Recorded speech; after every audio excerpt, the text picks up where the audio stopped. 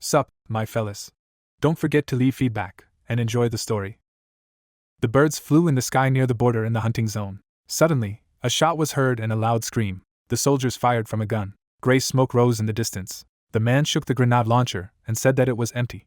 Suddenly, a shell flew out of the weapon. Then there was a powerful explosion. The hunter raised his hand, ordering a ceasefire. The other warrior's eyes bulged in surprise. The monster was lying on the ground, its mouth open.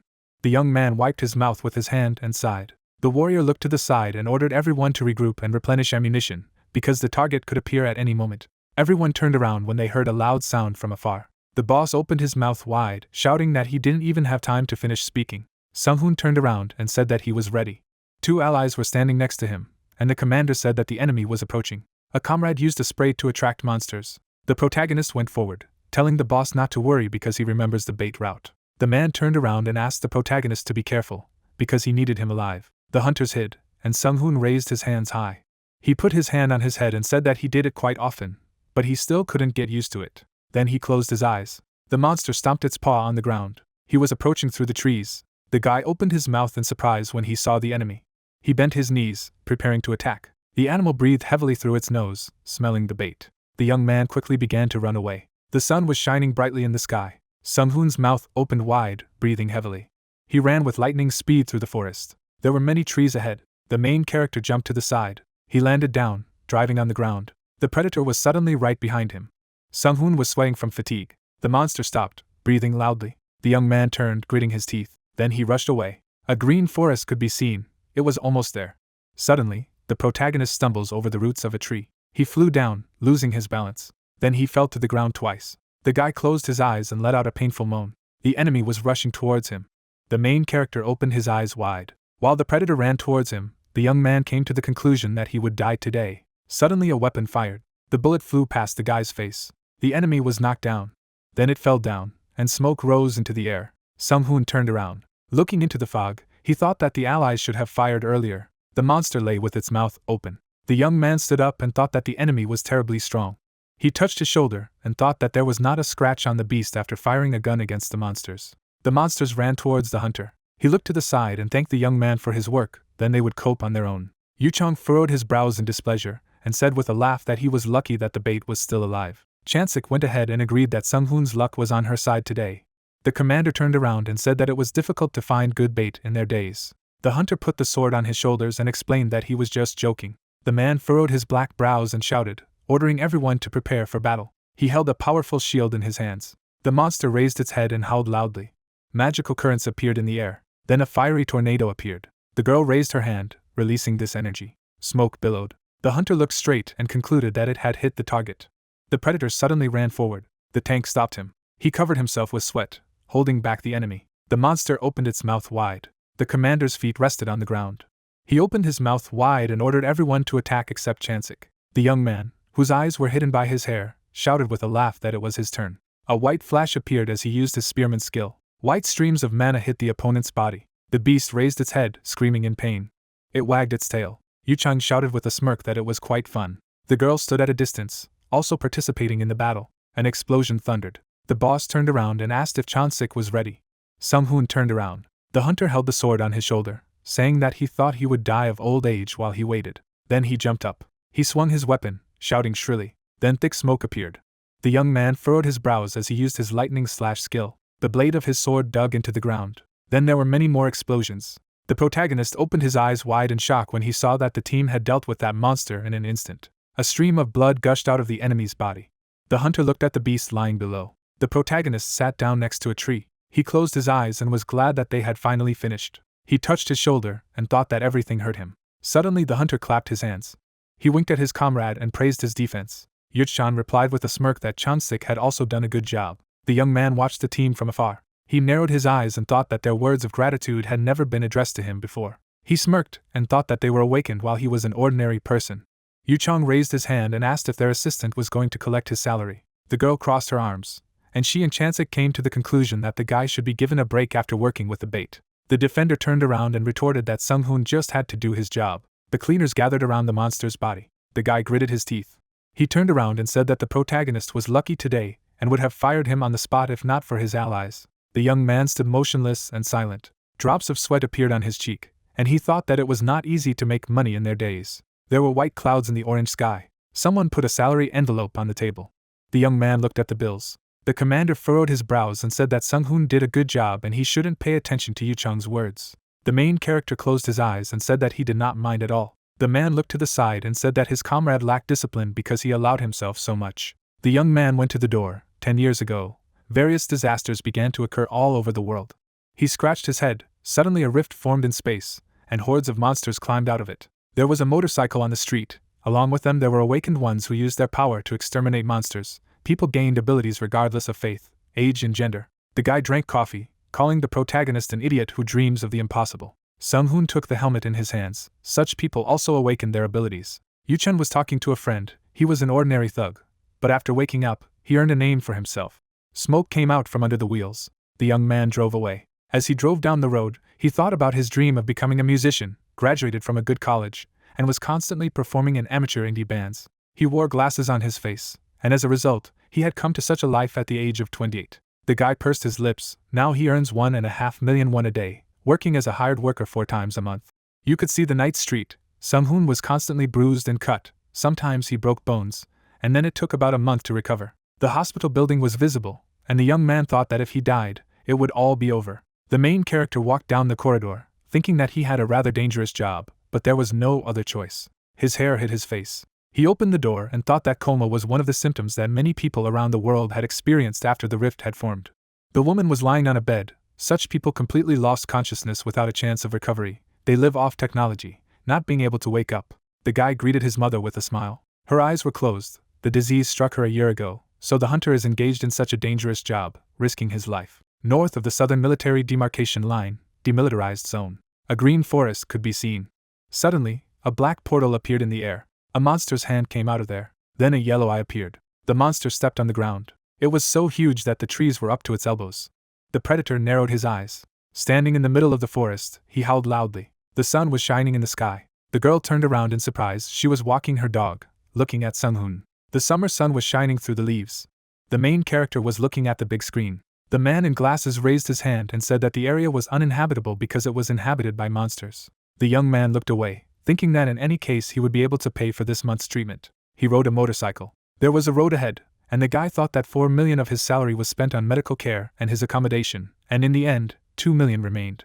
A road sign was visible, and the hunter thought that he would not succeed at this rate. He gritted his teeth furiously. He was driving along the highway. Then the young man opened the bottle. He began to drink water. The hunters were standing by the tank. There are many people in the world who have power, and it is almost impossible to meet civilians in such a place. The young man looked to the side and thought that there were 50,000 awakened in their country alone. The warrior picked up the jar, and the protagonist thought that there was a lot to be made from some parts of the monsters, so it was not surprising that there were so many of them. He looked straight and thought that he hadn't written a single song all year, but that was his dream. Sung-hoon wiped the sweat from his forehead, ordering himself to push away his pessimistic thoughts. He narrowed his eyes and reminded himself that he needed money to cure his mother. He then squeezed the bottle and decided that he couldn't afford to hesitate. The bottle flew into the trash. The guy put on a helmet. Then he looked down. The tank of his motorcycle was almost empty. Parking was visible. Someone poured gasoline while the mercenary pondered whether the children were fearless or brave now. The girl was filling his tank, and he thought that this area could be attacked by monsters, but she worked here. The worker hummed a song with a smile, and Sung-hoon concluded that she was well paid here. She put the hose back in its place. Then, with a smile, she said that it would cost 20,000 won. The guy handed her the money. The worker walked away, and the protagonist thought that she was full of energy, and he had not felt like this for a long time. He put his hand on his head and thought that his goal now was to accumulate 10 million won, without which he would not be able to cure his mother. He imagined a mandrake and thought that such a plant-type monster was worth a fortune, and its flower was considered a cure for all diseases. The mercenary imagined the flower and thought that this was the only way to save his mother. He narrowed his eyes and thought that the medicine was extremely rare, so it cost 10 billion won. He was covered in sweat when he heard a strange sound. The young man looked to the side. There was a tank. The wheels screeched loudly. The guy leaned down, cursing loudly. He drove away, not understanding where the tank came from. The explosion destroyed everything around. The mercenary drove away from the epicenter of the explosion. His eyes were wide open. Suddenly he opened his mouth, letting go of the roll. He began to fall down, thinking about his mother. Sung-hoon opened his eyes, not knowing if he was dead. Above the shattered ground, a huge dragon could be seen, laughing at the fact that a pathetic person was able to reach his level. Akalaman soared in the sky, a magnificent creature who had asserted his superiority over the demigods. The monster was surrounded by clouds. It said that every mortal being was able to overcome its limit, but an ordinary person could not yet hurt it. His eyes turned red, and he said that their world was full of unknowns. The guy was floating in the air, not understanding how it was possible to injure such a huge dragon.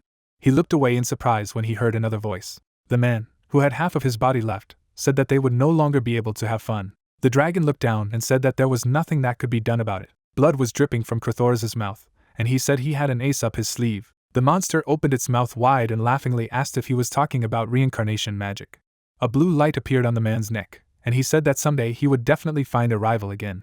The protagonist furrowed his brows, not understanding what the magic of reincarnation was. Akalaman created mana in his mouth. Then he fired a projectile. The stream broke through the mountain. Crathoris flew back. The young man raised his hand, looking at him. Then a loud explosion appeared. The magician was next to Sung-hoon. The guy was hovering in the middle of the red space. He thought that he was not dead after all. Suddenly he pressed his hand to his head, feeling a great pain. He opened his eyes with an effort. Clouds of smoke could be seen. Blood was dripping from the guy's hand, and he thought that he had wasted his life. The protagonist was lying in a pool of blood. There were red spots on his face. He had been reborn after all the hardships to live his life like this. He looked at the mist, and thought that Crathoris was his past incarnation. The wind blew the wizard's hair, and the main character thought that he felt strange because memories from his past and present life were mixed. There was a fire and black smoke in front of him. The guy clenched his fingers and concluded that all his bones were intact. There were red spots on the ground, and he said that his bleeding was quite severe. He then put his hand on his forehead and concluded that he had used reincarnation magic to get a new life, but had lived it so miserably. Then Sung-hoon got to his feet. He held a helmet in his hand, saying that he needed to check the mana flow first. He sighed.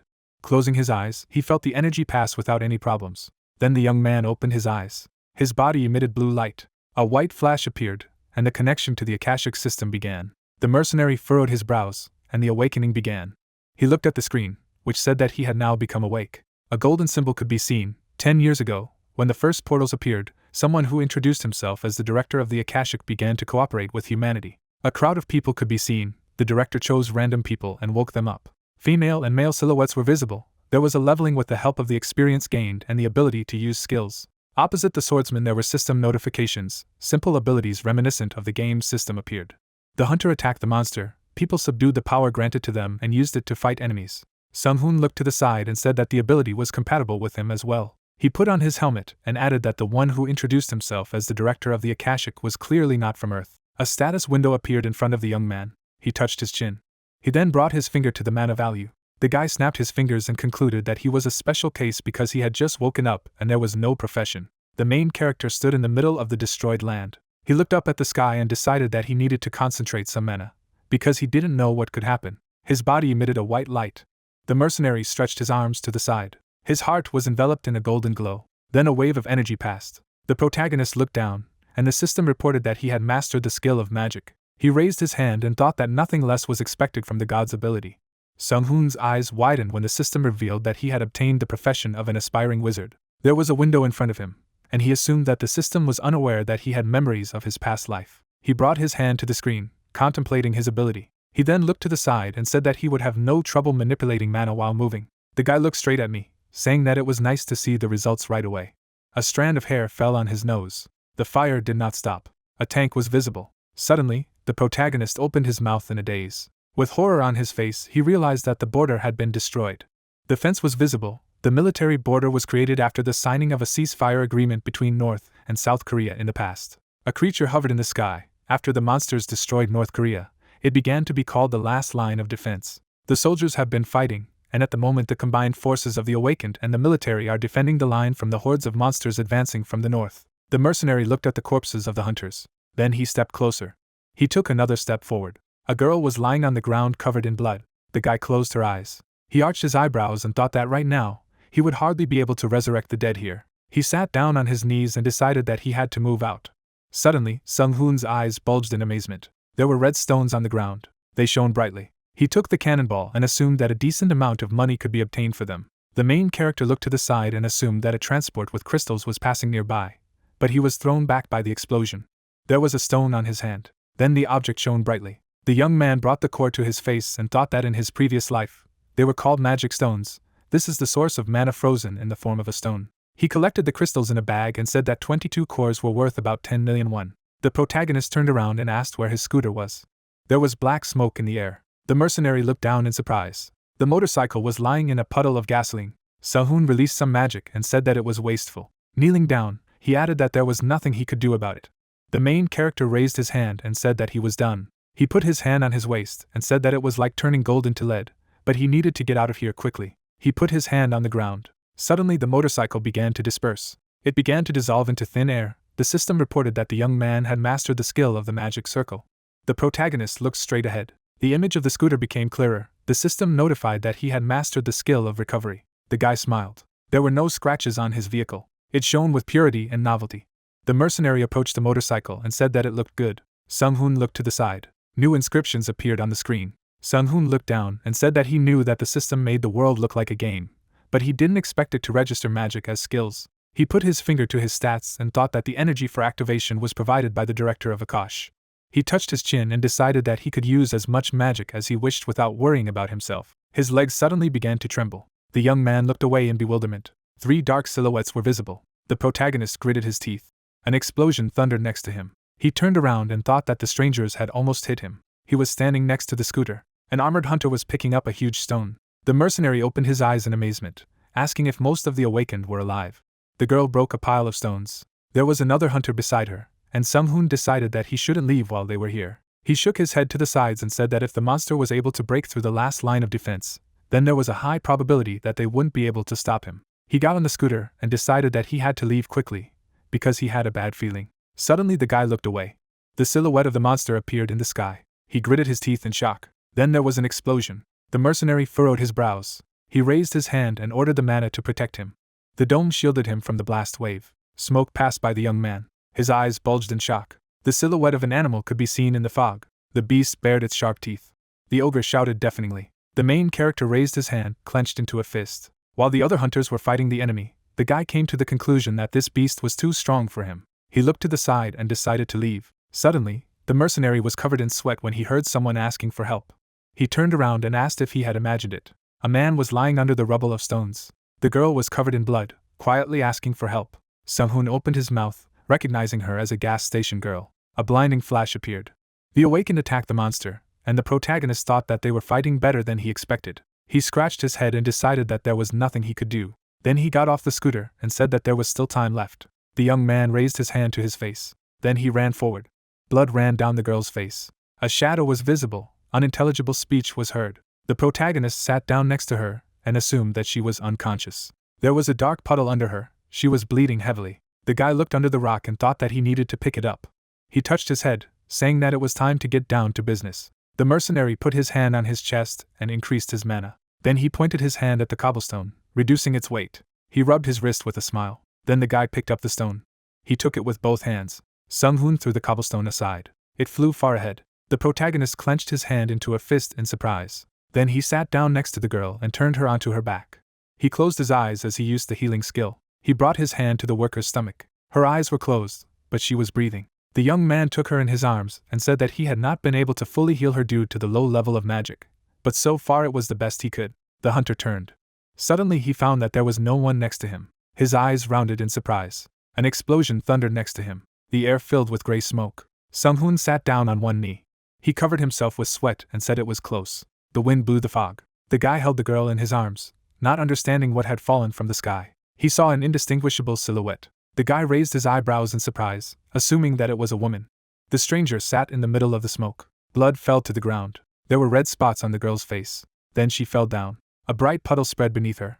The mercenary's eyes widened, looking at her. With a surprised look, he assumed that it was Yerim. The girl was armored. She is one of the high-level awakened of their country, known for her skills. There was a wound on her waist that was too serious even for the awakened. The young man closed his eyes. Then he looked up and suggested that it was worth helping Yerim before she died. Behind the fog I could see a monster. The guy took the cannonball. He sat down next to the awakened woman and activated the healing skill. He brought his hand to her stomach. Suddenly, notifications from the system appeared next to him. Sung-hoon held his hand to the girl's body, suggesting that he should try to heal her with the skill suggested by the system rather than his magical powers. It emitted a green light. Suddenly, the hunter furrowed his brows and thought that magic needed time to concentrate mana, but system skills were activated as soon as a word was spoken. The young man was sitting on his knees. His gaze was tense. The wound began to heal. Aram was lying on the ground. There was already skin on her stomach. The protagonist pressed his palm to his mouth and suggested that she had several self-healing skills. The huntress was unconscious. The guy closed his eyes and said that it's not every day that you can see a star so close. Suddenly she opened her eyes. She immediately sat down. Aram looked away and asked what had happened to the ogre. The protagonist was covered in sweat and thought that she was expressing herself as a drill sergeant. She opened her mouth in surprise. The young man was sitting next to her, and she asked who it was. Suddenly, Aram's cheeks turned red, and Sung-hoon thought she was cute. He pointed his finger back and said that there was an ogre having fun, and he had cured her. The huntress stared at him. She brought her hand to the place where the wound was and said that the attack had gone through the defense. She then stood up and promised that she would definitely repay the protagonist, so he should contact her later. Aram looked to the side and told the mercenary to run because their enemy was strong. He widened his eyes tensely. The girl walked away. He raised his hand, saying that he understood her. Suddenly, the huntress soared sharply into the sky. Fog appeared. The guy looked to the side and said that it was impressive. Aram immediately rushed into battle, and Sung-hoon said that she was undoubtedly a high-level awakened, and this power was just something. He took the parking attendant in his arms and suggested that he should not worry about his rear. The young man looked to the side and asked those hunters to do their best to protect himself until he regained his true strength. The team was still fighting the ogre. There were white clouds in the sky. The patient of the hospital expressed her gratitude. The mercenary stood next to her, saying that he just wanted to do the right thing. He put his hand on his head and added that he was glad that everything worked out. He turned around when her mother called out loudly. The woman began to cry loudly. She hugged her daughter, saying that she shouldn't work in such a dangerous place. The protagonist sighed with a smile. Tears flowed down the girl's cheeks. The guy went to the exit. The door closed. The man in the suit reported that the reason why an ogre of around the 80th level appeared was still unknown. The presenter pointed to the picture. The hunters attacked the monster. Sung-hoon stopped in front of the TV. Then he turned away. Walking past the trees, he decided that first of all, he needed to take care of himself and start his life from scratch. The hospital building was visible. The device beeped. The boy's mother was in a coma. He curled his lips. The main character was sitting next to her. He touched her arm. He was sitting on a stool. Then, he took out the cores and thought of disordered mana syndrome. The woman's eyes were closed, and the mercenary thought that such a thing happened when mana affected a person in large amounts at a time, and the body could not withstand it. He sorted through the crystals, thinking that it was very easy to cure this disease. Looking down, the young man thought that he needed to adapt his mother's body to mana, but the process itself was quite complicated. The guy introduced the mandrake and thought that the flower of this plant is one of the proven ways, but there are others. He imagined two silhouettes and thought that the easiest option would be to extract the excess mana that was in the victim's body. Sung-hoon closed his eyes and thought that only a high-ranking magus could do this. He gritted his teeth and said that he needed to reach at least the 3rd level. The hunter sighed. He took his mother's hand. Sitting by her bedside, he said he would help her wake up, and he would do so before the weekend. He pressed her hand to his face. Then the main character opened his eyes and promised that he would definitely cure her. There was a clear sky above the buildings. The stones sparkled. The protagonist was smirking. His mana stat was increasing. He was lying on the bed. Suddenly the core evaporated. The guy reached into his bag and said that he could extract mana from low-quality stones up to 3 times before they broke. He took another crystal and concluded that it was a costly but still useful method. The cannonballs disappeared in the young man's hand. He sat next to the window, increasing his stats. He smiled contentedly as he looked at the screen. Sung-hoon then stood up and said that it was now time to proceed with the next step. He threw down a sheet of paper. Then he sat down on his knees. Red stones shone. The main character took a box cutter. He concentrated his energy and ordered the blade to become sharper and stronger. A spark appeared in the mercenary's eyes. He then began to cut the crystal, thinking that he needed to be extremely careful. He sawed off part of the object and said that he would say goodbye to his finger if he cut himself with the enchanted blade. A red scattering was visible. The cannonballs turned to dust. There were stars and the moon in the night sky. A bright light was burning in the room. The young man threw the knife aside. Then he fell on his back and said that this work was very tiring for him. He looked away. It was already 10 o'clock, a lot of time had passed. The mercenary sat down and decided to finish his business and also register as an awakened one, but not today. He sat in the lotus position. The protagonist had a cube in his hands, and then it began to evaporate. Sung-hoon brought the object to his face and said that it turned out perfectly. He began to cut the stone with the blade again. He scratched his head with a knife. Patterns were visible. Then the main character put the object down. He raised his hands, activating the mana energy skill. The guy winked as he looked at the mana cube, the main weapon among mages. Voices could be heard in the awakened registration office. Sung-hoon walked over to the counter and the worker said that he was registered in the support class. She handed him an ID card. The protagonist took it and asked if he was now officially awakened. He turned around and wondered who would take him for an awakened one without equipment made from monster parts. There was a poster on the building, and the young man thought that he needed to buy at least the cheapest one if he wanted to find a team. He walked away, thinking that even a mana cube would be enough for him to kill monsters, but without equipment, it was unlikely that anyone would take it with them on the hunt. I could see a hunter's shop. The mercenary raised his eyebrows and decided to take something cheaper. There was an inscription above the doors. The employee greeted the guest with a smile. The hunter turned around and thought that everything was very expensive here. The girl said with a smile that in their store he would find equipment that he could afford. The guy was covered in sweat, doubting that he would stay here for long. He put his hand on the back of his head and asked to see something cheaper. Light armor for classes that did not participate in battles was visible. Sung-hoon's eyes bulged in surprise and thought that this was quite interesting.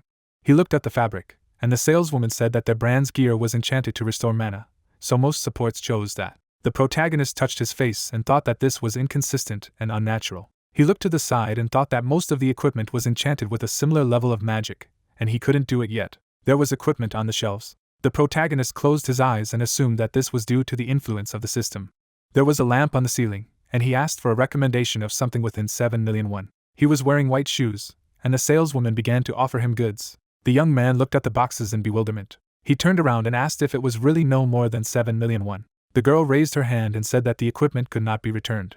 Tears appeared in the mercenary's eyes, and he thought that he hadn't even noticed that he had gone over budget. He then walked away, thinking that he now had the necessary equipment. Wires were visible. Someone stretched out his hand. Insu introduced himself as the leader of the group with a smirk. Sung-hoon shook his hand. He turned when the commander pointed to the healer. The girl looked down and asked not to disturb her over trifles. She looked at the phone, and the main character thought that such people are called the noble class. He winked and thought that the leader was capable, since he could lure her into his small team. The man raised his hand and said that the hunt would be easy, because they had a healer and a support with them. The hunters chatted, and Insa said that their rookie's abilities were amazing. There were white clouds in the sky. Everyone looked at the commander. He opened his mouth wide and ordered everyone to get into the cars. The awakened ones ran to the trucks. They took turns climbing the stairs. Sung-hoon also climbed onto the roof. The tank closed the door and said it was time to go. The wheels spun. The magician looked straight and thought that it had all begun. The car drove away. The sky was clear. Hiller listened to the music. A sign of the last line of defense appeared. They crossed it. The young man looked to the side. The girl slept with her mouth open, and he thought she was too relaxed. She sat in an armchair and looked very carefree. The hunter took out the cube and decided to prepare. His body began to emit white light and he activated the enhancement skill. He closed his eyes, and the system reported that he had mastered agility and endurance. The girl woke up when she felt the movement of mana. The other hunters also turned around, asking if the rookie was using his skills just now. The guy touched his face and replied that as long as they were in the hunting area, they needed to be prepared for anything. They were sitting across from each other, and the guy said he wanted to have healer skills too. The protagonist closed his eyes and thought that supports are treated much better, and their presence in the group makes hunting monsters much easier. He raised his hands and said that he would strengthen the skills of his comrades. His hand began to radiate a green light. Hiller looked down at her hands in surprise. The other awakened ones also looked amazed. The young man raised his hand to check if he had become stronger. Everyone looked at their status windows. The girl widened her eyes in shock, asking if a first-level support was really capable of such a thing. Sung-hoon closed his eyes and thought that their numbers should have increased by about 20%. The car stopped. The young man turned around and asked if they had arrived. He opened the map. I carefully began to look at the hunting area again. He gave the command to the driver, and the team headed for the target. They stopped in an area near a hill and a forest. The hunters entered the wilderness. The team froze for an initial assessment of the area. The hero smiled, rejoicing in his first hunt after waking up. He looked at the leader. He repeated again that a large monster had been spotted within a radius of a kilometer. He was their target. As agreed, they were using an aerosol to lure him here. Hiller and the support are not involved in the battle, so they must make sure that they keep their distance. As a last resort, Inka promised to protect them. There was a confident smile on his face. He ordered the attackers to attack the monster as soon as it showed aggression. The hunter raised his gun. He asked to rely on him. He was eager to try out the buffs from the hero in practice. The leader told everyone to be careful not to let the monster get too angry, because if they pour too much damage at once, he will switch to the shooters, and they don't need it. He just laughed and said that they were not in the first one and asked not to worry, because they know how to work in a team. Insa looked ahead with satisfaction and suggested that we start. Hunters installed the device that began to spray aerosol. The man clenched his fist and noted the incredible buff. He looked at the hero and asked if he was exactly the first level. He buffed him for strength, agility, stamina, and even mana. Sung-hoon smiled at him and replied that he was just lucky with the class.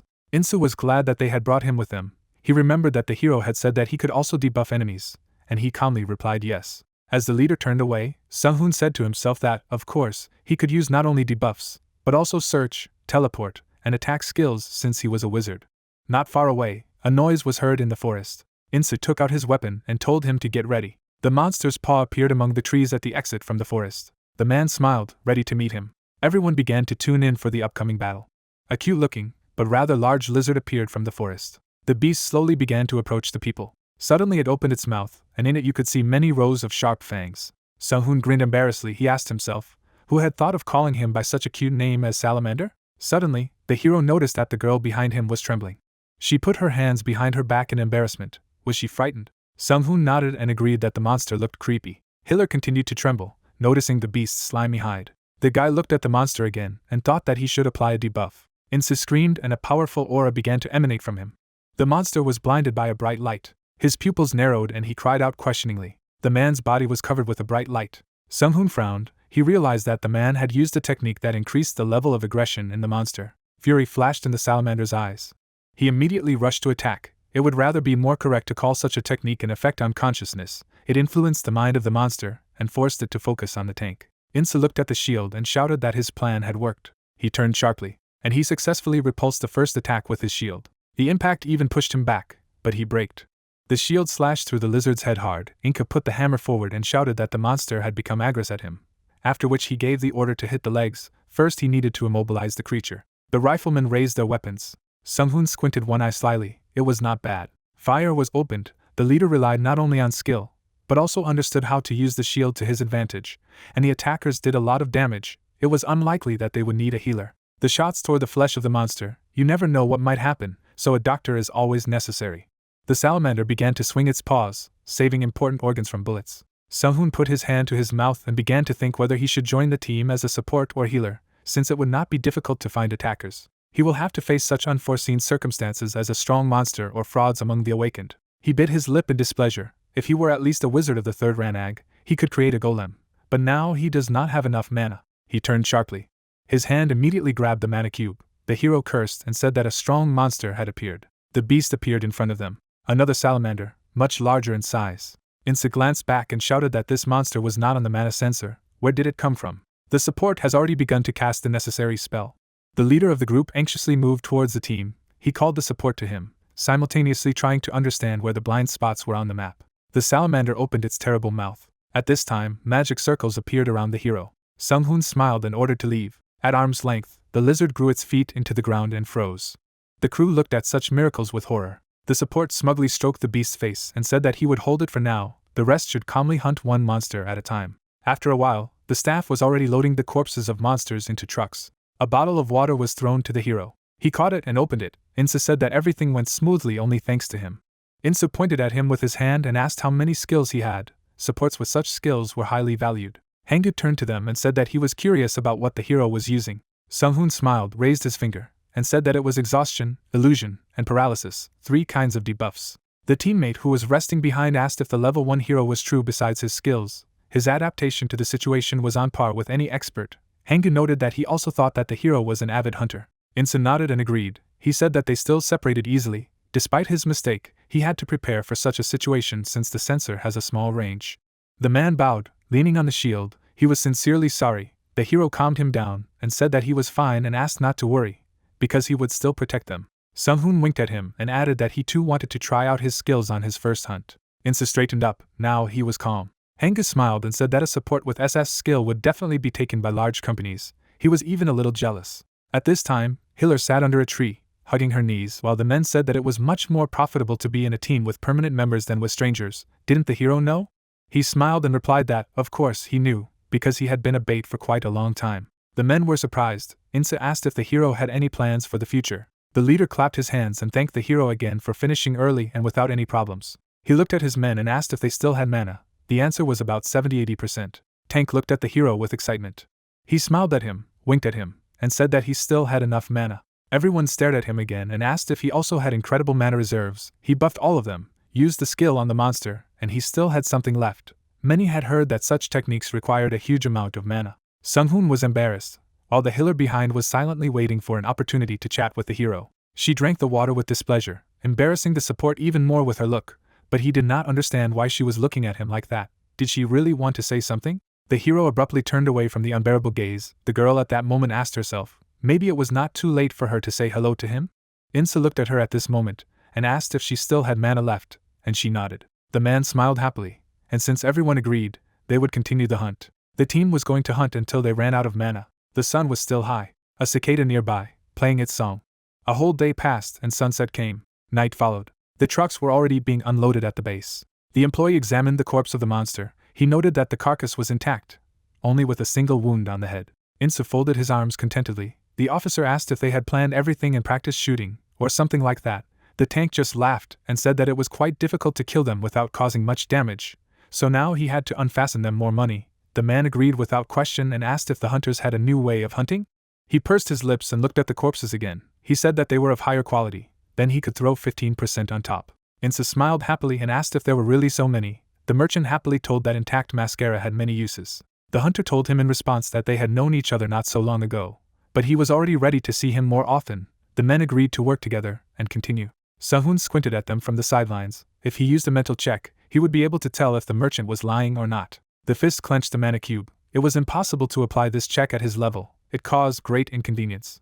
Therefore, he walked away, thinking that he needed to become a rank 2 wizard as soon as possible. The leader said goodbye to the merchant. The team was waiting outside the base.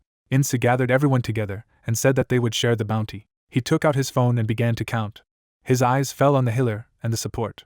Hangu and his partner looked at him in anticipation. The leader said that there was some difference between the payments. His face lit up, because for each salamander skin, including magic stones, 15 million won, for 10 pieces, they earned 150 million won.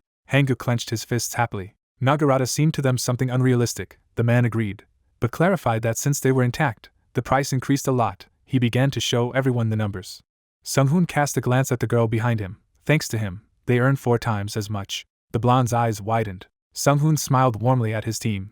Insa looked at him proudly and said that with such an amount of money, he could happily go home. He looked at the girl and said that they would give 40% to the healer first, because this was their average salary. The archers looked at her in confusion. Healer looked anxiously at the envious men. Insa turned to the guys and said that 20% went to the attackers. The tank itself would take 30, but it would take only 20. The hero looked at him in surprise. Now he has 20%, including 10% of the leader. Hanga looked at him cheerfully and said that he would also share. Because no one was hurt thanks to him, he couldn't give much, so he asked to take 2% of it. His friend did the same. The blonde watched the act of respect and gratitude in embarrassment. Suddenly, she grabbed her headphones and shouted that she would only take 10% because she hadn't done anything. She thought it was well deserved for a healer. Suddenly, the entire crew stared at her in complete shock. The hero's eyes sparkled in surprise. The girl turned away. The guy grinned, because he thought that she was a loner, since she belonged to the noble class. A smile appeared on his face. It turned out that their healer was just a shy girl. The attackers in complete delight began to think about how they would divide her 30% among the rest. 15 days passed. Sahun bought himself ice cream. He earned 500 million won in 2 weeks. He realized that money is hard to get, but how easy it is to spend. He bought land and paid for the construction contract. His list of tasks was open on his phone. He only needed to wait while the house was being built. Electricity and mana were comparable to each other. By converting electricity into mana through magic, he could quickly increase its reserves. The electricity bill would be enormous. A sly grin appeared on his face. The problem will be solved by an autonomous house that is able to provide for itself. In his previous life this was simply impossible, thanks science. The hero did not suspect that it would split into 2 indicators. Perhaps this is because he used both. The guy was sitting on the bed next to a woman's poster. It seemed that the number 16 in the system window represented his own mana, and the other number 25 was given by the Akashic system. Relying only on the system was wrong. It was for the best. His house would be ready in 2 months. It would take 20 days to become a 3rd-rank wizard if he gave it his all, and in 3 months, he would be able to heal his mana. There were many envelopes with invitations nearby. The time on the clock showed the 4th hour. In one of the windows of the apartment building, you could hear the young man shouting that he was already late. The hero went to the cafe. I ordered a glass of soda. A man in a business suit was sitting in front of him. He was pleased to meet him. He introduced himself as the deputy head of the HD combat department named Jisik. The man was from a hunter's organization. Their field of activity was similar to other agencies. They supported the awakened and provided all the amenities. Sunghun looked at his interlocutor seriously. The main difference was that the hunters' organization was sponsored by the country's leading corporations. Jisik said that the other day they checked the hero's hunting history and abilities as much as possible. He started flipping through the dossier on his tablet, and said that not too long ago, the hero worked as bait, and then woke up.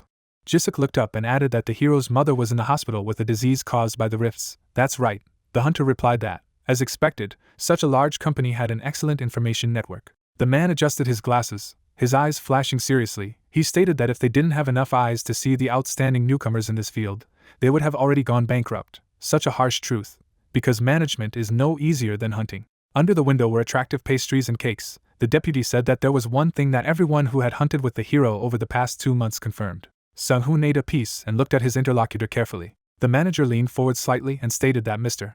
Sung-hoon was capable of using the skill of paralysis. Their company was sure that his ability was of great value when applied. It was an amazing skill. Meanwhile, the hero was slowly chewing. He took a sip of soda, put down his glass, shook his head, and said that with such a skill he could hunt without any losses, and with a commander of trained hunters, even catch monsters alive. Gizyuk nodded calmly and said absolutely right, if you compare the price of a living and a dead monster. He drank his coffee and explained that a living monster would cost 10 times as much.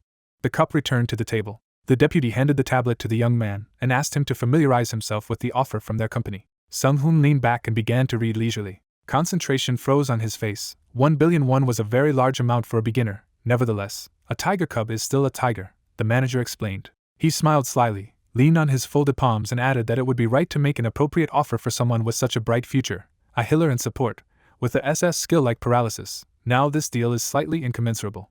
The guy thought for a moment. He put the tablet down to his cup of coffee, sighed, and asked if he could be given time to think. Gizyuk was suddenly surprised. He straightened his hair. He did not understand. Because he believed that the hero would like their proposal, he calmed him down and said that it was excellent. Then he showed a large stack of envelopes with other offers and slyly added that they were also no worse. Among the offers there were even foreign ones. The manager grinned and straightened his hair. He assumed that the young man was interested in other organizations with a fairly good reputation. Sung-hoon stared at him. He was alone and there were many companies willing to hire him. The hunter drank more soda. Despite the fact that his interlocutor represented a state corporation, he had the advantage in negotiations and they would have to try. After a while, the hero went to the hospital. The darkness in the woman's eyes began to blur, and she heard the conversation between the young man and the doctor. She hummed. The man interrupted the conversation and assumed that the patient was waking up from sleep. The woman's eyes slowly began to open. Sung-hoon sighed and called out to his mother. Mother looked wearily at the hero and asked, "Could it be him?" Her hand reached for him helplessly. A slight smile appeared on her face. Mother thought that she had lost consciousness again and asked, how much time had passed now. She began to stroke her son's head and asked for forgiveness for her stupid illness. She was already getting better. The guy was crying, kneeling in front of her and holding her hand. Mother was amazed and asked what it was. The hero gently lay down on her stomach and began to thank God that his mother really woke up. The doctor scratched his chin happily and asked if the gentleman could step away. They were to check on the patient. The woman looked at them in disbelief. The doctors began to examine. The man said that the pupils reacted. Now he demanded to check the blood pressure. The nurse looked at the device and recorded 110 to 80. Everything was normal. The doctor said that later they would conduct a more detailed examination to identify abnormalities. But so far everything was fine. The nurse looked at the folder and said that the mandrake undoubtedly works wonders. It was the first time she had observed the effect after using it. It seemed that the rumors were not lying. The health and physical condition of the patient was the same as in his youth. Mother immediately got up in bed, hearing that 2 whole years had passed. In the distance he could see the hospital building. The branches of the tree were illuminated by bright sunlight. The mother was riding in a wheelchair that was moved by her son. Without showing emotion, the woman asked if the doctor was telling the truth. Closing his eyes, Sung-hoon replied positively, adding that she had been cured thanks to the mandrake. Turning her head, the lady said that she knew that the plant was very expensive, wondering if he had done dirty work. Stepping forward, the main character replied that the interlocutor knows that he is not such a person. Asking to take a look, he announced the hunter's license. His mother's face looked surprised. A license appeared. Looking ahead, the woman inquired that her son was now awake. Hugging the mistress, the son replied that since he belongs to a rare class, he receives a fantastic salary, adding that the initial payment under the contract alone was 200 million won, noting that he had enough money not only to pay for her treatment, but also to build a house for her, so there was no need to worry about anything. Tears appeared on his mother's face. The protagonist suddenly feigned surprise. Standing next to the woman, the guy asked if everything was all right, asking what had happened. Continuing to cry, the lady declared that her dear son had given up on his dream of becoming a musician and was working as a hunter because of her, asking how she could not blame herself. The young man raised his head, replied that she should not worry, because he got a job in a state company, asking if it knew this organization. The man took his mother's hands. Smiling, Sung-hoon said that she could now believe that they would live in prosperity. Covering her face with a handkerchief, the lady asked what would happen if he was wounded, because he could die during the hunt. In turn, the son replied that he was a valuable member of the team, noting that he was definitely not in danger. Getting back on his feet, The main character said that it was time to return, because she would remain in the hospital for a more detailed examination. Turning around, the woman asked where he would go. Holding his head, the protagonist replied that today was his first day at work, adding that as soon as he finished, he would immediately come, asking his mother to rest. The crown of the trees appeared again. 2 tall buildings appeared in the distance. The motorcycle rushed forward. Looking at the building, the guy took off his helmet. The man, stretching out his hand, asked what was the purpose of his visit. In turn, the young man replied that he was awake, noting that a meeting was scheduled today. Standing on the ground, the man said that he had come to meet with the deputy head of the combat department. His eyes were fixed on the entrance to the building. Holding his hands in his pockets, the main character heard a voice that called him to him. Raising his hand, the man said that he was glad to see him. Closing one eye, the protagonist said that it was mutual, and asked how long he had been waiting for him. Holding out the pass, the gentleman replied that the security had reported that the guest had recently arrived and also added that he was also a busy man. Smiling, the guy asked if they really decided to send him to the front line, because it was unlikely to be useful due to the low level. In turn, the interlocutor answered ambiguously, saying that their company was preparing one interesting project. Standing at the turnstiles, the man said that they had assembled a team of newcomers, but the guys are not so unique, but they show promise, adding that they plan to develop them, pushing them to grow. The 2 of them were standing by the elevator. Protagoni, looking to the side, asked if they would really develop from the very beginning and noted that he liked the idea. But was it possible, thinking that for any awakened person, abilities are earnings, so the management is looking for high-level or rare skills, but such people are difficult to get, and some of them are completely reckless. After that, the guy looked in the other direction, closing his eyes. Raising his hand, the deputy replied that it was possible due to desperation, while the young man asked again, while the man replied that, for example, after waking up, money was not the limit of his dreams. Suddenly, the elevator door opened. Pressing the button, the person asked what would happen if the means were needed to achieve the goal. Turning his head, the gentleman said that family or personal problems, bankruptcy are unpleasant things, and companies like Sung-hoon are ready to hire for any money. In turn, the main character thought that those who have not reached his level or who have awakened with rare abilities, but in the gray zone, regardless of the value of their skills, are kept by the financial crisis. The silhouettes of the heroes appeared, and it was clear that if they created a team of such people, they would be able to increase their authority as they developed, because you need to train as much as possible and send them into battle as often as possible. Holding his hand to his chin, the protagonist replied that it was definitely not a bad idea, wondering if he really needed to be part of such a team too. Turning his head, the deputy replied positively, adding that he should level up, because they didn't need to create a new combat team, because a novice leader would cope with this role on his own. The young man had his hand on his chin. Exhaling, the man said that it sounded very tempting, adding that such a thing would play into his hands and also asked what kind of teams would be. A red arrow on the display showed the direction of the elevator. Looking to the side, the master replied that there are now 3 teams, which are called Alpha, Beta and Omega, while Sung-hoon replied that he would like to get to know the guys as soon as possible. There was a special reader for the access card at the door. Standing against the wall, the guy asked if the famous super newcomer would join them. In turn, the man answered positively.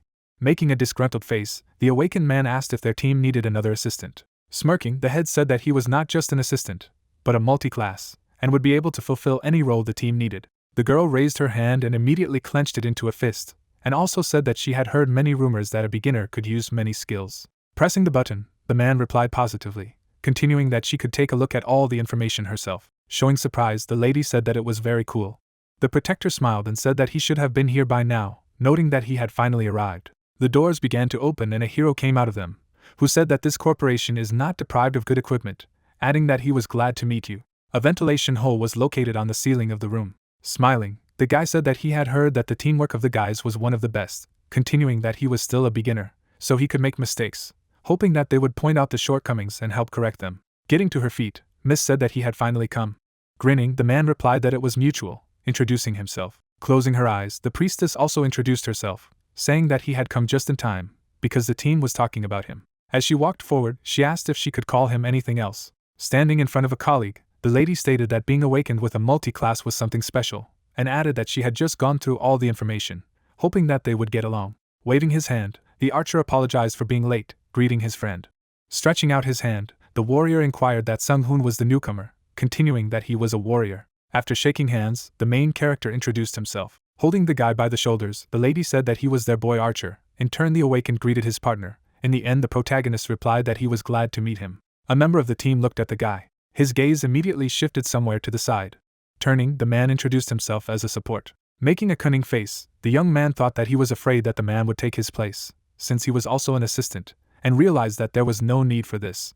The main character took his place. Folding his hands, the deputy said that since everything was already here, it was worth starting the meeting, noting that the floor was passed on to the assistant manager. Stretching his hand forward, the man said that today they will hunt in this area.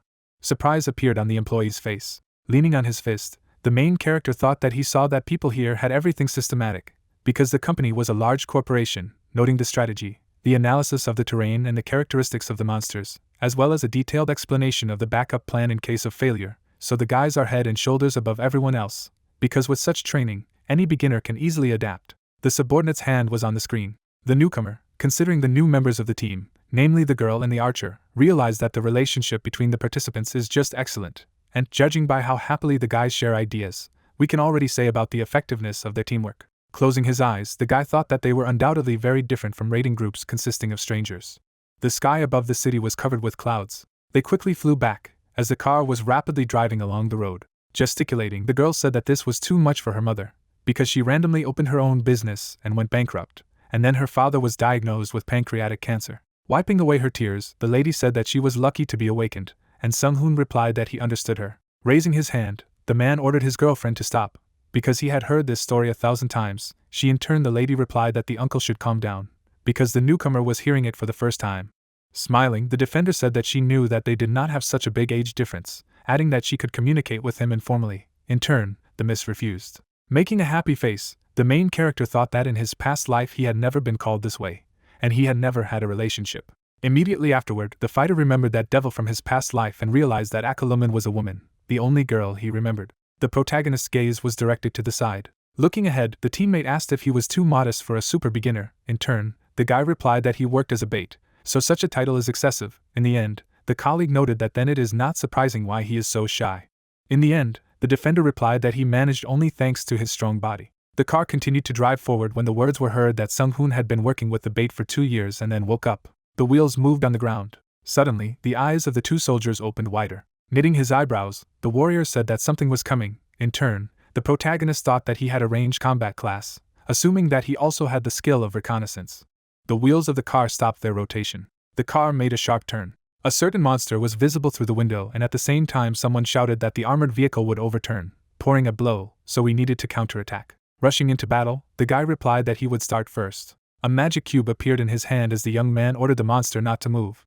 His hand was already near the window when the spell headed straight for the monster. The creature's horns were raised into the sky. Suddenly the paralysis worked on the opponent. Looking out the window, the colleague said that it was cool, wondering if it was the famous paralysis skill that could instantly stop the monster. The enemy was lying on the ground.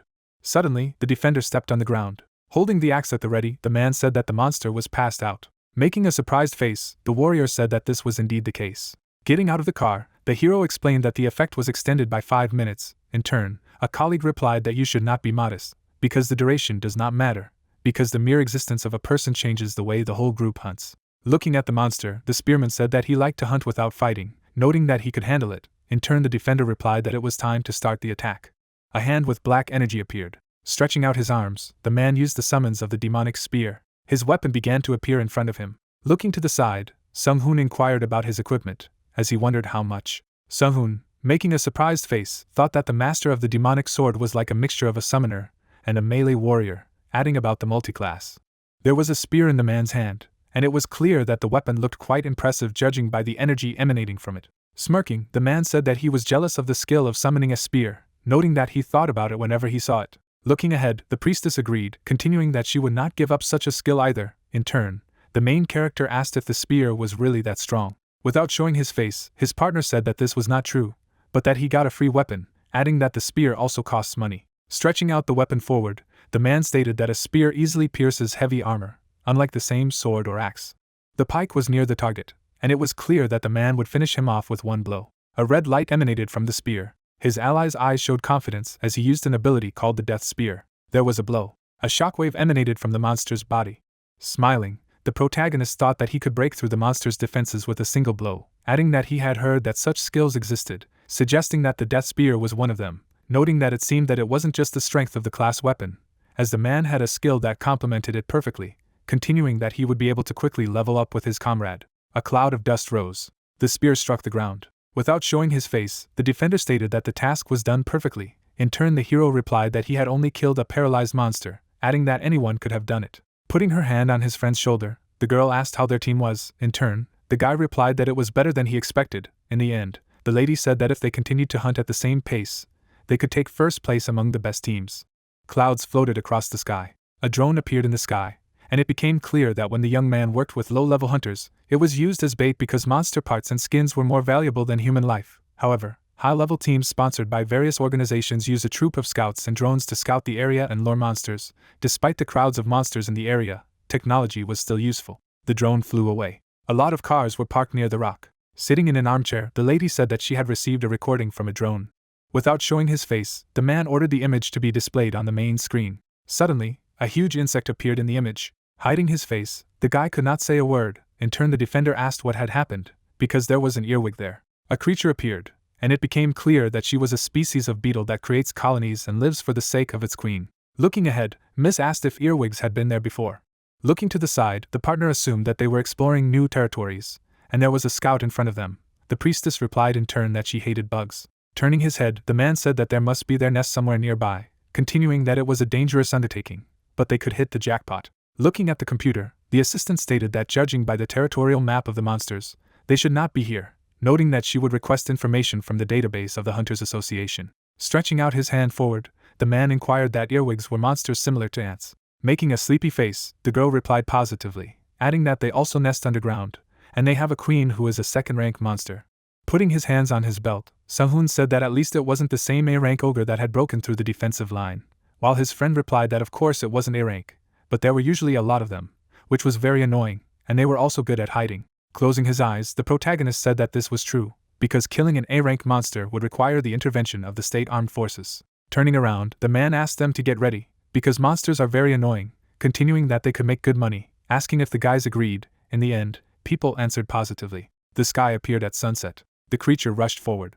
A piece of meat was tied to the drone. All the monsters paid attention to this device. Smiling, the young man said what he had finally found. Glancing to the side, the defender told him to attack as soon as he could, and he would take care of the rest. In turn, the friend agreed. The monster's paws appeared in front of his opponents.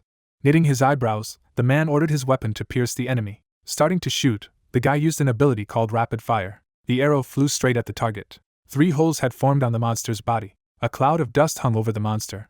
Making a surprised face, his partner asked what had happened. People looked stunned on their faces. The creature's head fell to the ground. Lowering his head, the man asked why she could not withstand the shots. Turning around, the man said that it was hardly a matter of protection, wondering if he had raised the level. A blow rang out, making it clear that a piercing demonic spear had been used. Moving his hand back, the ally asked for forgiveness.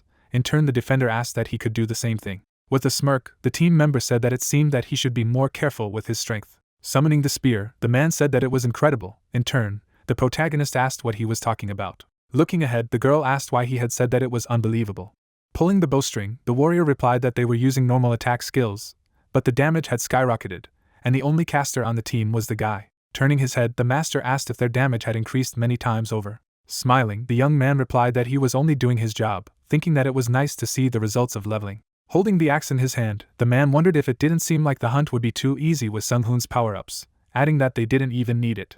The man looked back, and it became clear that 7 earwigs had been spotted on the side of the car at 6 o'clock, and they were also approaching from 3 directions at 9, 12, and 2 o'clock, so he needed to prepare for the second round. The sky was covered with a few clouds and the leader could be heard giving orders. Holding an axe in his hand, the man stated that he would provoke the monsters for 12 and 2 hours to buy some time, asking if the archer would help him. In turn, the man replied that he could rely on him. Raising his head, the gentleman said that the girl should stay there and treat if necessary, adding that the main character should be with the lady and use paralysis when necessary. The protagonist shook his head. Turning his head, the man said that it was worth starting, calling a friend with him. In turn, the warrior asked his teammates to be more careful, and the man asked where the nearest monster was, receiving an answer about the direction for 2 hours. The young man looked ahead, making it clear that the monsters would soon appear for 9 o'clock. A cloud of dust appeared in the forest. Monsters fled to people. Suddenly, an arrow rushed forward. The shells began to hit the enemies. The monster's head was pierced through. The spear pierced the opponent. Showing 2 fingers, the man said that there were no monsters for 9 o'clock now. In turn, the headquarters confirmed this information. Dark energy emanated from the spear. Red rectangles suddenly appeared on the map. Making a surprised face, the girl asked how this was possible, noting that more than 3 monsters had been seen. Birds flew up from the branches of the trees. Holding his hand close to his face, the coordinator ordered to leave the area immediately. With a stunned face, the lady spoke of the 8 earwigs, adding that the number of creatures continued to grow. Frowning, the chief thought that this was very bad. In turn, the lady said that they had received an image of the entrance to the nest. Immediately after, an image of their new enemy appeared on the screen.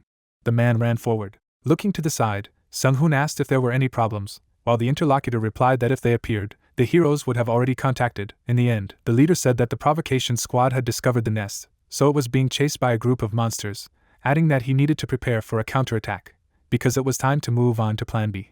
Clouds flew over the mountains. Covering his face with his hand, the young man said that they were approaching, while his friend asked which way they were coming. Their comrades were approaching, and the archer said that the monsters were well provoked. A horde of creatures appeared. Taking out the arrows, the guy said that first it was necessary to reduce the number of monsters. In the end, the man agreed with this idea. Immediately after, 2 opponents were hit by his shells. Looking ahead, the protagonist thought that they were really lucky to find the nest so quickly, because the protector's skill, which provides psychological destruction, attracts the attention of enemies. Turning around, the head asked the guy to step back and use an ability called fatigue. The ally attacked with a spear, and it became clear that this was not a bad thing, because, due to the effect of the terrain, monsters chase a person, although he only runs away. Stretching his arms forward, a team member used a skill called slowing.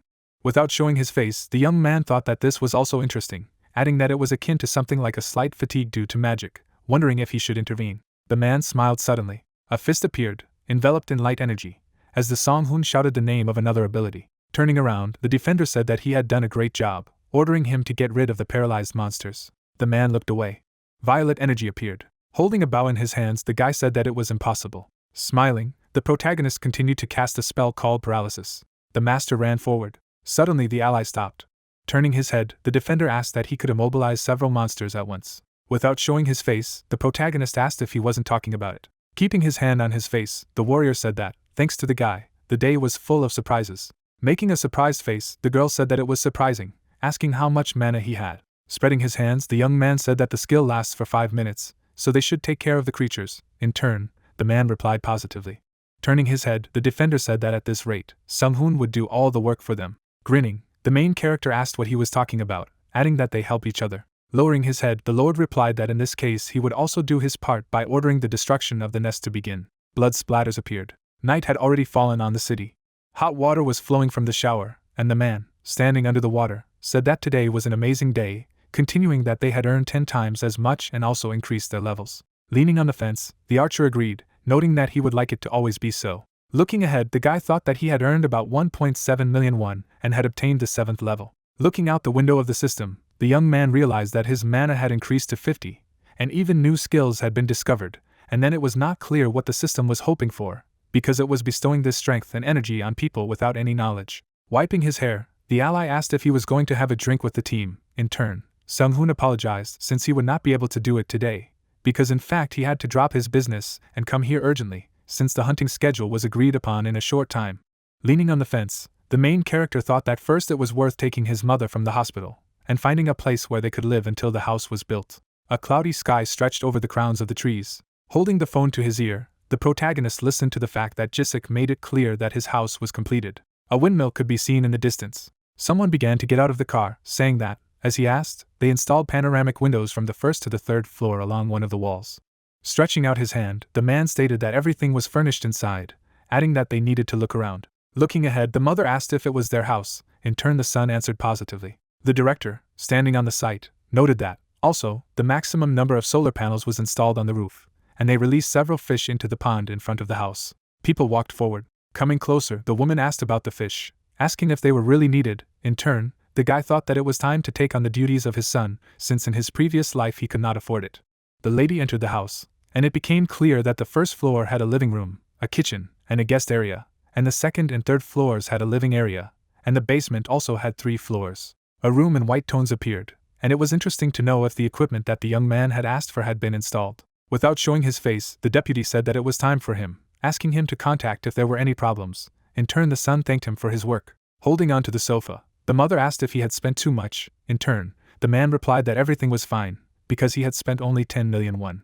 With a stunned expression on her face, the woman questioned how Sung-hoon had spent 10 million on a whim alone. With a wink, the main character said that everything was fine, because he was making great money, noting that he was paid more than 1 million won for the last hunt, continuing so that she did not worry, because the protagonist would work even harder. The guy squeezed the mistress's hands. Hugging her son, the woman pronounced the name of her son. In turn, the young man asked why she was crying. Because today is a joyful day. They stood and hugged. Several fish were swimming in the pond. The guest, holding her mother's hands, said that she had a beautiful house, adding that the lady was all glowing. In turn, the woman asked them to come in. Starting to walk down the stairs, the man thought that it was worth leaving, continuing that it was not that he hated gossip, but that there were more important things to do. Sung-hoon pressed the button. Entering the room, the main character said that now he will evaluate the building. Smiling, the protagonist stated that the magic circle made 99.9 of gold, and without a single mistake, noting that it was fantastic. Squatting down, the guy said that if he put some mana into the electricity received from the solar panels, he would be able to convert the electricity into mana. Putting on a serious face, the young man stated that as the master of magic, he was ordering the magic circle to activate. Suddenly, there was a burst of energy. Standing in the magic circle, the man thought that now he only needed to absorb mana. Looking ahead, Sung-hoon ordered the main to live inside him. The energy began to gather in the protagonist's body, and it became clear that the mana values began to increase by 0 as much as 1/10. The protagonist closed his eyes. Keeping his eyes closed, the guy said that it was great. A building appeared, making it clear that 15 days had happened. Sitting on the floor, the young man said that modern technology was indeed quite useful, because in a previous life, it would be difficult to create such a magic circle.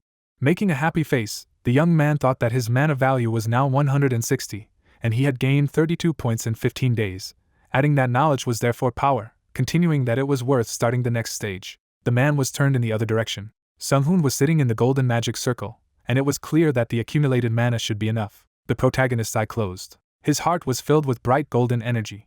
Without opening his eyes, the protagonist used skills called mana compression and spinning. Without showing his face, the young man realized that one additional magic circle had been added, and it had gained the second rank. Smirking, the young man stated that he had finally reached the second rank, adding that he now had dual spells available to him. Bending down slightly, the man thought that he could use electricity without fear of huge bills, which meant that it would take about a month to reach the third rank, continuing about how he would be able to create familiars and kill monsters alone, noting that the contract team had to hunt twice a month, which lasted 2 years, and it turned out to be a total of 24 hunts. Holding his head, Sung-hoon thought that the habit of the past was taking its toll.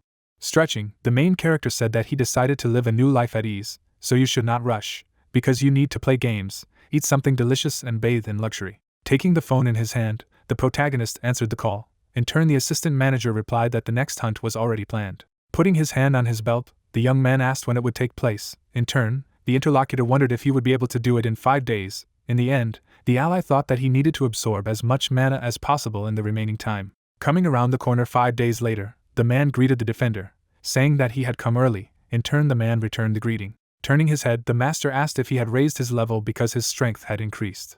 Starting to change clothes, Sung-hoon replied that he had trained a little according to the author's methodology. In turn, the man realized that he trained in addition to hunting. Grinning, the main character asked how he guessed, because no one knew about it. Putting on the gauntlet, the defender replied that one of his skills was animal instinct, and the skill helped to assess the strength of the enemy. Looking away, the protagonist thought that this was a very useful thing, because the system had something to do with the gods, because there were no other creatures in the world who could freely lend their power. Putting on the suit, the guy tried to understand how the system works, assuming that the gods have immeasurable power, but they cannot do anything without some interference in their world, but it may be because of the rifts that appeared on Earth. Stretching out her hand forward, the girl said that she had come first. Looking to the side, the gentleman said that they were already there, and in turn the lady replied that she might not be the first. Smiling, the young man said that they had not seen each other for a long time.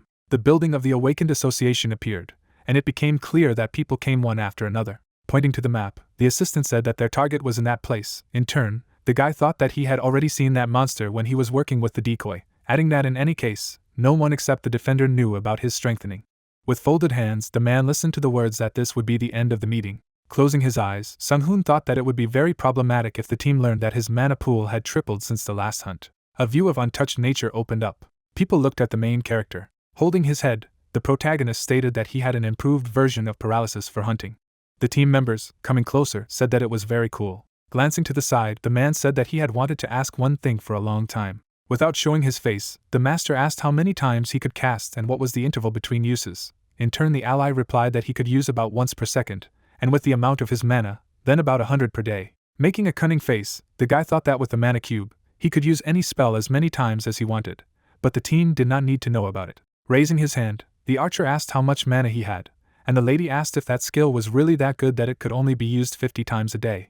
Looking ahead, the defender asked to wait, because he wanted to ask how quickly his mana was restored. In turn, the interlocutor asked a counter question about how quickly he recovered. Smirking, the man replied that it took him about a week, while the lady added that it was quite fast. Holding the axe on his shoulder, the master asked what about Miss, and the priest replied that if she spent all her mana, she would need about 10 days. Holding her hands behind her back, the lady said that in her memory such a thing had happened very rarely.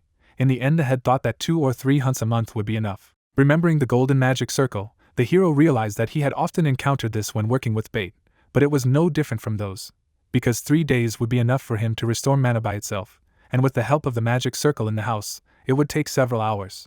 Turning around, Sung-hoon listened to the archer speak that if the assistant used a skill called paralysis, he wouldn't have to use many abilities. Turning his head, the defender replied that it was worth checking. A monster with a huge mouth appeared in front of them. Putting his finger forward, the protagonist stated that it was his turn, using paralysis. The animal suddenly froze in place. Holding a weapon in his hand, the man said that they would not have to strain much. In turn, a colleague asked what he was talking about, because their job was to accompany the guy. One of them rushed forward somewhere. The young man was above the monster. The man landed directly on the monster. The bowstring began to tighten. His arrow was already ready to fire. Immediately afterwards, his hand let go of the bowstring. The arrow struck the creature's head. The beast fell to the ground with a crash. Smiling, the ally said that it was amazing. Looking to the side, the archer said that at this rate he would be able to shoot more than 100 arrows, adding that the man was indeed pulling them with him. In turn, his colleague replied that he was flattering because he was just doing his job. The tongue fell out of the monster's mouth. Stretching out his hand, his companion said that he was undoubtedly a rising star in this world, noting that the team was grateful to him. Making a happy face, Sung-hoon thought of the rising star, continuing that the offer of hiring was not bad, which meant that they expected a lot from him. After that, the soldier turned away. People began to work, as they decided to first deal with the carcass of the monster, and then continue hunting. A person's reflection appeared in the rearview mirror, and it was clear that the target had started moving. Smiling, the man said that then they needed to speed up. The mountains stood under the blue sky. Putting his hand on his belt, the worker said that the car was full. Blocking the sunlight with his hand, the defender asked what they had done so quickly. The bright sun shone on this forest. Looking ahead, the man said that they had done it before lunch. Raising her hand up, the girl asked if she wanted to hunt again. In turn, the master asked how much mana they had left, while the main character replied that there was enough left. In the end, the man said that they would join with the main forces and return to the city, so they would resume hunting after they dealt with the skins. The car drove up to their hunting place. Raising their hands, the people shouted affirmatively. Folding his hands, the protagonist thought that money is a good thing, but leveling up is even better, adding that this idea is not bad. Holding a walkie-talkie in his hand, the worker said that the connection had been lost. Making a surprised face, the man asked what it meant. In turn, the guy replied that it happened for the first time. Using the transmitter on his head, the defense attorney asked what was going on. From the young man's eyes, you could tell his stunnedness. Making a serious face, the gentleman announced an ambush. Shots began to hit their comrades in arms. Standing behind the shield, the young man thought about the shots, noting that it seemed that black hunters had appeared, and immediately remembered that his colleague was a protector, so he would hold out for a while, but it was very dangerous. Holding his shield at the ready, the man shouted for them to leave quickly. One of the bullets struck his armor. 2 enemy vehicles appeared higher up the slope. Without showing emotion, the man thought that this team had a great leader and therefore he could not be allowed to die. Closing his eyes, Sung-hoon said that, as the Lord of Magic, he ordered him to be protected using a shield of magic. Hiding behind the body of the car, the main character thought that with such a weapon they would not be able to break through the shield created from half of his mana, and he would have time. Without showing emotion, the protagonist stated that, as the Lord of Magic, he orders lightning. Looking up, the young man ordered a magic arrow to pierce, adding that let the two become one, combining the 2 spells into a lightning arrow. Using a shield of mana, the young man realized that he possessed a skill called a lightning arrow. The man put his hand forward. The villain continued to shoot. There was an explosion. Stretching out his hand, the man said that the enemy machine guns had been destroyed, and the enemy was 200 meters away from them, having heard the command to prepare for battle. The priestess healed the wounded. Fury appeared on the archer's face. After shooting, the guy used a skill called Storm Arrow. The shell was approaching the enemies. Someone immediately stretched his hands forward. The opponent erected a red shield. Without showing his face, the opponent said that it was not even ticklish. Gritting his teeth, the warrior said that he had used the most powerful skill, asking what level the villains were. Their enemies opened fire again. The red barriers in front of them continued to block the bullets. Knitting his eyebrows, the defender thought that their attacks hadn't even scratched them, continuing about how if things continued like this, the people wouldn't last long, noting that at this rate, they would all be killed. There were drops of sweat on the spearman's face. Starting to bare his teeth, the man said that they could consider themselves lucky. Making a surprised face, The man thought about what his colleague had just said. The girl helped one soldier to get up. Looking ahead, the main character said that, as the Lord of Magic, he ordered to dig in. Suddenly, a huge crater formed, making it clear that the protagonist had mastered a skill called undermining. A stunned look appeared on his opponent's face. The villains fell down. A cloud of dust rose into the air. The crew looked confused. The archer turned his head. The girl's eyes were wide open. Suddenly the guy stepped on a stone. The young man looked at the offenders who were walled up under a layer of sand. Looking down, the man thought that they were still alive. Someone tried to pick it out from under the thickness of the earth. Making an angry face, the enemy asked what kind of evil trick the scoundrel had used. Smiling, Sung-hoon replied that the stupid would not understand it anyway, ordering him to go to sleep. The enemy's eyes immediately rounded after this order. Glancing ahead, the defender turned to his comrade in arms. Turning around, the main character said that, fortunately, they did without casualties. In turn, the man asked what it was. People lay dead on the ground. Folding his hands, the protagonist replied that it was a skill called undermining. In turn, the master asked to tell about fatigue. In the end, the colleague said that there was nothing special about it, because it was an ordinary earth spell that digs up part of the surface, because it was an explosion that moved the soil to the side, forming a hole. They were all standing by a large pit. Looking to the side, the guy said that it was of course only effective against the people in it, blocking the view, and sometimes a good distraction, adding that the skill called fatigue was similar to his own paralysis. The villain slept on the ground. Sitting down on the ground, my friend asked how many skills he had. The lady looked away. The young man looked away. Smiling, the man replied that it was a secret. Holding his head, the warrior declared that he was indeed full of secrets. Holding his chin, Sung-hoon realized that a single pit spell looked much better than a double spell called Lightning Arrow, but transformative and counterattack magic were always useful, noting that he was going to use a larger area for an offensive skill later. His mouth parted a little as he thought that this was the first time this had happened to them. The lady began to tremble. The priestess crossed her arms. Raising her hand, the girl thanked her colleague, because she was very scared. Her body was still shivering. A white glove appeared on the lady's head when the hero said that he needed to see. The girl immediately closed her eyes when the fighter pronounced a certain spell. Looking at the hand, Miss asked what had happened, and the friend replied that he had used a skill that calmed her down, adding that defenders have a skill called taunt, and this ability works the other way around. Stretching out his hand, the young man asked the guys to come forward so that he could use the steadfastness of his soul on all people. In turn, the archer asked if he had too many secrets. In the end, the priestess asked if there was anything that he could not do. A smile appeared on the man's face. Remembering the numerous high-rises in the city, the hero realized that nowhere can he be considered safe, because people attack him even after he was reborn here on Earth. Because first there was a sudden appearance of a monster, and why black hunters with the power of the system, so no social system has ever been devoid of crime. The car was driving quickly somewhere. Closing one eye, the protagonist stated that in a past life, he did not leave enemies alive. Suddenly, the phone rang. Smiling, the guy greeted the interlocutor. In turn, Jisik introduced himself as the director.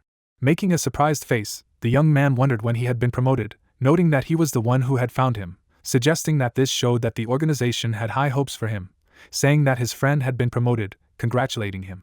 Holding the phone next to his ear, the man replied that everything happened thanks to Sung-hoon, since he signed a contract with the main character, continuing that, after all, he was calling about today's incident. Closing his eyes, the protagonist told about the attack of black hunters. In turn, the interlocutor answered positively, adding that this is a rather rare incident. In turn, the guy asked who they were, because, judging by their skills, hardly any of the third-rate hunters. An image of that opponent immediately appeared in his mind. Hitting the laptop, the man replied that they were trying to find out as carefully as possible, noting that there was one assumption that they were sent by one of the competitors. In turn, the young man asked if this was true.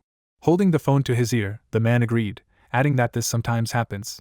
Making a displeased face, the man thought that there were such madmen among them, suggesting that it wasn't particularly surprising. However, the enemies outnumbered and leveled them, going on to say that if it wasn't for his transformation magic, everyone would have died there. Sung-hoon's gaze went down. Sitting in a chair, the interlocutor said that they were soon solving this problem, adding that he would like to discuss something, because today he used a new skill that can change the landscape. A file with a photo of the protagonist was opened on the screen. Without showing his face, the director said that from a strategic point of view, he was extremely important, not to mention that the skill had an effect on the area. Holding the phone in his hand, the protagonist thought that it was a little annoying that he was still surprised by something, because all the abilities are very non-standard.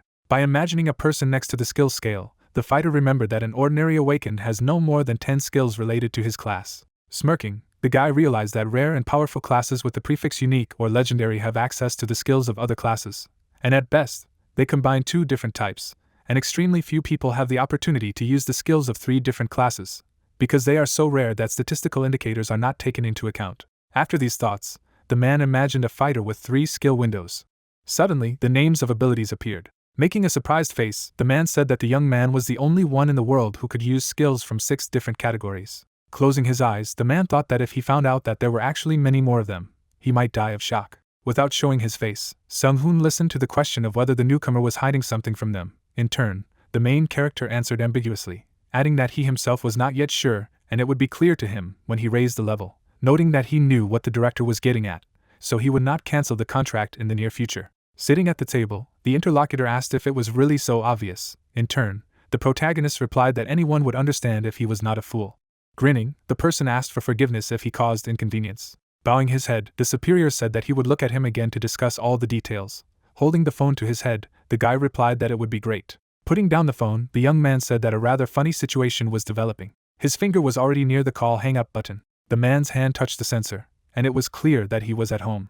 Light poured through one of the windows. Making a surprised face, Sung-hoon thought that once he regained his former strength, he would need to study modern technology and expand his field of knowledge. After all, semiconductor technology is amazing, but he wants to learn more about electrical engineering and other technologies. There were things on the floor. Starting to change clothes, the protagonist said that today they were supposed to bring a batch of stones, which he ordered. As he took the elevator down, he thought he had heard that the people in the company had left them in his basement, though to others who were not versed in magic, the magic circle would seem like a mere insignia.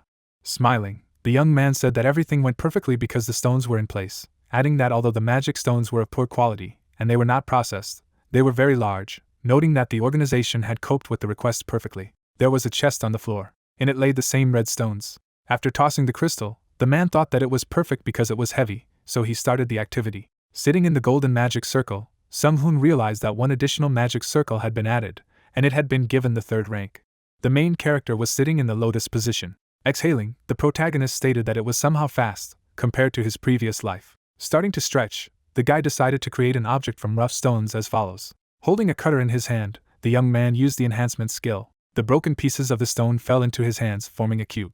Closing his eyes, the man said that, as the Lord of Magic, he commanded that 2 should become 1, using the synthesis of objects. The mage held his hand next to the cube, and it was clear that it had mastered a skill called communication and synthesis, and had mastered a new ability called object synthesis. The artifact was almost finished. Opening his eyes, Sung-hoon realized that his skill level was increasing by 1 point. Turning around, the main character said that the synthesis of items is part of another level.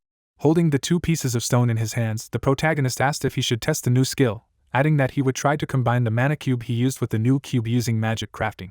Suddenly, a reaction between objects began. Looking at the cube, the guy realized that the item had been successfully created, saying that it was worth trying to synthesize the staff with the cube that appeared, once again using the creation of magical items. The staff touched the artifact. Suddenly a light caught the young man's eye. The holding building appeared, and it became clear that the group of companies has 2 leading divisions that are known in their industries, one of which is an international leader in the production, supply and sale of monster parts, and the holding company manages them. Various objects that were on the orange line appeared. A company sign appeared. People stood at the meeting, making it clear that the director had been summoned to a meeting at the main office. Folding his hands, the man asked if it was true that an awakened man had appeared with 6 skills of different classes. Dae-sok, looking ahead, asked if it was true that an awakened man had appeared with 6 skills of different classes. Jisik, parting his lips, replied positively and added that they had checked everything to avoid possible mistakes. Turning his gaze sideways, HD President Holden asked the CEO what he thought. The old man, holding the documents in his hands, said that in terms of power, his strength is on a par with nuclear warheads. After adjusting his glasses, the manager said that there was a high probability that he would soon become one of the 5 strongest awakened in the world, after which he was asked if having rare skills meant that he would become an outstanding awakened, and he noted that this was true. After all, hunting monsters puts a lot of strain on the human body, and that's why many people give up halfway.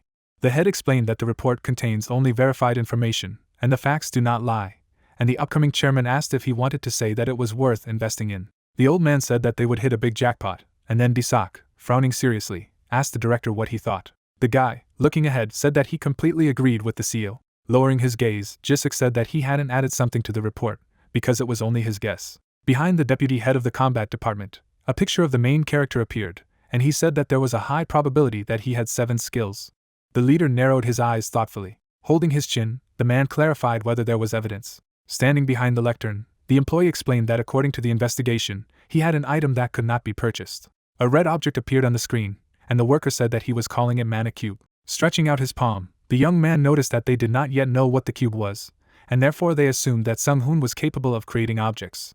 Sitting at the table, the president of HD Holding asked if there was anything else. Jisik, tilting his head down, said that he had found two suspicious things, the first being his unusual request for a large amount of jewelry, rare metals, and magic stones, and the second being a room built in the basement of the house.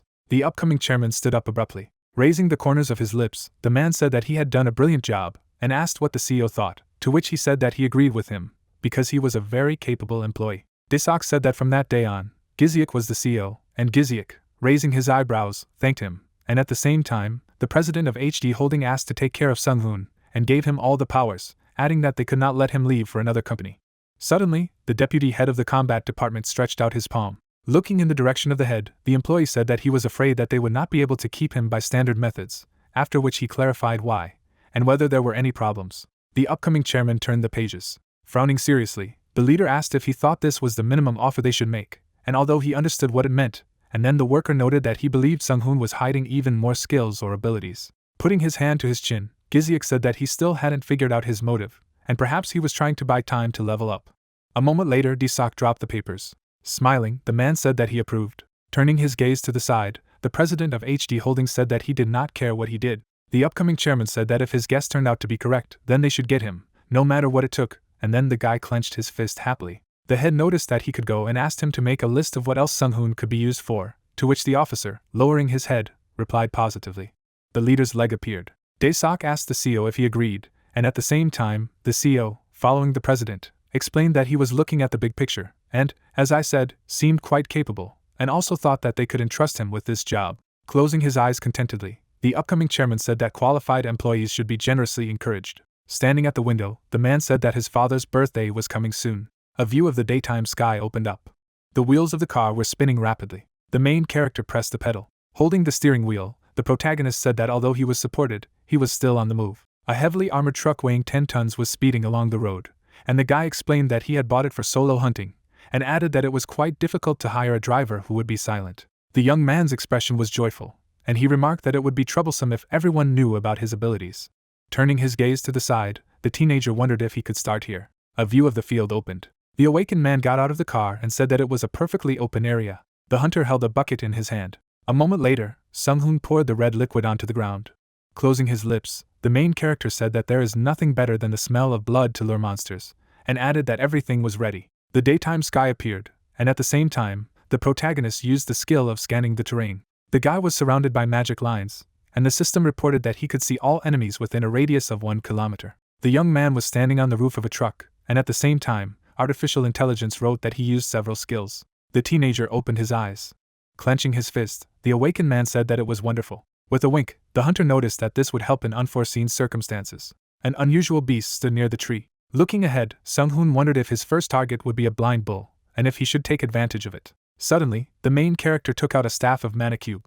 The monster was looking in the direction of the protagonist. The guy stretched his weapon forward. The young man's gaze was thoughtful, and he used a lightning bolt. Bright flashes suddenly appeared. A second later, a powerful explosion rang out. Turning around, the teenager said that it was definitely a success, because the lightning arrow instantly multiplied. A defeated monster lay on the ground. Looking sideways, the awakened man said that he would not be paid for the charred carcass, and perhaps he should use paralysis and carefully kill the monsters. The hunter lifted the corners of his lips and decided that he would focus on leveling up today. The evil undead appeared, and Sung-hoon said that he would not allow such a warm welcome to go to waste. Lowering his eyebrows, the main character realized that it was time to improve. There was a view of the mountain of monsters' bodies. The main character, looking ahead, muttered that he had slightly overdone it. Placing his hands on his side, the awakened confirmed that 25 monsters had been killed. A system screen appeared in space, and at the same time, the guy noticed that he had managed to score 10 levels. And this is what he called improvement, after which he clarified whether he should disable system notifications.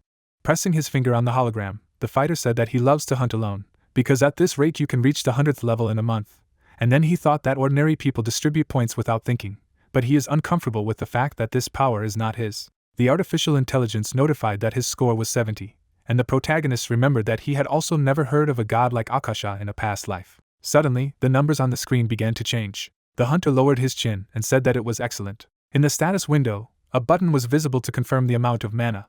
Holding out his palms in front of him, Sung-hoon read that the lower mana utilization had been upgraded to medium, as well as the lowest mana regeneration had been upgraded to medium, and then thought that this was pretty good. Suddenly, the protagonist turned his head to the side. Writing down the data in a notebook, the man said that they had calculated the payment, and in total it came out to 372 million, to which the hunter said in his mind that not so much, but as he thought, it would be easier to save money himself. Adjusting his cap with his fingers, the employee explained that under the contract his share was 353.5 million, after which he added that the tax was calculated separately, but could do it for him if he wanted. Folding his hands, the guy asked him to do this, to which he was told that they would make an electronic payment with a deduction of 38% tax.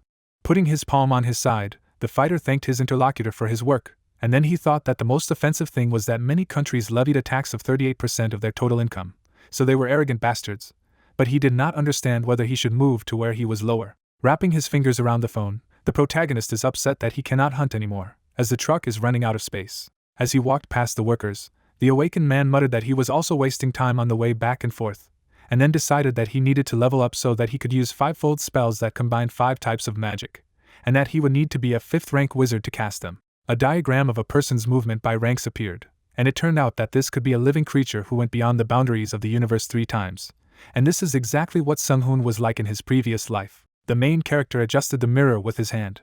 Sitting in the military vehicle, the hunter realized that he was completely powerless now, and that he probably should not have started that fight with Akuluman. Looking back, the guy said that this is a car wash, and the services of HD groups are right everywhere. The man was typing with his fingers on the keyboard when suddenly he was informed that there was a report. Turning around, the general director clarified whether he was going hunting even after yesterday's conversation, to which he received a positive answer. Jisik was pressing his hearing aid with his finger when he was told that he was moving towards the hunting area, according to GPS trackers they had installed with his consent. The truck was speeding down the road. The chief remarked that this was very ridiculous, and then asked if they were tracking the awakened man so ridiculously, to which the subordinate, leaning his palms on the table, replied that they were doing it from the main observation center. A drone flew in outer space. Sitting in the chair, the manager asked the interlocutor not to worry and continued to take notes. Taking up the mug, the man asked if it was clear to them that they should collect as much information as possible. Turning his head to the side, the CEO remarked that if they noticed anything else worthwhile, they should inform him immediately. Narrowing his eyes, the worker muttered that he knew that Sung-hoon was hiding his own abilities. Standing by the window, the manager said that he could combine 8, 9, or even 10 skills from different classes, and then added that there was no one in the world who had 7 skills, so they had to keep him no matter what, because his very existence was already beneficial to the company. Stretching out her chopsticks, the woman offered to try it, because it is very tasty. Happily raising his eyebrows, the main character replied that he was no longer a child, so she should stop. The hunter looked anxiously at the dinner table when his mother asked what it meant not to be a child, since he hadn't even finished his dinner, and then reported that she had heard that hunters had to eat well to keep them healthy, so she didn't know what he was thinking. Bringing chopsticks to his mouth, Sung-hoon asked how he should eat while hunting. Lowering the corners of her lips, the parent advised him to take food with him, and clarified why he left it at home. There were various items on the shelf, and the main character promised that he would take it next time. Looking back, the awakened man admitted that thanks to magic, he did not need food at all, and no one would die if he missed one meal. The guy closed his lips sharply. Leaning her cheek on her palm, the woman asked when her son was going to get married. Suddenly, the protagonist spat the contents out of his mouth. Holding out his palm in front of him, the hunter declared that he was awakened, and because of this, people avoided him. Frowning angrily, the lady noted that she had heard that the awakened were very wealthy in marriage. Holding the plate in his hand, the young man replied that he had no idea, and suggested that he not bring up the topic anymore, to which he was told that he needed to take the initiative into his own hands. Closing his eyes, Sung-hoon thought that he missed his mother's nagging, but this was too much when his parent asked if he realized that he would not have time to look back, and it would be 30 years old, when suddenly a notification appeared that not enough monsters had been killed. A moment later, the main character raised his head up. There were glints of light in the eyes of the awakened man, and he did not understand what was happening. The system reported that the world was moving to the next stage while people wandered the streets of the city. Citizens passed by trees in the square. Suddenly, the man grabbed his ears with both hands and cried out loudly in pain. A bright red flash appeared in the sky, and then everyone realized that this was a real rift. Stretching out his hand to the side, the townsman shouted that he needed to get out of here. With his mouth wide open in rage, the guy said that his girlfriend was a fool, because monsters would climb out of him. The unusual space began to descend closer to the ground. Holding the phone in his hand, the blogger noticed that this was a good shot. Pointing a finger back, the content maker exclaimed that few people managed to capture the rift close-up, but if he published his photo, it would gain 100 million views. At the same moment, the young man's eyes widened in fright. A sinister monster began to climb out of the portal, when suddenly loud screams were heard. The monster's pupils instantly narrowed. Drops of blood flowed from the mouth of the huge dinosaur. A view of the Statue of Liberty in the United States of America opened. People quickly moved their feet on the ground. Near the clock tower in England, a magical passage to the dungeon appeared. In China, a vicious bird flapped its wing. Putting his palm to his head, Sung-hoon was surprised by the update of the system and noticed that there were some problems again. At the same second, the main character turned his gaze back. A black space appeared above the small pond, and then the awakened man wondered if there was a rift there. Snapping his fingers, the guy said that it was too noisy, so he needed to make him calm down. The woman lay with her eyes closed, and her son said that the magic of sleep would not harm her. Putting his hand in his pocket, the fighter decided to create a shield, and then added that he had recently built this house, so he would not allow it to be destroyed. A magical barrier surrounded the walls of the building. The magic portal was enveloped in magical streams, when suddenly the system announced that the first level dungeon had been opened, and it could only be entered up to the 50th level, and the protagonist was surprised by the level limit. A black wing appeared in the air. The awakened man looked up thoughtfully. Standing in front of the monster, the young man assumed that they were looking down on him. Smirking, the swordsman remarked that they had opened a rift in the courtyard of his house, and then asked if it was a praying mantis. Red rays flew out of the monster's eyes. Parting his lips, Sung-hoon summoned lightning. An electric discharge pierced the enemy's body. Covering his ears with both palms, the main character cried out loudly. White smoke rose from the crater, and then the hunter wondered if he had not calculated the strength. The sinister insect raised its paws when its opponent said that he needed to remember something more appropriate. Stretching his fingers forward, the guy remembered that telekinesis is suitable for this.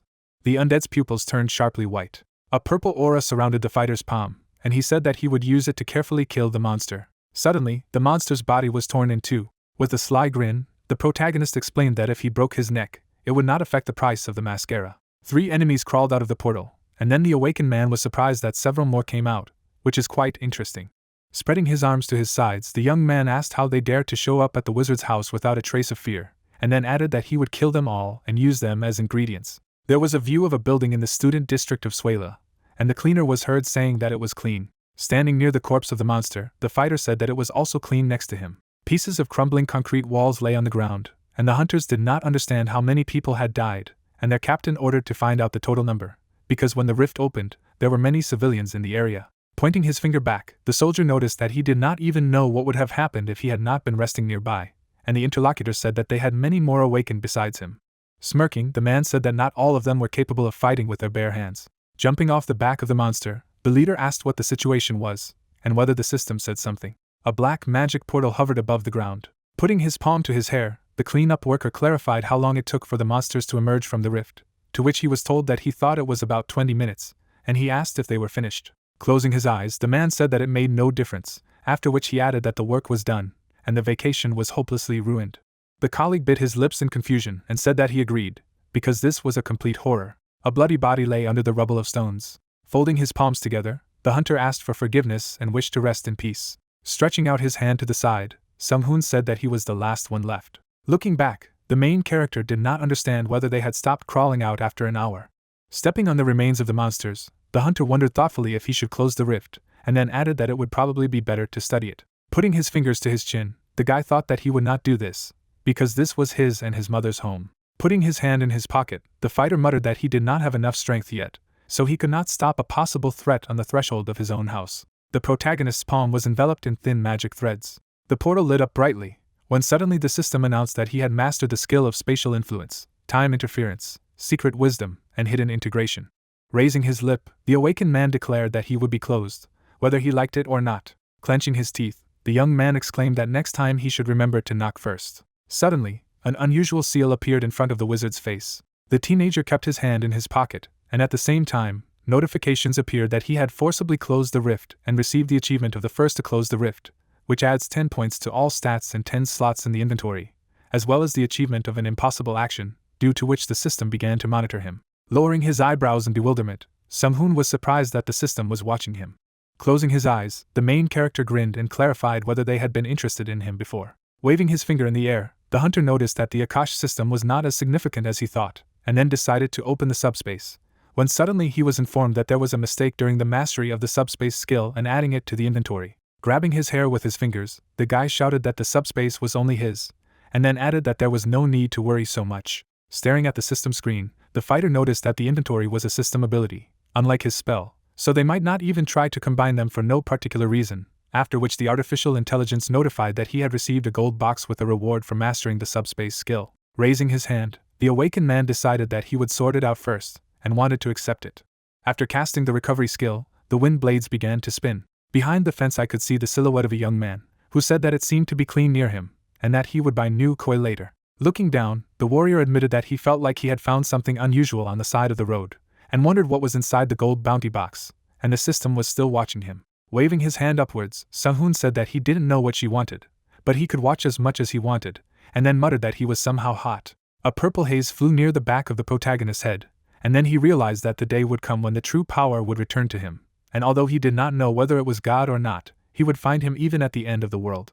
The news showed changes in the rift, and someone said that the world was changing. Sitting at the table, the journalist reported that the rifts no longer appear in isolated areas, and his colleague added that the awakened ones who were nearby said that they noticed changes in them. The guy turned his head towards the TV, from which he heard the question of whether it was about dungeons, to which he received a positive answer and an explanation that they did not yet know what was inside, but other countries had already sent their strike forces. The old man lowered his jaw when he was told that their lives were at risk, but they couldn't leave things as they were, to which the old man replied that this was absolutely true, because many rifts appeared in settlements. Bringing the mug to his mouth, the protagonist muttered that he was quite interested.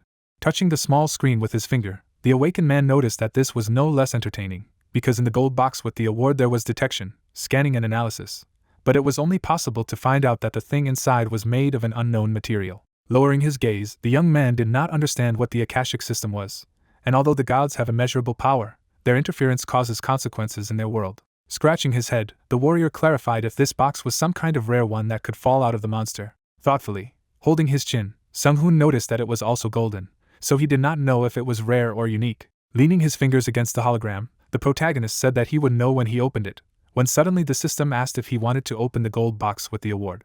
At the same second, the hunter pressed the confirmation button. Suddenly, currents of air rushed near his body. A silver ornament appeared, and the artificial intelligence notified that it was a ring of operational support of the Akashic system of mythical rarity, the special effects of which are to recast the used spell twice without costing time and mana. Spells of the 3rd level and below do not take time to activate, and the speed of casting spells increased by 200%. Sung-hoon put his hand under the jewelry. The decoration shone brightly, and then the main character decided to see if it almost doubled his attack.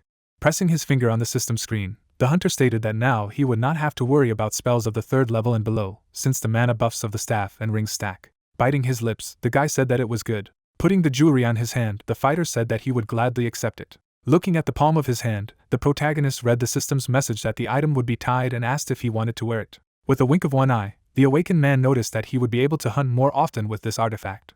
Suddenly, a call screensaver appeared on the phone screen. Sitting down on the sofa, the young man greeted the interlocutor, who said that it was Jisik.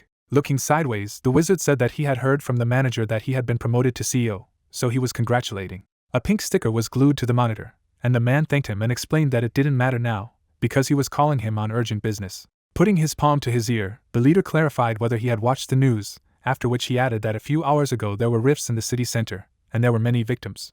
Closing one eye, Sung-hoon replied that he had seen it, and one of them had just appeared near his house, and then asked him not to worry, because he had already taken care of him. Stepping on the fluffy carpet with his slipper, the main character explained that he had forcibly closed it. Jumping up from his chair, the manager asked if he had gone inside all alone. Holding the phone in his hand, the hunter said that he did not go into the dungeon, because he has an ability that allows him to close the rifts. Closing his eyes, Jisik breathed a sigh of relief and noticed that the guy never ceased to amaze him. Lowering his eyebrows, the CEO asked if he could find out how this was possible. Leaning his shoulder against the glass, the fighter explained that thanks to his unique skill, but it can only be used near the house, when suddenly the interlocutor began to talk about other rifts.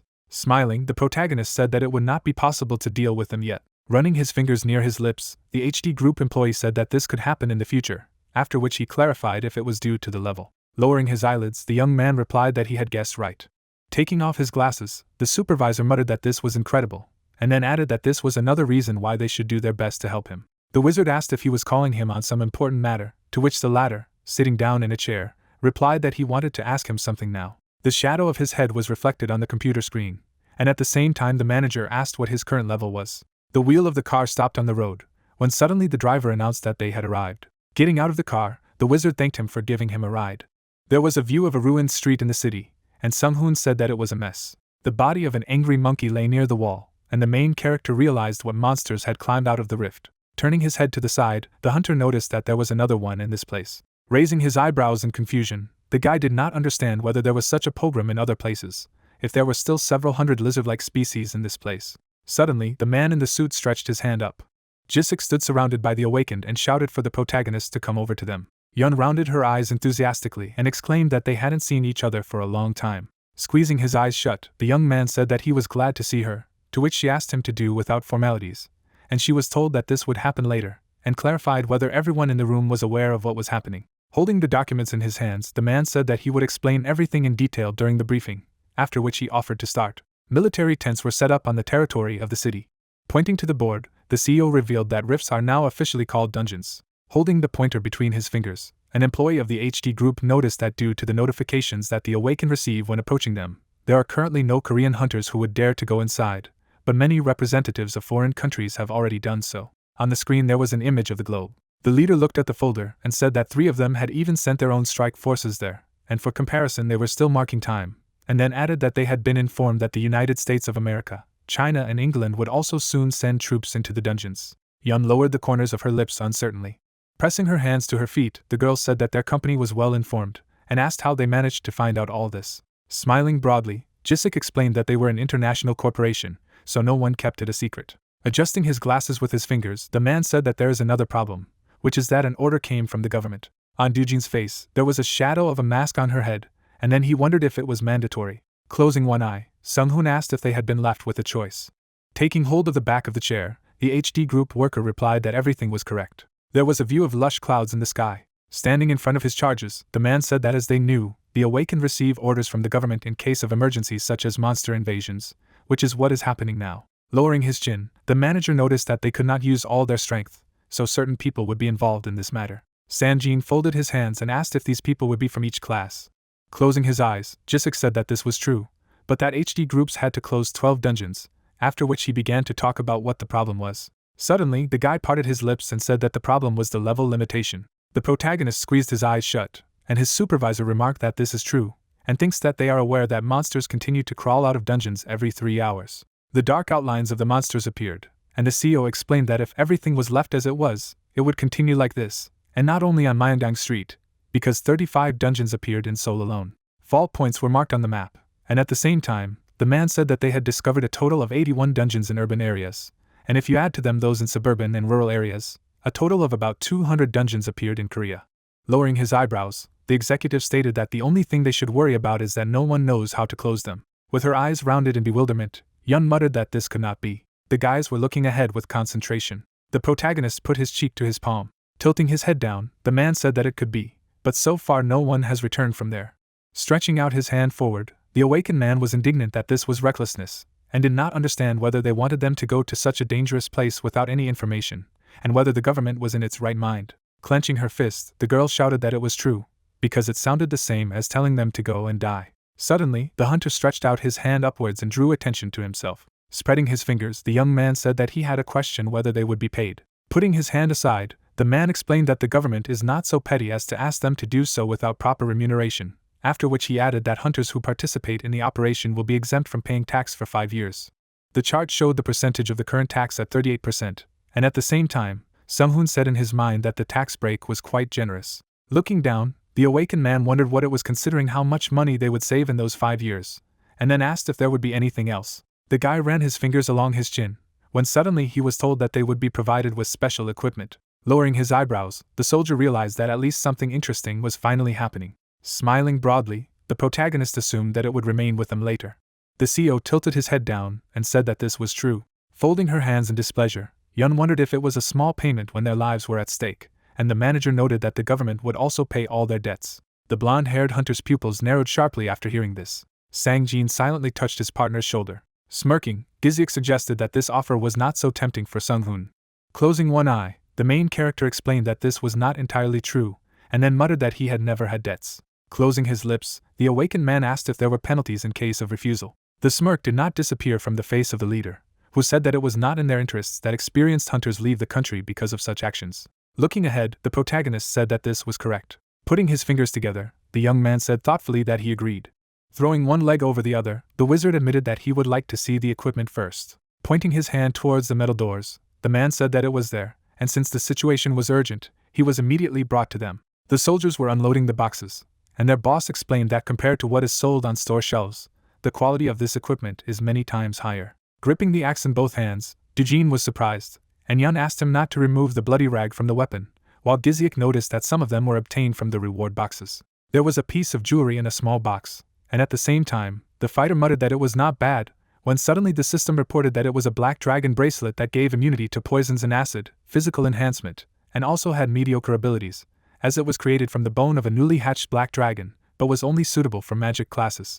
Putting the jewelry on his wrist, Sung-hoon said that items can be rare, unique, legendary, mythical, and excellent, and this is not bad for a legendary bracelet. Suddenly, an extra limb appeared behind the protagonist's back, and he exclaimed in surprise and asked if the characteristics add up. Closing his lips, the guy said that it was excellent. There was a view of the white sky above the buildings in the city, when suddenly Dujin asked if they were moving, and Giziak wished them good luck. Bright particles could be seen in the dark space, and the system reported that they had entered the dungeon. A long rope stretched through the trees in the rainforest, when suddenly a notification appeared that they would not be able to leave it until they killed the boss. Behind the thick foliage, the sky was not visible. Turning her head to the side, the lady asked if this reminded her partners of the jungle, and if it was really a dungeon. Pulling on the whip, the guy asked if they were in another world, to which his partner replied that he did not think so, because the system was still working. Suddenly, one of them declared that it was an inferior dimension, to which San Jin looked sideways in confusion. Sung-hoon tore a leaf from a branch. Looking at the part of the tree, the main character explained that he had just heard something, and now he realized what it was, after which he asked if everyone knew what a dimension was. Yun squeezed her eyes shut and said that it was still common in games, and it looked like a curvature in space, while Dujin said that he had read about it in science fiction. Grinning, the guy remarked that since they knew the essence, he would tell me briefly. Stretching out his palm forward, the awakened man announced that this was nothing more than another but small universe. The leaf began to fall down, and the fighter explained that the lower dimension copied her concept. Part of the tree fell into the grass, and at the same time the protagonist added that it was several times smaller than their world and in many ways inferior to it.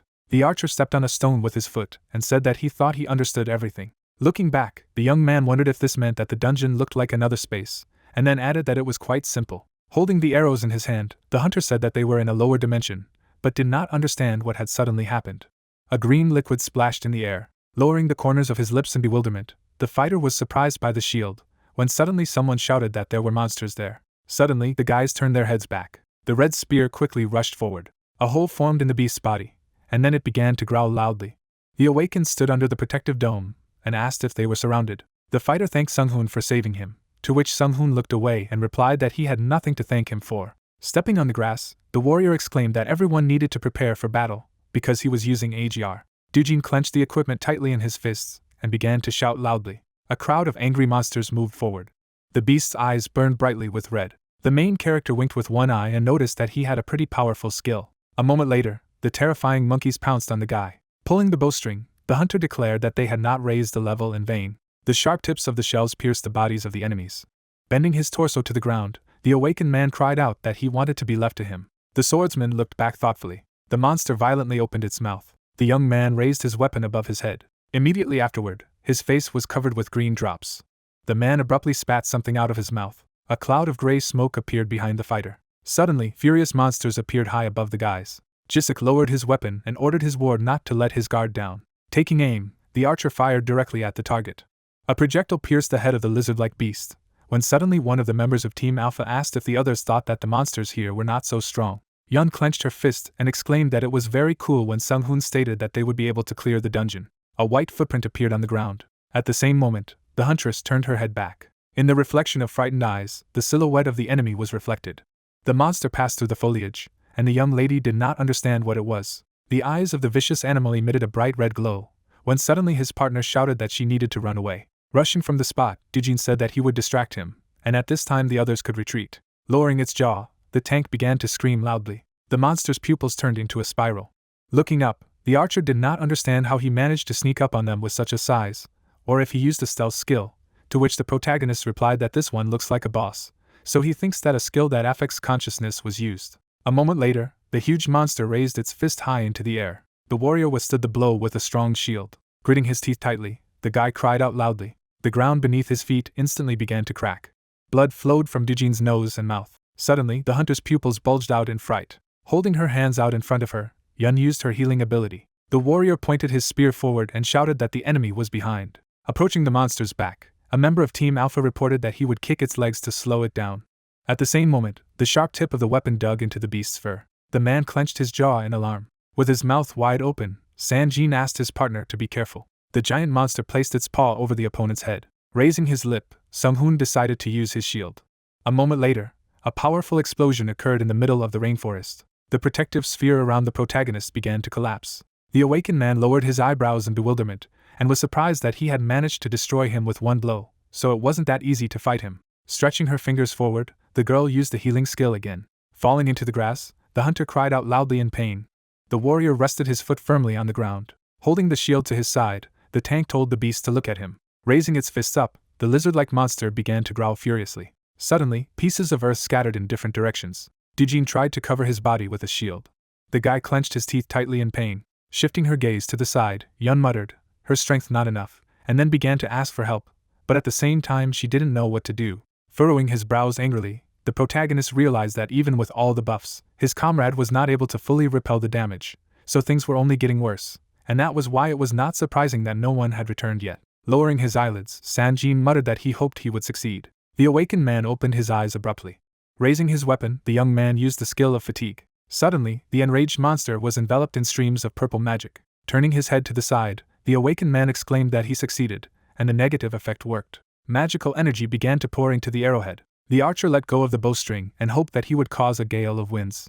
At the same moment, a bright beam rushed forward. A powerful explosion occurred in front of the body of the lizard-like beast. Drops of green liquid fell on the trunk of the tree. Lowering his jaw, the assistant shouted that everything was fine, so his partner could continue to attack. Closing his eyes, Sung-hoon thought that with each skill he used, it became more difficult for him, which meant that they required a lot of mana and did not deal significant damage to the boss. His unusual blood dripped from the opponent's fingers. The enraged monster opened its mouth wide, and the main character noticed that, in his opinion, they only made the enemy angrier. The lizard-like creature grabbed the trunk sharply. A moment later, the enemy uprooted the tree. Gritting his teeth tightly, the tank asked the others not to worry. A cloud of dust instantly rose into the air. Lowering her jaw, Yang called out loudly to Dujin. The awakened man exhaled steam from his mouth. Suddenly, the monster released a huge log forward. The frightened archer took a step back and realized that he could not dodge. The guy's hair went up. Closing her eyes, the healer began to scream loudly. At the same second, a powerful explosion occurred in the middle of the rainforest. The assistant's pupils have noticeably decreased in size. The general director parted his lips in confusion. Sharp roots approached the hunter's face. The stunned teenager abruptly fell to his knees. The animal clenched its mouth in bewilderment. The young lady was covering herself with her fists, when suddenly someone was heard saying that it was harder than he thought. Sitting in the grass, the healer was surprised at what she saw.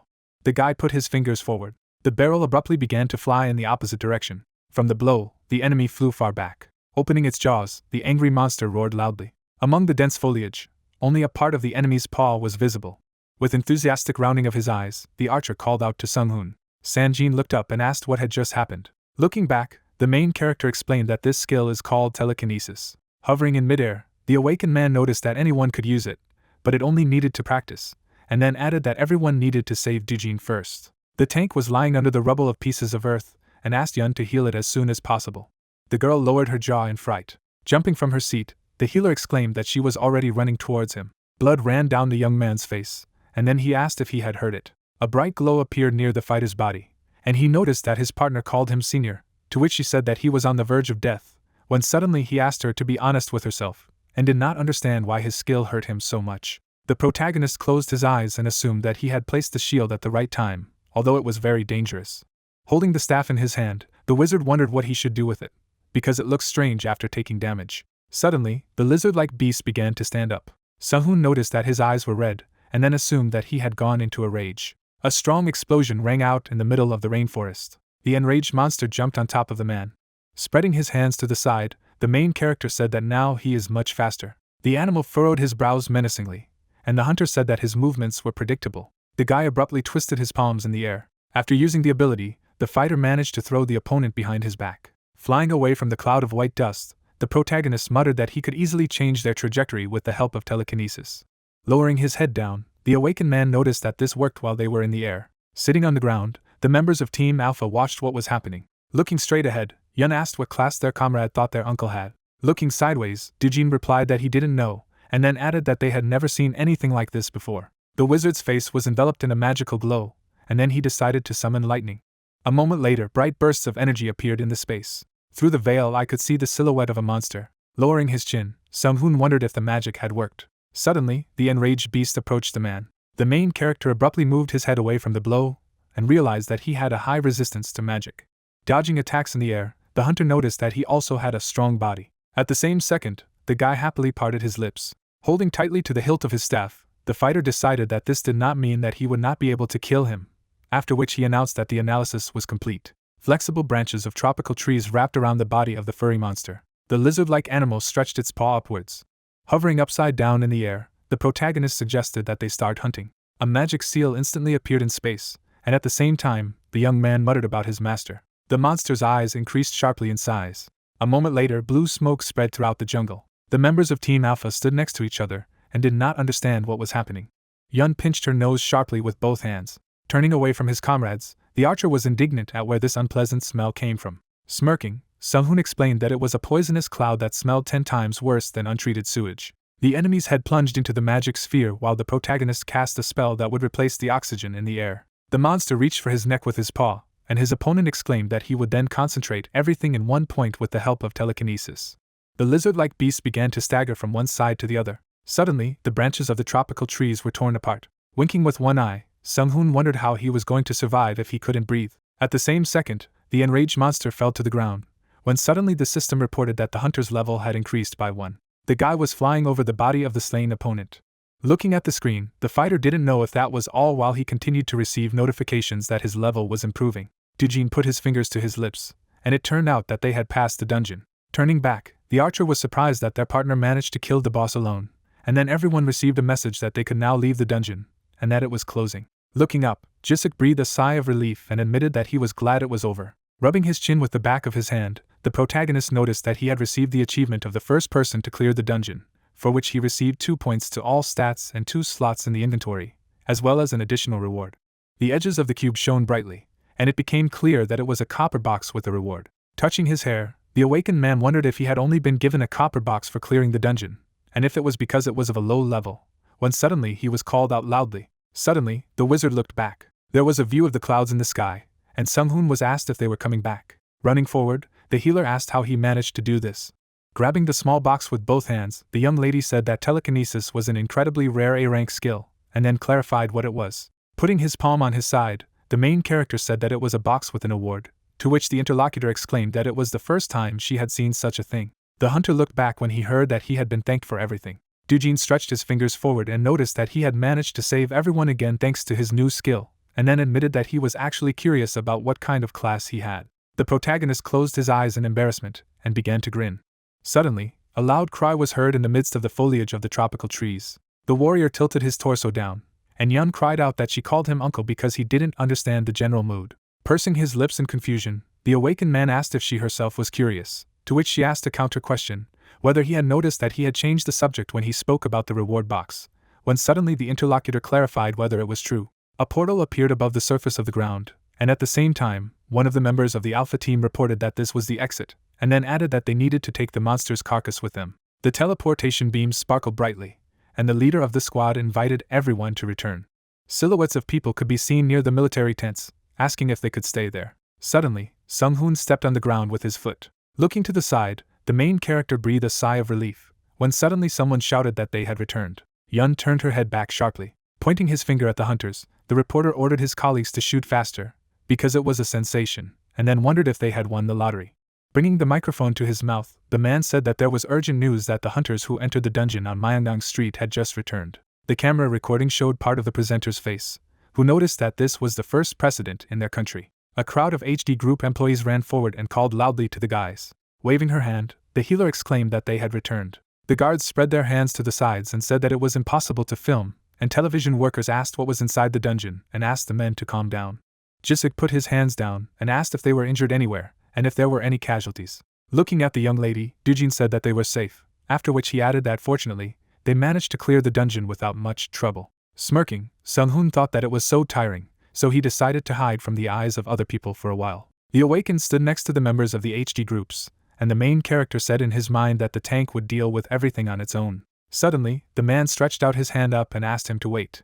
The CEO turned back, and the news anchor clarified if they said they had cleared the dungeon, but he was more interested in what exactly happened there, and then asked if he could find out what dungeon clearing meant. Bright flashes were visible. The reporter was holding a camera, and it could be heard that their team was tired after completing the dungeon. Sung-hoon's expression was pleased, and Doo-jin said that they would just summarize all the important information for them. Turning his gaze to the side, the guy said that after entering the dungeon, a quest was given to hunt the dungeon boss monster, and until they defeated it and cleared the dungeon, they would not be able to leave it.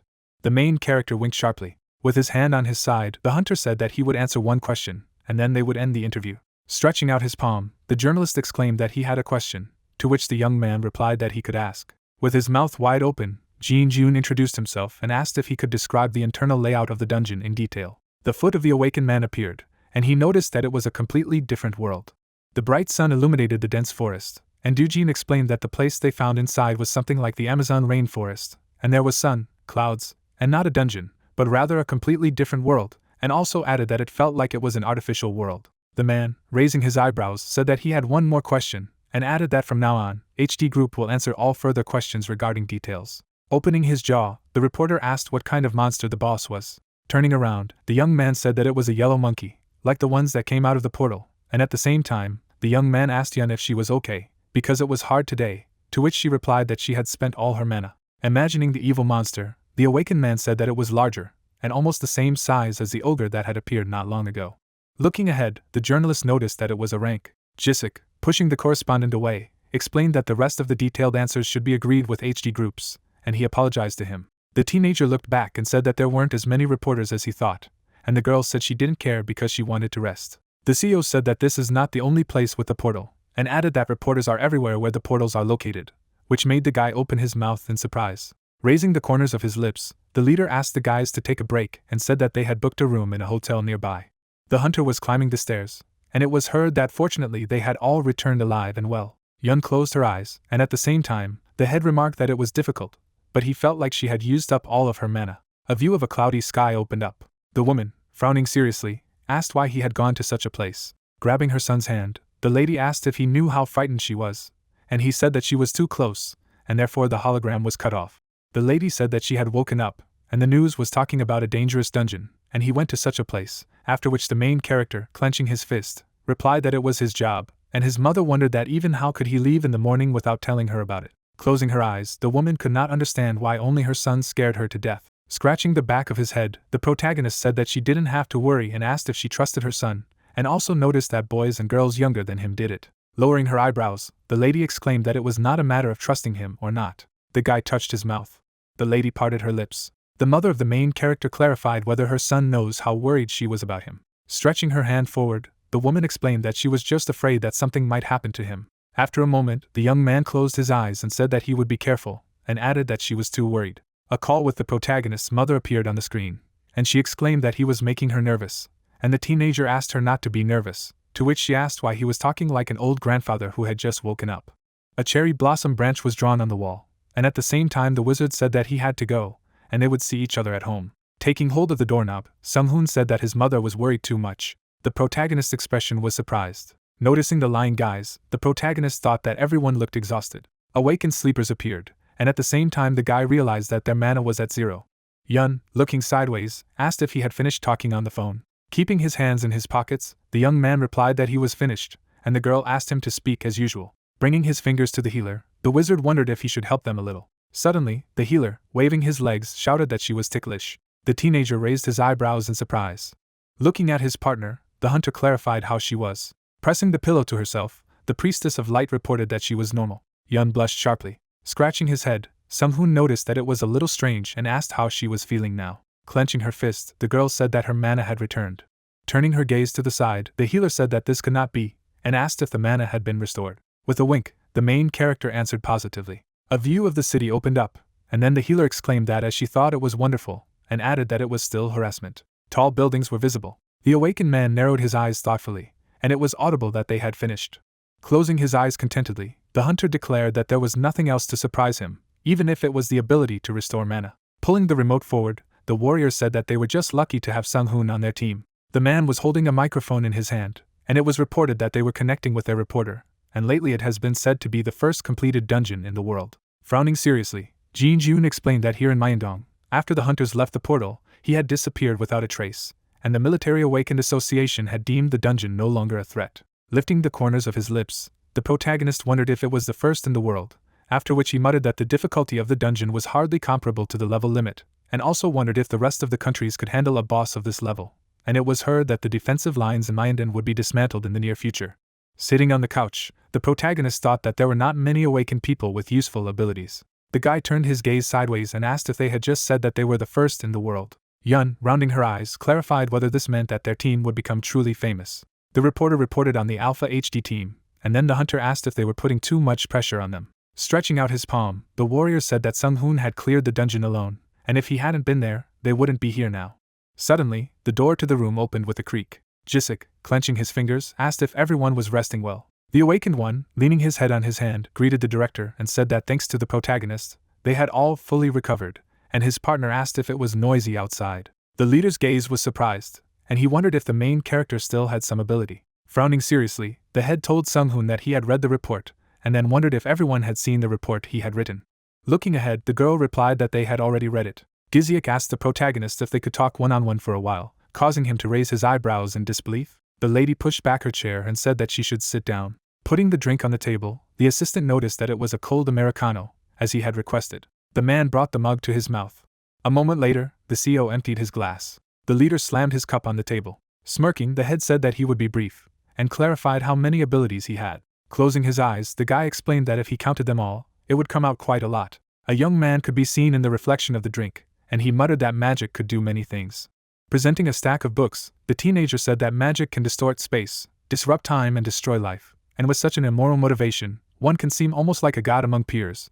But a god without knowledge is nothing more than an empty, imperfect being, and wizards are only gods of their knowledge. Touching the table with his finger, the awakened man said that he could not give an accurate answer to his question.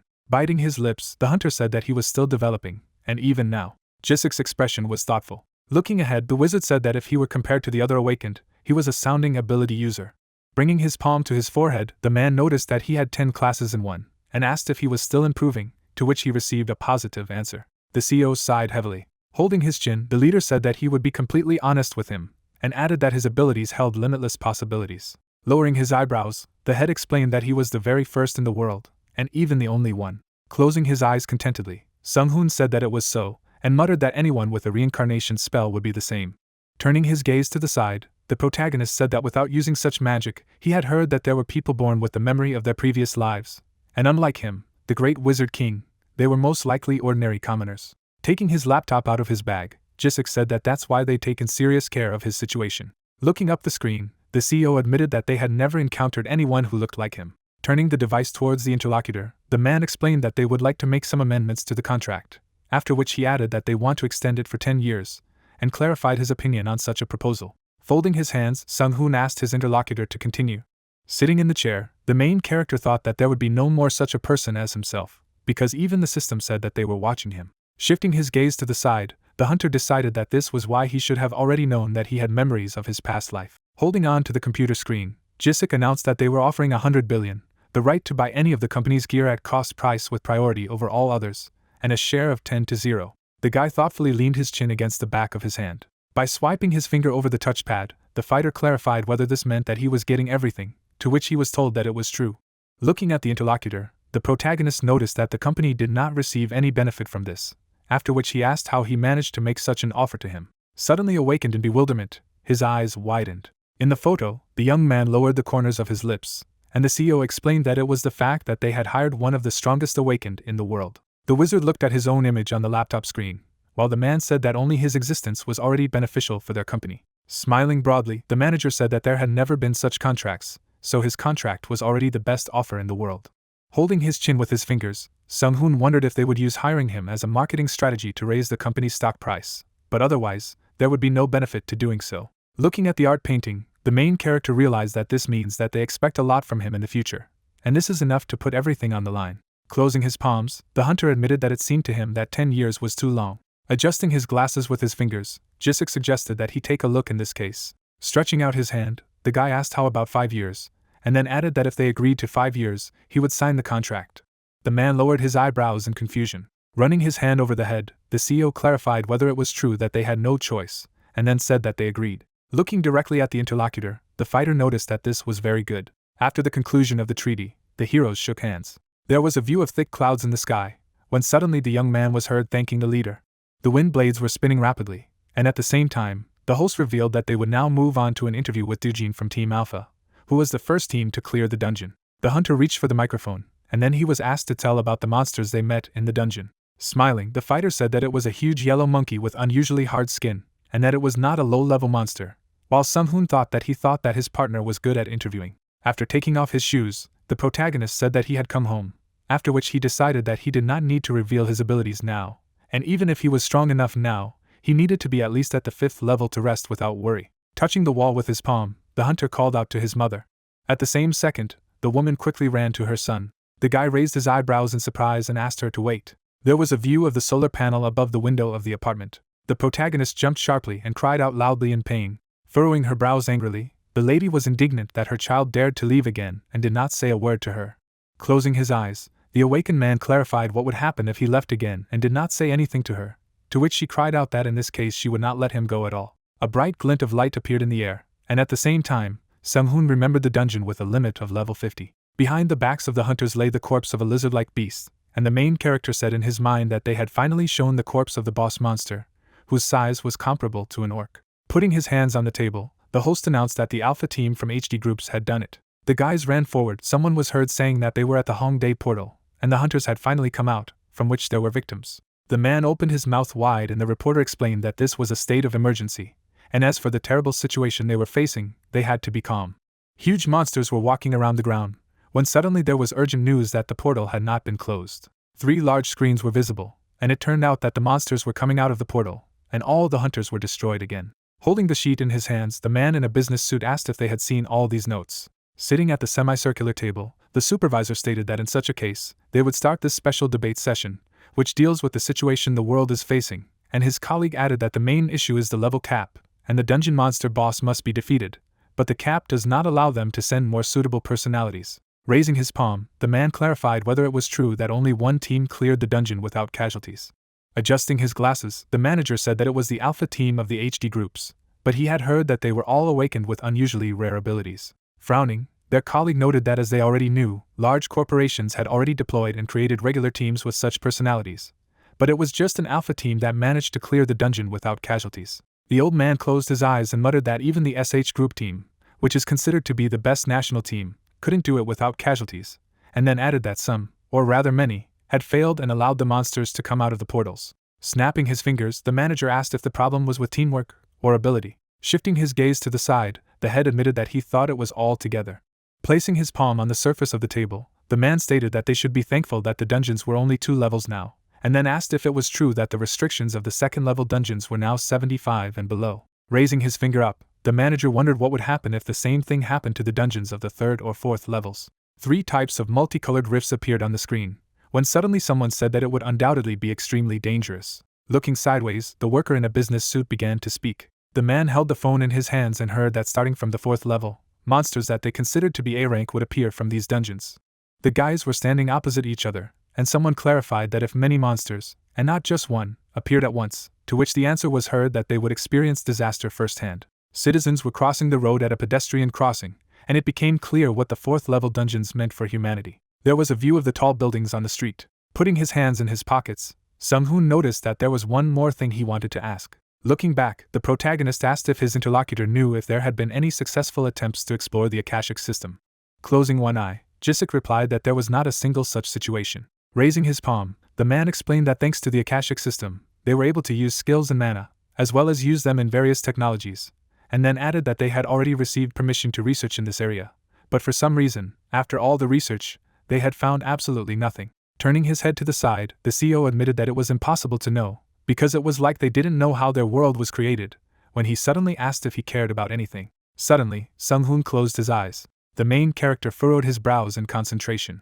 At the same moment, the silhouette of the hunter was surrounded by streams of magic. The guy's hair was flying in the wind, and then he thought that at first science had surprised him with things that he knew nothing about, but without any knowledge of magic, there is no meaningful research on space and time or spiritual entities, so it is surprising how civilization has advanced so far without the use of magic. A status window opened against the background of the symbols, and the system reported that the mana indicator was constantly increasing by 0 points.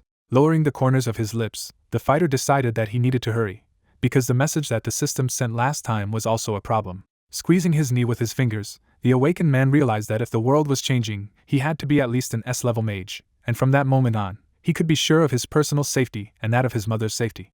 Sitting on the floor, the wizard thought about the dungeon and the rift in space. Holding his legs with his hands, the young man realized that if more appeared, the end of the world could not be avoided. A view of the planet in space opened up, and at the same time, Sehun noticed that this planet was already on the verge of extinction. Shifting his gaze to the side, the main character wondered if he was still lucky. There was a bag in the box, and the hunter wondered that he could get the materials in one day here, when it had taken months in his previous life, and could also reduce the time it took to fully recover. Throwing his head back, the guy decided to do it, even if it was somewhat stressful for him, and it would take about 20 years to fully recover. The fighter inhaled sharply. There were bright glints in the protagonist's pupils, and then he remembered that he needed to do it in a maximum of 5 years. The mountains were covered with a thick layer of snow. An unknown object flew high into the sky. Suddenly, the object fell to the ground. With his mouth wide open, the guy shouted that he needed to stop the attack. Through the white flash, the silhouette of a monster appeared. Tilting his torso down, the hunter repeated that he had told everyone to stop, and asked if the idiots wanted to die. The enraged beast bared its teeth. Lowering his chin, the fighter told everyone to look at him. At the same moment, the monster jumped on people. From the impact, a white haze spread to the sides. Due to the heavy weight of the undead, a crater had formed on the surface. The awakened man clenched his teeth tightly in anger. Part of the monster's fur began to glow brightly. Raising his hand sharply, the young man shouted that he needed to be careful. The enemy's tail flew up. Looking away in bewilderment, the girl cried out in displeasure. A moment later, sharp pikes appeared from the ground. A magical veil formed in the mouth of the enraged beast. Clenching his jaw, the warrior did not know if it was breathing. A powerful stream of wind rushed forward. The hunter reacted quickly and held up his shield in front of him. Blood spilled out of the fighter's mouth. The swordsman instantly put his hand on the ground. Holding her staff forward, the lady began to talk about his life. Clenching the metal glove into a fist, the awakened man began to sigh heavily. Lowering his jaw, the warrior noticed that this was ridiculous, because it seemed to him that he would die. Jumping up, a member of the dungeon clearing squad announced that it was his turn. Immediately after that, a guy in a suit hit the enemy on the neck. The lady furrowed her brows angrily. Pulling the weapon behind her back, the hunter began to scream loudly. The muzzle of the machine gun rose up. Taking aim, the shooter made an attack. The monster clenched its fangs furiously. The man bulged his pupils in alarm and was indignant that this was a very absurd defense. Drawing his sword from its scabbard, the awakened man muttered that he did not want to use it. Raising her hand, the assistant asked him to do at least something quickly. Holding the glove in her teeth, the team leader ordered her to prepare to use the treatment. Suddenly, blood splashed in the air. Stretching his palm forward, the warrior shouted that the curse of hatred would strike their enemy. Purple streams approached the body of the evil spirits. A blue spot appeared on the monster's body. Suddenly, the enemy crashed into the snow. Lowering his jaw, the man cried out that it was excellent. The hunter rested his foot firmly on the ground. At the same moment, the captain put his shield in front of him. The girl abruptly threw the weapon over her shoulder. The spearwoman quickly waved her equipment in the air. His opponent opened his mouth wide in pain. Parting his lips, the shooter decided to use an accelerated shot. A lump of bright energy began to gather near the muzzle of the machine gun. The bullet passed near the head of the undead. Blue blood began to drip on the snow. The lady bulged her pupils in bewilderment. At the same moment, the swordswoman leaned back. Crouching closer to the ground, the leader of the dungeon clearing team shouted indignantly. Raising his hand to his head, the man clarified whether everything was in order. My partner touched my ear with his fingers and replied that there was no problem.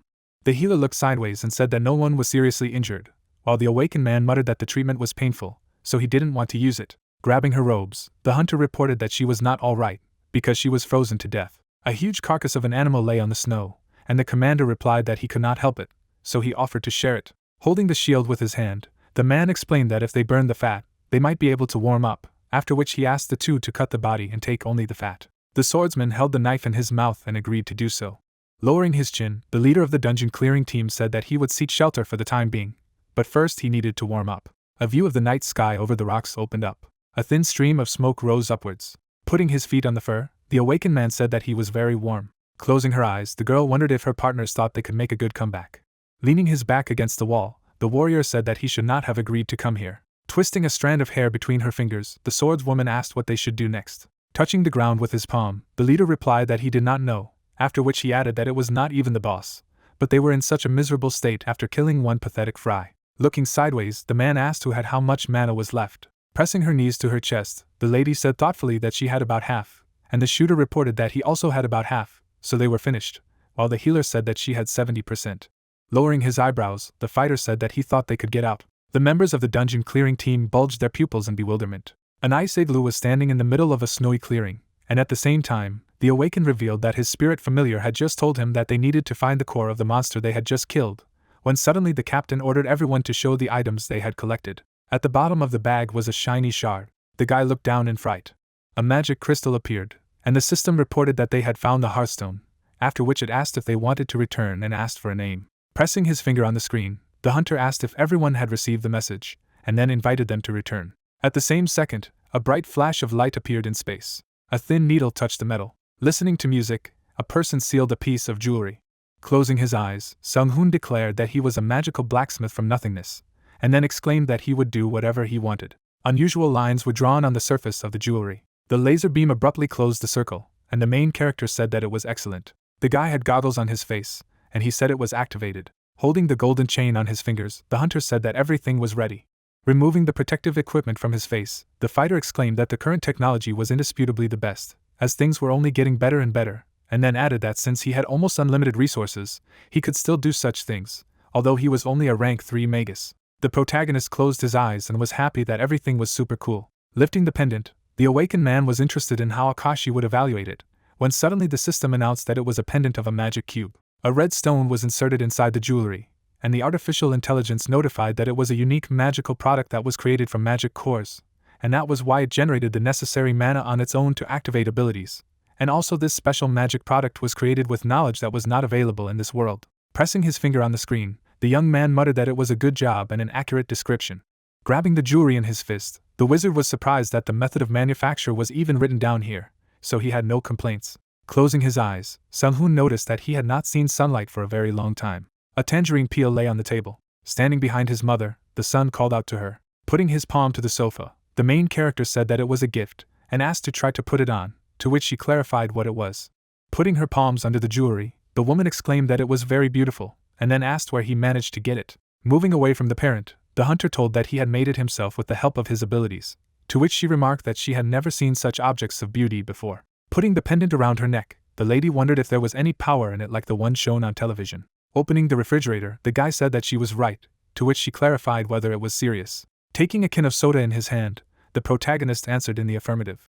Looking away, the awakened man explained that the world was very dangerous these days, so he did this thing for her, and then asked her to always wear it. Raising her eyebrows with sadness, the woman quietly called out to her son. Closing his eyes, the young man muttered that she shouldn't cry because of this. Wiping her tears with her finger, the lady explained that she had not done so much for him. Drops of sweat ran down the wizard's cheek, and then he noticed that his mother had been crying a lot lately because of any nonsense, and wondered if it was because she was younger.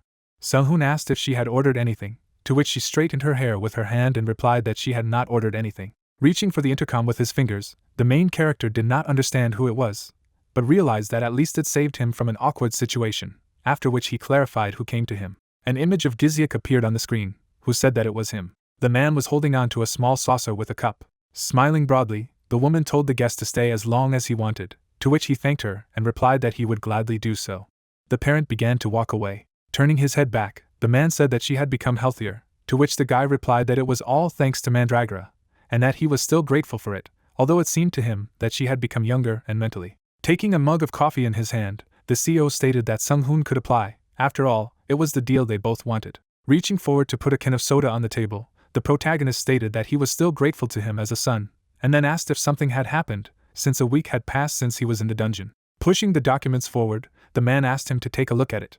Raising his eyebrows in bewilderment, the hunter clarified whether closing the first-level dungeon was a new task. The head of the HD group smiled and replied that it was true, and then said that they were sure that he would soon be able to become the 50th level. Flipping through the papers, the guy said that he had moved to the 36th level after the last dungeon. Wrapping his fingers around the cup, Giziak wondered if he was much stronger than all the other people of the same level. Lowering his eyebrows, the fighter said that the government wanted him to do away with these dungeons.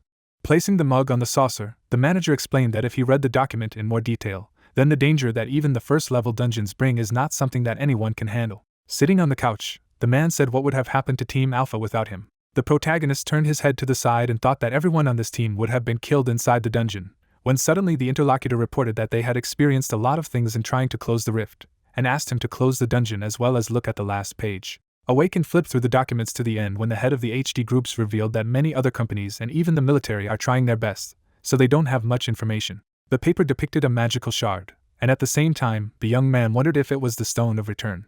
Closing his lips, the man explained that this is the object that allows you to get out of the dungeon without clearing it. Shifting his gaze to the side, Sung-hoon clarified how he could be found, to which he received the answer that although he was inside the rift, it was very difficult to find him without those who used the sensory type of abilities. The main character ran his fingers over the picture. Looking down, the hunter realized that it was an object from the dungeon.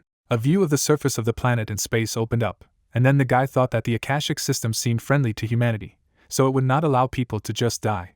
Raising his palm, Gizyuk said that the existence of the Hearthstone had been reported 3 days ago, before adding that this was why sensory ability users always participated in a cleanup, to which he was asked if they did it to escape in case of danger, and he gave a positive answer. The news was broadcast on the TV screen, and the CEO noted that the information was spreading quite quickly. A white symbol appeared, and the man reported that because of this situation with the rifts, the World Summit had been called for an emergency meeting. The protagonist asked the interlocutor again, to which he put his palms to his feet and replied that all the presidents of the respective countries would be convened for a meeting, although it would be an ordinary conference. Adjusting his glasses, the leader said that in any case, the point was that if the dungeons were left open, the destruction would be substantial, and then added that those in the center of important cities were especially problematic. A view of the destroyed buildings opened up, and the manager noted that not only would the economy of these areas be in chaos, but it could affect the development of an entire nation. Closing his eyes, the young man asked if it was true that the puzzled government was looking for their team, to which he was told that they were the only ones who cleared the dungeon without casualties. Throwing the folder on the table, Sung-hoon asked if the HD group would like him to accept this assignment. Closing his lips, Jisik explained that everything was correct. After running his fingers through his hair, the main character decided that this was an opportunity after all, so he would set his own conditions and organize another team, when suddenly he named the amount of 500 billion. Looking anxiously at his interlocutor, the man asked him again. Holding his palm up, the hunter asked him to bring magic cores worth 500 billion from the government for him, and then clear the 5 dungeons. The car's headlights illuminated the way. The car was speeding along the wide road. Leaning on his arm, the leader said that the ability to create items was definitely a rare skill. Furrowing his brows, the member of the HD group remembered the awakened man saying that he most likely already knew he was using various abilities, one of which was the creation of objects. The blacksmith was forging a new artifact, and Gizyuk was thinking that it was a skill that helped to imbue an object with mana or upgrade it to increase the user's abilities or stats, but they were rarer than the awakened ones, which were focused on combat, and besides, without their existence, it would be difficult for humanity to use the system to its full potential with only one science. The craftsman was holding a newly made weapon in his hands, and it turned out that this is why it is natural that they are extremely valuable. Placing his palm on the armrest, the man realized that they were not as important as the top classes of the awakened, which were focused on battle. Looking down, the CEO gave his name. Daesok grinned and asked if his subordinate had managed to make a deal. Parting his lips, the colleague said that everything worked out, but that guy set an additional condition, after which he added that he wanted magic stones worth 500 billion. Turning his head towards the window, the supervisor remarked that, as they had assumed, he had the ability to create items, but he needed magic stones to create items. Standing in front of the blinds, the president of the company clarified his opinion on how the government would react to this. Sitting inside the car, the manager said that it seemed to him that they had no choice but to agree.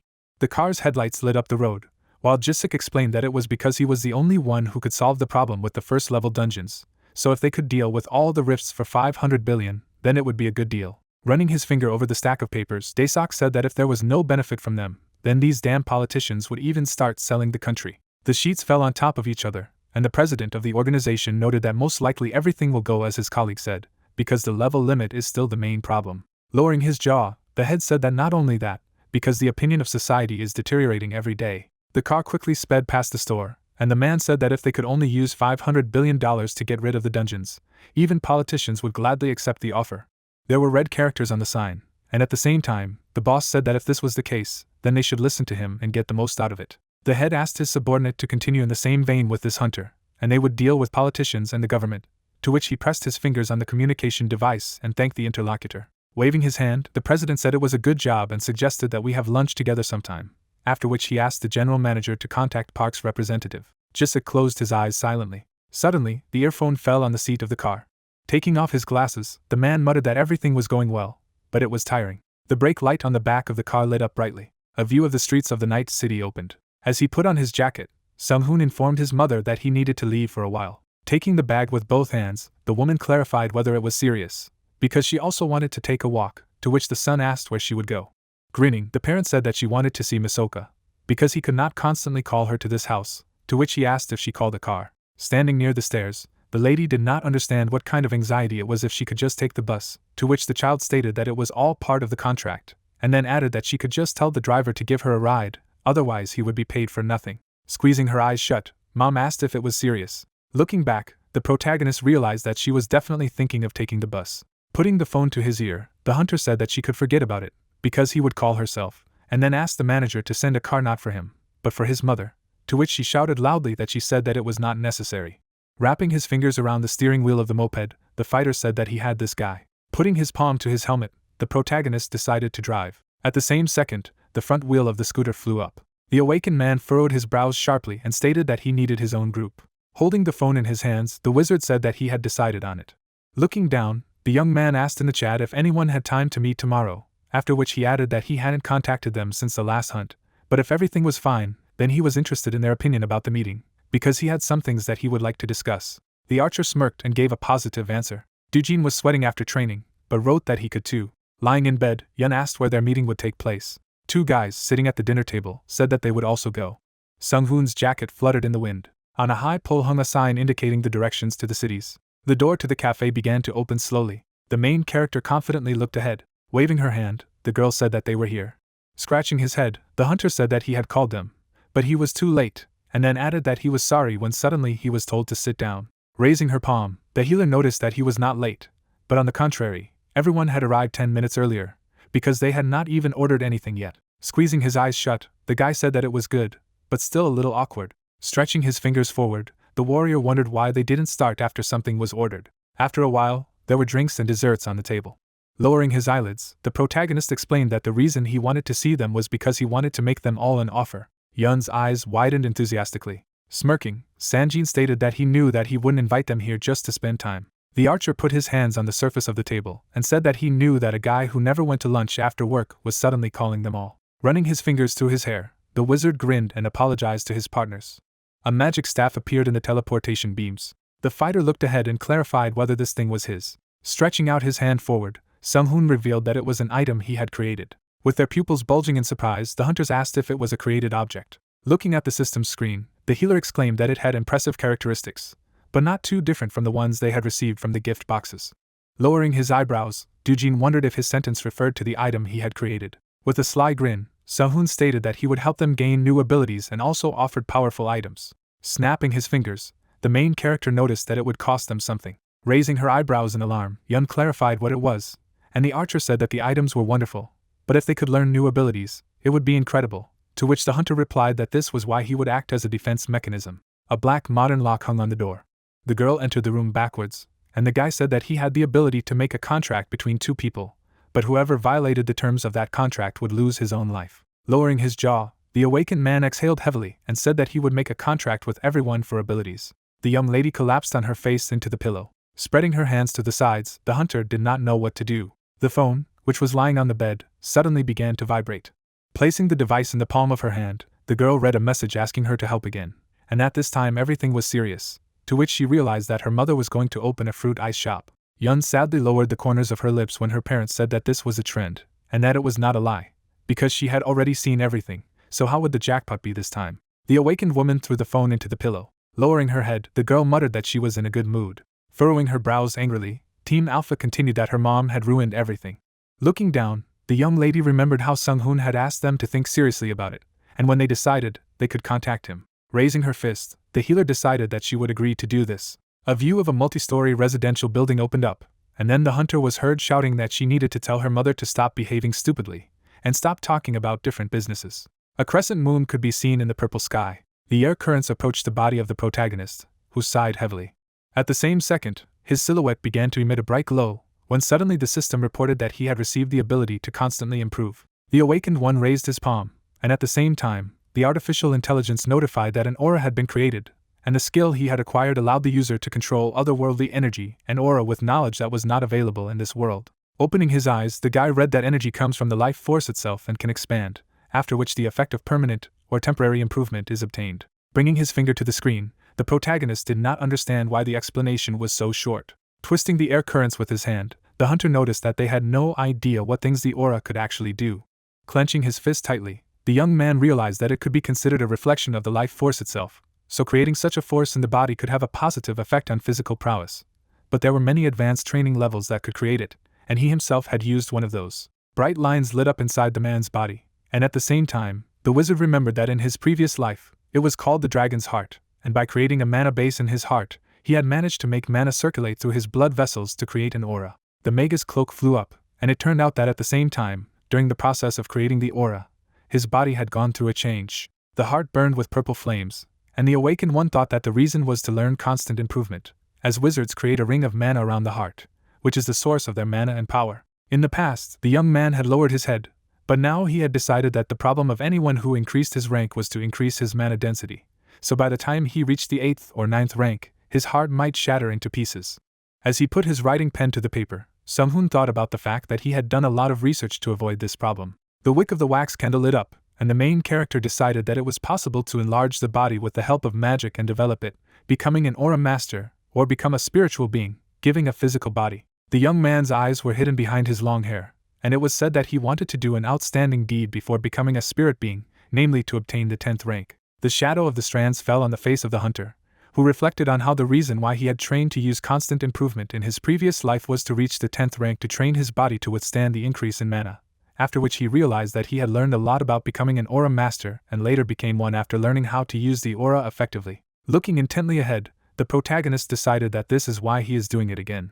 Sitting in the chair, awakened in thought, he said that he did not think that he would need to learn everything over again in this life, but there is still a lot of material to study. Suddenly, the young man closed his lips and began to speak. Folding his hands, the wizard wondered if he needed to work on thinking about the future. Holding his chin, Sung-hoon said that in the 21st century, a democratic society is supported by basic human rights, and at the same time announced that he was making a plan to become the 10th rank. Writing about the obstacles, the main character noticed that they could also be encountered. Closing his eyes, the hunter said thoughtfully that there would be many difficulties. Circling the inscription about the state with a marker, the guy spoke about the nation, the state, business, and even other awakened people. Lowering his gaze, the protagonist explained that the most important thing is how he manages to secure his own benefit, but at least he thinks that this world is better than the previous one. Standing in front of a plastic board, the young man noticed that in the end, the best way to defend himself was to create a group under his own command. In the center of the white silhouettes was a single purple figure. After introducing his armed teammates, Sung-hoon explained that this is why he decided to become the leader of the Alpha team, but this is not enough, which is why he will not always be able to use HD groups as a shield. Resting his home shoes on the tile, the main character said that in the end he himself would like to organize a business and independently recruit awakened people who can be trusted, and this is quite troublesome. In the past, there had been unusual creatures behind him, and now he thought that was why he had created an army of humanoids without souls in his previous life. Stretching the marker forward, the hunter began to talk about what he should do. The protagonist began to write down his thoughts on the board and said that in any case he needed to ensure the installation of an electric generator, find employees and a manager for the company, as well as create artifacts, an automatic production system, and find a place to sell them. Closing his eyes, the awakened man was indignant that he had a lot to do, although he only wanted to gradually increase his mana. Wrapping his fingers around the felt-tip pen, the young man realized that he could not continue to do this, and then he noticed that finding the participants was the last thing for the group, so he could leave it for later. Looking intently ahead, the wizard muttered that there was what he needed right now. Lowering his chin, the fighter thought that it was important for him to strengthen his body, and then decided to install an electric generator first. The inscription on the board was underlined with 2 lines, and at the same time, Sung-hoon said in his mind that he needed more mana and people. Throwing the marker on the stand, the main character did not understand what to do with the ground. Suddenly, the phone screen lit up, and the hunter heard a call. The guy put the communication device to his ear, and the director said that he was calling him because there was something important, to which he noted that it sounded like something urgent, and asked if something had happened. Jisik said that it was approved, when suddenly the fighter removed the smartphone from his cheek. The protagonist's eyes widened in bewilderment when the leader explained that his demand for magic stones worth 500 billion had been approved. Putting his hand to the books, the awakened man replied that this was good news. Turning his head towards the window, the young man said that he understood everything, and thanked the interlocutor for the call. The wind blades spun rapidly, and the wizard realized that time had passed again. A magic portal appeared in front of a large building. The reporter held the microphone in his hand and said that right now they were in front of the capital, and many high-level hunters had been alerted and were now guarding the perimeter. The back of the man's head appeared, who said that the press secretary said that HD Group would deal with this situation with the dungeons. Turning back, the journalist said that the hunters had just arrived, so they would try to be interviewed. Green stones were visible on the soldier's boots. Wrapping his arms around his wrist, Sung-hoon didn't know if they were serious, when suddenly the soldier said that he hadn't heard the geo. Closing his eyes, the main character replied that he was just talking to himself. The magical rift sparkled brightly, and at the same time, journalists exclaimed that they would like to ask him a few questions about whether it was really possible to clear the dungeon alone. The hunter bent his knees when asked if there was a reason why he was going to such a dangerous dungeon alone. Turning his head back, the guy asked to take care of it for him, to which the colleague said that he did not have to worry. The soldier jumped down from the roof abruptly. The protagonist's silhouette instantly began to emit a bright glow, and then he said that he went when the system wrote that this was a dungeon for level 50th and below, and asked if he wanted to enter.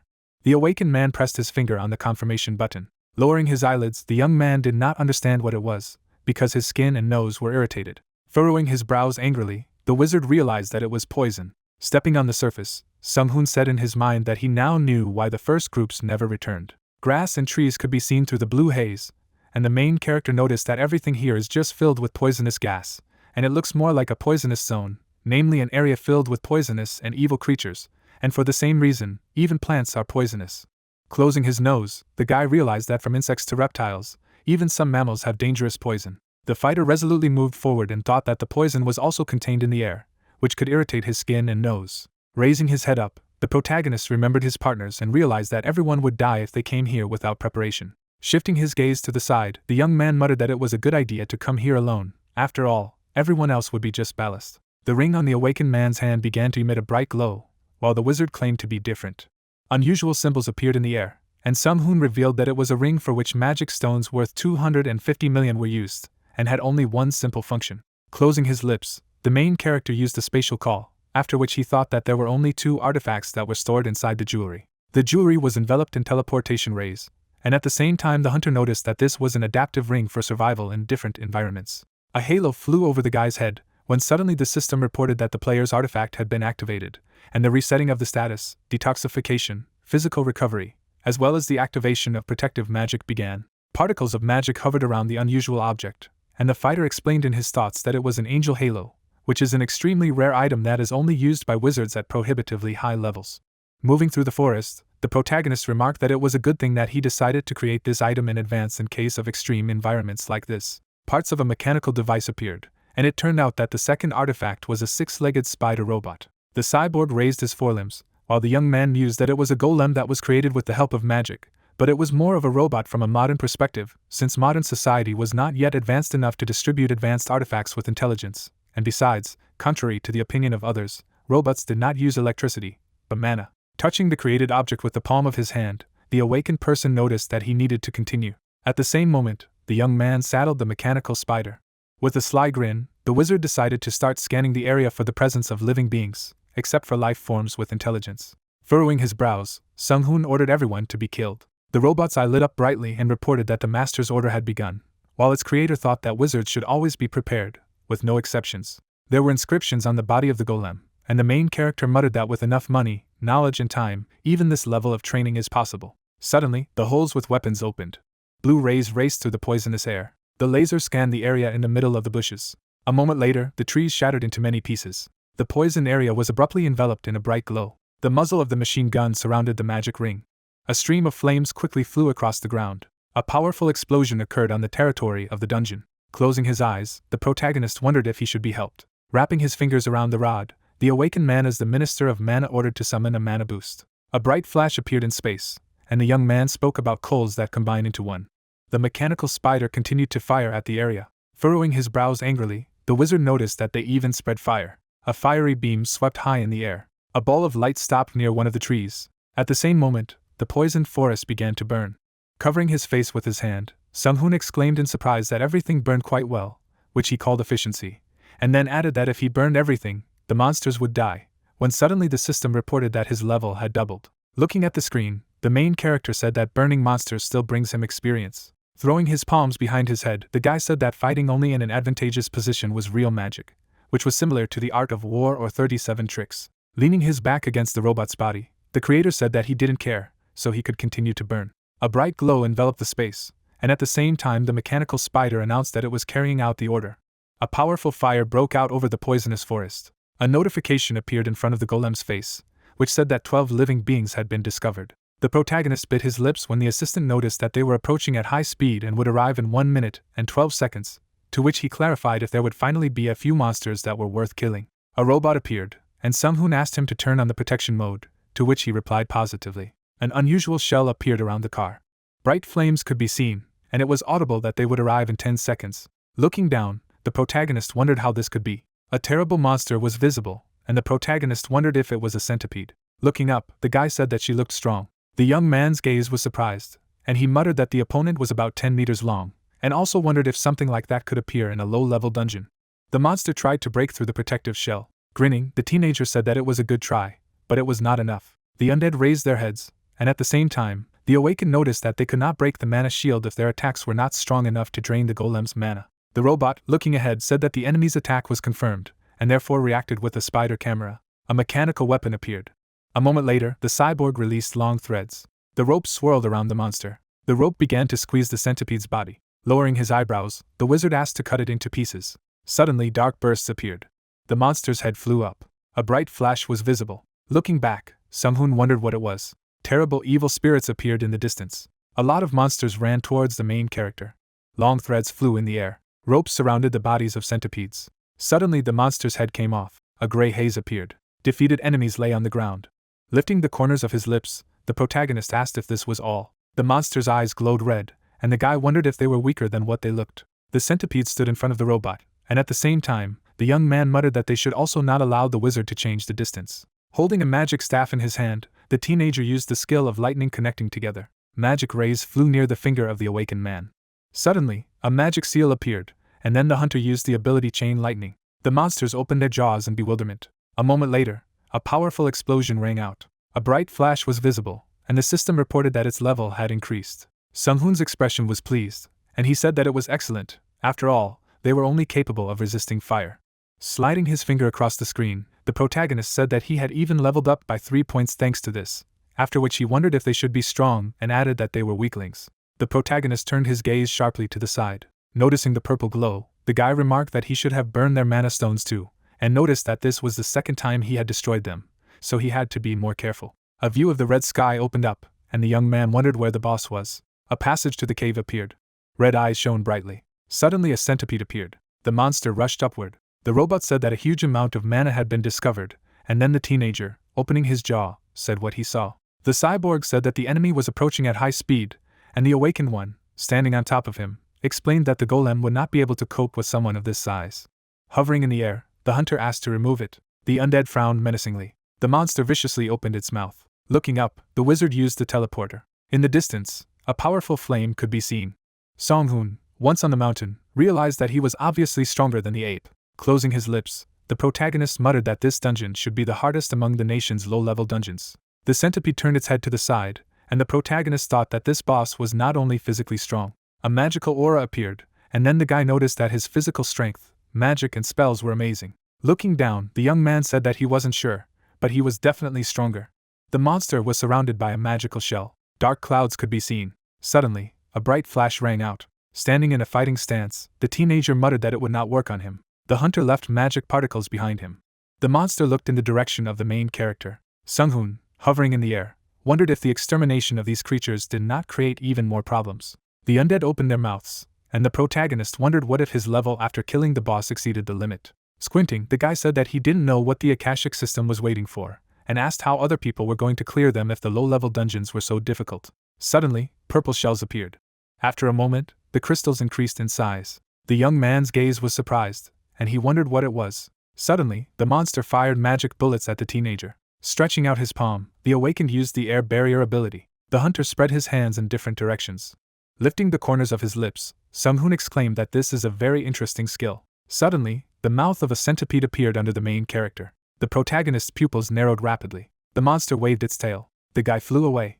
Looking ahead, the young man noticed that he had surprised him. The limbs of the undead could be seen, and at the same time, the teenager wondered if he could not only attack from a long distance, but even fly. The monster rushed towards the awakened one, and he realized that despite his size, he was very fast. Frowning menacingly, the hunter used the teleporter. The centipede's eyes burned red.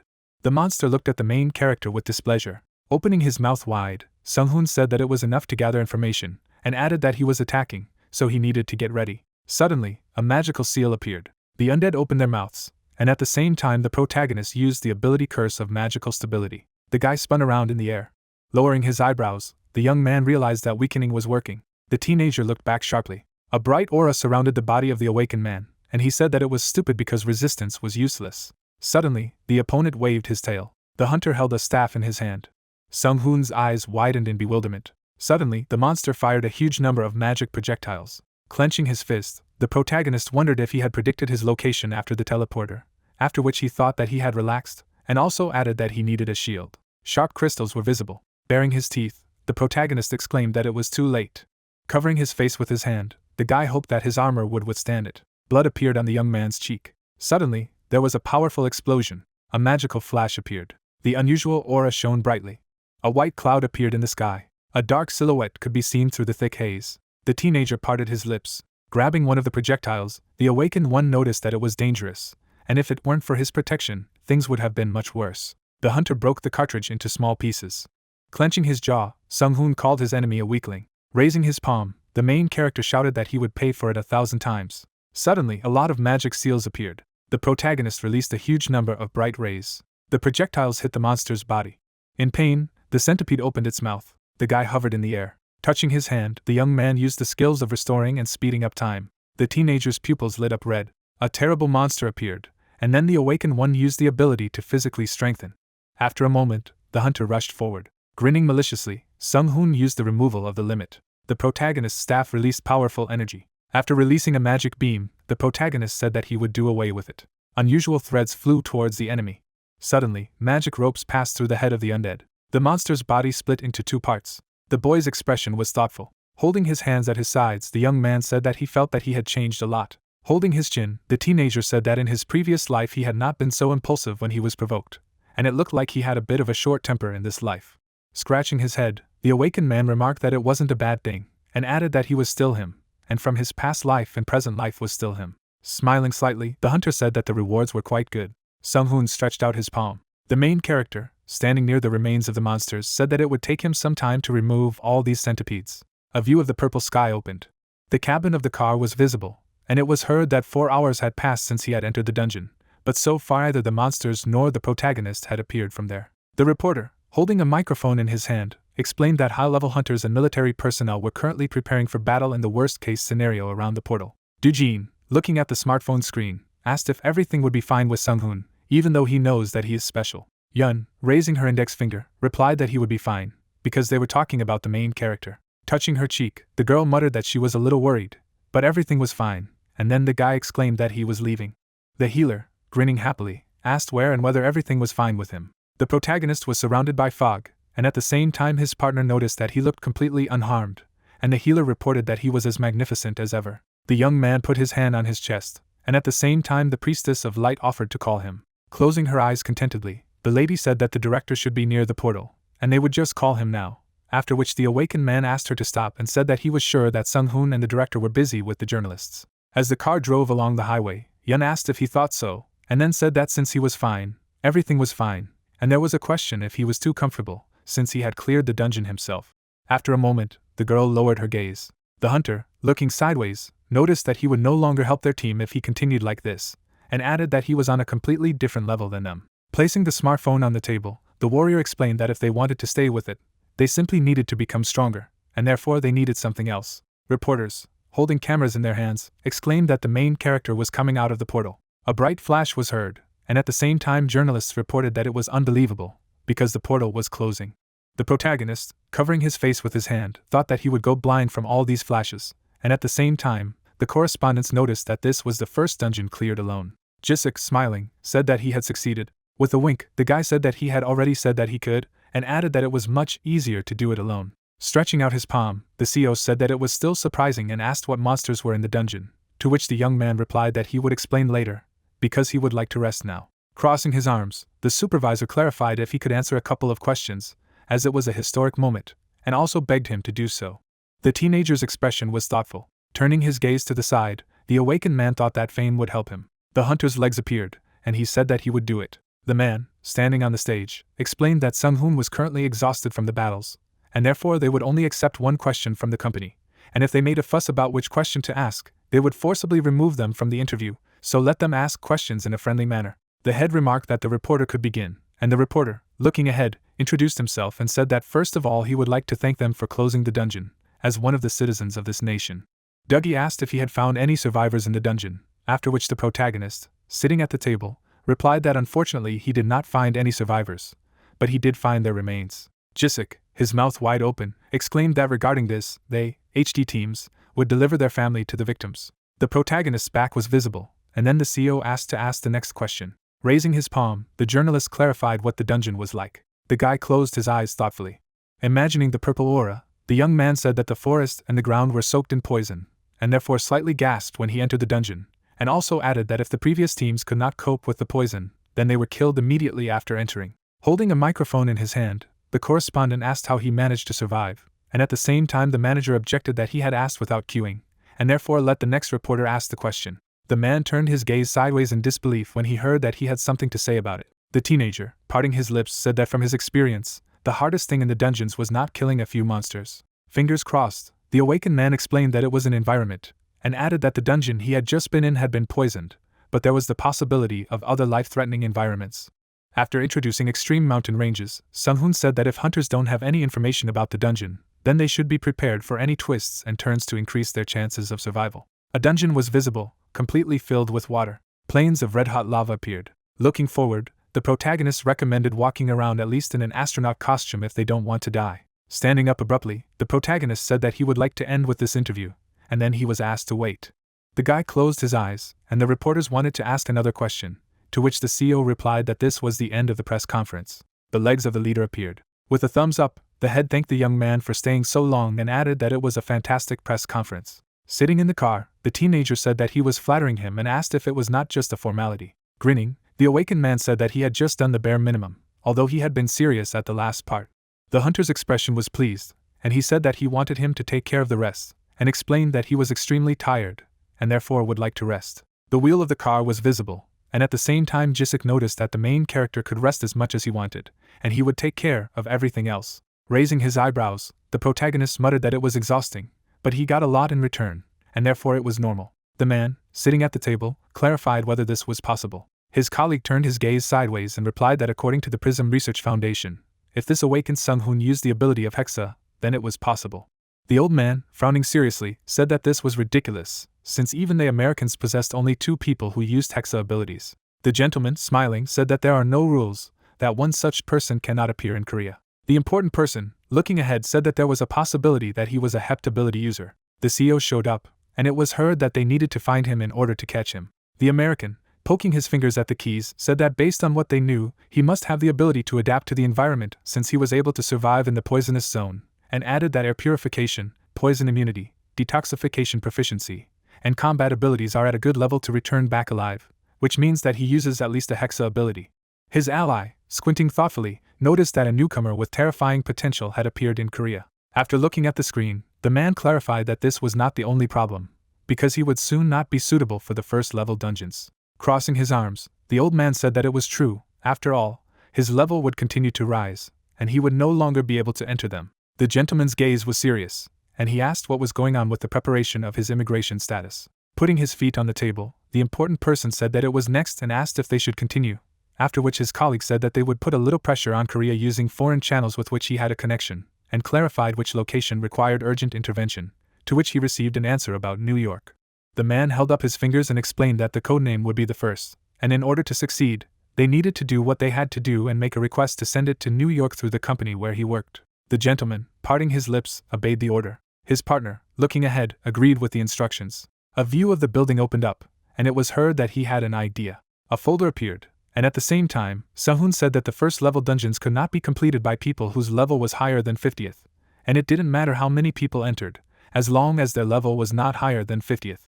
Images of monsters were visible, and at the same time, the main character said that their type varies depending on the danger of the environment and the special ability of the boss monster, and also added that this is the conclusion that he made from the report, and it is not much, but even with this information, it is possible to clear the first-level dungeon with minimal casualties. Closing his eyes, the protagonist noticed that the wisdom and knowledge of people always find a way out of any situation, and the problem is time, because even in this world, time is the most valuable resource. Turning his head, the guy muttered that just destroying the monsters that appeared from the portals in large areas of the city takes a significant amount of time.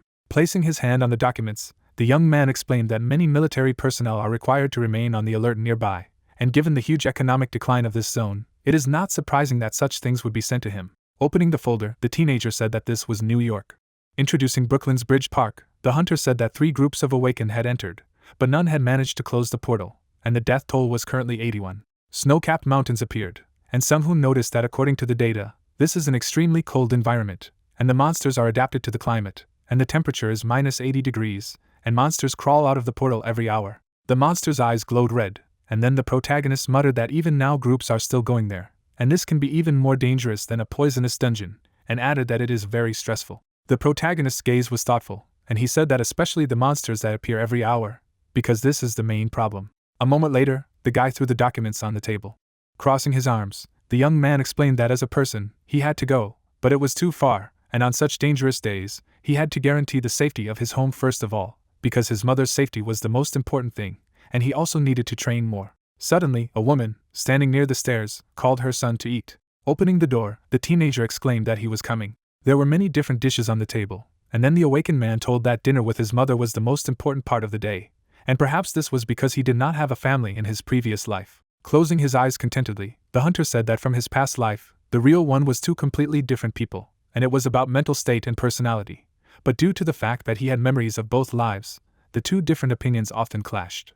Bringing the chopsticks to the dish, Sung-hoon muttered that the past he exuded pride and strength, and therefore thought that the real him would be overwhelmed by his previous personality. After tearing off a small piece of meat, the protagonist remarked that this doesn't have to happen, taking into account how he thoughtlessly attacked the centipede just because he got angry. The lady, sitting across from the protagonist, asked if it was too dangerous that there was poison or something like that. Turning his gaze to the side, the guy asked if it was so. The young man said that everything was fine because he was awakened with a powerful ability, after which his mother brought the chopsticks to her mouth and reported that even if he said so, she still couldn't help, but was only worried.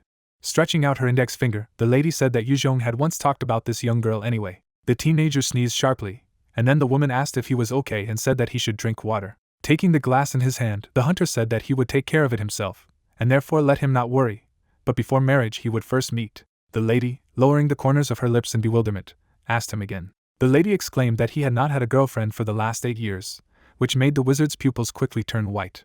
Frowning seriously, his mother said that some people of his age called old men, and at the same time, she asked what kind of young girl would agree to an old man. Looking sideways, Sung-hoon explained that he was still young. The main character clarified why he would date girls younger than him, and added that it was obvious that he would find someone his age, after which the woman asked if he knew that at his age most girls are already with guys, to which she received the answer that most of them have them, but there are still a few who do not. Turning sharply, the lady wondered if anyone was supposed to come. Through the sweat on his face, the protagonist muttered that he had told them to come back after they had thought things through carefully, but it wasn't long before they did. Yun winked and asked if Sung-hoon lived here. Covering his eyes with his palms, the guy said that this was the worst time, and his mother said that this was something new. The girl, opening the door, clarified whether it was his room. With a smirk, the healer said that it was spacious enough and wondered why he hadn't decorated it. Standing near the window, the young man explained that he did not really like decorating. Stretching out his hand, the teenager noted that in any case he did not think that she would decide so quickly, and added that she was the first, and could sit down on the bed. Moving to the bed, the healer asked if she was his first. The awakened man answered positively, which made the priestess of light round her eyes in surprise. The hunter's gaze was thoughtful, and he did not understand what the sound was. Looking ahead, Yun clarified if it was time for him to call her as usual. Closing his eyes, Sung-hoon said that he didn't think it was a good idea. Touching the arm of the chair with her foot, the girl asked why, and said that friendship is an important thing in a partnership. Crossing his arms, the main character said that this was so, and suggested that he speak normally. Joyfully raising her palm, the healer exclaimed that she agreed 100%. Smiling, the protagonist noticed that it was very fast, and thought that children were solving everything too quickly these days, and an old man like him could no longer keep up.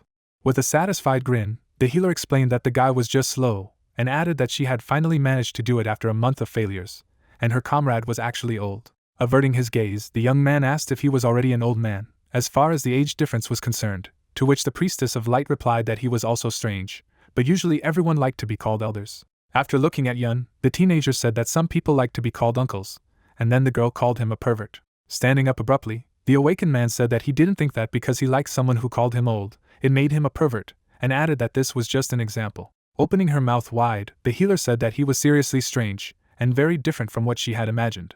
Lifting the corners of his lips, the hunter asked if she had already decided. A transparent paper appeared in front of the healer, and Sang-hoon explained that a magical oath was a form of magical curse that created conditions that the parties to the contract could not violate. An unusual document appeared, and the main character noticed that, as in the case of black magic, the parties to the contract lose their lives if the magical contract is broken, and therefore they will not break the oath. Lowering his eyebrows, the protagonist asked again if she had looked at the contents of the contract, and if she still agreed to do so. Frowning seriously, the Priestess of Light replied that she would do it, and at the same time, the young man was surprised at her determination. Stretching out his hand, the young man asked for her hand and said that he needed some blood. A moment later, the teenager touched the girl's finger. Yun, squinting, said that it hurt her. Red drops were visible. The healer looked at the document, and the awakened man said that she needed to read the last part of the contract aloud, and added that it would work if the participant in the contract read it himself. Blushing, the healer asked if she should do so, and remarked that it was like summoning an evil black dragon. Grinning, the hunter said that he should do it. An unusual piece of paper hung in the air, and at the same time the Priestess of Light said her name. A magical seal appeared, and Yun swore with her will and soul when accepting this contract. Closing her eyes, the girl explained that no outsider should interfere with the terms of this contract, because this way it is protected by souls. Sang-hoon stretched out his palm forward. Suddenly, a fiery particle appeared. The healer's hand was surrounded by red threads. Magic lines flew near the protagonist's wrist, and then he said that the contract was signed. The healer lowered his gaze, and the system wrote that the system was watching her, and the contract was also added to the system. The protagonist looked sideways, and realized that Akasha was watching as he thought and wondered if she was going to do anything about it, and at the same time, the artificial intelligence reported that he had signed a contract with player Yun. Smiling, the Priestess of Light said that she had some strange messages popping up. Closing his lips, the guy explained that she did not have to worry, because it meant that the contract was successfully concluded. Raising his index finger, the young man offered to go to the store for clothes. The girl's expression was confused. The healer clenched her fist sharply. A bright flash appeared. The healer opened his mouth wide. Moving her legs, the Priestess of Light noticed that she thought that the awakened man wanted to go on a date, or something like that. The teenager, lowering his eyebrows, said that he was sorry, but they did not have time, after which his partner said that he was cunning, because he unexpectedly used an ordinary tone. The wizard, running fast, said that this contract just made them closer, and it was strange that they hadn't changed at all, to which Yun replied that she was just the same as usual. Turning his gaze to the side, Sang-hoon asked what was wrong with her stamina. The girl opened her jaw and said that she had 50 stamina points. But now the healer needed at least that much, otherwise people behind her back would talk. Raising her eyebrows, the healer explained that she had invested 45 points in this, and then with the help of training, she increased it by another 5, and then clarified how long they would run. Opening his mouth wide, the main character noticed that this was a preparation, and they would run until she was completely tired. Looking away, the protagonist said that he would teach her what he mentioned last time when they finished, so let her enjoy. Stretching out her hand, the Priestess of Light replied positively. A view of the daytime sky opened up. A bright light appeared. Yan, lying on the floor, asked for water.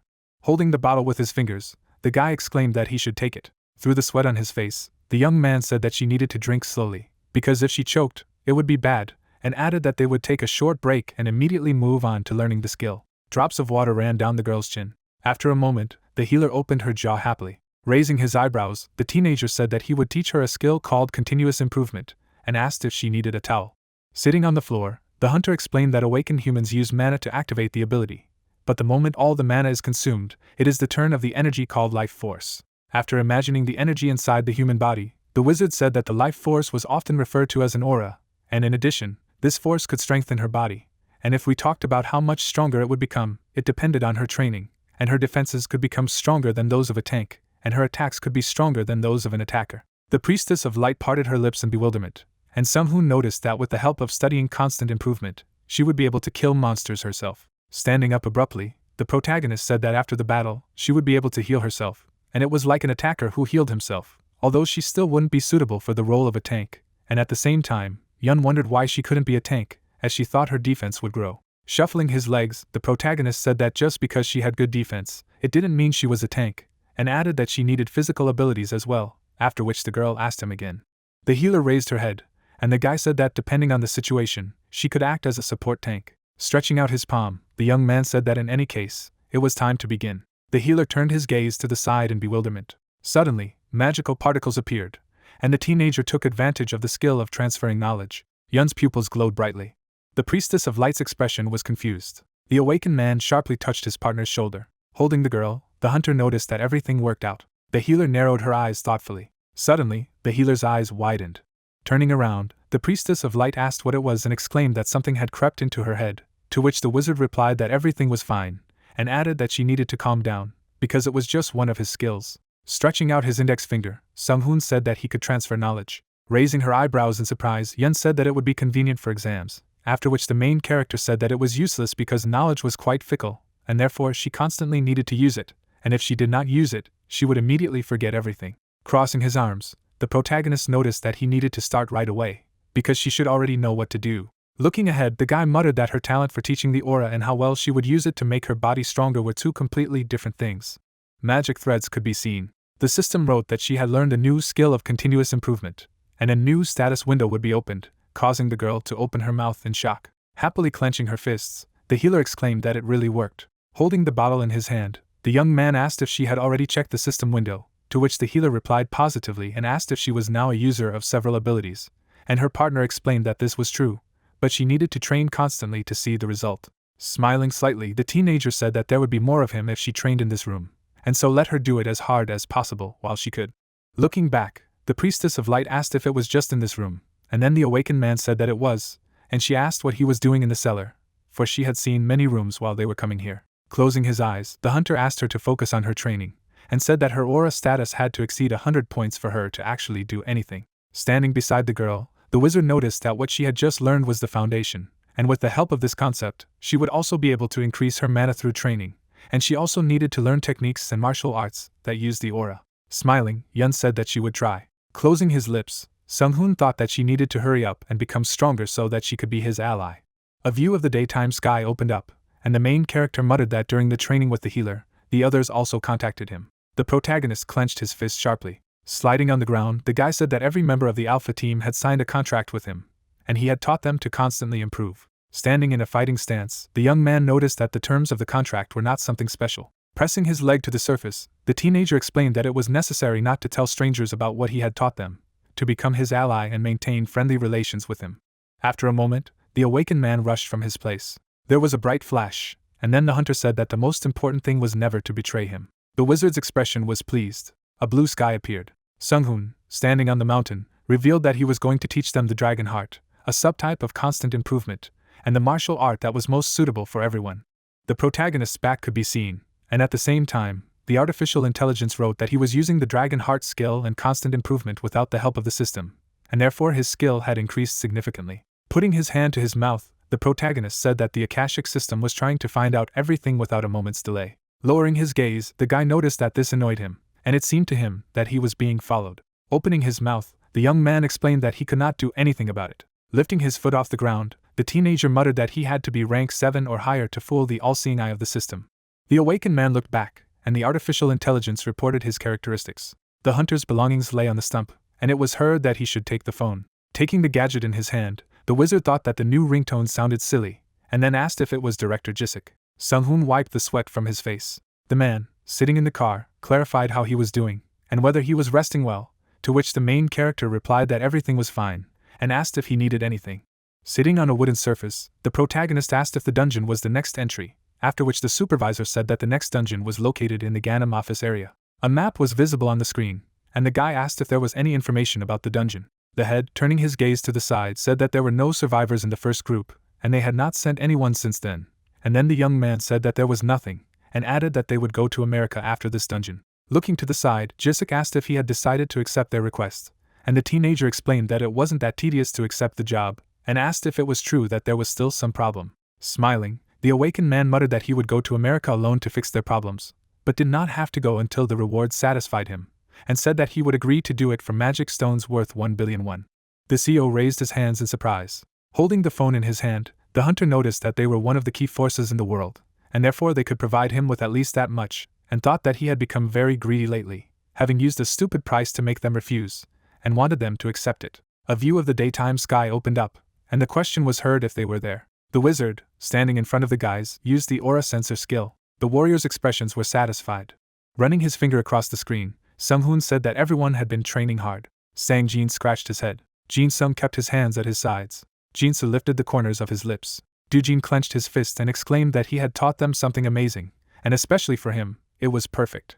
Yun, closing her eyes, said that she had the first place. Holding his chin, the main character muttered that everyone's aura points exceeded 20. Imagining the equipped fighter, the protagonist thought that constant improvement creates a strong body similar to the body of a tank, and improves attacks that can rival the attacker's attacks. And Dujin, in addition to playing the role of a tank, now also deals good damage, and without a doubt, this suits him. Crossing his palms, the young man said that along with this, he would grow into one of the best tanks in the world, after which he said that since they all had a little aura, he would teach them martial arts using constant improvement and the dragon heart. An unusual aura swirled around the young man's hand, and he explained that it was called the dragon sword grinding technique, and on Hanja, it was the separation of dragon body parts with the sword.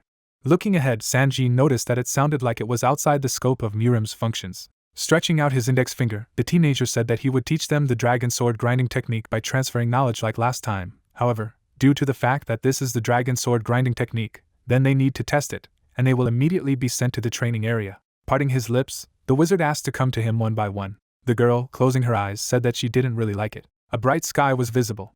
The guys bowed their heads from fatigue. Suddenly, a question was heard if everything was okay, to which Jinsu, touching his forehead, replied that they were normal. Standing in front of the awakened ones, Sunghoon said that the first lesson was the dragon step, and added that it was written as the path of the dragon. A brown leaf appeared, and at the same time, the protagonist muttered that the concept of the dragon step is a balanced but fast movement that is based on spatial awareness. Stretching his palm forward, the protagonist remarked that they should understand what he means when he talks about rapid movement, but some may not know what he means by spatial awareness. After imagining the red lines around him, the guy explained that spatial awareness is similar to being between two pictures. Turning his gaze to the side, the young man reported that using the five senses, the exact position of an object within space is determined. Holding his chin, the hunter asked if it was possible, to which he received the answer that you just need to believe him and follow his example. A magical portal appeared in the sky, when suddenly the awakened one used the summoning. Wooden sticks spun in the air. Stretching his fingers forward, Sunghoon decided to create a complex. Suddenly, the equipment broke into several pieces. At the same second, the objects fell to the ground. A tent with a roof was created from bamboo trunks. The hunter's eyes widened in surprise. Looking at the test strip, the guys asked if their leader borrowed it from martial arts films. Turning back, the protagonist replied that it was true, as their training was to pass through the bamboo field as quickly as possible. The guys came closer to the path with tasks, and their mentor noticed that they were forbidden to touch the ground regardless of the situation. Putting her hand to her chin, Yun clarified if it was possible at all. Stretching his shoulder, the fighter said that he would show them once.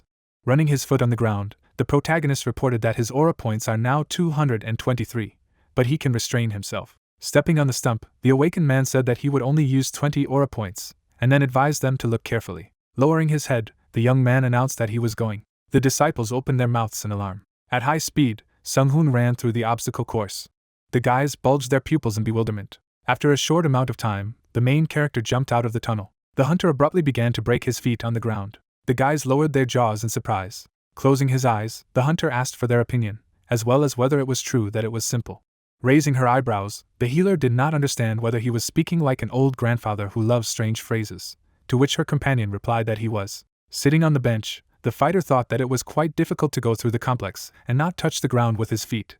But that is why this method was chosen, because this is the most effective training that will allow them to use their entire body. The protagonist's limbs were enveloped in blue magical streams, and then he said in his thoughts that he was also not just sitting doing nothing, but increasing the amount of mana as usual. A magic seal appeared under the wooden surface, and the awakened man noticed that he had connected this place to the magic circle in the basement of his house, so the effectiveness did not drop much. The spacious room was brightly lit, and the young man realized that this circle in the house was working at full capacity even now.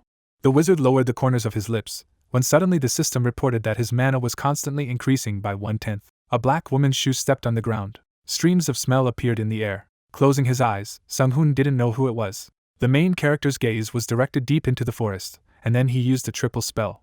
His pupils increased dramatically in size after using sharp vision. The girl put her palms to her knees from fatigue, and the guy wondered if she was a foreigner. Raising her head, the stranger asked what kind of endless road it was, because an hour had passed since she began to walk, after which she asked if it was possible to find out her location. Putting her hands on her side, the lady muttered that the GPS said she was just going around in circles, and then she sighed heavily and realized that she had just wasted time and energy, and didn't know if she should call him or something. Looking at the magic barrier, the students were interested in what it was.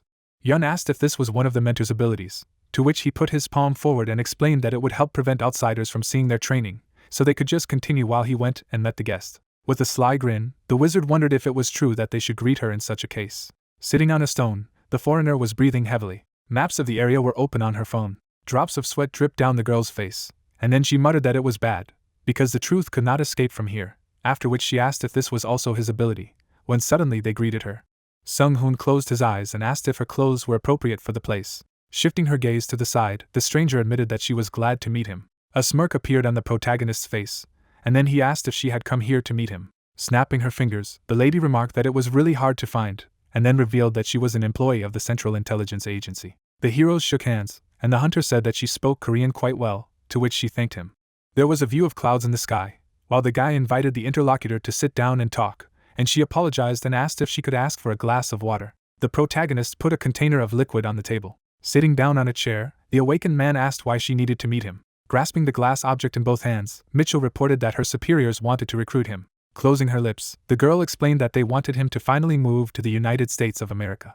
The young man put his fist to his cheek as the Central Intelligence Agency employee talked about how their proposals would be tax exemption and a doubling of his salary. Looking intently ahead, the lady remarked that in return they wanted him to deal with all the dungeons in America within 1 year, after which she added that all the loot and found items would be with him. Sung-hoon thought for a moment, and put one foot on top of the other. Lowering his chin, the protagonist asked what about the international laws on the taxes of the awakened, and then recalled that the international laws of the taxes of the awakened are the reason why in all countries there is a 38% tax on prey for hunters, which was created to prevent disputes over attracting promising personalities. The guy said that even America would be in trouble if they went against them, to which the lady put her hands on the table and asked him not to worry, because there was a way to avoid international tax laws of the awakened.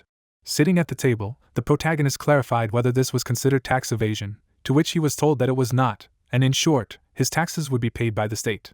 Looking away, the awakened man did not think about whether this was something illegal, and they also pretend that they did not know it. Touching her knee with her palm, the Central Intelligence Agency employee explained that it was possible because the United States of America had agreed to adopt some special international laws of a confidential nature, and then briefly said that China and Russia could do such things without breaking the law, and added that there were only 2 people who were treated this way, especially in America, namely the Titanium Colossus and the Thunder Runner. The big man folded his hands, and the young man thought that both of these people were 260 levels, and one of them was a tank and the other was an attacker. The hunter's eye emitted a bright glow while the wizard thought about how the Titanium Colossus had the fearsome attack power and impenetrable defenses of the tank, and the Thunder Runner was capable of destroying everything around it, after which he wondered if they were going to treat him like these two. Sung-hoon rubbed his chin and noted that this was an incredible offer, but thought that he couldn't agree to just that. A sly grin appeared on his face. He said that the girl was too stingy. Was he really so valuable to them? Mitchell frowned. Was the guy trying to bargain? She asked what he meant. The hero sighed. He would be brief. He could not accept this offer. The employee covered her face with her hand and grinned nervously. It was unexpected. She thought that they had given him the best offer possible. She said that the hunter complicates everything. In the earpiece, they demanded to find out the initial motivation. Sung-hoon raised his hands. He could hear them. It was difficult enough for other awakened to hear from such a distance. But for mages like him, it would not be difficult to hear what was being said even a mile away. He said that the CIA had given the best possible offer, but they had not been able to establish its real value. He raised his finger, and the girl asked. The guy winked and asked if the CIA thought he was defending the dungeons alone, not taking into account the golden monkey from the first dungeon. He waved his finger. Mitchell followed him with her eyes. Then the finger pointed directly at her. The hero asked, "Do they really think that he cleaned it up?" The girl raised an eyebrow. The hunter waved his hand over the table and stated that they didn't know anything. He asked for 1 trillion won to clear only 1 dungeon. But he believed it was too generous for such a task. The employee sighed and said that the gentleman was saying frightening things, but it seemed that she began to understand. She hugged herself and looked down. She looked like a well-trained agent. The magician was glad that she immediately understood the essence. Sung-hoon smiled. In addition, he refused to emigrate to the United States, although he agreed to accept some requests, and if the award suited him, he was immediately told to retreat in the earpiece. Mitchell nodded curtly and replied that there was nothing she could do to help. She understood what Sung-hoon was getting at. She stood up and admitted that their investigation was quite superficial. She was glad that she could at least introduce herself to the hero. She bowed and promised to visit her master again. Her face was tense. He felt a little sorry for her, because in the end it was all useless. However, he only chuckled. He understood that it was the CIA's fault if they did not understand its significance. Although even if they realized his value, he still would not go to America. He has something more important here than money or fame. It was his mother, who turned inquiringly to her interlocutors. One woman poked her cheek with her finger and said, "Look at this girlish skin. Thanks to her son, she is normal again. Someone may even think that she is her daughter. Her friend took out her phone and wanted to show the woman how good she looked in the photo. The hero's mother used to spend time gossiping with her friends. Why did she leave? Sung-hoon looked at the correspondence. He tried to make it as comfortable as possible for his mother to live. First the family, everything else later. The CIA agreed to the next dungeon. A smile appeared on his face. Until his command was useful, he should probably deal with it himself. He put the phone back and hoped that his teammates were training hard. He clapped his hands and said deactivation. The world around him began to crumble with pink sparks. A team appeared from the void. The guy looked at them in surprise and assumed that they must have been training hard. The wards looked at him and asked if anyone had come here. The magician replied that he was a bit of a famous guy, so people appeared from here and there to lure him to their place. Suddenly he remembered that they had lunch and a break, and after that, the wards would continue training. He would need to leave because he had a dungeon. The hero went to the Gangnam station. This is where the dungeon was located. It appeared 2 days ago, but, as in New York, the request was to clear first of all. Real estate is the real reason, even if they ignore the rest of the citizens. The mage looked slyly at the buildings around him. He understood that society always moves to where it is most numerous. That's why he was called to clear the dungeon in the center of Ghana. The journalists crowded around the entrance to the gate. They held out microphones and asked if the hero had anything to say. The guy gave them an annoyed look. A bunch of hands with devices reached out to him. Journalists asked if the hunter would go alone again. But what was his opinion about what the whole world was talking about these dangers? Was there a reason why he chose this dungeon in Gangnam in the first place? The guy turned to them. He raised his hand and politely asked for silence for a minute. He was going to give a detailed interview after clearing the dungeon. He raised his finger before he entered. He wanted to say something. He smiled and said that he would clear the dungeon every day starting today. So tomorrow he would be in the dungeon in Samchun, then the dungeon in Mokdong would follow. Including the cleared dungeon in Myeongdong, it will close a total of 5 dungeons very soon. The journalists stared at him in amazement, and began to exclaim, "Is this really true?" They swept in with great force, but the mage had already turned his back on them and said that they would see each other soon, while he was showered with a bunch of questions. The hero stopped near the entrance to the dungeon. His hand reached out to the streaming light, wondering what kind of place it would be. His eyes were closed, the air around him was changing. Suddenly, a bright light forced the hero to step aside. By unknown means, he ended up in the sky. He pitched among the giant clouds. Sung-hoon looked around and cursed. He sarcastically said it was surprising that people were dying. How would people without the ability to fly survive? He asked Akasha if it was too much. The horizon appeared from under the clouds. The hero couldn't even see the ground. There was water under him. If there were water monsters here, he would need to fight and swim at the same time. Even if he landed successfully, that's a completely different problem. A staff with a mana cube appeared in his hand. The guy pushed off the void in the air with magic and activated flying. This is a 3rd level spell. Now he could fly. The hunter flew to the water surface at high speed. My feet hovered above the surface, the energy causing small circles on the water. Sung-hoon looked around. There was just a water surface around, so it would be very difficult to find monsters. However, he smiled and decided that in such an environment it would be perfect. A giant spider robot appeared in the sky. That was the choice. The robot sank to the surface of the water. The guy climbed on his back. As he said, in the dungeon you always need to be on your guard. Of course, this is not a problem for him. Under his feet was a universal all-terrain vehicle golem, a spider model. Sung-hoon looked at his creation with satisfaction. He improved the previous model so that it works in all environments. The hero activated the water mode. He remembered that it took a lot of time and money. But thanks to this, he does not have to worry about unforeseen situations. The magus looked ahead with a smile and ordered the destruction protocol to be activated. The peephole on the camera was running. He scanned the nearest monsters to kill them. As soon as he noticed, the voice announced the acceptance of the master's order. The robot sank underwater. His propellers began to twist the water, and with a powerful pull, the spider rushed into the depths of the sea. Sung-hoon sat right in the air and said that killing the boss of the 1st level dungeon shouldn't be too much of a problem.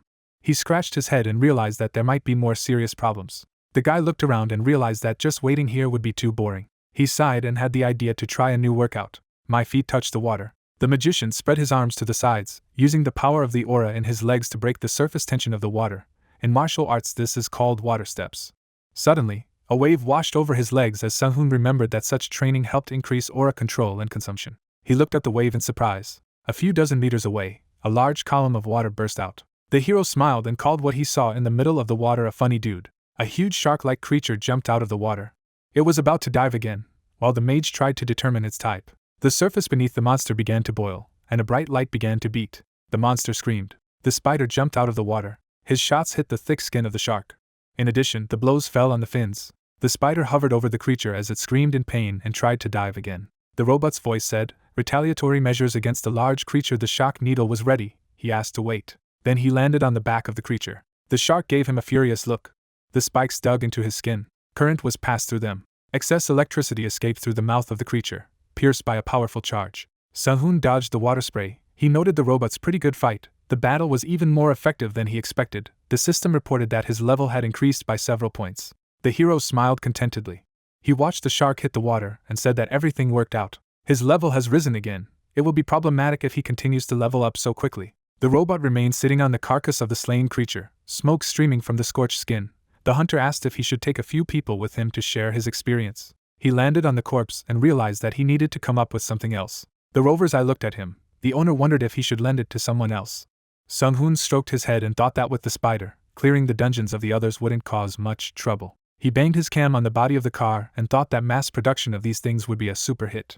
The hero turned around and promised himself to think about it after he raised the 50th level. The first level dungeons are very spacious now. The danger of the environment and huge monsters without specific features do not pose a threat to him. In this dimension, evening began to fall, Sung-hoon pondered. At this time, a crowd of journalists outside was reporting. One of them said that everyone was now witnessing how the Ghana underground began to disappear. As soon as Hunter Sung-hoon stepped out of the portal, it began to slowly close, just like in Manga before. At this moment, the portal emitted a powerful burst of light and lightning. Sung-hoon was confident in the frame. People said that he had already cleared 2 dungeons and shouted how cool he was. Fans asked to take them. Someone shouted that this guy was very dangerous. The entire internet was filled with posts and videos about Sung-hoon. A bunch of provocative and clickbait headlines were circulating on the network. People wanted to be like a hero. A few hours passed, and night fell. Sung-hoon raced along the highway in the back seat. In the office, the manager threw a bunch of documents on the table. The manager said that he wanted their organization to get rid of another dungeon. Sung-hoon was sitting on the arm of the chair. A new request came from the government, and they especially asked for it. Second Deputy Director General of the National Intelligence Services Cho Seon was standing by the window. He said that leveling up a hero has become a problem lately, so they would like to attract members of the Alpha team. He frowned at the guy and said that if he shared the experience he had gained, would he be able to clear more dungeons? Sung-hoon replied that it was true. The deputy remarked that it would be hard, to which the hunter asked what happened to the most persistent Deputy General Director. Why did he make such a face? He replied that it was more than just 1 or 2 dungeons for the hero and for elimination. Sung-hoon smiled and looked at the document. He thought again about the possibility of clearing more than 1 or 2 dungeons. He had a conclusion and asked if many other teams had failed to clear the dungeon. The gentleman put his hand on his face and tiredly replied that it was just a precautionary measure, but the possibility of successfully clearing the dungeon was less than 50%. Giziak opened a list of hunters. While the deputy continued to say that it was quite difficult to adapt to the dungeon environment, Sung-hoon reminded himself that it was for this reason that he had constantly warned them. Many people below the 50th level had disappeared into the dungeon. Kielson turned, raised his hand, and revealed that the government no longer intended to lose the awakened with great potential, and the best way to use one awakened, a hero, with his best abilities. The hunter frowned. He asked in his mind, would he be paid even 1,000,000,000,000 for clearing 1 dungeon? He looked at the room around him, propped up his head, and thought that the government was obviously in a hurry, but with its level, it posed no threat. He closed his eyes as he rode in the car and pondered this meeting. Reaching the level of his previous life would take some time as long as many obstacles appeared on the way. The car accelerated. You had to be careful. A completely different story if someone notices that the hero has knowledge that is inaccessible to this world. The young man looked out the window. His knowledge can change the paradigm of this world. His finger tapped nervously on his jacket. Even the states were interested in his abilities. Sung-hoon had to create an 8th level spell without the help of the system. Then he would be able to deal with the consequences of using his knowledge. He needed to hurry up like a magician. A new day came. The hero took notes and said that, however, he was a little ashamed. He scratched his pen behind his ear and wished that his level would be a little lower. It seems like it's time to stop wasting his precious time in such low-level dungeons. He turned the page. Now the main problem is how to improve his abilities. The pen returned to the notebook. The magician activated his status. Purple windows with information appeared in front of my face.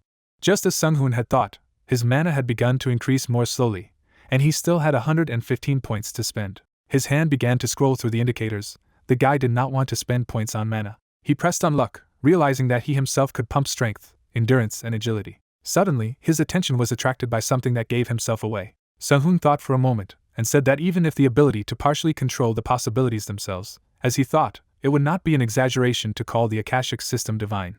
Including the achievement, his luck level is now 192. Of course, no one will invest points in luck as they did, as it is not clear when it will help in hunting monsters. A smile appeared on his face. Everything was fine. The mage stood up, dispersing the dust with his feet. He looked at his ward, rested his hands on his hips, and said that everything that ends well is good. Training began.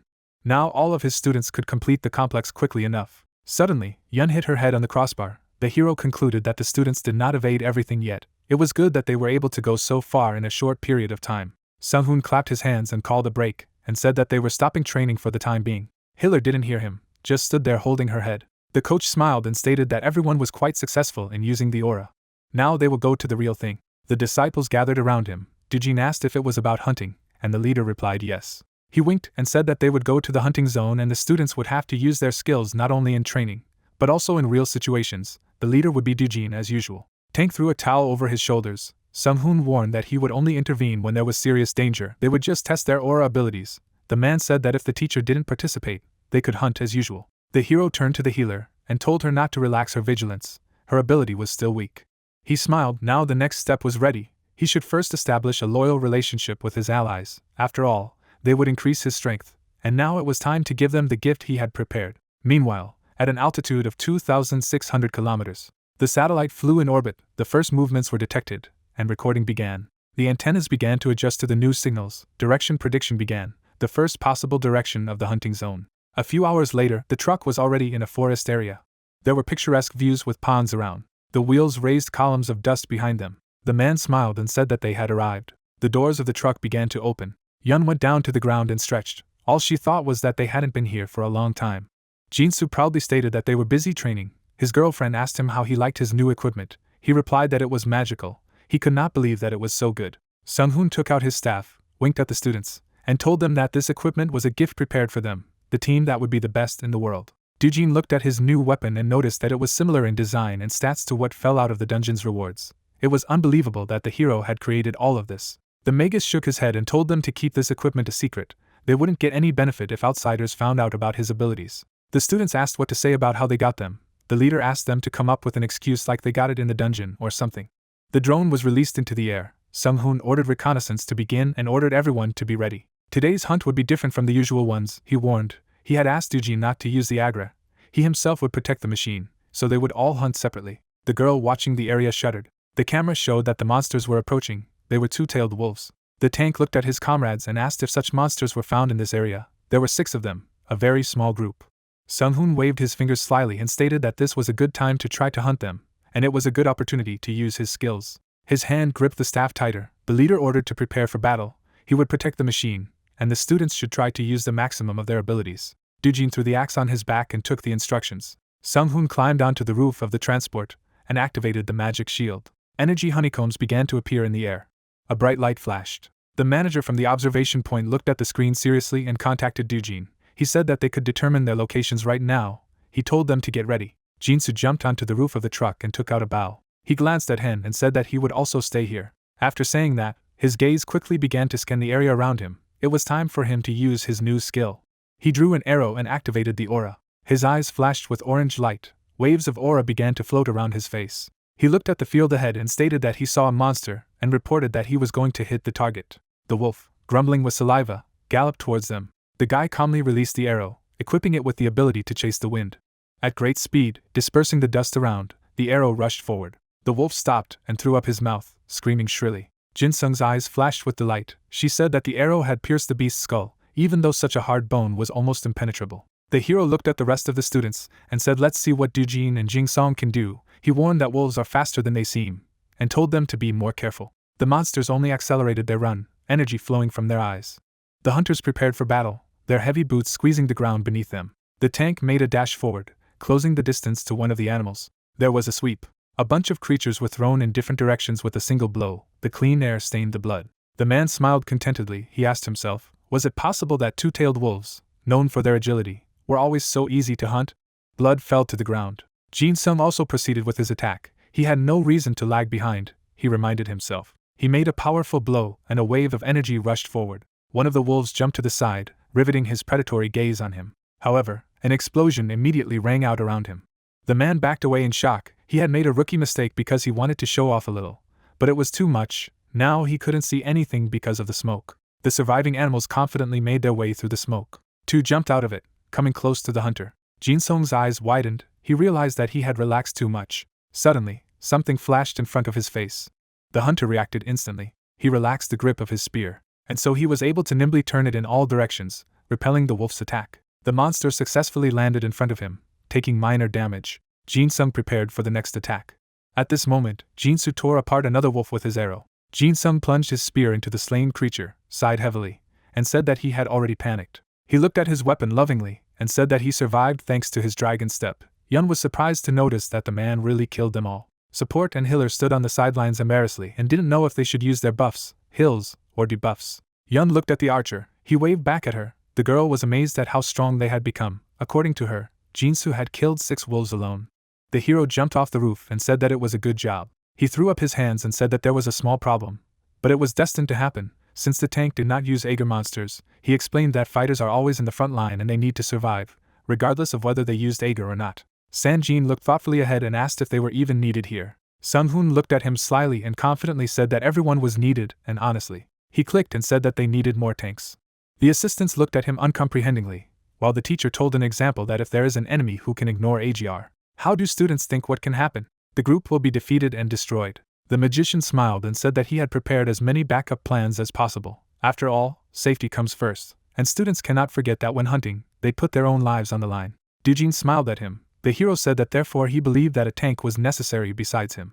The man smiled and asked if the hero was talking about an additional tank, a role supporting the tank. Sung-hoon folded his arms over his chest. He knew what he was talking about, the position in which you would use your body to protect the others. If the main tank lost Agra, he said that with the appearance of dungeons, new monsters appeared here as well, and it was not a fact that there was no monster with Agra immunity. He looked ahead seriously and said that this was one of the reasons why he had taught them all how to use the aura to be prepared for the worst-case scenario. The team looked at their teacher seriously. The hero said that Jinseong and Yun could now be tanks as well. The man straightened his shoulders and said that he was glad.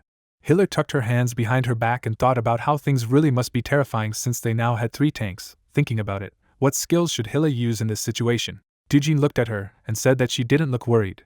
Did she really think she could do it? The girl asked again. Sang-jin looked at her in confusion and repeated her becoming a tank, causing Yun to fall into a precipitate. The manager heard a strong indignation through the headphones. Hiller pointed to herself as a tank and asked in shock if they were really serious about her becoming a tank.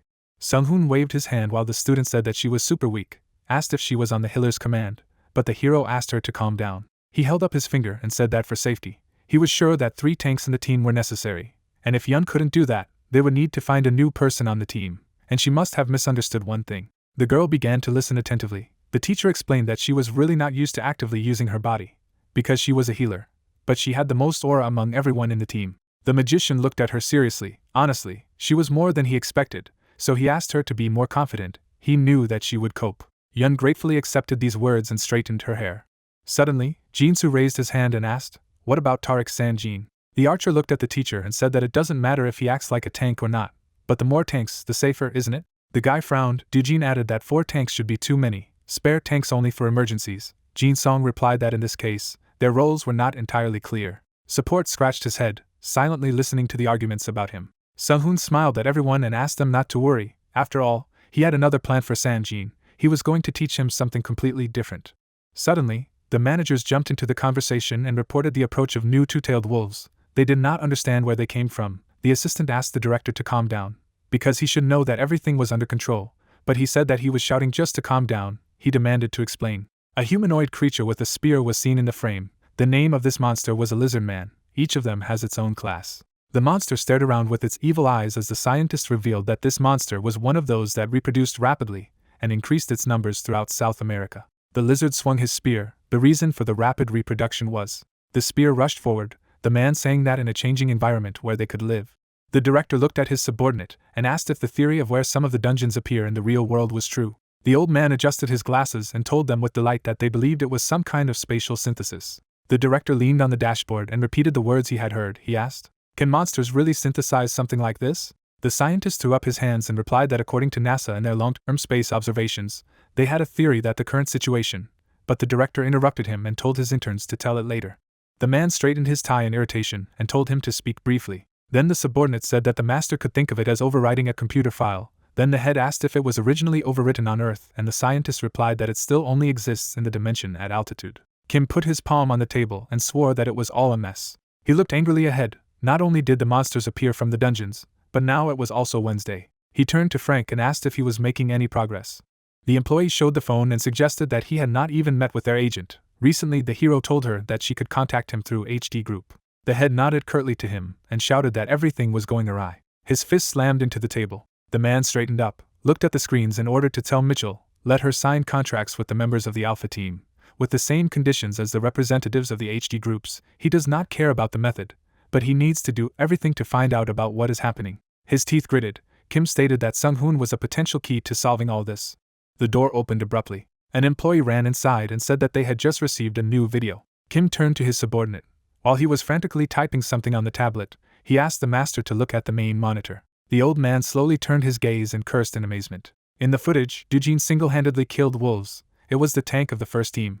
The employee smiled. According to the information, he is at level 38, and his main role is a tank. Frank looked at him in surprise and asked, could it be that a level 38 tank could kill two-tailed wolves with a single blow? Kim raised his finger and demanded to rewind the video, began to look for the right moment, and immediately said stop. Now he asked to bring it closer in order to use the reader on the lips. The neural network began to scan the movements of the hunter's lips. The system displayed the word aura. Frank was amazed and repeated it aloud. The scientist flinched, clenched his fist, and shouted that they had received the information, that he had learned it from the first. It was not a skill, but a technique. He knew that the hero was not just a skill user. He trembled again and shouted that the hero had knowledge from another world, and began to think of options. Kim frowned at him and sighed heavily. He clapped his hands so that the scientist would not pester the employee. After that, he straightened his hair, pointed to Frank and ordered to use all the staff to find out what Sung-hoon was hiding, and he also needed to find information about his surroundings and establish contact with them. He needed to increase the staff tenfold. The man confidently turned back, made an approving one. Kim said in the back that he would not tolerate mistakes. The man started the call while the director approached Bill, who had brought the video, and ordered her to leave a rehabilitation request from the Amazon. The old man looked under his breath in displeasure, and said that they would let the Ministry of Defense deal with it, and now. At this moment, Sung-hoon appeared on the monitor, who was looking directly at the camera with a cunning look. Director Kim gave the order to put all their efforts into obtaining information.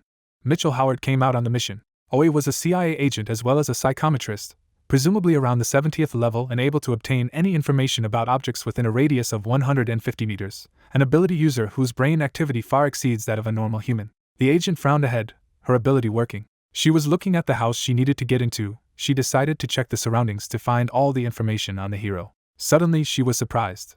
A little girl came up to her and pulled her leg. The girl asked where her mother was, after which she called her by name. The girl took her hand and asked how her sister found out her name, but she replied that she didn't need to know, and she also couldn't just follow the first person she met, because through the headphones, she was told to stop talking to herself. She was asked whose thoughts she was reading again. Before that, Frank asked if the agent could read the hero's mind, but Mitchell replied that no, the theory that the former could block her abilities turned out to be true. She closed her eyes and replied that with all the information they had gathered, it would be true to admit that he was a magician, as he had said. Besides, he could manipulate the knowledge at will, and they had already concluded that he had aura knowledge. The man looked down thoughtfully.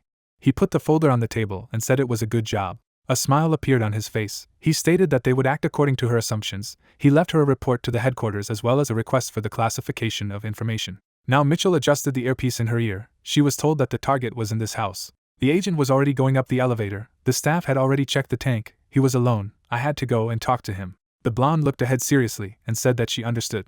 In the meantime, dinner was being prepared in the apartment. Dujin sat in front of the TV. He told himself that he had slept almost all weekend. He started eating noodles. Now he couldn't argue with Yun when she called him an old man. Suddenly there was a knock on the door. His hand automatically reached for the cache of equipment. A few seconds later, the man saw a beautiful blonde in a business suit outside the door. She greeted and introduced herself as a CIA agent. The hunter looked at her in surprise and asked what the CIA needed. Suddenly Mitchell was indignant and said that she was hot. But this was not a cover. Dujin looked at her embarrassedly and thought, did he really say this out loud? The girl smiled nervously and explained that the United States government was interested in the Alpha HD group team. If they could talk, the psychological warfare began with a blow to the weak points. Meanwhile, the mage was working hard at his home.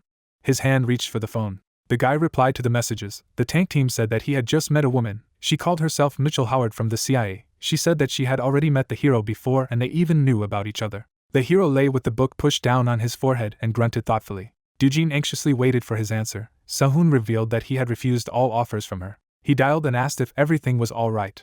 A smile appeared on his face. Dujin wrote that the US is more aggressive than he thought. They even found out about the aura.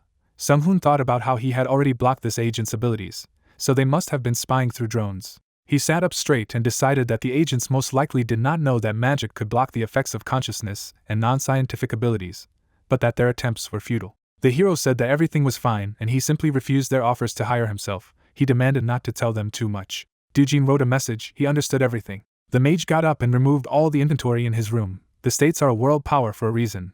Due to the fact that nothing can be done with him, they began to follow the people around him. A spear appeared in his hand. Sung-hoon understood that the states were just buying him time. It was time to move on to the next stage. He needed to get more magic stones to increase the production of artifacts. The mage's gaze became serious. He realized that it was time to do it himself. Sung-hoon got out into the city. The news was broadcast on the street screens. Very often it was interviews with hunters, with whom they talked about the incidents with destruction and attempts to avoid them. The one who was interviewed said that the victims of the first hunters who entered the dungeons were a tragedy, and without them they would not have been able to get information about the dungeons and their structure. The hero frowned at what he heard. The hunter noticed that he did not agree, because they could reduce the number of victims with a large difference in strength. The guy thought that at present this world without magic or superpowers is completely different from his past life. Society here was incredibly difficult. The past world accepted discrimination as the norm. Unlike racial discrimination, it was discrimination of absolute strength over others. Those who were born with power were bound to become nobles, and the strongest of them became royalty. Discrimination of absolute strength was a habit similar to breathing. But the land of the 21st century is something else. It is an electronic world in the information age and an adapted hierarchy complex. There was an immense amount of information around. It was an era where being informed about what was happening and quickly analyzing them in detail became the highest need. The news was also open on the phone. Because of this, it was quite difficult to stay afloat in the new world. Sung-hoon wanted to leave for a while to regain his power, but due to the appearance of dungeons, the others would notice. A sly smile appeared on his face, and the thought in his head was that there was not much left to do here. If he became at least the 5th rank, then even an awakened of the 200 level would not be able to deal with him. The hero entered the establishment. The door was touched by a bell announcing the arrival of a guest. The employee greeted the guest while he was corresponding. She bowed. The guy said that he was sure that his company was in the 3rd room. The girl obligingly accompanied him. The magician opened the door and immediately apologized for waiting. Mitchell was sitting at the table opposite and eating with an appetite. The guy immediately asked if the CIA was starving her. The blonde wiped her mouth, apologized with a gesture. She did not think that the hero would arrive so quickly. The hunter moved a chair to sit down. Just by chance he had some business to do in Seoul. His fist propped up his face with a sly smile. The magus asked, so why did she contact him to meet him in person? Mitchell took out the documents and replied that she was going to give him information that spies had recently discovered. The hero asked in surprise. Mitchell held out a piece of paper and said that China had begun to act. Sung-hoon smiled and asked what the agent meant by these words. The girl put the paper on the table and said that after the advent of the Akashic system, China had put a lot of effort into making their traditional martial arts a weapon. The hunter began to study the document, repeating in his head what he had heard. He frowned at his companion. He asked if this was something like what is shown in action movies. The hero smiled mischievously and asked if China really succeeded, and, unfortunately, they even succeeded. Sung-hoon turned the page. He was curious. He thought it was something similar to the constant improvement, an aura that he had studied in his previous life. If these martial arts are as effective as continuous improvement, and they work, it most likely means that there are people with knowledge of the supernatural. The guy frowned. He asked himself, why did this knowledge decline? He looked ahead in surprise. Mitchell said that there was a group in China called Jokshin. She looked at her tablet and revealed that they used material arts along with their abilities. In addition, they had become quite strong and the level didn't matter to them, just like with Sung-hoon. She put the phone on the table and asked to look at the video. A cloud of violet energy was visible in the frame. A girl got out of it. Her body was dressed in China's technological suit. Fiery energy began to form in the girl's hands. She was called the Fiery Fist Yakoyan. She was looking for a hero right now. Sung-hoon winked and scratched behind his ear and asked if there was any special reason. Mitchell smiled and said that it was a simple contact to establish friendships, or even make an alliance. The agent said that they highly appreciated the hero's abilities, so she came to talk to him personally about their request again. Sung-hoon took the offered tea. Mitchell asked what the hero thought about moving to America. She explained that if he became their resident, such problematic things would never happen. The guy remarked that it sounded great, but again refused. The blonde shrugged her shoulders and asked if she couldn't beat the hero again.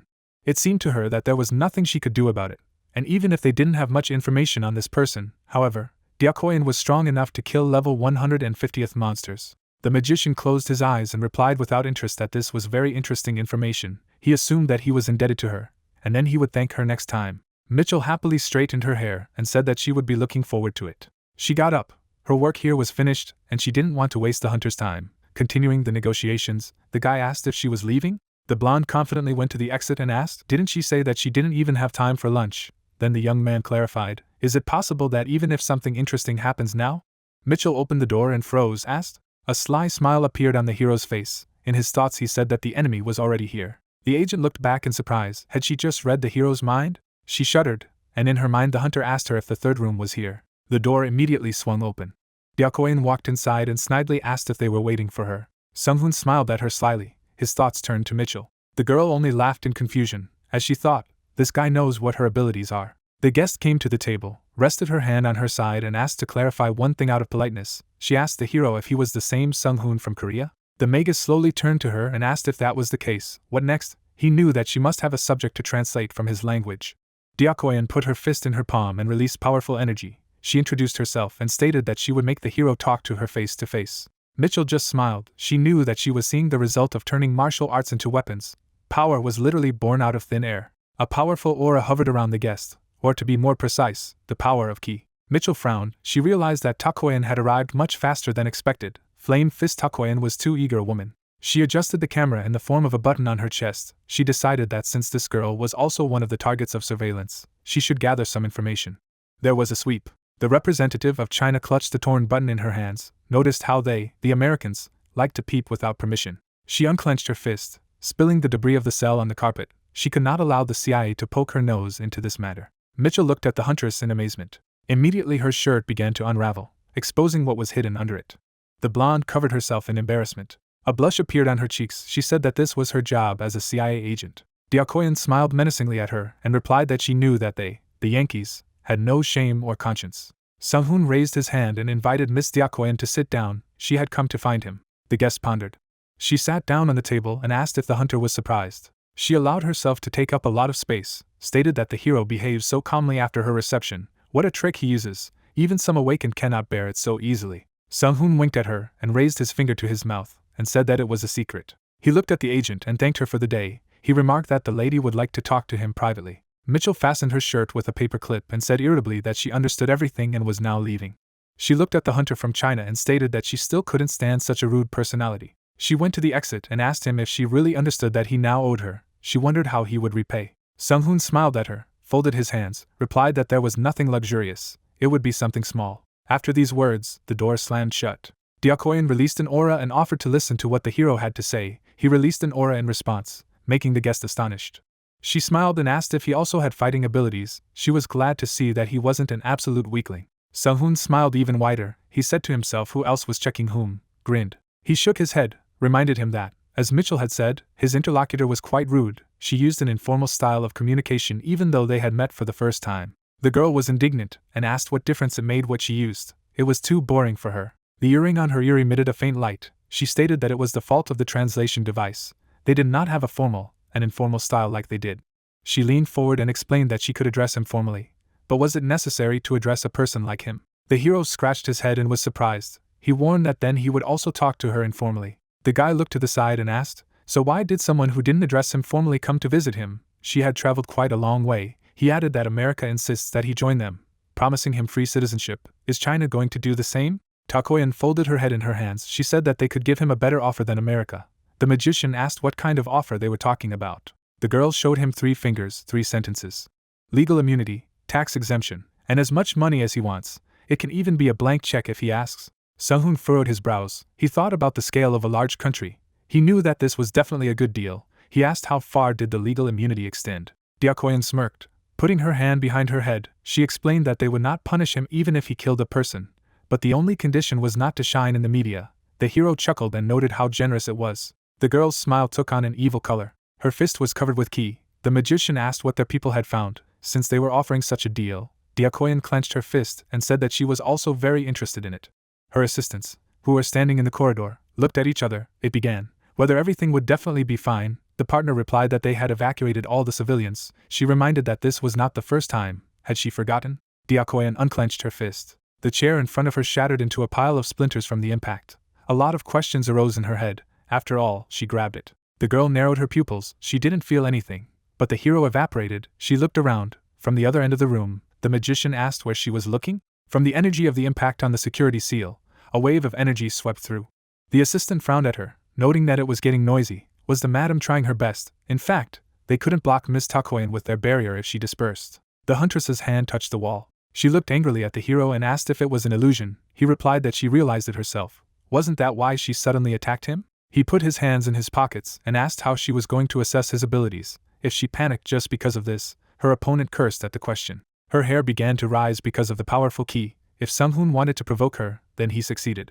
All the objects in the room trembled. The whole building followed the room. Sung-hoon frowned, his eyes flashed, everything as he thought. It was incredible. He looked at the girl. Even in his previous life, there weren't many people who had trained their bodies to this level. Diakoyan stated that the hero still had to show what trump cards he had up his sleeves. He thought martial arts must be amazing. The huntress's next step shattered the floor.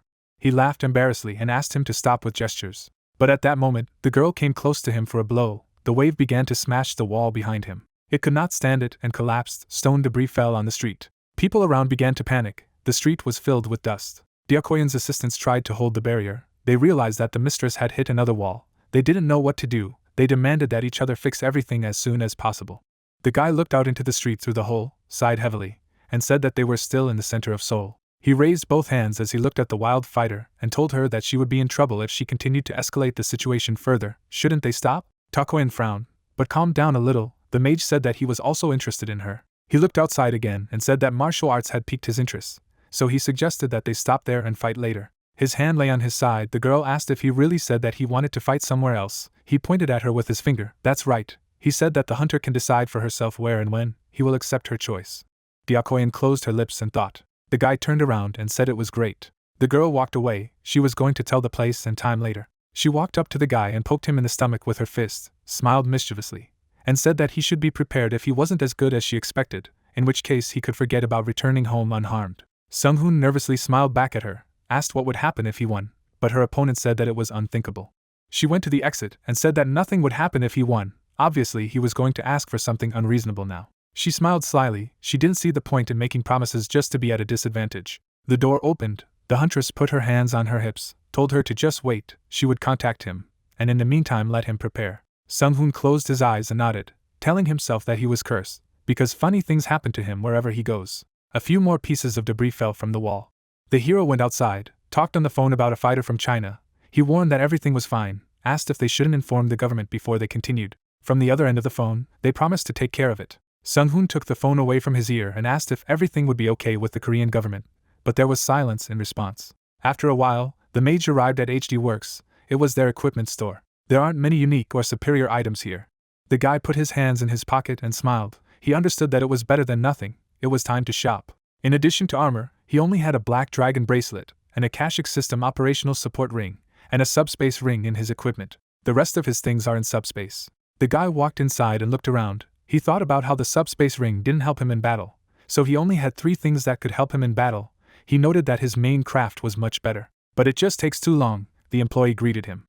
He pointed to the door and said that they were waiting for him. The man showed a shelf with VIP items and said that the store had already prepared suitable items. The hunter thanked them. He opened one of the boxes, rings, necklaces, bracelets. He asked for what would be most useful. But he will have slight problems with finances after purchases. The system showed the characteristics of the ring. Sung-hoon frowned. Usually items are divided into 6 levels according to rarity: common, rare, unique, legendary, mythic, and divine. This ring is marked as unique, which is exactly in the middle. The price difference between the levels is terrifying. In addition, there are many rare things that cannot be bought with money. A smirk appeared on his face. Even if he hadn't sold the Akashic System operational support ring for a huge sum, he put on the ring, thought that in this case, he could save his mana if he used the mana of the ring. His hands reached for the new case, yet the hero did not trust the Akash system 100%, so he only used it for simple things, because in the end, he would need to replace all his equipment with the one he created. Sung-hoon took another item, a dwarven bracelet. It had 15% magic resistance. It sounded interesting. There would definitely be even more enemies with magic attacks. The man returned to the hunter and offered him a cup of coffee, at the same time asked how he liked these items, whether he liked at least one of them. The guy replied that they looked practical. He took out a card and said that he would pay with it. Coffee was put on the table. Some time passed. The magician arrived at the Chinese Tenjin group, the Korean branch. The guy got out of the car. He was wearing new equipment. He looked ahead and noted what an amazing building was in front of him. One building had a monster carcass processing area and many other devices to eliminate any inconvenience when living here. The magician's face was serious. He looked at everything once again and concluded that China had a lot of money. They created a whole city in one building, the Korean branch of the Tenjin group. He decided that this was the base for further research and study of monsters that live only in Korea. One of the employees came out to the hero to establish his identity. The man led him along. Sung-hoon slowly followed, admiring the views. He found himself in the battle arena, where Diakoyan was already standing and shouting that he was too late. Her assistant approached her. At this moment, Sung-hoon studied her battle suit. He could feel the concentration of mana in it. The guy put his hands behind his back, slowly walked forward, and replied that it was natural to prepare for the upcoming battle. His eyes swept over the stands. He thought that the girl should have prepared better than him. Diakoyan waved her hand confidently and stated that she used martial arts, so she was always ready. The magus nodded calmly and smiled. He didn't want to be completely humiliated, so be it. Diakoyan looked at him seriously and asked what was that smirk just now. Could it be that the hero was laughing at her? The magician shook his head and replied no at all. Well, do they start right now? The opponent rested her hands on her hips and asked in response if there was really any reason to wait. If not, she offered to start. She turned to Chun and Hong, telling them to create a barrier. The girls took out a yellow piece of paper and shouted, "Let's begin." Barrier energy began to ooze from the leaves. Luminous pillars appeared around the perimeter of the arena. The 8th barrier of the illusory field was created. Sung-hoon was amazed at the barrier art.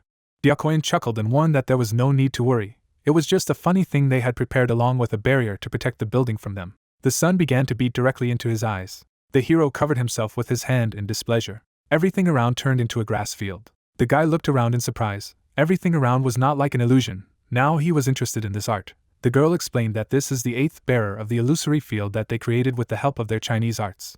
She spread her hands around and asked how he thought.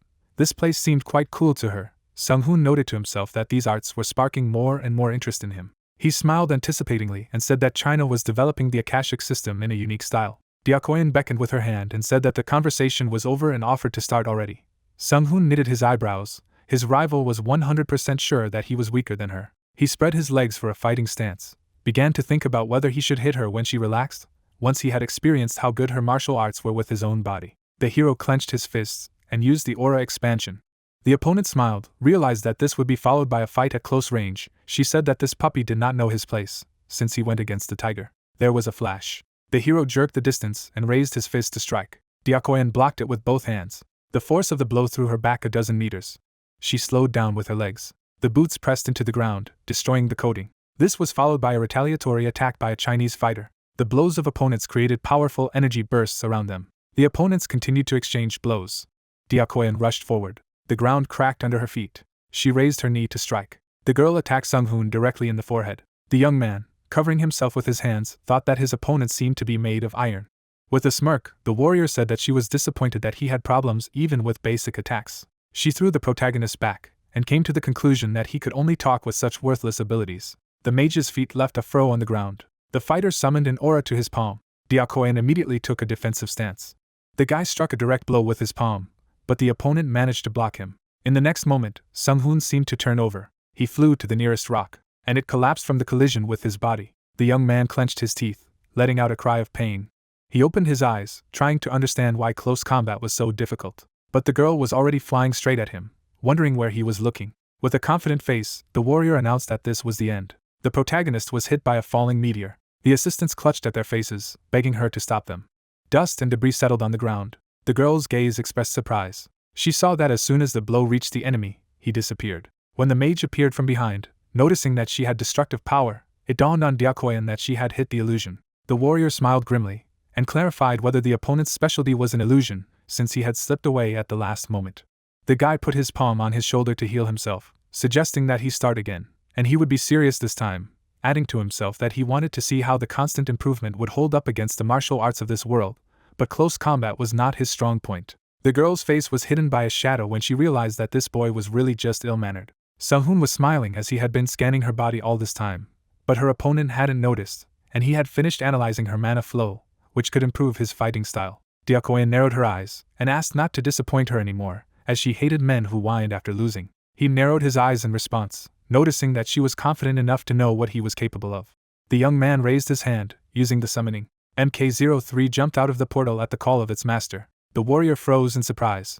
The protagonist held out a staff, and reported that he had created the creature and given it power, and since it was part of his abilities, it shouldn't be a problem. The robot began to shake, reporting the activation of the system and preparations for subjugation of the target. The girl stared at the car, which said that she did not thirst for the victim's blood, but studied her surroundings. The opponent gritted her teeth and asked if she was being mocked. The mage looked at her confidently, and said that if Diakoyan was careless because his familiar looked like a toy, he would die. The warrior frowned, wondering how this should frighten her. A flash of light lit up the area. The girl's eyes widened in surprise. She barely managed to repel the robot's attack. A beam of light tore a piece from the nearest rock. The stone fell on the enemy. She turned back, realizing that this thing was very strong. Diakoyan accumulated energy on her fist. The flow of energy thundered like an explosion. But the machine flew out of the affected area, squealing that it launched an evasive maneuver. The warrior closed her eyes, muttering that the small and fast robot had dodged. The iron familiar fired his laser again. The girl barely had time to dodge to the side. Sung-hoon, watching the battle, muttered that the enemy was too distracted and forgot about him. At this time, Diakoyan had already reached his familiar, demanding that he stop. Triumphantly, she announced that she had caught the pest. The next moment, magic seals lit up above her, and the protagonist retorted that he had caught the girl. She turned sharply. Magic arrows fell on the girl. As she dodged them, she realized that she had focused on the familiar in vain, forgetting who had summoned him. But then the warrior's eyes widened as she wondered where the robot had gone. A new laser charge answered her question. With her palms, she blocked this attack. Diakoyan clenched her teeth as she asked aloud why this little thing was attacking so hard. A light flashed brightly and a scream rang out. MK-03 stopped, reporting reloading. But the warrior had a new reason to be surprised. She saw that there were 3 opponents, and realized that she was facing a cloning technique. The girl stared at them puzzled, thinking that the illusions were already unpleasant, but the annoying abilities did not end. When the seals shot again, she realized that there was no time to hesitate. The arrows flew directly at the enemy. Diakoyan rushed forward. With the help of the Cloud Dragon Step, she managed to bypass this attack. But suddenly the shells turned around, pursuing their target. The warrior looked around, not knowing if this was part of her opponent's abilities. The ground heaved under the girl's feet. She took a more stable posture. Her eyes flashed, deciding that if she couldn't dodge the attack, she would crush her. Her arms moved as fast as if they had multiplied. With the fist of the thunderstorm, she managed to deflect most of the arrows. The assistants who were hiding behind the shelter whispered among themselves that it was the first time that their mistress was so hard, as if a war had broken out in the stadium. Chung asked her friend if Miss could lose, but she didn't believe it. At this time, Sung-hoon pondered that his opponent was much stronger than he expected. Even if the enhanced magic arrow was basic magic, ordinary people couldn't ignore it given the young man's magic power, but Diakoyan only deflected them all with her fists.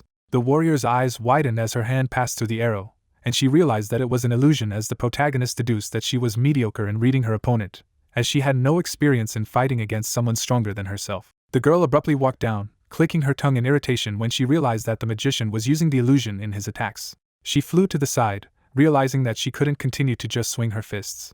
The opponent landed on her feet. Then she prepared her hands for protection. The arrows swirled in a magical stream. A cut appeared on Diakoyan's cheek, and she let out a war cry. An explosion thundered. The young man chuckled as he realized that the warrior had distorted the space with her useful skill. Dust began to settle under the girl's feet. She stood in the middle of the crater, breathing heavily. With a smile, Sung-hoon asked if the opponent was ready to continue. She narrowed her eyes, realizing that she would lose at this rate if she continued to defend herself. Diakoyan looked at her opponent, musing that it would take her time to find the real one among the clones, and muttered that it was a difficult task. At this point, a small annoying toy came to life, announcing the end of the reload, which complicated the situation. The girl headed forward, deciding that only her unfinished technique could help here. It was risky, but she bet on it. The young man watched her, rejoicing aloud that the enemy had not surrendered. The warrior's eyes lit up, and she admitted that she had learned enough about the mage, and decided to show him her final move as an apology, and if he persevered, she would admit defeat. The protagonist arched an eyebrow and clarified what it meant. Diakoyan bent her knee, gathering energy for the final blow. She opened her eyes abruptly, and when she lowered her foot to the ground, a blast wave burst out from under her. MK-03 was thrown back, and he tried to use an emergency maneuver. The warrior rushed forward, but the mage raised his hand, magic circles appearing again, launching arrows. With a wave of his hand, the guy sent shells directly at the approaching enemy, but they flew through. Sung-hoon raised his head to find out what this final move would do. The arrows continued to chase the girl in the air. The shells were getting closer. Diakoyan concentrated the aura in her leg. She managed to push off one of the arrows. In the air, she flipped over. The warrior confidently flew down, shouting that since she could not find the difference between illusion and reality, she would simply beat them all off. She sped up sharply. The girl used the empty destructive step technique. Then she clapped her hands. A light disc spun in her hands. The guy below watched his arrows twist. His face expressed surprise at the incredible amount of energy for the final move. But the lady, not listening to them, flew like an arrow into the flash of light. A huge explosion thundered. The girls barely had time to repel the blast wave with a barrier.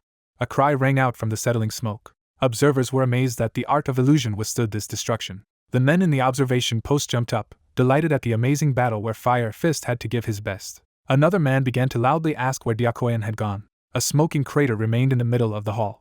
From the dust cloud, an iron familiar gave life. The warrior squatted, reminding herself that the great heaven-destroying palm was the constant clash of yin and yang against each other, which maximized the destruction. But now, choking on her blood, she knew that her key center had been disrupted due to the recoil. But even now, there was no doubt about her victory, since it was impossible to deviate from such an attack. In the next moment, her face stretched in shock as the opponent's voice noticed that the destruction was remarkable. Sung-hoon hovered under the ceiling, acknowledging that one force of destruction could be called the final movement. The girl looked at the protagonist in surprise, asking how many more abilities he had. The young man sat down on the stone fragment, and was surprised that this woman was interested in his abilities, even if she had tried to fight against him without worrying about it before, had never tried to use her head, and had never fought against someone stronger than herself. The mage frowned, adding that the saying about the frog from the well was clearly about people like his opponent. Diakoyan slammed her fist into the ground. The guy was surprised. The warrior trembled, breathing rapidly. She vomited blood. Sung-hoon raised his eyebrows in surprise. The girl threw up her hands, calling the enemy a scoundrel. At that moment, the assistants were already running to the scene of the battle, who witnessed their mistress lose consciousness. The girls began to slide down the hill, grumbling about Diakoyan's temperament, even though they had asked her not to use such dangerous techniques. The young man turned around when he heard the name of this movement. His opponent lay face down while the protagonist noticed a violation of Ki's internal circulation. The mage squinted at the approaching crowd, and voices that the fire fist had been defeated. As the maids tried to stir up the miss, they muttered that she had overdone it. The guy began to disappear, admitting aloud that he felt guilty, because this was not what he wanted, which meant he should have cleaned up before it became completely noisy. Sung-hoon turned around for the last time, promising that they would meet again. A voice rang out in the room, announcing that the fire fist had been defeated. The elder poured himself some tea, and asked who had defeated her. The servant bowed and explained that he could not cope with even the slightest damage and had been deceived. The old man raised the cup to his lips and asked if his opponent had played with this girl. His interlocutor stretched out his hand to a button on the table, and said that he would show the video, and that its inexperience played a role in the defeat of the nation's pride. The projector spat out the screen above it. The elder put the cup on the table, noticing that the Korean looked like an experienced shaman.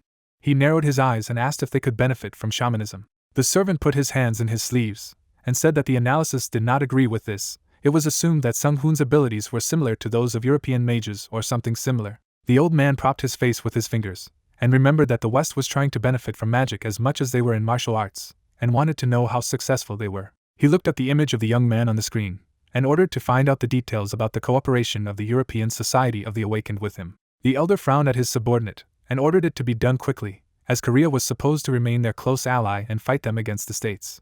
At this time, the protagonist returned home. He analyzed the data on the discipline of the internal ki that flowed through his opponent's veins and found it to be much more effective than permanent improvement, although there were stability problems due to direct injection into the veins. The magus lay on the bed as he flipped through the information, adding that Chi's control definitely required investigation. The guy flinched when the system reported that Yun had entered the house, and was surprised that he had come at such an hour. The girl clenched her fists, and demanded that her training begin immediately.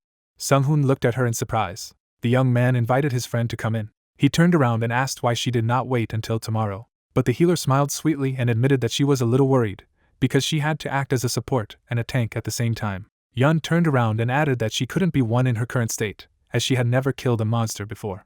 The girl clasped her fingers together, saying that even if she had the blessing of the Akashic system, it was hard for her to do anything new. The protagonist, slapping his slippers on the floor, thought about it. The more a person used the power of Akash, the calmer he became and the less fear he felt. This is a psychological manipulation mechanism that allowed people to fight monsters even though their character was not suitable for it. Therefore, the Akashic blessing was something like a shield protecting a person.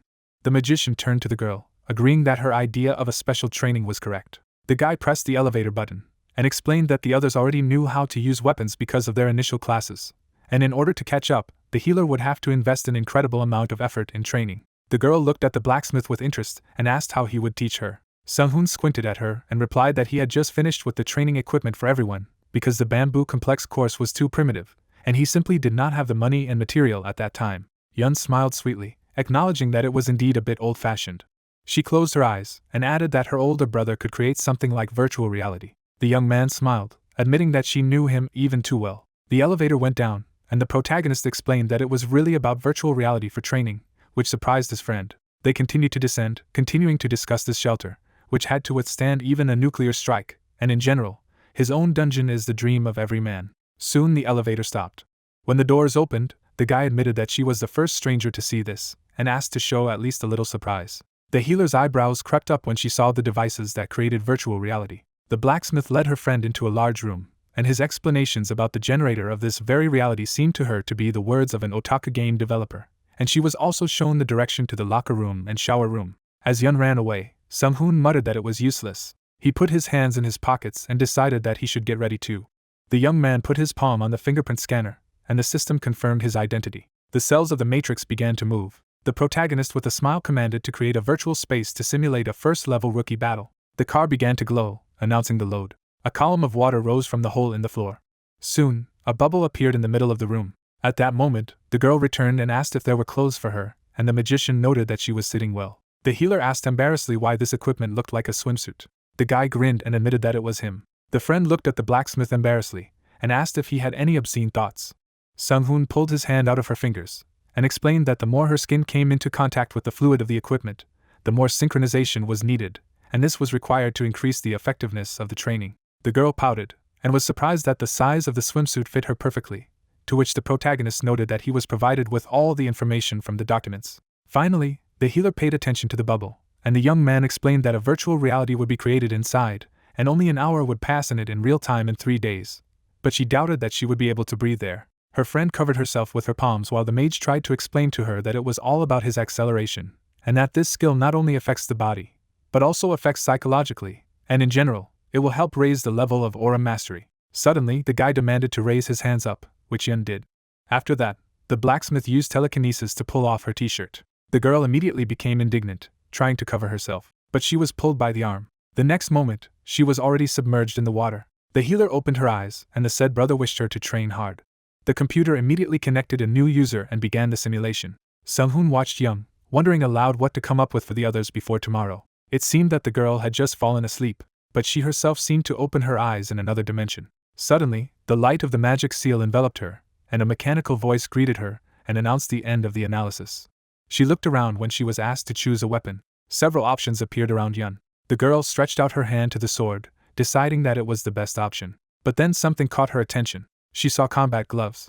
The healer felt the pads, noticing how soft they were. In the next moment, her eyes widened as the system confirmed the choice of gloves, and the script for the Dragon Fang technique was launched. Yun pulled on her gloves, and decided that just hitting might be better than using a weapon while the system continued to process the information. The space around lit up when the start of the training dummy scenario was announced. The bright light almost blinded the girl.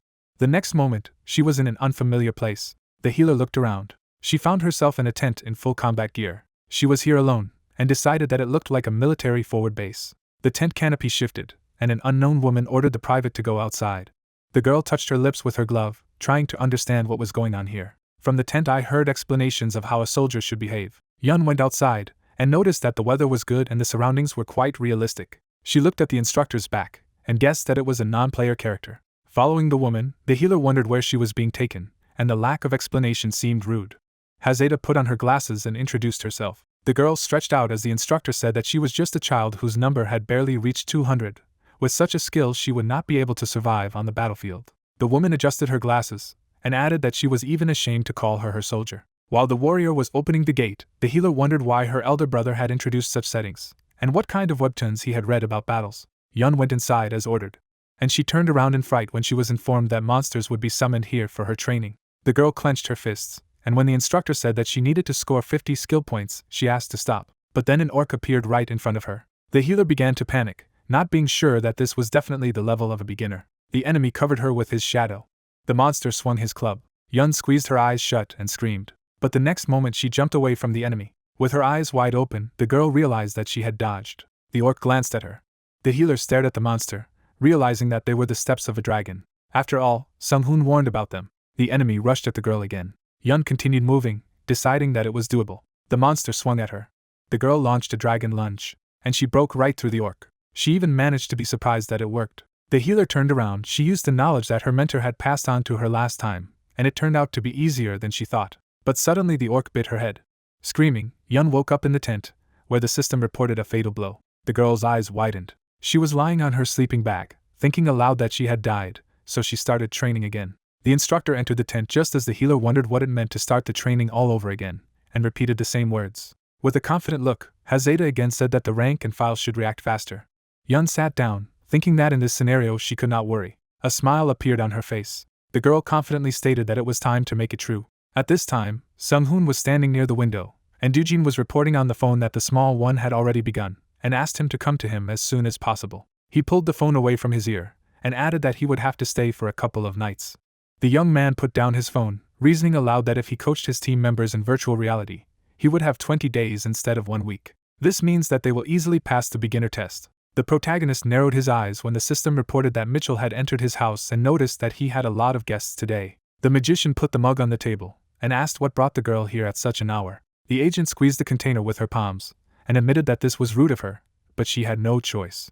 The guy put his hand on the table, and asked to immediately tell him the purpose of the visit. The American rubbed the edge of the mug with her finger, and admitted that she had little time. With a serious look, Mitchell said that he should come to the States as soon as possible, and preferably right now. Hearing this, the protagonist folded his hands and said that it was too unexpected, adding that he had heard about how the United States was doing a good job with dungeons, which meant that most likely something had happened. Mitchell looked at him, and replied that it was so, that there was an anomaly in the Brooklyn dungeon. She took out a laptop and added that the monsters had changed, and the CIA had described it as evolution, but the main problem was the consequences.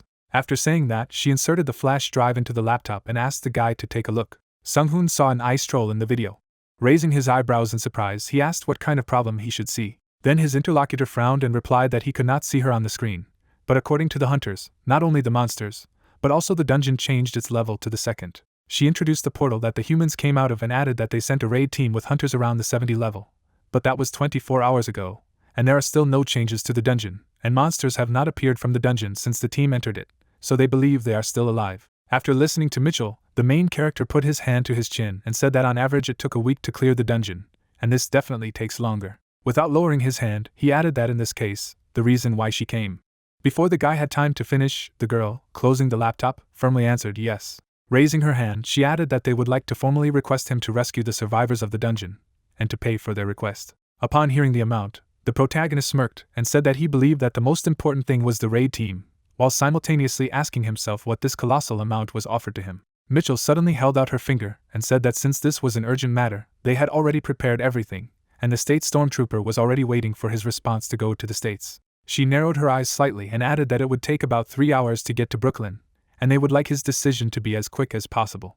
Hearing this, Sung-hoon took a leisurely sip of his coffee and said that he wanted to ask her something. Hearing this, the girl raised her eyebrows in surprise and asked what he wanted. Then the main character put out 2 fingers and firmly said twice. Smiling, he looked at his companion and added that he wanted them to pay him twice as many magic stones as they had offered, and if they could do so, he would reduce the time it would take them to get there by a third. With that, Mitchell's eyes looked surprised, and she asked in confusion what he was talking about.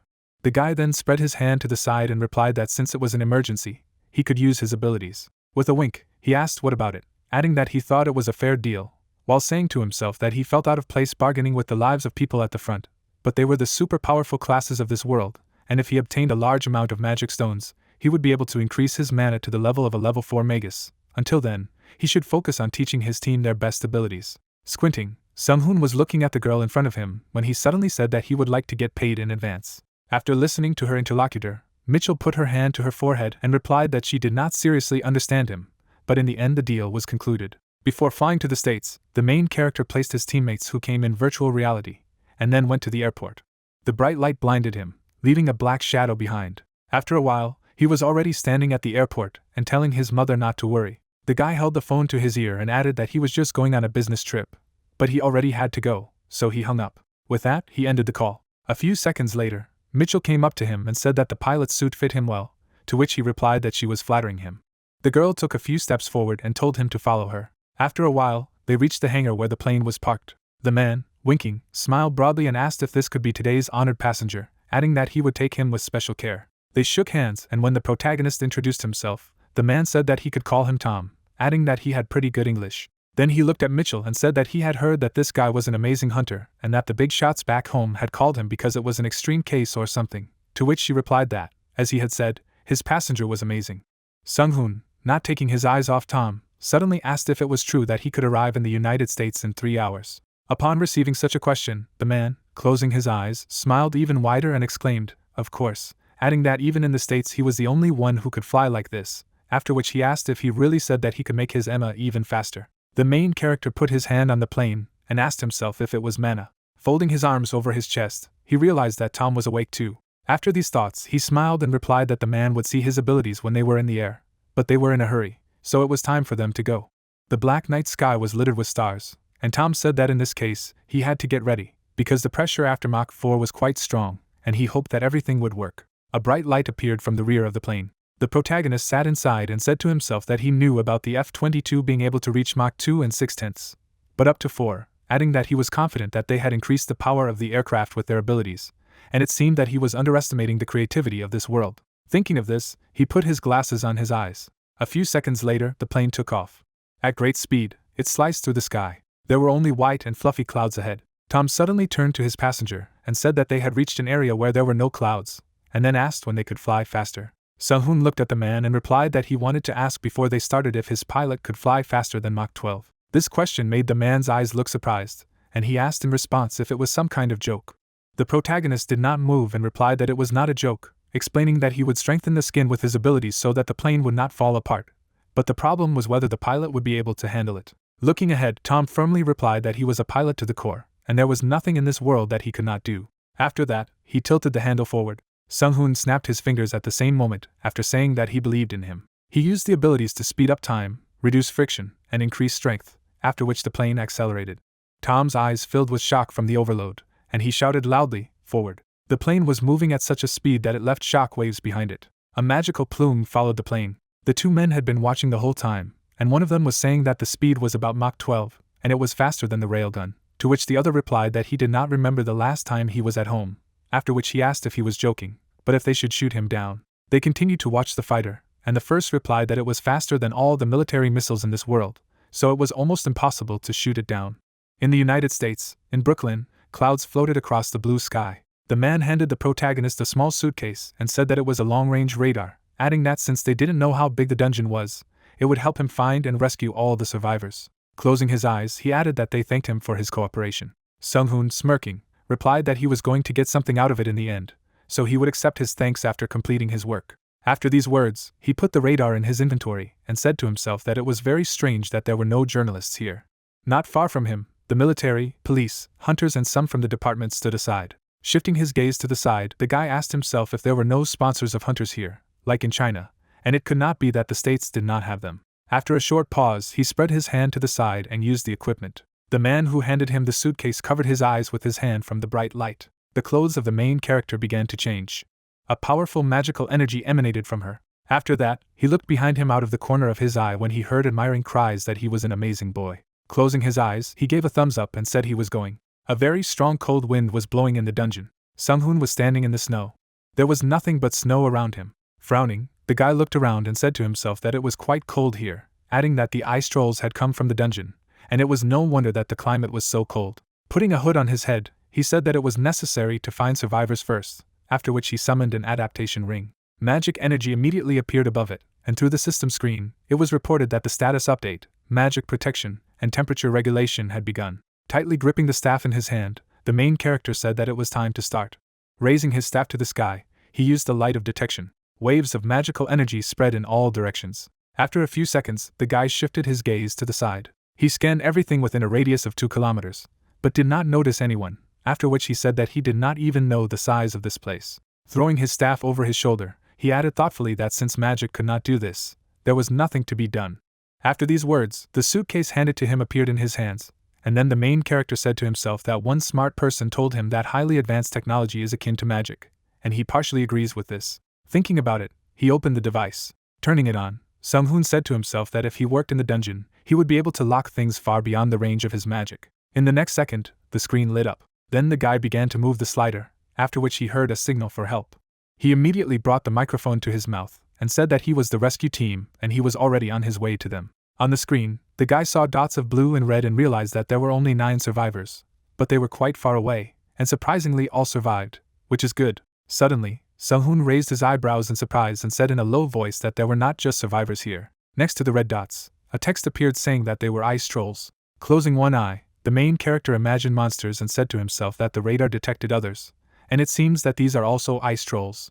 After thinking about it, he introduced the types of trolls and orcs from different dungeons. He then introduced the 2 ice trolls and said to himself that they grow a new horn every time they level up. The protagonist then drew a monster in his head and added that after 9 horns, they look like a crown, in which case they may assume that the monster has reached the level of a demigod. After leaving his performances, the guy put his hand to his chin and said that these trolls are weak compared to the others, but they are damn annoying monsters who have immunity to cold and the ability to breathe fire, after which he wondered if they could feel his presence. After all, they were walking right in his direction. He watched the 3 red dots approach him, and asked himself what he should do. After a short pause, Sung-hoon lifted himself off the ground and said to himself that trolls could smell and recognize their prey 3 kilometers away, because they had a pretty amazing sense of smell, so he needed to take care of them before he left, and since they were coming right after him, he thought they would chase him if he ignored them. Thinking of this, he rose a dozen meters above the ground. From the sky, the protagonist saw 3 ice trolls approaching him. One of them suddenly opened its mouth and roared loudly. Hearing this, the guy smirked and said that they were quite noisy. Immediately after these words, he unleashed his powerful magical energy on them. Everything in the small cave shook. The girl raised her head and excitedly asked what those vibrations were, to which the man behind her replied that it must be a rescue team and monsters were fighting, but they would definitely lose. Then, the third of the team looked at him with displeasure and ordered him not to talk nonsense, adding that their supplies had run out, and if this rescue team lost, then they would all die here. Not far from them, a girl sat next to the wounded and replied that everything would be fine, because she believed in this team. As suddenly, feeling a strong push, the girl with blonde hair shifted her gaze. The man, raising his head, exclaimed that there was something above them. Suddenly, from a transmitter that was standing nearby, the voice of the main character was heard, who said that he was entering. Immediately after these words, the ceiling of the cave was broken. The girl immediately raised her machine gun and asked with displeasure if it was true that they had not brought monsters with them. From the rising dust and smoke, Sung-hoon's leg appeared, who replied that as a rescue team, he couldn't do it because he was here to get them out of here. Dusting off the snow, he introduced himself as the hunter requested by the CIA. When the guy was asked if he was alone here, the main character took off his hood and replied that based on the information he received, a tank named Miller was here. A girl suddenly came out of the shadows and said that she was the current leader Jessica. Hearing this, the main character raised his eyebrows in surprise and said to himself that she was a support, and the one from the list who did not have a last name. At this time, the girl, frowning, asked discontentedly where the rest of the people from the rescue team were, adding that here, including the leader, there were currently 5 people unconscious. Jessica put her hand on her elbow and, when the protagonist asked her if she was a support in the group, she firmly replied yes. Suddenly, she frowned in displeasure and asked menacingly if he had really come alone. Then the guy closed his eyes, smirked and replied that he was alone. However, they shouldn't worry because he was enough to handle this situation. With hatred and anger in her eyes, Jessica continued to look at her savior when she suddenly said that she knew about him.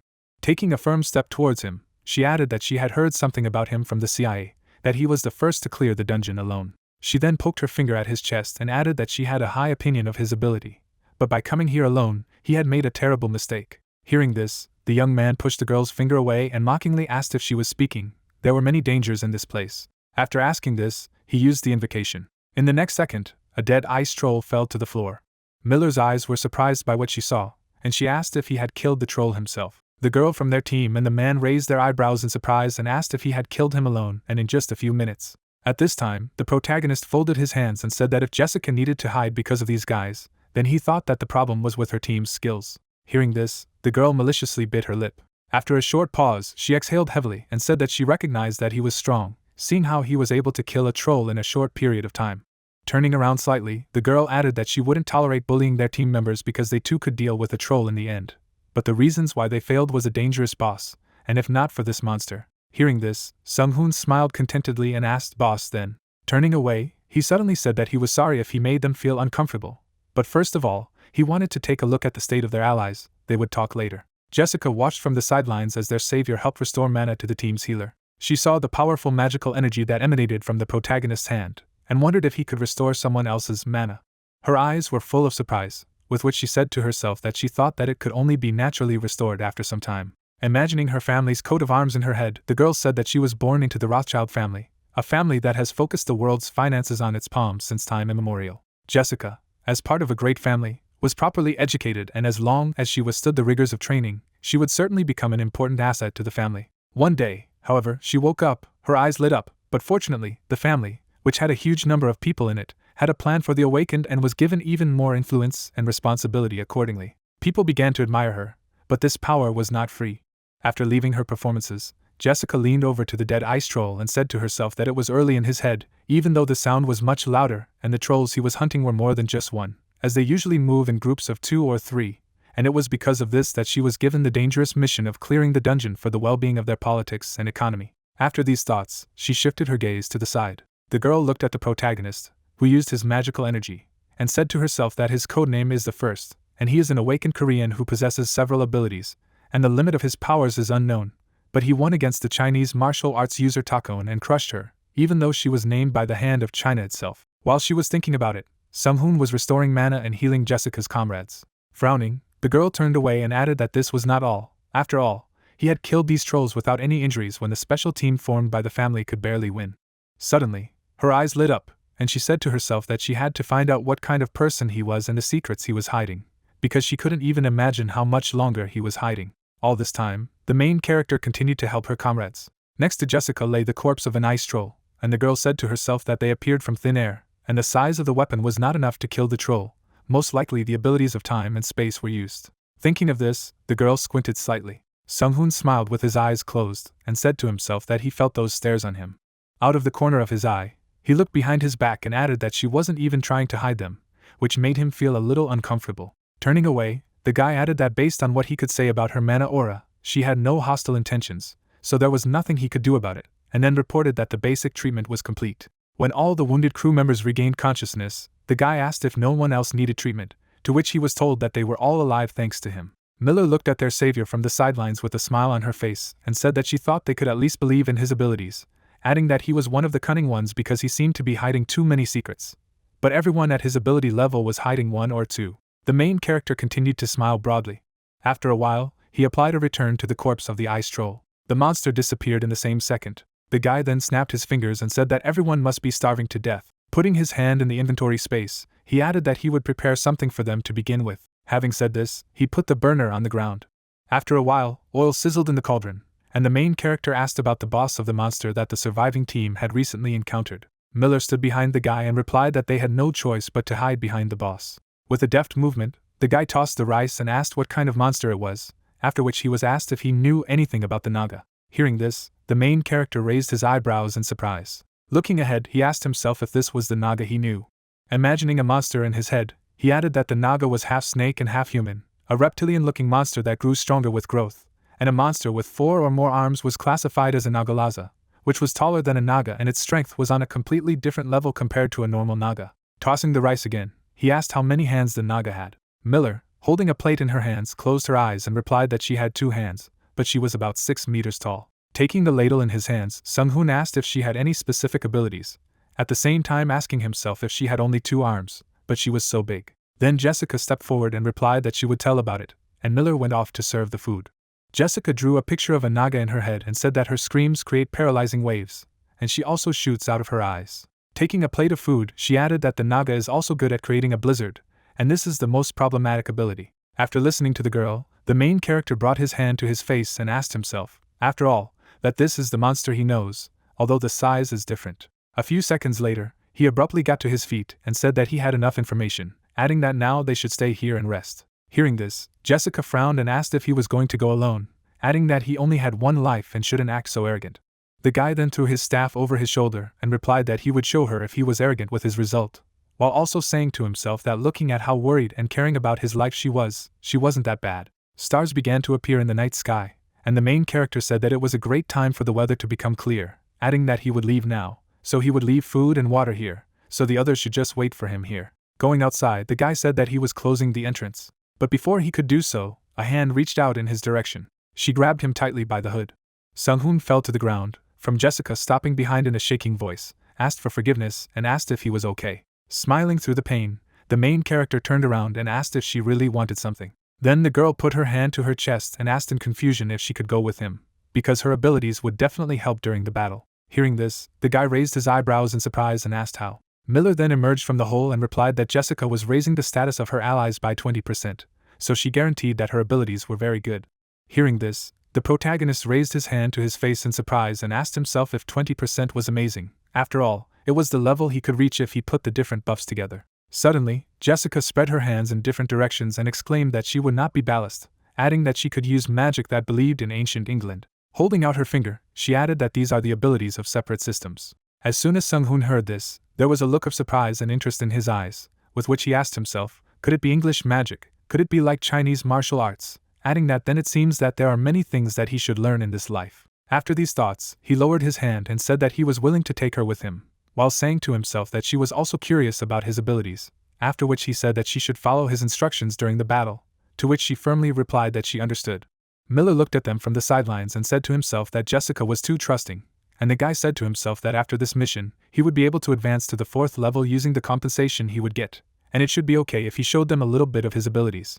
Outside, a very strong and cold wind was howling. A mechanical device flew above the ground. The main character was on it. Jessica, her eyes full of shock, raised her eyebrows in surprise and asked what this mechanical summoning was.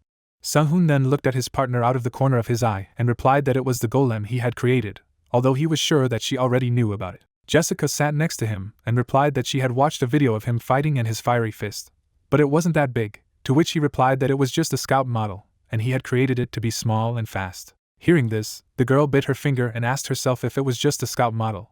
But how did he do it? After all, it is not sealed, but she does not even feel the cold. With a smile on his face, the main character looked at his partner. He suddenly closed one eye and said that she looked as if she really wanted to know about many things.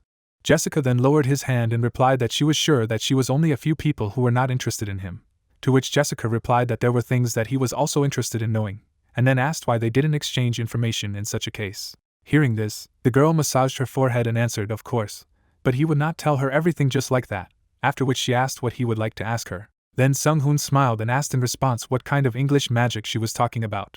Then Jessica spread her hand to the side and replied that it would be more correct to call it ceremonial magic. After imagining a cloaked man performing a ritual, she went on to say that by performing a certain ceremony, the caster can use specific magic, and they use magic to expand her capabilities, and the power of magic becomes greater as the duration of the ceremony increases. Out of the corner of his eye, the protagonist looked at his interlocutor and said to himself that this sounds like shamanism carried out by other humanoid species in his past life. When the girl explained everything, she looked at the guy and said that it was her turn, after which she asked what the source of his power was, because they already knew that his power did not depend on the Akashic system. Upon receiving such a question, Sung-hoon put his hand behind his head and asked if she was going straight to the topic. Narrowing his eyes, he said to himself that he was thinking about something he could tell her a little, but of course he wouldn't tell her everything, and then replied that it was knowledge from another world. Hearing this, Jessica frowned and asked what he was talking about. The mechanical creature continued to fly forward, and Sung-hoon replied that, as he had said, it was knowledge from another world, adding that the other dimension was a place that did not exist in this world. After listening to her friend, Jessica raised one eyebrow in disbelief and asked if it was true that he was joking, and if the other world was not fantasy. Then closing his eyes, the guy laughed and replied that it should be hard to believe in the truth of his words, but in that world there are no monsters and awakened with abilities. But now it is his turn to ask a question that will have to do with the abilities that her people possess. As soon as the girl heard this, her eyes widened in surprise, and the protagonist continued to say that if ceremonial magic originated in England, he thought he could safely say that other countries had something similar, so he would like to know which country's abilities they were capable of obtaining. Jessica bit her finger at such a request and said to herself that even in her family it was secret. After a few seconds, the guy narrowed his eyes and said that if it was too difficult for her to answer, they could stop there. Suddenly, the girl closed her eyes and firmly replied that she would answer his question. Raising her hand, she replied that in addition to Chinese, there are also Indian, Dutch, African, and English that she has studied, and these are the ones they possess at the moment. From what he heard, Sung-hoon's eyes turned surprised, and he asked if it was really so much. Imagining a witch flying on a broomstick and a martial artist in training, he said to himself that he assumed that this world was not lacking supernatural powers among humans, and that was the first thing that came to his mind. But maybe for some unknown reason, the decrease in mana, the source of supernatural power, had led to a decrease in people with abilities over time. After leaving his performances, the main character closed his eyes and said that everything, as he thought, is America, but perhaps in this case it is only the power of the Rothschild family. Then he looked at his interlocutor and asked if she had learned English magic, to which she replied that this was another question, and now it was her turn to ask. As suddenly, shock appeared in the eyes of the main character. 2 ice trolls jumped out of the snow at once. Jessica's eyes were horrified by what she saw, and she shouted loudly that they were trolls. 2 monsters were flying directly at them. As suddenly, barely perceptible wires whistled in the air. They cut the trolls into many small pieces. In the next second, blood spurted in all directions. Pieces of the monsters' bodies collapsed to the ground.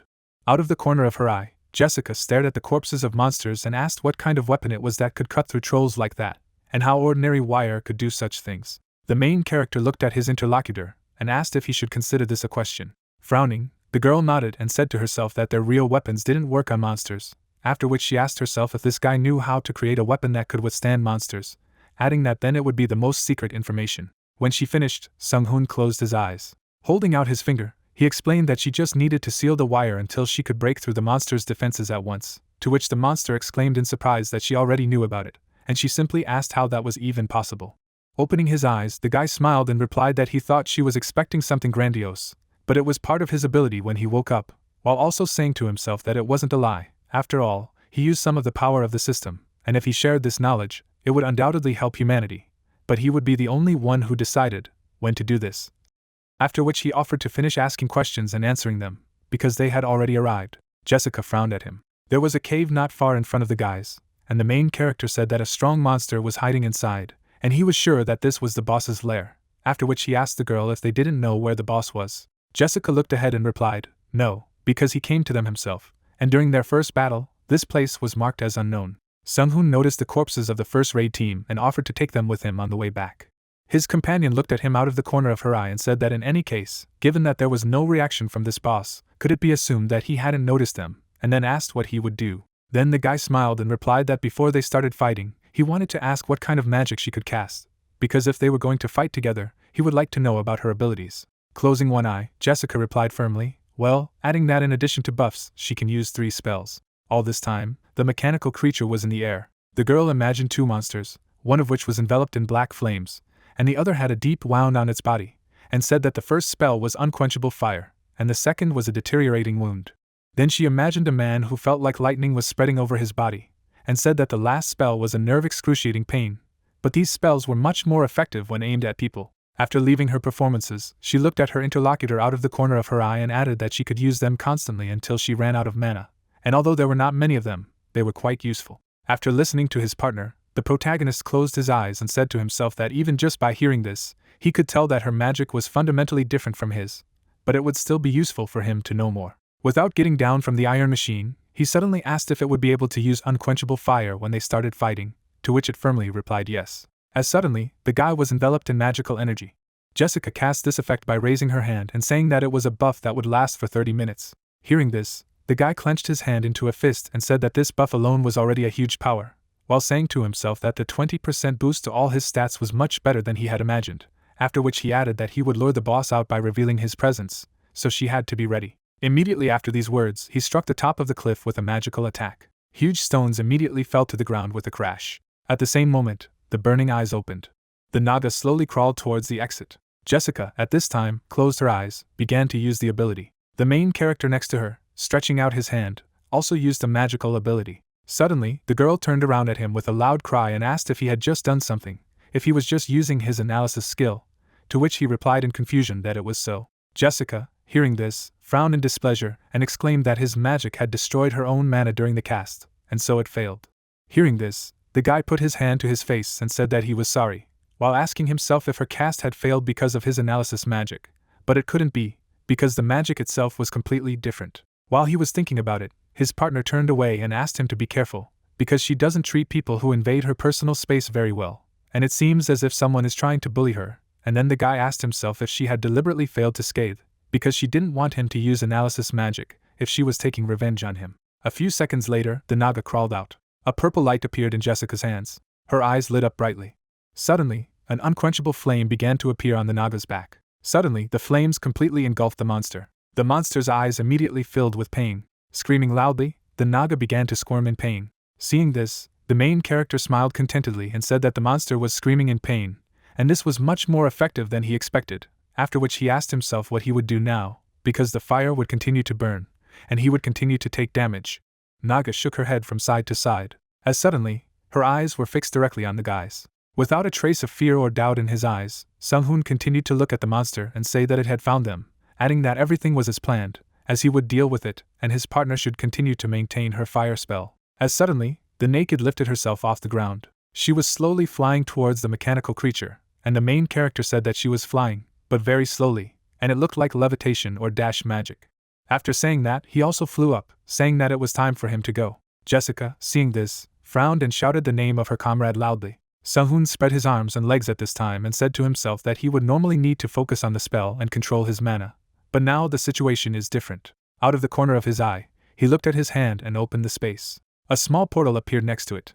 From it, the main character took out a mana calculator and an auxiliary circuit of devices. A few seconds later, magic seals appeared on the end of his staff, as he was using explosive balls. The guy prepared for a powerful attack, because thanks to the support apparatus, he has more than enough mana. Frowning angrily, he said to himself that he would destroy the monster by force alone. Immediately after these thoughts, fireballs flew beside him. The Naga opened its toothy mouth. In the next second, 3 explosions rang out at once. The boss was nailed to the ground. Blood spurted from the monster's mouth. Seeing this, the main character raised his hand and said to himself that the pattern of mage fights is simple. You need to weaken your opponents while increasing your strength. But flying in the air, attacking from a distance and paralyzing the enemy sound quite cheap. But seizing the initiative in the battle itself to guarantee victory is the style of mages. Magical energy suddenly appeared above his head as the young man ordered to collect all the mana together and take a form by using the 4th spell. Those items that he took out of the inventory began to quickly accumulate magical power. Jessica watched her friend all this time, being on a mechanical creature. She raised her hand and said that it was the strength of a hunter who had reached the 50th level. A few seconds later, the main character's eyes lit up.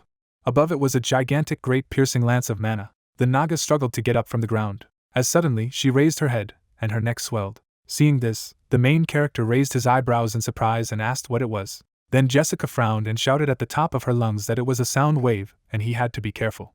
The guy saw a bright light in the monster's mouth, and realized that it was easy to fix. Snapping his fingers, he used the silence ability with a wide smile on his face. At the same second, shock appeared in the boss's eyes. Naga clutched her neck, not understanding what was happening. At this moment, Sung-hoon took off, saying that it was his turn. He pointed the glowing thunder spear towards the monster. The monster, raising its head, saw a magical attack approaching it. A bright flash of light was visible from everywhere. In the next second, a terrifyingly powerful magical explosion rang out. With eyes full of shock, Jessica looked at it and shouted loudly that it was impossible. Under the main character, everything was destroyed. His eyes suddenly lit up, and he asked what the result was. But unexpectedly for him, all that was left on the ground was the monster's severed arm, and he realized that the boss had escaped after losing his arm, after which he wondered if he could only hold off the attack using a single barrier. But where did he run? After these thoughts, the guy turned to his partner and asked if she was maintaining her flames. Drops of cold sweat appeared on the girl's face, and she replied in confusion, yes, adding that her mana was still being consumed, but this flame did not go out even underwater. Hearing this, Sung-hoon looked down and said that in that case, it would be forced to come out eventually, while also saying to himself that the monster had been damaged by his spell and Jessica's flames, and had also lost his arm, but the results were still not satisfactory. Under his feet, everything was absorbed by a powerful magical energy. Suddenly, he turned around abruptly, and said to himself that he thought it was supposed to escape, but it seemed like it was going to attack. A snow tornado was approaching in their direction. The guy looked at him and said that he was thinking about the Naga being forced to show up because of Jessica's flames, while also saying to himself that the boss could apparently cause a snowstorm, and it seemed that he had a natural ability to control the ice, which was terribly ineffective because they spent too much mana. Sung-hoon smiled contentedly and added that he shouldn't underestimate the monster's abilities. After all, perhaps he could manipulate nature itself. And just as he thought about it, a naked muzzle appeared in the snow. Jessica, seeing her opponent, frowned and shouted loudly for her comrade to look in the same direction. At this time, the snowstorm was getting stronger. The main character, noticing this, narrowed his eyes and asked himself if he should try it, because he had the perfect spell just for such an occasion. After these thoughts, he held out a staff in front of him, at the end of which a magic seal appeared. In the next second, he summoned a miniature sun. It appeared right in the center of the blizzard. The snow began to slowly evaporate, and the main character said that he did not know if it could control the water or ice, but if it evaporated, there would be nothing left. Jessica's mouth dropped open in shock and asked herself if this was the power of another world. At this time, the guy stretched out his hand and ordered the miniature sun to expand. Immediately afterward, the blizzard created by the boss was dispelled. Thanks to this, the Naga, hiding in the snow, was discovered. Seeing her, Sung-hoon smiled contentedly and said to himself that now she could not hide, and it was time to finish what they had started, and although he could deal with her with magic, he would most likely be satisfied with that. The monster's black blood spurted in all directions from the wound he had received. As suddenly, the main character changed the grip of his staff. Jessica looked at her partner out of the corner of her eye and asked herself how developed his abilities were. Suddenly, the Naga's eyes lit up. But before she could attack, her chest was pierced through by the protagonist's staff. Blood spurted out of her mouth at the same second. A pool of black blood appeared under the monster. At this time, the guy looked at his partner out of the corner of his eye and said to himself that this was the last reinforcement. Jessica was frowning at this time and wondering if it was a spear, or if he had thrown away all his belongings, and if his physical abilities were on par with other high-level power hunters. A few seconds later, A small explosion rang out below. After that, a system screen appeared in front of the protagonist, informing him that he had increased his level to 55 and now he could no longer enter the first level dungeon. Running his hand across the system screen, Sung-hoon asked himself if it was because there were so many people here. Jessica looked at him out of the corner of her eye and asked how he could be so strong, even if he had knowledge of another world. Then the guy closed his eyes, smiled and replied that this was a secret of the company. Then he returned the staff to his hand and said that it was time to go after his comrades, because the exit had already opened. At the place where the corpse of the leg was, a portal appeared. The cold, strong wind continued to blow, and the main character continued to say that it was time to get out of this abandoned place, at the same time saying to himself that the work was finished, and it was time to return home and rest. After a while, the sun shone brightly in Brooklyn. There were many people near the dungeon. The military and hunters saluted the dead. There were coffins nearby. Mitchell stood next to the main character and said that she was very grateful to him for his work, because he really brought them all back and even the dead, to which he replied with a smile that it was not difficult, just a little tiring, because seeing how they treated the dead, it was the right decision to bring them back. The screen repeated the moment in which the main character used his strongest attack. The man looked at the bag full of eyes and asked if he was really that strong, adding that it was incredible. After the final attack, blood spurted from the Naga's chest and mouth. All this time, there was a satisfied smile on the face of the main character. Jessica turned to the man and said that was all she could write down in the dungeon. Then the man turned to his comrade and asked what he thought, to which he, adjusting his glasses, replied that only because of this video it becomes clear that even a hunter above the 200 level would not be able to attack the boss without consequences. There was no emotion on Bill's face as he added that although it was known that he was only at level 49, his ability to fly was a problem, and he didn't understand how he could be capable of such a powerful attack. After a few seconds, Jessica folded her hands and asked how a person who learns abilities other than those given by the Akashic system became so powerful in such a short amount of time. She gripped her hands tightly and added that from what she had seen, he had infinite mana.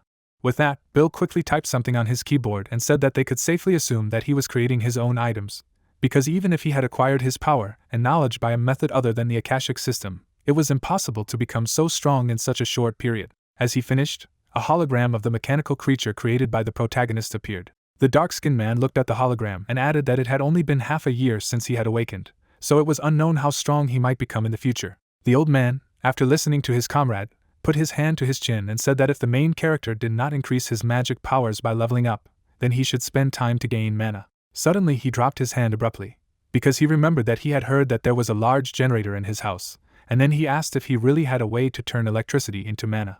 With a smile on her face, Jessica looked at the old man. After a short pause, she silently shifted her gaze to the side. After a while, clouds floated across the blue sky on the beach. On a small table there was a red cocktail. The main character was lying on a sun lounger, when suddenly he heard a familiar voice that said that he looked like he had nothing to worry about.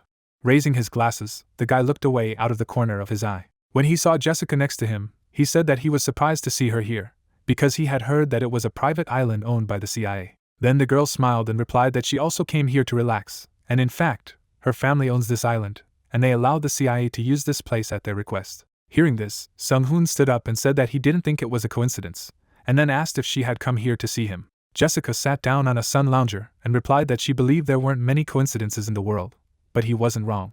Then the guy closed his eyes and asked what was the reason for her visit. Jessica crossed her legs and talked about her ability to turn electricity into mana. Taking off her Panama hat, she asked if it was true that he had won. Upon receiving such a question, the protagonist smirked and said to himself that she seemed quite confident in her assumption and had good intuition, after which he firmly replied that this was true. In the next second, he created a lightning bolt between his fingers and said that, as she had already learned, he had the ability to turn electricity into mana and vice versa. Hearing this, Jessica jumped to her feet and exclaimed, asking if it was an ability and if it was possible to learn it. But before she could finish, the main character stretched out his hand in her direction and asked her to stop. Closing his eyes, he smiled and asked if this was what the US wanted or if it was a request from Jessica's family. The girl, realizing everything, sat down on a deck chair and said to herself that this was CIA territory, and they were most likely listening to them.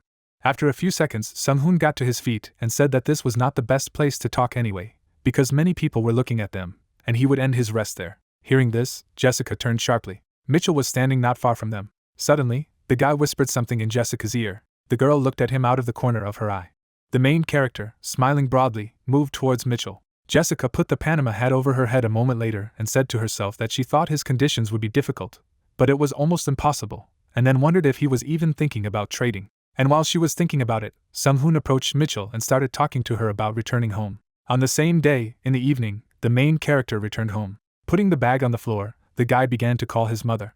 When he didn't get an answer, he closed his eyes and said to himself that she must have come out, and apparently there was no problem with protective magic, because nothing special had happened. Suddenly he raised his eyebrows in surprise, remembering something.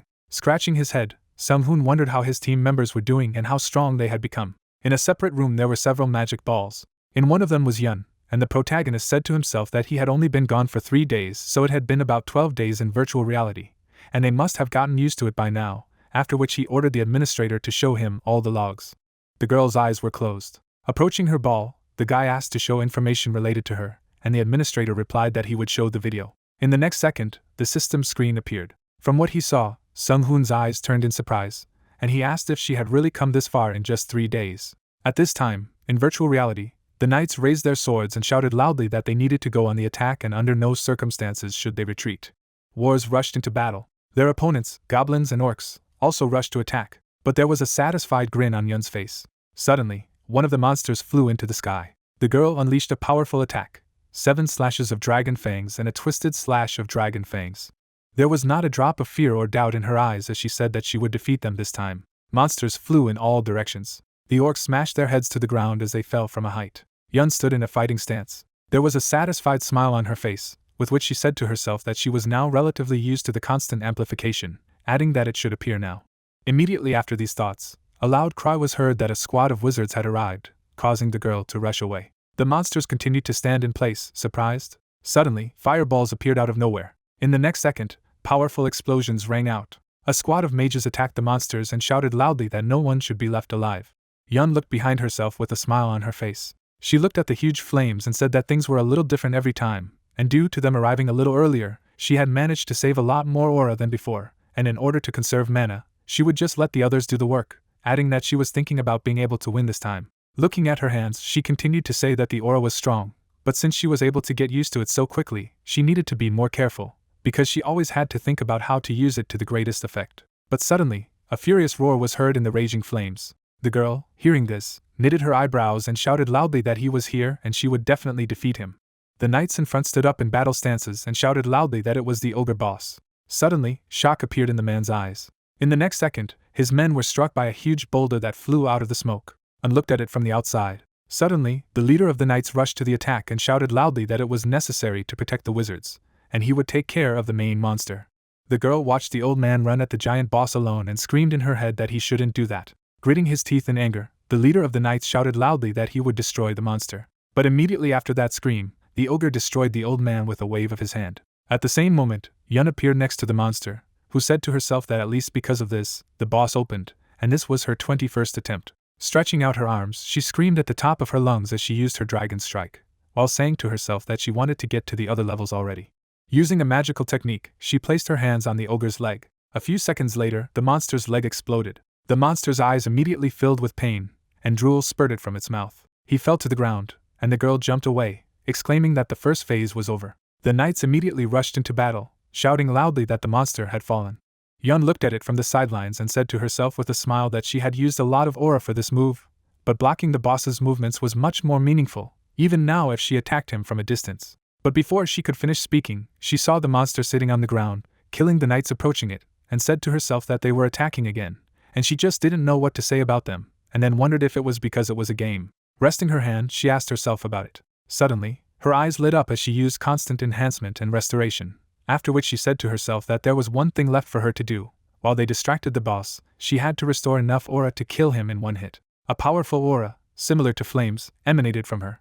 The ogre boss bared his teeth as he continued to kill the knights. Yun, looking at this, exhaled heavily and said to herself that they were just part of the program, but it was getting on her nerves because they were dying for no reason, which was very stupid, and besides, this game was too realistic.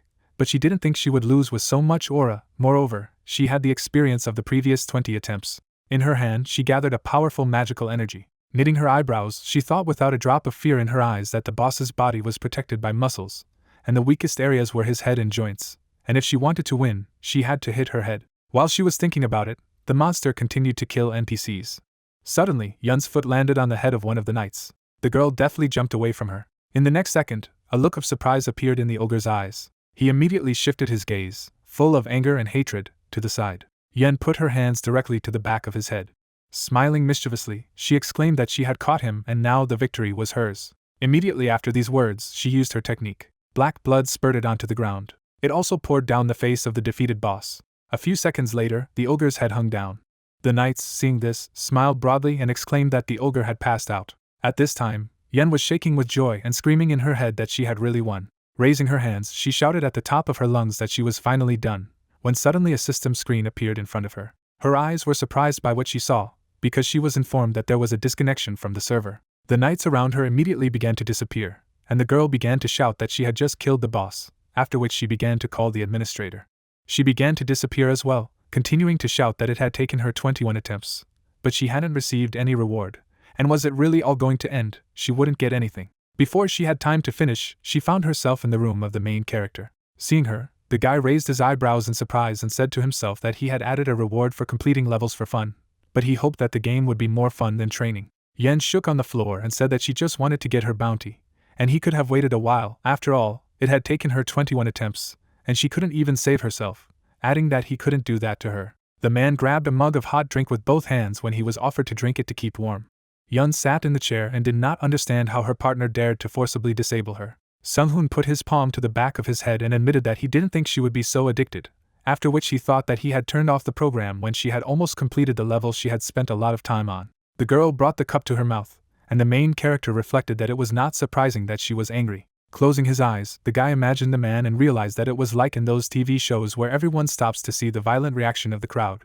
But he did not expect this, unlike all these shows. The healer's pupils had shrunk sharply in size, and the hunter had noticed in his mind that although he had created a virtual reality, his body would remember everything he had experienced there, and the magic would directly affect the nervous system, so this method could be called the best for training.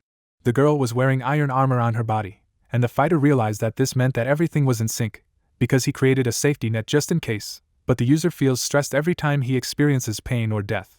But he did not think that the healer would perceive it as an ordinary game, and this is frightening. Holding his chin with his fingers, the protagonist said that she had definitely managed to become stronger anyway, and then thought that she had become much stronger in just 4 days, although he never thought that she would actually defeat the orc herself. Closing her eyes, the young lady clarified if this was true, because she was just training her own aura. Resting his cheek on his arm, the awakened man explained that now her ability to use an aura of the 3rd rank or higher, so she could be called a genius. Pressing her knee to her chest, Yun asked what it was.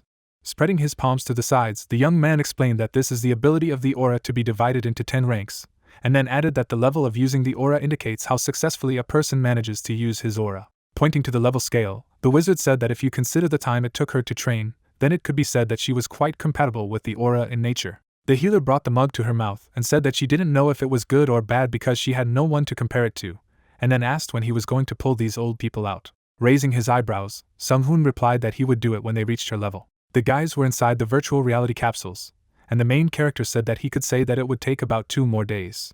Arching her back, the girl grinned and asked if it could be that she was a genius after all. Putting his hands in his pockets, the main character did not understand whether they should continue, and then he noticed that the healer was probably tired, so she could go home and rest. Shifting his gaze to the side, the hunter said that her family was apparently worried too. Thoughtfully rounding her eyes, the young lady exclaimed that in any case she would like to go for a snack, because she missed coca. There were glints of light in the boy's pupils. Raising a finger, Yun shouted that she thought she knew why people blessed this stupid drink. After all, eating there is much harder than training, and the fighter wondered that he most likely realized something about her fake smile and wondered if she had a very good relationship with her family. Lifting his foot off the ground, the protagonist admitted that he felt guilty for forcibly disabling her, after which he asked what she would like to eat, to which she exclaimed that she wanted everything that could be eaten with a cola. There was a view of a small building under the night sky. There were black lines under the ceiling, and the young man thought that magic was almighty, but it took a huge amount of time to lay the foundations. Sitting on the floor, the awakened realized that an incredible amount of resources were needed to maintain knowledge and spells. Squinting his eyes, Sung-hoon sighed heavily and stated that everything was already ready and he just needed to start. 2-color magic filled the space next to the protagonist, who was thinking that his mana had reached the maximum in his current rank, and his body was unable to withstand even more mana. Looking down, the guy decided that he had to improve the magic circle to increase the maximum mana he could use at a time. Lowering his jaw, the hunter exclaimed that he was starting. The human heart began to burn with fire. Bright white lines appeared in the space. The fighter sat surrounded by magical powers. Suddenly, the protagonist closed his eyes. At the same second, his pupils narrowed sharply. A bright flash of light formed near the body of the young man. The man's heart was blazing with a magical aura. The awakened arched his back when suddenly the system reported that one additional magic circle had been added, and he had managed to reach the 4th rank. Parting his lips, the wizard said that it was good. Rings of unusual particles surrounded the organ of the body, and Sung-hoon realized that he was now at the 4th rank. Taking hold of the box with both hands, the main character wondered what it meant that he could make clones of a living body. And although the ability to clone appeared at the 7th rank, but in this mana-filled house, he would be able to do it even at the 4th. Lowering his eyelids, the guy said that as a ruler, messenger and mana user, he commands. Furrowing his brows angrily, the hunter ordered to investigate the moment, analyze and create. The magic staff hit the floor, and the discovery began at the same time. Streams of magic scattered around the room, and the fighter talked about analysis, copying, life and tools. A stream of air swirled in space while the protagonist carried out the creation. Grasping the rod in both hands, the young man exclaimed that the living clone was complete. The awakened man stood in front of a bright flash of light. Squinting his eyes, the wizard muttered that everything was fine, because the cloning was successful. An unusual shell enveloped his brain, and Sung-hoon decided to apply life support. The organ hovered over the black box. The upper part of the box was covered with a blue veil, and at the same time the main character noticed that the target was stationary, and the permanent effect was applied. Rubbing his forehead with the back of his hand, the hunter breathed a sigh of relief and said that it had taken quite a while to create this. But everything was fine. The guy decided that it was time to finish, when suddenly the box closed, and the creator thought that it was a clone of his brain. Lowering his chin, the fighter, as a messenger of magic, ordered to assemble and connect, and then spoke about the permanent connection.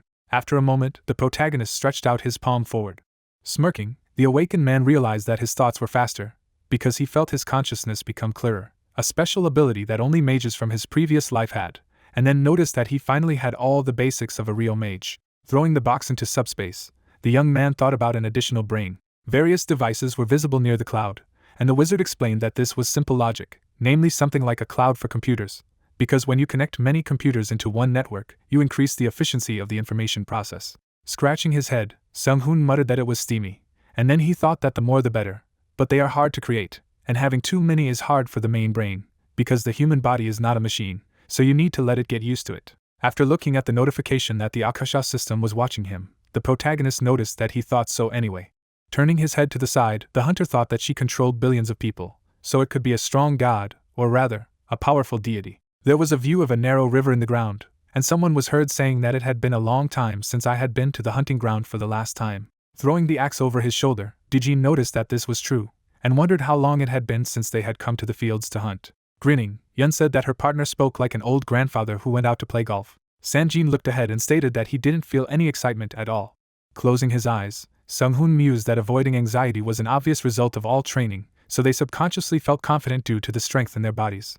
While the assistant asked if the tank would use his abilities, to which he replied that he didn't need them now because he didn't use them in training. Raising her eyebrows, the healer remarked that he should do this, because he might forget how to use them correctly, to which he clarified whether it was serious. With his eyes rounded in confusion, Jinsu wondered if they could really be here. The armored truck stopped on the road. The archer raised his hand and reported that this was an area where hunters were usually around the 100th level, to which his partner said that he was worried about the strangest thing, and although their mentor was here, they shouldn't have a problem, and then added that they were much stronger than before. The location of the guys was marked on the map of the area, when suddenly the system sent a warning that this region might not be suitable for their level, and the guy said that he had heard that this was where trolls appeared. While the gunslinger looked down and wondered if they had fought against orcs over and over again in virtual reality, Sanjin stated that it was true, and besides, not only trolls but even orcs appeared from time to time, and then clarified if he thought it was a high-level hunting area and offered to see if that those bastards had ambushed the soldiers to steal their weapons. Images of goblins appeared on the screen, and the fighter was indignant at what kind of orcs they were if they had weapons. The assistant looked away and stated that he was sure that the unusually high intelligence of the orcs was one of the tests for obtaining a hunter's license, to which the interlocutor said that it was so long ago that he had already forgotten everything. The hunter bit his lips, when suddenly he was informed that the monster was successfully attracted. The operator touched the microphone with her fingers and said that their target was a stone troll that was approaching 10 o'clock, after which she exclaimed that the estimated time of arrival was 3 minutes. The girl asked them to be ready, to which Dujin shouted that they understood everything. The soldier looked out the window and talked about how several drones had begun to scout the area to determine if there were other dangers, and then asked them to bring the target closer to the center to create distance from the rest of the monsters, and since they were high-level creatures, they would kill them one by one. Lowering his eyelids, the fighter noticed that his teammates heard them, so he suggested not to overestimate himself and not to divide. The guys got into fighting stances and pronounced the code words. Raising his eyebrows tiredly, Sanjin didn't understand where those young children had just heard such old-fashioned blows. The mechanical robot flew through the air. Spreading his arms to the sides, the tank shouted that the enemy was here, so everyone needed to prepare for battle. An enraged stone troll appeared, and the protagonist thought about how he had never seen them in a past life and wondered if he had adapted to his surroundings after leaving the gate. Folding his hands in displeasure, the young man stated that after all, trolls are known for their ability to adapt, but they can live not only in swamps, but also in ruined places. A huge creature has climbed the hill, and the operator reveals that the stone trolls can see have thickened skin, so you should be careful with it, and according to its level, it has great physical and magical protection. With a sly grin, Dijin replied that they understood everything, and then sent Jinsu to the right and Yang to the left. The ground under the big man's feet began to crack, and then he shouted that it was time to move forward. The warrior instantly jumped over the opponent's head. The hunter struck sharply. A bright flash of light appeared above the monster's body. The guy landed in front of the enemy's feet. Blue blood flowed from the monster's forehead, and the awakened man realized that it was weak, because he had struck with all his strength, but only slightly wounded him. Lowering his eyebrows, the young man thought that defense was all he had, and he was the one who had fought off monsters with the same level of defense, so now he could harm such a high-level opponent. The fighter put up his shield in front of him. At the same second, the troll hit his head on the metal equipment. Raising his hand, the monster screamed loudly. The orc clenched his jaw in bewilderment. Standing behind his fighting teammates, the mate shouted that the weakening had failed. Looking back, Dijin realized that he couldn't let him do it. The ogre's eyes began to emit a bright red glow. A stream of magic swirled over the tank's head, and it shouted that it was going to attack. With lightning speed, the projectile flew forward. An explosion abruptly occurred near the head of the stone troll. Jinsu let go of the bowstring. The opponent instantly tilted his torso down. The archer watched thoughtfully. Smirking, Sung-hoon mused that his arrow was capable of piercing the monster's head, which was the hardest part of its body, and everyone was doing quite well, considering that this was their first high-level creature hunt, and in that scenario, everyone would be able to adjust well. Standing on the roof of the truck, the guy shouted that he would definitely not miss now. Gritting his teeth, the warrior said that he would take care of the obstacles, so he could do it. Drops of sweat dripped down Jinseong's face. A cluster of magical particles formed near the archer's weapon. A huge monster in the distance was waving its arms. Suddenly, a hole formed in the opponent's leg. A white glow could be seen through the hole. Blue blood spurted sharply from the wound. Raising his head, the ogre began to shout loudly. Thrusting his spear forward, the awakened exclaimed that he was immobilized, so it was time to kill him. The energy beam quickly rushed forward. The monster's limb was torn away from his body. The hunter began to run quickly to help. Yun jumped high into the air. A magical aura enveloped the healer's boots. A powerful explosion occurred in the middle of the clearing. The girl stood on the body of the slain opponent when the system reported that 1 minute and 2 seconds had passed, and the main character noticed that the hunt was a success, and they spent a little more than a minute. Shutting her eyes, the healer exclaimed happily that the last blow was hers, and this was a good experience. A view of a fallen building in the vicinity of Pyongyang opened. Climbing out from under the concrete rubble, the stranger muttered that he saw the light. The creature in the blue cloak stood in front of the abandoned houses and said that he no longer remembered how much time had passed since the last time he had been under the rays of the sun. Walking through an unusual liquid on the ground, the undead claimed that this was the place God had promised them. The skeleton's eyes glowed with blue flames, and at the same time he noticed that the others would soon be here, after which he added that he had to hurry. Lowering his jaw, the evil spirits told everyone not to be lazy and get back on their feet. The monsters began to follow the leader, who said that it was time to go to their master. Holding out his hand, the lich ordered the killing of all they could find. At the same moment, a crowd of dark creatures rushed to run. In Seoul, you could see multi-story buildings. The sky above the houses was glowing white, when suddenly a loud rumble was heard. Hovering in the air, Sung-hoon, as the ruler of mana, began to give orders. Stretching out his palm to the side, the main character decided to memorize this location and mark it with an eternal marker, when suddenly the system reported that due to the effect of the eternal marker, a teleportation portal was created. Bulging his pupils, the hunter exclaimed that this was great, because now he had finished writing down the coordinates of all of South Korea. Holding the phone in his hand, the guy thought that if he could teleport long distances at any time, he should know at least the important points, after which he wanted to check if he had missed something. Looking at the screen, the fighter remarked that he could cover the entire nation with this, but now it was time to go back. Suddenly, the protagonist's pupils noticeably narrowed. The awakened man turned his head sharply to the side. A white veil spread out in front of him, but he didn't know what it was, but he could feel that a strong aura was emanating from the north. A purple aura appeared in the sky, and at the same time, the young man realized that he had definitely experienced such dark and vile energy in his previous life. Closing his eyes, the wizard realized that it wasn't just a monster. At the same moment, Sung-hoon's mouth opened wide in awareness. The image of a skeleton appeared, and the main character cried out that it was the deceased, or to put it another way, a strong type of the deceased appeared. Looking into the distance, the hunter said that he needed to check it, after which he thought that it was quite far away, but if he had been lazy with training, he would have missed it. Putting his palm out in front of him, the guy remembered that he hadn't written down the coordinates of the northern part, so it would be a little difficult, but everything would be fine, and although it used some mana, it would be better to direct it manually. The fighter formed an instantaneous spatial portal in front of him. The magic beam quickly rushed forward. Dark leaves fell from the branch of a tree, and the protagonist said in his mind that the outskirts of Pyongyang were inhabited by humanoid monsters called hyenas. A lot of black silhouettes passed through the forest. Grinning menacingly, the monster shouted that the dead continued to advance endlessly. Holding the shield in his hand, the werewolf reported that they had taken too much damage so they should go back, to which the chief resented that they would have nowhere to go if they left their headquarters. A squad of hyenas rushed to attack, and one of them noticed that fighting against them on top of the black earth could be equated with suicide. The monster's eyes began to emit a bright glow, and the humanoids were surprised that they became deceased after dying on the black earth. Turning his head to the side, the beast asked everyone to pay attention to him and ordered them to get away from the black earth immediately. Suddenly, the creature's jaw clenched in fear. At the same moment, the hyena looked back. The monster began to touch the fur on his back. A moment later, his limb was bitten hard. The crowd of undead quickly covered the animal with their bodies.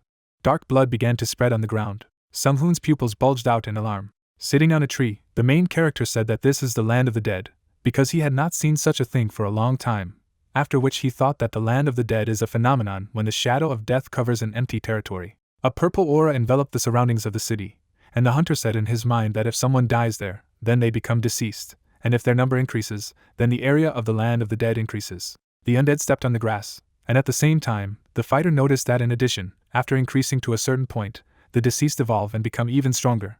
But that's not all.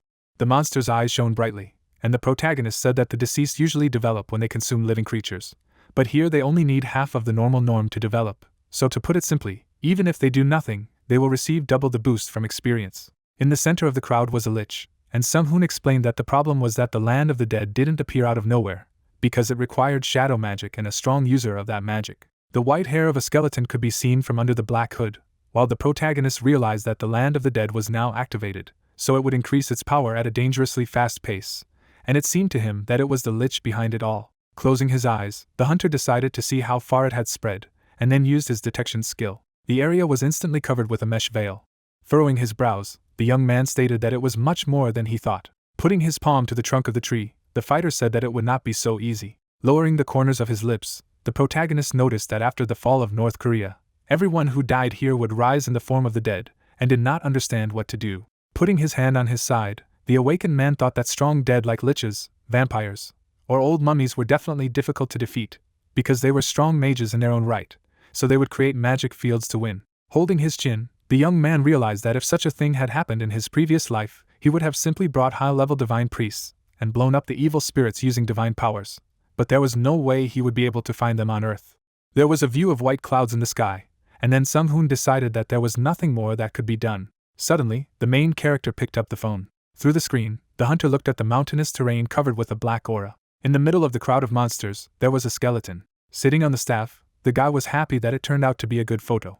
Squeezing his eyes shut, the fighter mused that he might be a degenerate wizard, but he was also a man of the 21st century, so there was no point in doing everything on his own, and then exclaimed that he would let the government deal with it. On the screen there were photographs of the Black Lands, and at the same time the man wondered if this was really happening, and did not believe that the pollution of such a large area would appear on the Korean peninsula. Raising her eyebrows sadly, the secretary reported that high-level hunters who specialize in search have confirmed that this is indeed the case. Putting his fingers to his hair, Desak asked if there was any action from the White House, to which the girl replied that they said that they themselves needed people and could not control the situation with the dungeons on their territory, and he asked what about Japan. Running her hand over the tablet, the assistant said that these guys are good at indifference. Standing outside the workplace of the president of HD Groups, the lady explained that this information was provided by the states, and it seems to her that the North American dungeons are also acquiring their own environment, to which the man anxiously asked if they were the only ones who did not know that the dungeons were connecting with reality, and if Intel branch had even begun to do its job. Photographs could be seen in the rays of light. Adjusting her glasses with her fingers, the secretary remarked that as he already knew, based on the situation, an entire nation could become a danger zone, and then added that especially if the contaminated area was joined by dungeons of the 3rd level and above. Shifting his gaze to the side, Desak said that many high-level monsters would multiply and displace them. Holding his chin, the man did not understand what to do, because they did not have enough personnel to take care of the dungeons, which are located north of the military border. A bright magical glow appeared in space, when suddenly a loud ringing was heard. Sung-hoon looked at his phone and noticed that Giziak had texted him that they had managed to sell the photos to the government for a decent amount of money, so he would send the money to his account right away. Putting his hand on his side, the main character remarked that the CEO was great as always, after which he added that it was very pleasant to work with him, but it would be even better if he could lure him to his side. The hunter looked at the golden item and said that all the rare materials he had asked for had been found for him, despite the difficulties, and then he thought that rare materials like titanium were incredibly difficult to obtain, given the amount in which they were requested. Raising his head up, the guy said that in any case, since such strong monsters as the lich began to appear, then he needed to increase his strength, even if he had to spend money thoughtlessly, but he realized that the most necessary thing for him now was time. A bright glow emanated from the vase, and the fighter thought that today he would invent a strong assistant who could create time on his own. The protagonist put his palm to the screen, when suddenly the system reported that the authorization was completed, and the identity of the creator was confirmed. Smiling, the awakened man said that he would update it tonight, and decided to start a temporary shutdown of the system. A bright cube flew in the air, and at the same time a notification appeared that a temporary shutdown of the system had occurred. Stretching out his palm forward, the wizard began to do what he was preparing for. Raising his hands in the air, the young man thought that he had used everything he had accumulated up to that moment for the foundation of the magic tower. The wizard stood with his eyes closed. Magic circles appeared above all the objects in the room, and the wizard asked to divide his consciousness in the way he had grown his ego without it. Particles of light circled in space. Streams of magic enveloped the tall pillar, and Sung-hoon spoke of the head of the Tower of Magic. There was a bright flash of light, and then the main character claimed that it had been created. The hunter looked intently ahead. A powerful energy beam soared high into the sky. A cloud of magical powers appeared in space. Eyes and a mouth suddenly appeared on it, and the creature asked to choose it. Closing his eyes, the guy said that the object he created would be named Aina. The soldier raised his palms, and the assistant said that his name would be as ordered by the creator. Smiling broadly, the head of the tower admitted that he was glad to meet him, after which he added that he was completing the initialization. The protagonist held the sphere with trembling hands and was glad that it had finally happened. Tossing the ego artifact up, the awakened man shouted that everything was ready, and then thought that this was his personal secretary and reliable ally. Holding his chin, the young man explained that this was a companion who would help him use his own ego, and now he was as good as a baby. The wizard smirked as the assistant stated that he was waiting for the orders of the dear creator. Holding his interlocutor in the palm of his hand, Sung-hoon asked if he was able to view the memories that had been sent to him, to which he received a positive response, and then asked him to use these memories and start automatic learning. The main character noticed that he was allowed to access the internet, when suddenly Aina raised his eyebrows and asked him to choose the direction of automatic learning. Running his foot across the floor, the hunter decided that this would be the growth of his ego. Closing his lips, the guy said that it would be problematic to help him in his current state. There were stacks of books on the table, and the fighter said that first of all he would be able to learn the wisdom and knowledge of this world. The image of the famous physicist was visible, and Sung-hoon advised his companion to focus on the available scientific knowledge and make it possible to apply it in practice. A white veil spread out in front of the protagonist's face, and his assistant said that he was following the creator's command. Suddenly, a bright flash of light appeared, and the personal secretary said that the search for and use of internet access was taking place.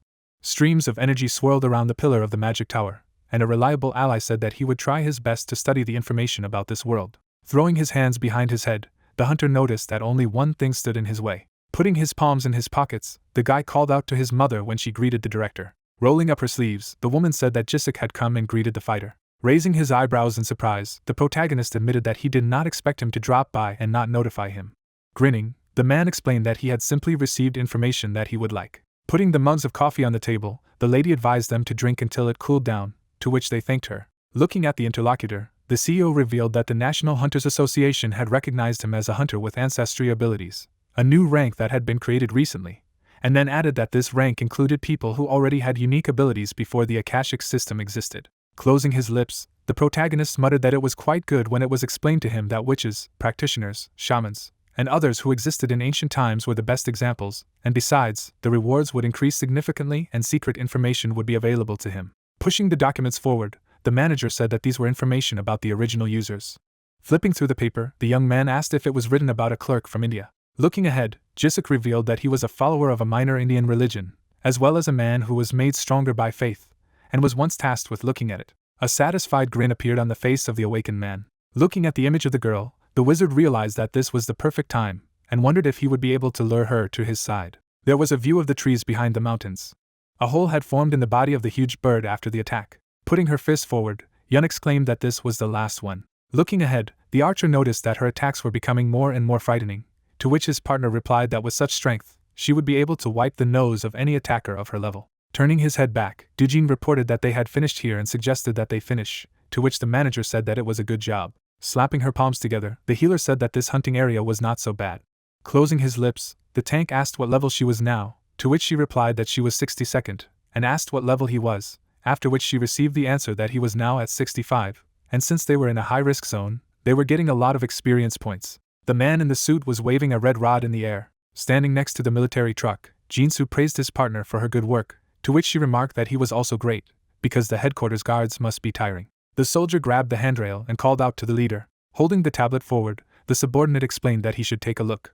Looking at the photo of the Black Lands, Dujin did not understand what it was, to which he was told that it was an urgent report that a significant number of zombies had appeared in Pyongyang near the demarcation line. Lowering the corners of his lips, the strong man said that there were a lot of them, and then asked if they were all dead, and the priestess of light asked if this meant that they were too close, if it was a dividing line. The guy said that this was true, but wondered where they came from, to which the assistant stretched out his hand to the side and stated that they believed they were from a dungeon near Pyongyang. The hunter's eyes widened in surprise and said that the monsters looked disgusting, and asked if they were ending up here, while the soldier said that the headquarters wanted them to return immediately, because if the monsters moved further south, they could announce a mandatory gathering of all awakened to fight them. Turning his head back, Jinsu suggested that they go, and Yun said that they had done it quickly, so it was time to rest.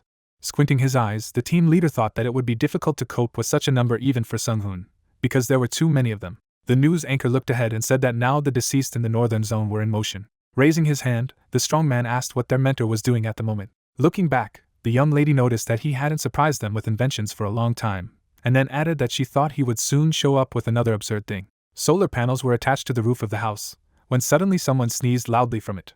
The main character squeezed his nose with his fingers, and his assistant asked if his creator had picked up the virus. Looking back, the hunter replied that this was not the case, and then added that someone must be talking about him. Looking at the personal secretary, the guy said that this was an assumption that came from experience, and then clarified what his progress was. The inside of the box seemed empty, and the companion said that by combining technology and magic, he had an interesting result, namely a 3D printer that uses magical power, and can also create even the most detailed magic circles, which are hidden from view, as they are applied inside the ring itself, and thanks to protective magic, if someone takes it by force, it will self-destruct. Smirking, the protagonist said that this was great, because his partner took care of even those things that he did not ask for, and then asked if they should make a trial version in this case.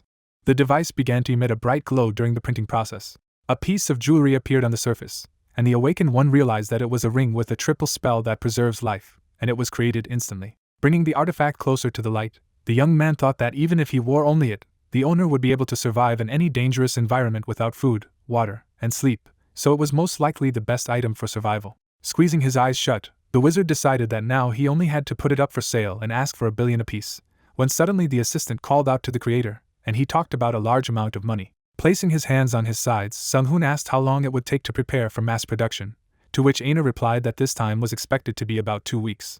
Magical streams rushed through the air, and then the main character asked to prepare everything as soon as possible and install everything in A2, and if something was needed, he could ask the manager Hyunti, because he would know that this was his secretary. Looking back, the hunter asked how automatic learning works, to which he replied that at the moment he was collecting data on nuclear and atomic development, and the guy noted that in this case, they would be able to build a nuclear power plant soon. White clouds could be seen in the sky. A view of the base on the Yellow Sea opened. The wooden structure was broken, when suddenly someone began to conscript. Stretching out his hands forward, the dark mage asked those who had wandered in eternity to come. Suddenly, a magical portal appeared high in the sky, and the lich still wanted those who harbored great grudges to come. The souls of the monsters began to rise from the ground. The skeleton's eyes glowed blue, and then he shouted for them to open. A ray of light soared upward, while the deceased declared that death surpasses everything, so the passage of death must open where he stands. A bright flash of light formed near the surface. A black hole formed in the middle of the atmosphere. Holding his staff in his hand, the dark mage said that by the will of their master, he was conjuring the invincible and immortal general to come. A luminous silhouette came out of space. A knight on horseback descended to the ground. The warrior's eyes shone brightly, and then he greeted Calypso. Lifting his chin, the skeleton greeted Pailton in return. A beam of light emanated from the undead's pupils, and at the same time, he said that this was the place their master was talking about. Sitting on his horse, the invincible general asked if the army was ready, to which the lich replied that they had 20,000 wanderers, 2,000 infantry, 200 knights, and 20 mages. Turning his head to the side, the dark creature noticed that this was a good job. Lowering his jaw, the deceased explained that he should hurry up, because he already felt another god who was trying to interfere with their plans. The horse's hooves glowed brightly, and the immortal warrior said that he should not worry, because everything would go as their master wished. At the same moment, Paleton drew his sword from its sheath and decided that they would go north. Raising his weapon, the invincible general realized that it would be a march. Galloping forward, the evil monster thought that they would make the demonstration live. Narrowing his eyes, the knight exclaimed in his thoughts that the dead would come after their souls. The girl grabbed her chin, and Sung-hoon remembered that he had received a request for help from Jessica, whom he had met in America. The guys shook hands, and the main character reflected on the fact that he was offered to teach the use of the aura to hunters in every country, especially those under the jurisdiction of the Rothschild family, and this offer turned out to be better than he expected. Standing at the entrance to the premises a month later, the hunter realized that the first batch of students was finally ready to graduate. Entering the room with virtual reality capsules, the guy asked Ayn to disconnect and wake them all up, after which he thought that his personal secretary, who had grown rapidly since its creation, had finally gained physical form. The fairy folded her hands in displeasure and said that there were still those who could not reach the goal, to which the owner replied that it did not matter. Closing his eyes, the fighter explained that the pact was to teach them the aura for 30 days. Flying forward, the assistant replied that everything was clear to her. The companion's wings were shining brightly when suddenly there was a notification that there was a disconnection from virtual reality, and users needed to be ready to exit the simulation. Suddenly, the disciple capsules dissolved. The guys collapsed to the ground with a crash. His pupils bulging in alarm, the man said that he had been protecting the castle wall up to this point. The protagonist put his palms together. Squeezing his eyes shut, the awakened man shouted that he wanted everyone to be attentive, and then added that it had been 30 days since they had entered virtual reality. The girl furrowed her brows angrily and was indignant at his words. Sitting on the floor, the students said that the result of each person's training was different, but everyone at least had to learn how to use the aura, but they thought that it was impossible, because more than a year had passed, to which the mentor replied that the contract was for 30 days, and they all did a great job. With a smirk, the young man advised them not to forget about the contract clause that prohibits them from teaching others the knowledge they had gained in virtual reality, after which he added that if they opposed the contract, they might find out about the consequences, although they would regret it soon after. The girl raised her eyebrows in alarm while Sung-hoon stated that they would miss the ceremony. Snapping his fingers, the main character said goodbye to people. Suddenly, the students began to disappear into the teleportation beams. The hunter raised his eyebrows in bewilderment. Jessica clenched her teeth tightly in pain. Holding his chin, the guy muttered that it was not bad, because she stayed and resisted his magic, and then clarified what was on her mind. Drops of sweat were running down the girl's body, and she admitted that she wanted to propose to him. Helping the interlocutor to get up, the soldier asked her again.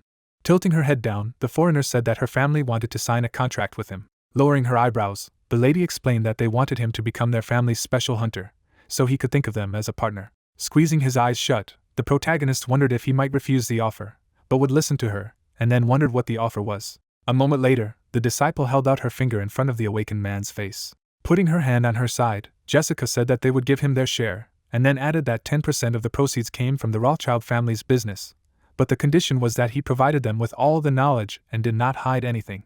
Looking at the fairy, the young man pondered that this was a rather extreme proposal, and then asked if she had the authority to make such a decision. Smirking, the girl replied that she had been approved by the elders of the family before coming here. Squinting his eyes, the wizard realized that the Rothschild family, who were rumored to rule the world from the shadows, was offering him an exclusive deal, and then clarified on what basis they were making him this offer. The foreigner lowered her eyebrows and said that she was doing this based on what she had experienced in the virtual world, and then added that his ability to transmit knowledge about the aura was amazing, but there was nothing special compared to that place. Some time ago, the lady was standing near a lonely tree, and now she was talking about how it was a trick of the flow of time, due to which the experience of 1 year is achieved in just 1 month. Raising a thumbs up, the student said that a wizard who could create such a device should be recruited no matter what. Smiling broadly, Aina noticed that this was true, and then exclaimed that the master was an amazing wizard. Sweat was dripping down Jessica's face, and she said that she couldn't help but notice it too. The girl asked if it was a fairy, and Sung-hoon lowered his eyelids and told her to leave it as it was, to which Sung-hoon asked if it was real, because she wanted to stay on track, and if you go back to what she was just talking about, it didn't matter how amazing he was, because there was a limit to what he could do. Putting the assistant on the back of his hand, the main character thanked the interlocutor for the offer, after which he added that unfortunately he rejected it. Frowning menacingly, the foreigner wondered what was the reason for this. Running his foot across the floor, the hunter explained that among what he knew, there was a saying that a wizard was constantly preparing for what was to come. Spreading his hands to the sides, the guy said that he firmly believed in the saying. Closing her eyes, the lady confessed that she had something to say, too, and then added that if he was not an ally, he became an enemy of their family, and they believed it. The protagonist pursed his lips when his apprentice remarked that she didn't know what he was preparing for. Clenching her hand into a fist, Jessica wondered how they could accept such an excuse together with other countries of the world, including the United States of America. Sung-hoon grinned slyly. Turning his head towards the girl, the main character thought that he had prepared in advance, because she would not be able to defeat him by force. But it was too late. The foreigner furrowed her brows. The student sighed heavily from fatigue and muttered that the negotiations had failed. Tilting his head back, the hunter asked if that meant she would face him as enemies. Twisting a strand of hair around her finger, the lady replied that this would not happen yet. Raising his eyebrows, the young man asked if she could convey his sincere greetings to the elders of her family or whoever was in charge of her. Putting her hand to her chin, Jessica admitted that she hoped that they would not take these words as a threat and force him to kill him. Closing her lips, the girl explained that if they fought, everything he had would be destroyed. Closing his eyes, the protagonist laughed and stated that he was looking forward to it. Suddenly, the awakened man snapped his fingers. The interlocutor instantly disappeared in the beams of teleportation. Aina was flying near the owner's head, when suddenly he became interested in her opinion. Rounding her eyes, the fairy said that according to the data she had added, the master would not be able to win against them in a short fight. The assistant wiped the back of the foreigner with a towel. Sitting down on the palm of the creator's hand, the private secretary noticed that he would not lose either, and if he fought in a protracted battle, he would win. At the same moment, the companion flew up, and the young man said that it was difficult to argue with what she had just said. The magical creature turned its head back, and at the same time, the mage reflected on how the completed Aina was the embodiment of the most magical tower, and since she had grown, he had already managed to gain enough strength to take control of the entire world. The fairy pressed her fingers on the keyboard, and Sung-hoon revealed that her speed was fast, and even compared to him, a great sorcerer. Lowering his gaze, the protagonist said that it was enough to catch a glimpse of her abilities to give this Skynet, from the movie he saw, to run for her money, and then asked what she was doing. Aina could see screens in front of her, and she replied that she was now hacking into the Central Intelligence Agency. After closing the textbook, the protagonist clarified what kind of outfit she was wearing, and then his assistant explained that this was her work uniform, and according to research, wearing a uniform in the workplace increases performance. A moment later, the spirit of the magic tower pressed the key. Smiling happily, the fairy exclaimed that it was cool. Looking sideways, the guy wondered why she was using such a primitive input tool, namely the keyboard, because one thought of her should be enough to gain access to the networks of this world. Closing her eyes, Aina said that according to her research, people believe in what they see, despite the results, and then the young man asked her again, and she noted that she decided that this would be the best way to show how hard she worked, and if she just sat there, she would look like she was just lazy. The teenager narrowed his eyes thoughtfully. Lifting the corners of her lips, the assistant turned to him. A room with equipment appeared, and at the same time, the awakened man asked how many machines were ready to develop magic items, to which he received the answer that they had 817. Standing by the window, the hunter said that it was a good thing, as they were ahead of schedule, and suggested that they begin mass production of magic items, and also added that they could postpone the production of more machines for a while. Holding the spirit of the magic tower in his hand, Sung-hoon said that for the time being, they could start with 10,000 and start the power generation business at the same time, but they would need much more electricity than they did now. Looking ahead, the fairy asked to be granted to her. A view of the daytime sky opened up, and the main character said that if there is any useful information from what she hacked, then let her analyze it and give him a report later. The president's palace in Abu Dhabi appeared. A soldier's leg was visible. The soldier opened his jaw in surprise. The man noticed an unusual portal. Bringing the radio to his mouth, the soldier shouted that they had an incident at the entrance, and ordered to escort the VIPs to a safe place right away. The soldier, standing in front of the magical passage, repeated that they had an accident and believed it to be a portal. The shooter's expression was confused. Suddenly black legs appeared. A moment later, a demon crawled out of the portal. The girl opened her mouth contentedly. Touching the military man, the undead were happy with the catch, and said that he was full of energy. Lifting the fighter's glasses, the monster asked to look at her. The man's pupils lit up brightly. The monster, hugging the soldier, said that before he died, she would show him paradise. An unusual aura was visible. Suddenly, the soldier fired a pistol. The bullets struck the demon's face. Grinning, the undead noticed that it was a primitive weapon. The girls, surrounding the shooter, said that they would eat him, and added that there was a lot of food here. In pain, the man opened his mouth wide and screamed. A dead soldier lay on the floor, and then the monster said that now was the time to feast, and they would show the males of this world the best hellish pleasure. There was a view of the president's palace, and it was heard that it was a monster, but no one could understand where the hunters were, and at the same time they opened fire to kill. The reporter, sitting at the table, said that this was a live broadcast from the presidential palace. The demon waved the hand of the military man, and the journalist reported that the portal, which appeared very unexpectedly, is rated as a third-level dungeon with a level limit of 150 and opens near the country's government buildings, but fortunately there were not many casualties among government officials in the United Arab Emirates. A correspondent appeared on a small screen and explained that tragedies had occurred in some countries in Southeast Asia and Africa, as a result of which all government bodies were lost. There was military equipment on the road near the White House. Garrison turned to Chuck, his mouth wide open. Turning his gaze to the side, the man noticed that he had not seen his face for a long time. The feet of politicians were visible, and one of them said that he was sure that this zone did not belong to their jurisdiction, and the second said that now was not the time to worry about it. Holding out the tablet, a member of the government asked to look at breaking news from CNN. Near the Blue House in South Korea there was a portal. Frowning seriously, Garrison said that similar portals are popping up in other developed countries, and they are brazenly appearing in major government buildings, and added that this is not something they can simply turn a blind eye to. Touching his forehead, Chuck asked what kind of madness it was. The man asked for an explanation of everything else, to which Bill smirked and replied that thanks to this event, they could believe that the monsters that are born from the portal have some kind of common purpose, and unlike the previous ones, they attack specific targets with clear intentions. The politician, with his hands in his pockets, asked who he was and noted that he had not seen him before, and then the technical consultant in Prism's lab introduced himself. The old man, shaking his hand, clarified what he was trying to say. Closing his eyes, Bill explained that they couldn't talk about it publicly yet, but Prism Lab had been trying to communicate with Director Ankashi for a long time. After presenting the unusual energy, the specialist said that they also assumed that if they could communicate with Director Ankashi, they would be able to get further help. Looking ahead, the member of the government asked if he should pray. Garrison, frowning seriously, said that if it was really a god, then he could answer his prayer. Scratching his head, Chuck spoke about what it meant that there was a mysterious entity that opened portals and sent monsters here, and Director Ankashi, who gave hunters the power to stop portals to confront them, and then asked if that was what he meant, to which he received a positive response. Parting his lips, the politician said that he did not even go to church, but he did have Armageddon. A magical passage appeared, and at the same time, the man clarified that he was thinking about the portal, because he was sure that he was not just waiting for the all-powerful boss to do something himself, and it was heard that first he needed to assess the perimeter, because it was a dangerous adventure, to enter the portal without any information. Raising his hand, the member of the government explained that if they waited, something told him that impatient countries could go in and come out with some information, especially like Korea in their days, after which Chuck said that the politicians there prioritize their safety first, and if they can close the portal near their government buildings, they will not hesitate to let the meat hunters in. Lowering his eyebrows, Garrison noted that while they were gathering information, they had to protect the perimeter so that citizens would not panic. Holding the phone in his hand, the politician said that they were already doing this, but if he wanted to, they would turn to Slow Man and his team for help, and if it was them, their protection from the portal was almost always perfect. A red portal was visible, and it was heard that it was necessary to remember that this was already in all the media, and therefore if they could not quickly close the portal, then it was not known how events would develop. A view of the Korean Yanbian Autonomous Region opened.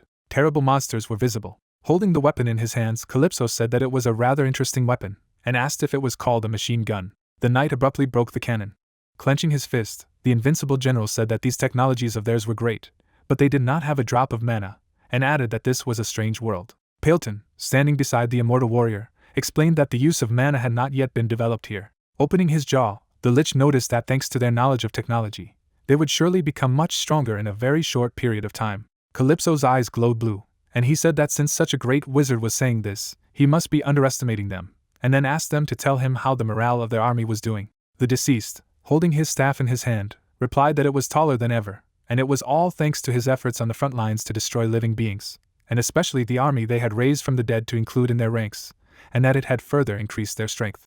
A magical aura swirled around the knight, and he said that it was beautiful, and then asked if it was because there were many living creatures in this world. Approaching him, the undead said that soon the living would surely strike back, and the invincible general wondered on what basis it was. Raising his wand, the dead man explained that the living here had poor mana control, but with the help of various technologies, they could very well observe the situation even from the sky, and they would definitely not allow them to continue increasing their army just like that. A bright particle of light appeared in the sky. The immortal warrior looked ahead and asked if this was the enemy he was talking about.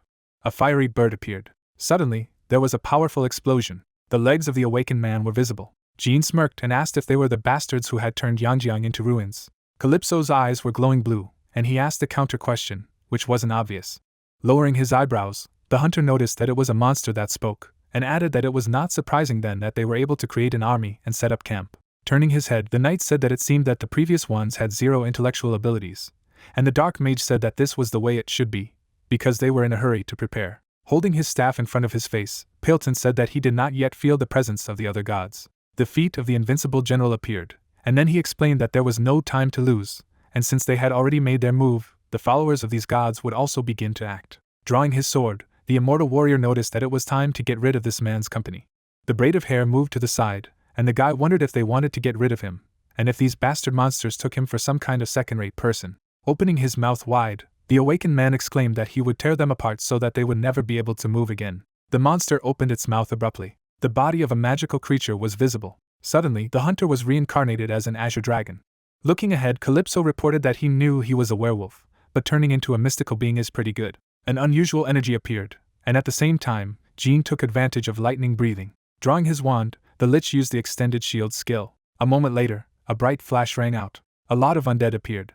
Suddenly a bright ray appeared. The magic projectile struck the awakened man. The invincible general, holding a sword in his hand, said that it looked like he was much stronger than he thought, and added that he had already planned to rip off his head with one blow. Lowering his gaze, the hunter thought that this was impossible, and was greatly surprised that the scales, which even modern artillery cannot damage, were cut. Noticing the huge number of undead, the azure dragon muttered that the army had surrounded him abnormally quickly.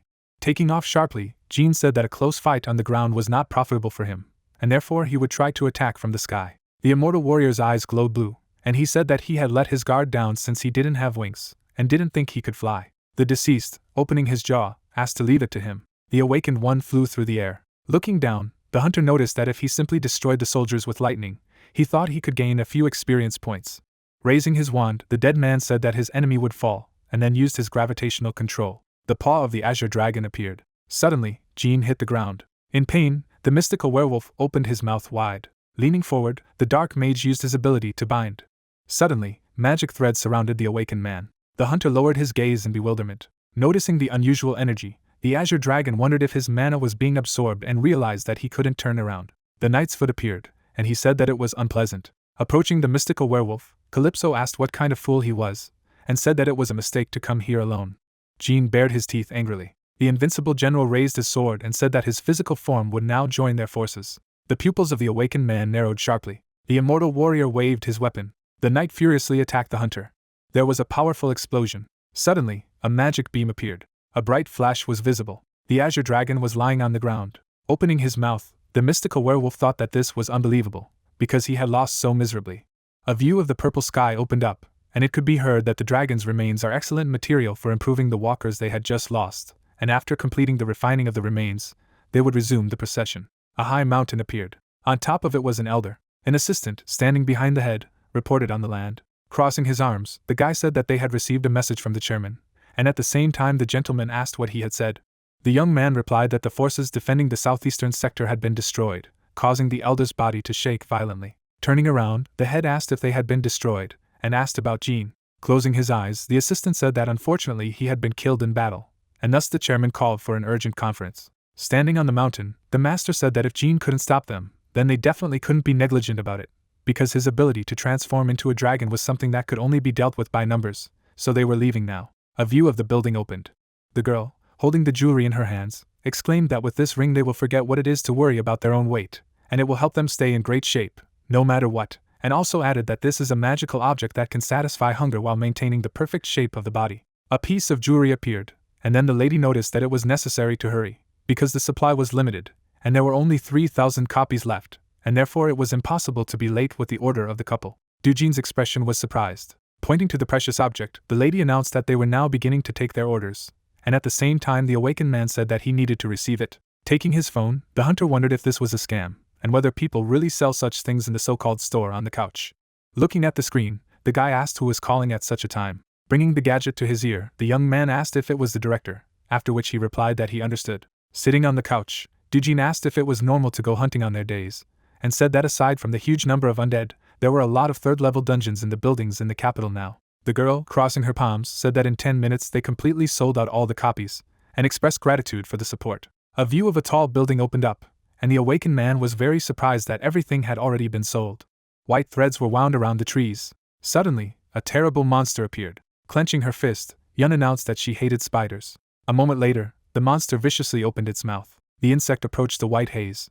Kicking the undead, the healer exclaimed that she should go away. Closing his eyes, the healer shouted that let the enemy die. The priestess of light fiercely attacked her opponent. The girl was waving her leg, and the awakened man asked if it was not surprising, and said that he did not think that she would take care of the spider's nest herself. Jinsu, holding his hand at his side, asked Dujin if he could do it, to which he replied that he could too. Opening his mouth wide, the warrior explained that he was the only strong man on their team who combined the forces of a tank and an attacker, so even one blow with an axe would be enough for these spiders. The guy, looking sideways, said that he was slow and didn't think he could hit that fast. Jinseong smiled and said that Yun had more aura points. The hunter, while watching the battle between the healer and the spider, noticed that she had good perception and ignored most of the damage, healing herself during the battle, which made her look somewhat like a zombie, and wondered if he could see how much her attack power was pumped, and also added that she was going to the city with these spiders, and perhaps she is the strongest in their team. The healer frowned menacingly. Closing his eyes, Dujin said that he might be in danger of losing the title of team leader, and asked if she was working too hard. Raising his eyebrows, Sung-hoon said that Young's leveling was really impressive. The boys, their eyes rounded in surprise, exclaimed that he had frightened them. Turning his gaze to the side, the fighter said that he thought he wouldn't come today, but he was here. Adjusting his glasses, the hunter asked when he learned to do this, since now he just appears out of nowhere, and the young man asked if this was a robber's stealth skill, and said that he did not notice until he was next to him. Stretching out his index finger, the main character replied that this was not stealth, but a simple teleportation spell. The pupils of the awakened sharply turned white, and it was heard that the healer was already finishing. Standing near the fallen spider, the priestess of light was dissatisfied with the smell, and noticed that it was sticky around. After a moment, the girl turned around. Raising her hand, the healer greeted the protagonist. The wizard grinned and greeted her back. Jumping from foot to foot, the healer asked when he came. Sung-hoon, stretching out his palm, asked her to stop. The main character covered his nose from the unpleasant smell. Snapping his fingers, the protagonist said that there was nothing to be done, and added that he would do at the expense of the establishment. Suddenly, the priestess of light was doused with a powerful stream of water. Then a strong wind blew on her. Yun's eyes were rather rounded. A team of awakened appeared from afar, and then the girl clarified if it was also his magic, and the wizard explained that it was household magic, which someone had developed out of a reluctance to do housework, and then asked if they could talk if their hunt was over. The truck took off. An unusual portal could be seen, and at the same time, Sung-hoon said that they must already know that a third-level dungeon had opened in front of the Blue House, to which he was told that the media was talking non-stop about how this was a global crisis. Dujin, looking ahead, asked if they needed them to take care of the third-level dungeon. Turning his gaze to the side, the main character said that he thought that a request from the government would come soon. A view of the orange sun opened up, and the protagonist said that the problem was the difficulty of the third-level dungeons, and for him it was possible, but it would be quite difficult with the skills of each of them. The cockpit of the car was visible, and then the wizard noticed that with the study of the aura, they had all become much stronger, but this was not enough to clear the newly opened dungeon of the third level. Closing his lips, Sung-hoon said that as they already knew, the environment inside the dungeons was extremely harsh. The warrior grinned and said that he was right, because he had heard that the dungeon was extremely unpredictable. A blue lamp appeared. Yun, closing her eyes, said that they should always be ready, and clarified about the use of the skill. The girl had a ring on her finger. The awakened man took her hand sharply, exclaimed that it was the ring of life, and wondered if it was real, and then the healer was surprised that he had heard of it too, and said that in their days it was a hit among hunters, and he asked what its effects were, and whether it could really relieve hunger. Touching his forehead, the protagonist muttered that she had indeed bought it, and added that now that he thought about it, it seemed like he had forgotten to take care of his team members. Raising his eyebrows, the healer turned to the leader. Stretching out his thumb, the protagonist noticed that it was a pretty good item for going to the dungeon, as well as a great acquisition, and decided that he would do something better, and at the same time the priestess of light announced that she had spent all the money on it. Raising his fist to his mouth, the guy said that they had deviated from the topic. Smiling slightly, the young man explained that the subjects were important, but the decisive factor was their proficiency, and so they would conduct a special training, and he had actually completed the modernization of training in the virtual world. The boys' expressions were confused, and Sung-hoon said that he had updated the virtual world, and so they would be able to increase their aura during training. Lowering her eyebrows, Yun said that this was exactly what she wanted, and her partner asked her to wait, and said that he still needed to prepare a little, adding that she knew how painful those few months were. Squinting, the main character said that he would negotiate with the government to buy some time, because they need 1 year in the virtual world, which means that within 1 month they must maximize everyone's capabilities. Advertising signs appeared on buildings on Hongdae Street. A lot of people were visible, and the protagonist said that negotiations with the government were almost over, and Aina would be responsible for the power plant and the sale of magic items. The hunter closed his eyes contentedly. The girl was holding the man's hand, and at the same time, the young man said that despite the fact that so much had happened, people had not changed at all. Lifting the corners of his lips, the awakened man noticed that he had come here quite often before. The guy played the guitar, and the wizard said that he watched performances and listened to live music. Looking up, Sung-hoon thought it was a good song, and added that he had once dreamed of becoming a musician too. Turning his gaze to the side, the main character wondered what it was, and whether it was self-taught, and also said that there was something in it. Dark silhouettes were visible. The singer opened her mouth wide. The protagonist's expression was surprised, and he wondered why someone like this was here. Holding the microphone in her hands, the girl said that they were just simple wanderers, and there was no need to hate them. The vocalist parted her lips. The audience joyfully opened their jaws. Putting her palm on her chest, the soloist thanked everyone. Raising his eyebrows, the guy decided to watch a little longer. Hovering in the air, the young man muttered that it looked like she had come to Earth through a dungeon or portal. Looking down, the teenager noticed that he had always known that someone from the ancient race would someday arrive on Earth, but he could not have imagined that this day would come so soon. The singer looked up sharply. Smirking, the girl thought that it was the Lord of Mana. Lowering the corners of his lips, the awakened man wondered if she could see him. Opening her mouth, the vocalist said that it was the first time she saw such a skilled master as him in this world. The soloist asked if he could give her some time to talk, after which the hunter, keeping his hand in his pocket, said that it was communication magic, and wondered if it could be that some creatures came from the same world in which he had once lived. The wizard's gaze was confused and he couldn't figure out what to do, and he also thought that it wasn't so bad to meet a wizard of a different race, and then said that since she had gone so far as to contact him through communication magic, then he thought he should agree. Leaning forward, the girl replied that it was a wise decision, and added that she was currently staying at Hotel XX, and if he visited her there, she would be able to show him much more hospitality. Turning around, Sung-hoon said that he would be with her in an hour. A moment later, the main character went downstairs. The protagonist closed his eyes. Looking sideways, the guy hoped that this would not bring problems. Approaching the establishment, the young man muttered that if he established a good relationship with her, it would be even great. A cafeteria was visible, and the teenager noticed that a girl who was able to captivate other living creatures with the help of mana could become a better singer in this world, and then he asked for 1 cup of moco. A view of a tall building opened. The awakened man scratched his head. Holding his chin, the hunter realized that he had come after all, and wondered what she wanted to talk about. Abruptly opening the door, the vocalist exclaimed that he had come. Looking ahead, the soloist said that she was grateful to the ocean for the opportunity, because it was a great honor for her to meet such a respected person as him, away from her home. Smiling, the wizard said that she was flattering him. A cozy room appeared, and at the same time, Sung-hoon asked to be allowed to introduce himself. Putting his palm on his chest, the main character said his name and said that, as she had already understood, he was a magician. Parting her lips, the singer explained that she was Elian, and was also an elementalist and a sea maiden. The protagonist offered to start, after which he put a scroll on the table.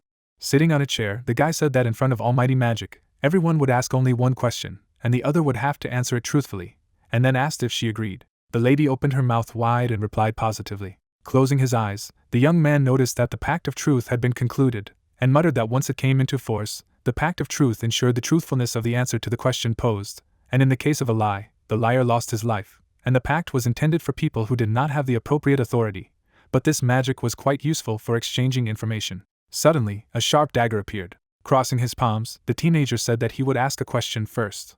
Looking ahead, the awakened man wondered if the place where she used to live had a name, and if the name of a continent or empire could be anything like that. Bringing her hand to her chin, Eleona replied that she did not know the true name of the world itself, but her race called it Alasia, and the thing was that they had little contact with other races. The hunter's expression was surprised, and then the elementalist said that he remembered that the empire of men there was called Petron. Squinting, the wizard thought that as far as he remembered, this was an empire that flourished 300 years ago. Closing his eyes, Sung-hoon muttered that he was the cause of her death. Parting her lips, the sea maiden said that he must have come from the same place as herself. The main character, raising his eyebrows, was stunned. Covering his face with his hand, the protagonist noted that this is why elementalists are a problem. Smirking, Eleona explained that their race was notorious for picking up on the slightest change in humans, and it was a unique ability of the wood elves and sea maidens. Looking ahead, the girl asked if she could ask him a question. Stretching out his hands, the guy said that he could ask. Sitting opposite the young man, the elementalist asked how long he had been living in the New World, to which he replied that he had lived here for 28 years. Smiling slightly, the teenager thought that he had been 28 years old since he was 28 years old, and said that it was rather trivial, after which he wondered why he should ask such questions. The sea maiden, lifting the corners of her lips, said that apparently this was both a short and a long period of time. The awakened man's expression was pleased, and he said that it was his turn to ask the question. Lowering his eyebrows, the hunter asked how she got into this world. The lady looked down sadly. The wizard's gaze was thoughtful. Opening her mouth, Eleona explained that the measurements had collapsed. After a moment, Sung-hoon frowned seriously. Leaning forward, the main character noticed that this was completely unthinkable. A black hole appeared, and then the elementalist said that he was right, that it was unthinkable. There were many girls in the water, and the sea maiden reported that there were no signs, and the dimensions suddenly fell on them, and the god they worshipped never saw them as a threat. Covering his mouth with his hand, the protagonist wondered if the reason was a quarrel between him and a Kalaman. Closing his eyes, the guy thought that even if God was not involved, there was a cosmic force that was always in play. Sitting on a chair, the lady asked if she could now ask a question, to which the young man replied that he wished. Looking ahead, Ileana asked what role he had in this world. Crossing his arms, the teenager said that he could not say for sure, but he believed that he could go against the nation. The girl put her hand to her face and said that she understood. Smiling, the awakened man suggested that he finish with the questions, and explained that he had nothing more to ask, and also added that he was pleased to meet a creature from his homeworld. The elementalist lowered the corners of his lips. After a moment, the hunter stood up, and the sea maiden said that she had a proposal for him. The wizard looked in her direction in surprise. Opening her mouth, the lady remarked that if he helped her, she would share the ancient knowledge of their race with him, and at the same time asked what he thought. Pushing back his chair, Sung-hoon muttered that her knowledge was not a bad offer. Turning his gaze to the side, the main character thought that it could be bad, and it depended on what she asked. Smiling broadly, Ileana said that they would begin negotiations. Crossing his palms, the protagonist clarified how he could help her. Closing her lips, the girl asked to save her race and provide them with a place to live in his world. Looking ahead, the guy said that it would take forever. Sitting opposite the young man, the elementalist said that he should find them within a reasonable time, and when he found them he would be able to proceed to salvation without much loss, and she added that this was her condition. Grinning, the teenager noticed that it was quite blurry, but it did not put much pressure on him yet, and then he asked which region. Looking ahead, the sea maiden said that since he had power equal to the nation, she thought he would be able to grant them a region and independence. The guys looked at each other. Raising his eyebrows, the awakened man announced that he would provide them with the necessary means, and upon finding the sea maidens, he would immediately begin a rescue operation. Standing up abruptly, the hunter asked if they could talk elsewhere in this case, to which he received a positive answer. Silhouettes of people could be seen outside the window, and at the same time, the wizard said that he originally wanted to search for more time, but it wouldn't be so bad if he started looking now. Suddenly, a bright flash rang out. Sung-hoon was standing by the elevator. Smiling, the lady said that it was a tower of magic that the master had built, and was surprised by the amount of mana. Bringing his index finger to his mouth, the main character said that he was quite uncomfortable when she addressed him so formally, and asked to call him by his first name in the future. Turning his gaze to the side, the protagonist clarified when she arrived in this world. Touching the glass, Ileana replied that the timeline of this world believed that it was a month ago. Looking at the girl, the guy thought that she would adapt quickly, since she had learned to make money by playing on the stock exchange for only 1 month. Lifting the corners of his lips, the young man noticed that she spoke Korean quite fluently, and asked how she managed to do this, after which the elementalist explained that people helped her. As she walked down the corridor, the sea maiden said that people's thoughts were much more complex here than in the world she was used to living in. Scratching his head, the teenager muttered that it was true, because even if the worlds were different, it would be quite easy for her to exchange knowledge with people through brainwashing. Suddenly the awakened man stopped in place. Red eyes appeared, and Aina asked if the master had returned, to which he replied that she surprised him because she had changed her appearance again, and Aina said that she was testing a battle golem with a full set of armor. The hunter, passing by the robot, said that he looked good, and asked not to conduct firepower tests indoors, as well as to be careful not to cause their guest any inconvenience. Opening her mouth wide, the fairy noticed that she had a different mana structure compared to other people. Turning around, the wizard explained that she was not a man, but a sea maiden, and added that he had promised her hospitality, and therefore let him prepare a room for her. Placing her hand on her chest, the lady gave her name, and announced that she would be under the tutelage of the tower spirit. Smiling, the assistant said that Ileana was registered as a guest, and greeted her into the master's tower. Aina, her eyes widening, said that the general analysis of the sea maiden race had been completed and was beginning to create a suitable habitat for this race, and then asked if it should include seawater, to which she received a positive answer. The girl looked in the direction of the robot. The elementalist said that it was a unique tower spirit, and at the same time, Sung-hoon, turning his gaze sideways, noticed that it seemed that modern culture had influenced her personality. An open door appeared, and at the same time, the main character said that despite how she sometimes seems, she still does a great job, and added that the lady can enter. A view of a huge room opened. Snapping his fingers, the protagonist explained that this is a great place for a private conversation. A moment later, a chair appeared. The guy was standing in front of Elian. Stretching out his hand, the young man asked her to sit down. Looking ahead, the teenager offered to talk a little about their cooperation. The awakened man said that he would like to immediately gain the knowledge of the sea maidens, to which the girl smirked and replied positively. An unusual energy flew near the elementalist's hands. The lady closed her eyes, and the hunter muttered that he didn't know how strong she was, but he clearly felt a powerful magical power. The wizard took his chin thoughtfully. Suddenly, a magical aura appeared. Clenching his jaw, Sung-hoon wondered what it was, and whether it was the ancient magic of the sea maidens.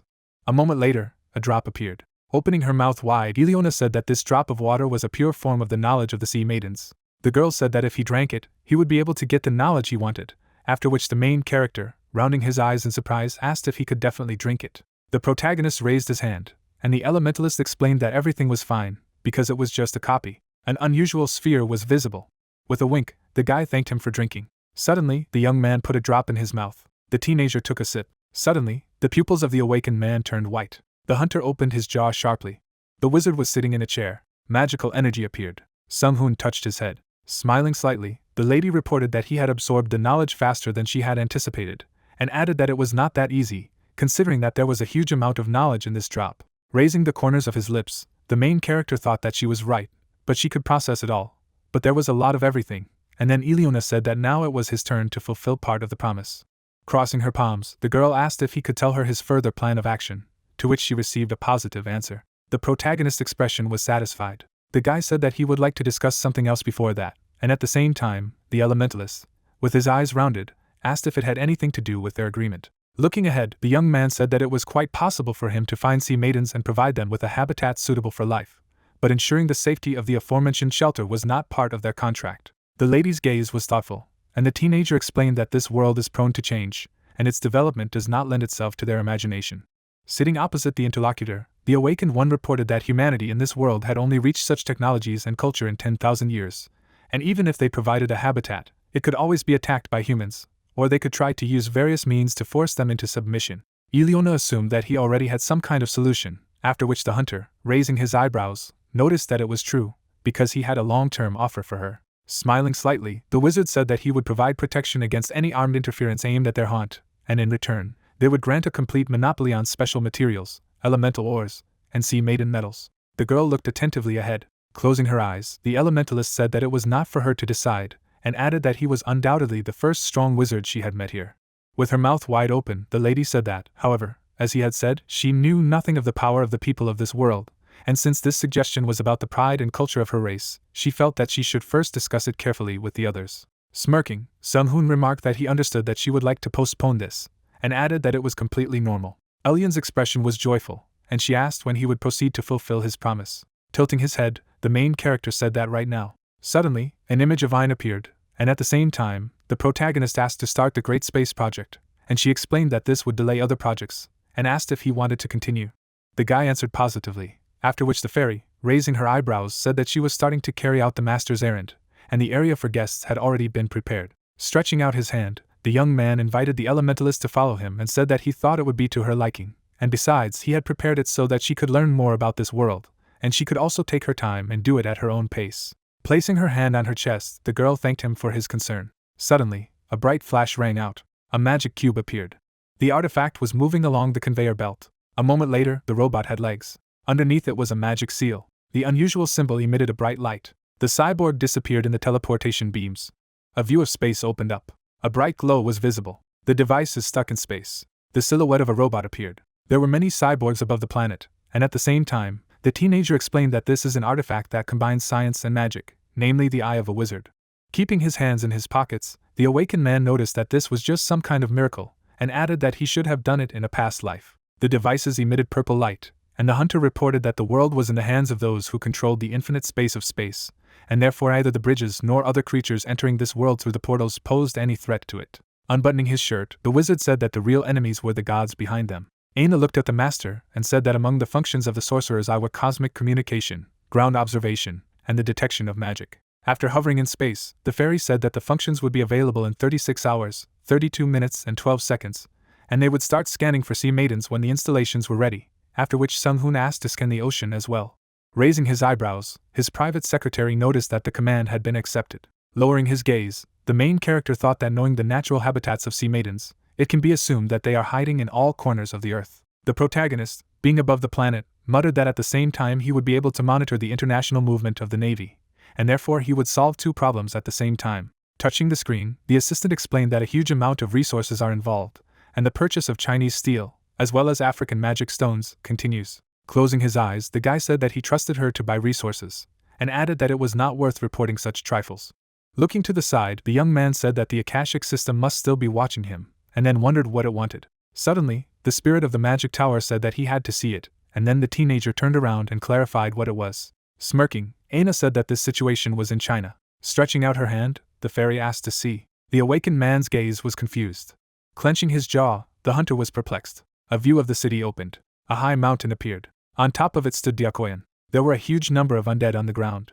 A lot of terrible monsters were visible. The girl's expression was menacing. A moment later, the pursuer raised her head. A huge bird flew to her. The eagle frowned gravely as he explained that it was time for a briefing and that she needed to return to her post, and added that he wasn't going to tolerate her antics just because she was a disciple of an elder. The lady, holding her hand at her side, noticed that she only wanted to study their enemies. The animal, opening its beak, said that it was stupid, not having the proper scanning skills. The bird flew up sharply and exclaimed that he should not forget their plan and not cause trouble, and added that he should return to his post as soon as possible. The eagle flapped its wings. Lowering her eyebrows, Diakoyan said that he was dissatisfied. The girl looked ahead. Standing near the cliff, the lady muttered that the government had decided to intervene. A huge number of undead appeared. There was a powerful explosion, and then the awakened woman realized that it was white phosphorus. A thick haze was visible, and the protagonist's pursuer noticed that most monsters are immune to physical attacks, but heat is especially effective on them. The monsters burned brightly, and at the same time the huntress explained that no one would like to resort to such weapons, but in war all means are good. Holes formed in the zombies' bodies, and Diakoyan thought it would be great if they just burned up. The monster's hand appeared. Lowering her gaze, the girl wondered if it worked. The silhouettes of knights could be seen. Suddenly, a skeleton in armor appeared. Noticing the dead, the lady said that they were not like the rest of the undead. Opening her jaw, the awakened woman wondered if these creatures were immune to fire. The zombies were burning brightly, and the protagonist's pursuer muttered that even those dead began to resist, but a second ago they were writhing in pain. The huntress's gaze was thoughtful, and she noticed that something had helped them by using some kind of spell, and if it hadn't been for that, the undead would have already disappeared. Frowning seriously, Diakoyan wondered if they could handle it on their own, and if it was worth calling for help. Shaking her head, the girl realized that only the elder would deal with this. A lot of shells flew quickly in the sky. Closing her eyes, the lady said that she would simply report what she saw. A moment later, the awakened woman jumped down from a high cliff. The pursuer of the main character quickly fell down. At the same time, sweat was dripping down Sung-hoon's cheeks. Putting his palm to his face, the protagonist said that things were bad, and added that these people created only problems because they did not understand magic at all. A huge number of evil spirits were visible, and then the guy muttered that using the heat of the Titan is a pretty good move, but the army of the dead is led by a powerful necromancer, and therefore the ideal conditions for the heat-resistant spell, and it is easier to say that they are under the influence of an anti-fire buff. Parting his lips, the young man said that the vast territory of magic decay or annulment would be enough. Lowering his eyebrows, the teenager could not understand what to do, and whether it was worth doing it for free. Aina, hovering in the air, explained that if he helped people, they would find out about them, after which the awakened man noticed that this was what was bothering him. Holding his chin, his private secretary asked if he was worried about the civilian population. Turning around, the hunter asked if she really thought he was so kind-hearted. Looking at the screen, the wizard said that the population of China was a tidbit for the leader of the undead army, and this worried him, and the appearance of a powerful lich would further aggravate their situation. Seeing Paleton open his jaw, the young man said that it was unpleasant, because if nothing was done, they would form a necropolis. There was an army of armed knights on the ground, and at the same time, Sung-hoon asked his assistant to look carefully, because before there was no need to worry about their number, but not now. The protagonist lowered the corners of his lips in alarm and said that after the government itself dealt with this issue, he stopped observing, but now the number of dead has reached 10,000, after which he added that in addition, they are rapidly developing, and this can be traced by their routes. A crowd of undead stood inside the black space, and the hunter noticed that it was a soulless pit. A huge creature towered over the dead, and the guy said that it was a walking grave. Above the two powerful pillars, there were magical flashes, and they turned out to be ghostly towers. High in the sky, black death stars hovered. On a wooden bed stood a demonic coffin. The bonesmith swung his hammer sharply. Lowering his chin, the fighter said that they did not sit idle while they dealt with issues in the tower, and his partner added that they were serious against humanity. Looking down, the protagonist explained that their entire army is a snowball that has been allowed to roll freely down the mountain, and has now grown to a huge size, so they must intervene urgently before the situation gets out of hand. Lowering the corners of her lips in displeasure, Aina said that she believed that the master's personal intervention was not a wise decision. Looking back, the awakened man did not understand why this was so, because if they allowed them to complete the necropolis, he was afraid that nothing could help this world. The young man folded his hands, and his private secretary explained that the Chinese government was extremely corrupt, and even though they were helping them, they did not benefit from it, and then added that there was also a high probability that Chinese troops would intervene in the future. Raising a finger up, the assistant said that in this case, even without their help, the construction of the necropolis would not be completed. Stretching out his palm forward, The wizard clarified what would happen if they failed, because more than once the strongest armies had lost wars due to rash, mediocre decisions. Placing her hand on her side, the fairy asked why they didn't share information with them if the worst could be avoided in this way. But until a clear leader appeared, they could not intervene, to which he thoughtfully said that it was worth distracting them from the conflict. Looking sideways, Sung-hoon agreed. Looking at the screen, the main character thought that in this case, more people would die. Rounding her eyes, the assistant called out to her master. Closing his eyes, the hunter did not understand why he felt so sorry for them, because in his past life and in the present, no one helped him, even when he needed it most. Furrowing his brows, the guy decided that they would remain neutral until they themselves asked for help, because it was not worth meddling in their own business.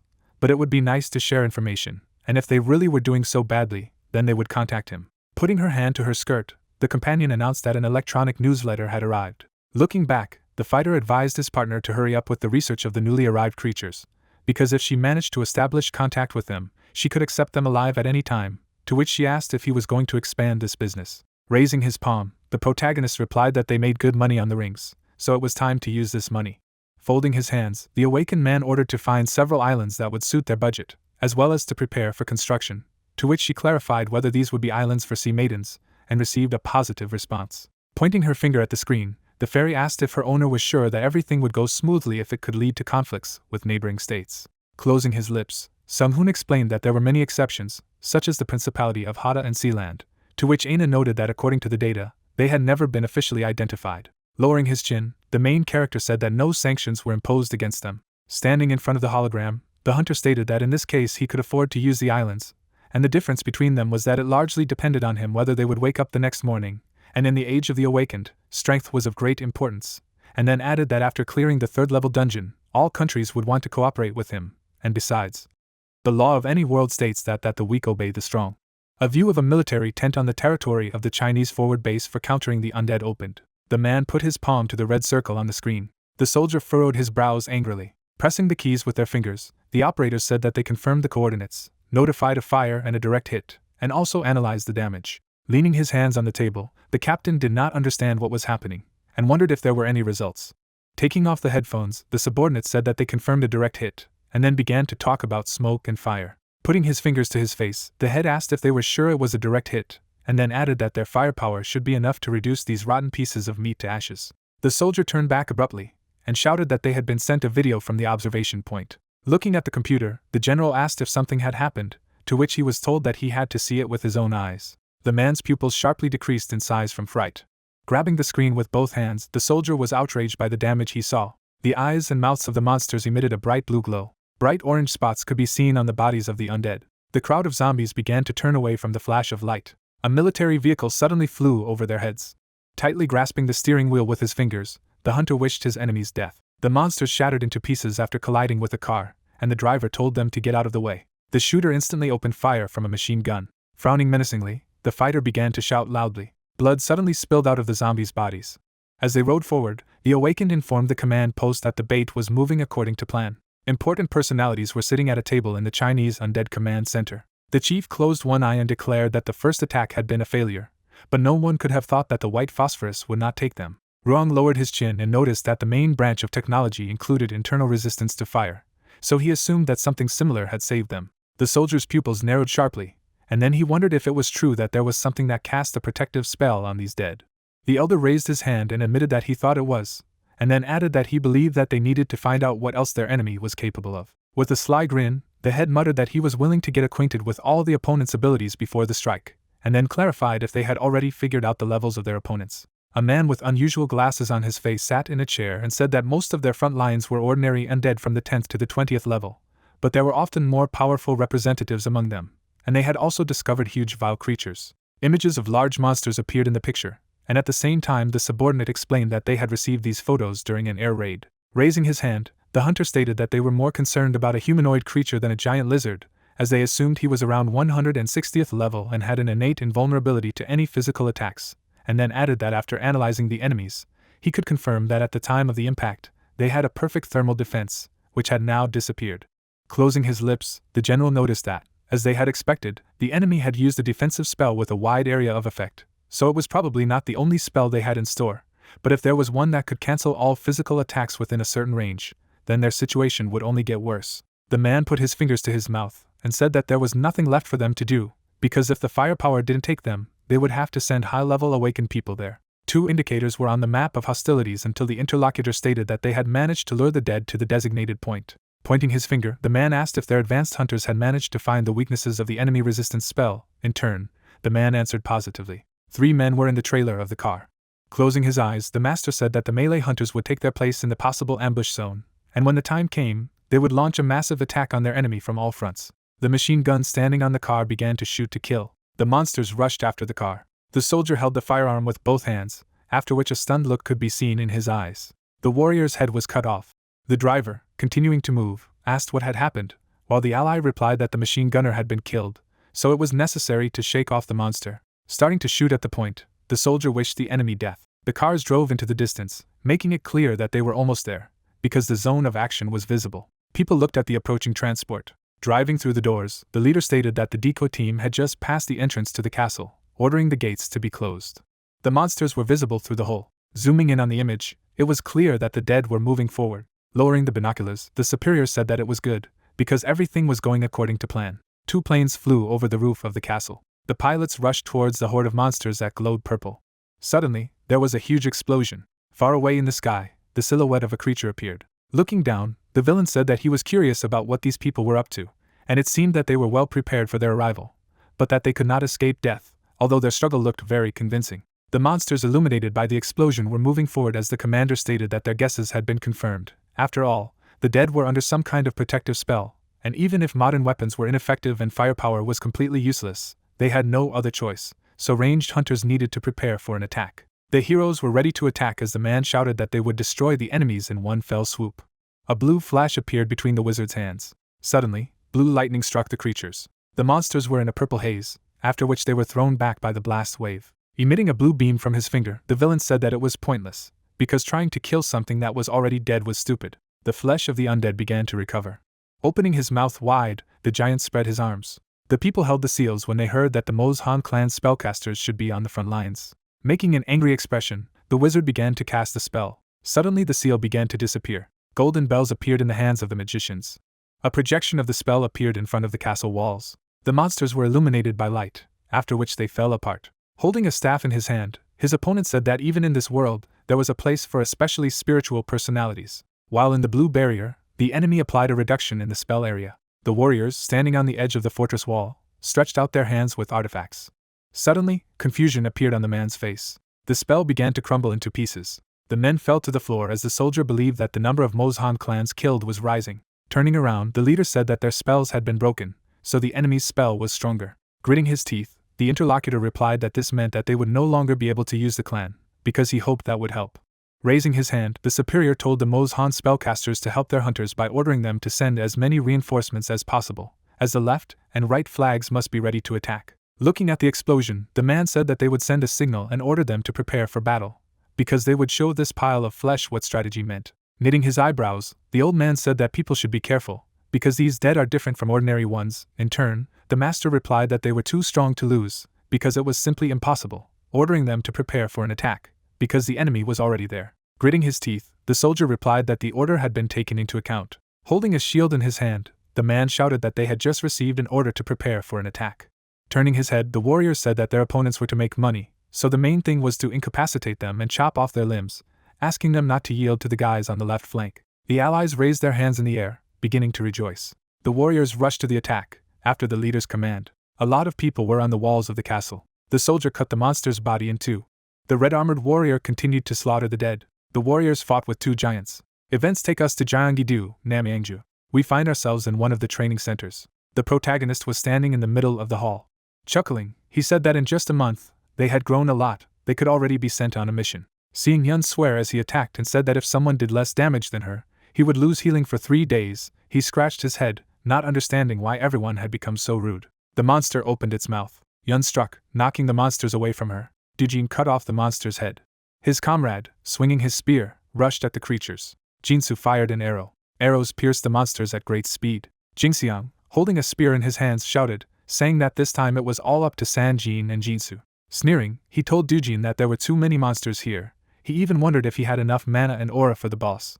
Looking at the running critters, the man said that they could only count on Sanjin's new skill. Pouring mana into the staff, the young man shouted, saying that the mass destruction spell was ready. They didn't need to worry about mana. Jinsu smiled, saying that he had been waiting for this for ages. Mana gathered in his hand. A moment later, he fired many explosive arrows. Yun kicked the creature and told Uncle Dujin to break into the ranks of the monsters. The man swung his axe, crushing the ground under the monster's feet. He said that he wasn't really an uncle. The animals flew up. At this moment, the arrows spewed out a bright light. Waves of light parted from them. A second later, small drops pierced the creatures like hail. The monsters screamed and howled, disappearing. Some still could not find support. Yan smiled and said that Jinsu was the best at dealing with small mobs. Soon, only the corpses of animals remained on the battlefield. The arrows of light began to dissipate. Wiping away the sweat, the guy told Yun that he would not be jealous if he were in her place, because his mana was only enough for one go. Sanjin, looking at the archer, said not to worry, he just needed to look at his new skill. Mana swirled around the young man. Streams of mana flowed across the battlefield, which meant that the monsters were indeed leaving behind a healing cloud. Dujin, examining himself, said that his health had begun to recover. The girl, grinning, said that she had replenished her mana reserve. The full recovery in front of the boss happened as they planned. Turning around, the captain said that perhaps they could reach the end this time. Yun, frowning, said that he should normally try to distract the monsters. If he died as ridiculously as last time, she would personally eviscerate him. Dujin was surprised, and asked when their girl became so rude. The girl gritted her teeth and said that it was all thanks to her uncle, all because he, being the main tank, had died before he was healing. The man turned away and said that she was calling him uncle all the time. The archer tried to convince him, saying that although they were in the game now and they didn't care about death, but in reality, they would die. Dujin replied to him, saying that by focusing only on causing damage, everyone would make a mistake. Suddenly, dark mana began to accumulate. The darkness swirled, signaling the arrival of the monster. Yun stepped forward. She waved her hand. A moment later, a wave of energy emanated from her. She activated the mass protection with the help of light. A cloud of darkness swooped down. The girl's mana enveloped the entire group, hiding them. The demon opened his wings.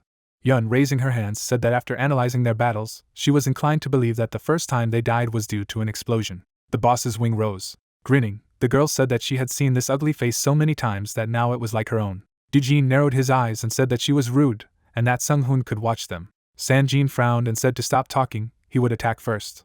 The demon, opening his mouth, said that they, pitiful people, dared to break into his kingdom and destroy it. He would quench his thirst with their blood, and then please his stomach with the remaining flesh. The boss froze puzzled when Yun said that this monster keeps saying the same thing. Dujin, pointing to the enemy, said that the developers did a good job on him. Anyway, all villainous cutscenes should be built according to the traditional template. Mana has accumulated on the tip of the staff. Sanjin, who was standing behind the group, used a curse. A dark silhouette rushed towards the boss. The boss, looking at the darkness, said that he was too naive to try to put a curse on him. Gritting his teeth, he said that the curse made by humans was insignificant. The demon suddenly let out a stream of fire from his mouth. A ray of light rushed towards him. A moment later, the demon's throat was pierced. Jinsu, holding his bow up, said that it was too predictable for him. He couldn't be allowed to burn the curse. Frowning, the captain told Yun to be careful. He would now distract the enemy with a taunt, and they would only have 1 second. The boss, gathering flames in his mouth, cursed. Suddenly, darkness began to envelop his feet. Lowering his head, the boss shouted, saying that the curse could not affect the demon. Dujin disappeared from the place. The demon managed to substitute a horn to block the axe. The man smiled nervously, saying that the opponent's horns blocked his path. With a wave of his head, the boss threw the enemy away. Gathering the flames in his mouth, he was about to kill the tank. He put up a shield in front of him, asking him to wait. Dazhong's shield blocked the flood of fire that hit him. Yun, kicking the demon, said that this idiot told her to be careful. Trying to extinguish the fire, the captain began to run around the battlefield. The girl, frowning, said that now it was all over, someone had to come to her urgently. The demon created a strong gust of wind with a wave of his hand. Grinning, he asked how much longer they would run away from him. Jin Sung, spear in hand, rushed forward. His spear pierced the creature's leg.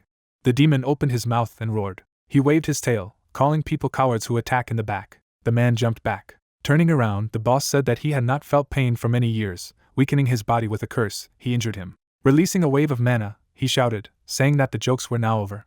The burns on his face began to disappear. Dujin smiled and said that he wouldn't risk approaching the creature in the second stage. Slapping him on the shoulder, Yun said that she would only keep him healthy if he didn't die on the first blow. Pointing to the boss, she said that he must attack immediately. Grinning, the man said that they somehow separated. It seemed to him that they offended him.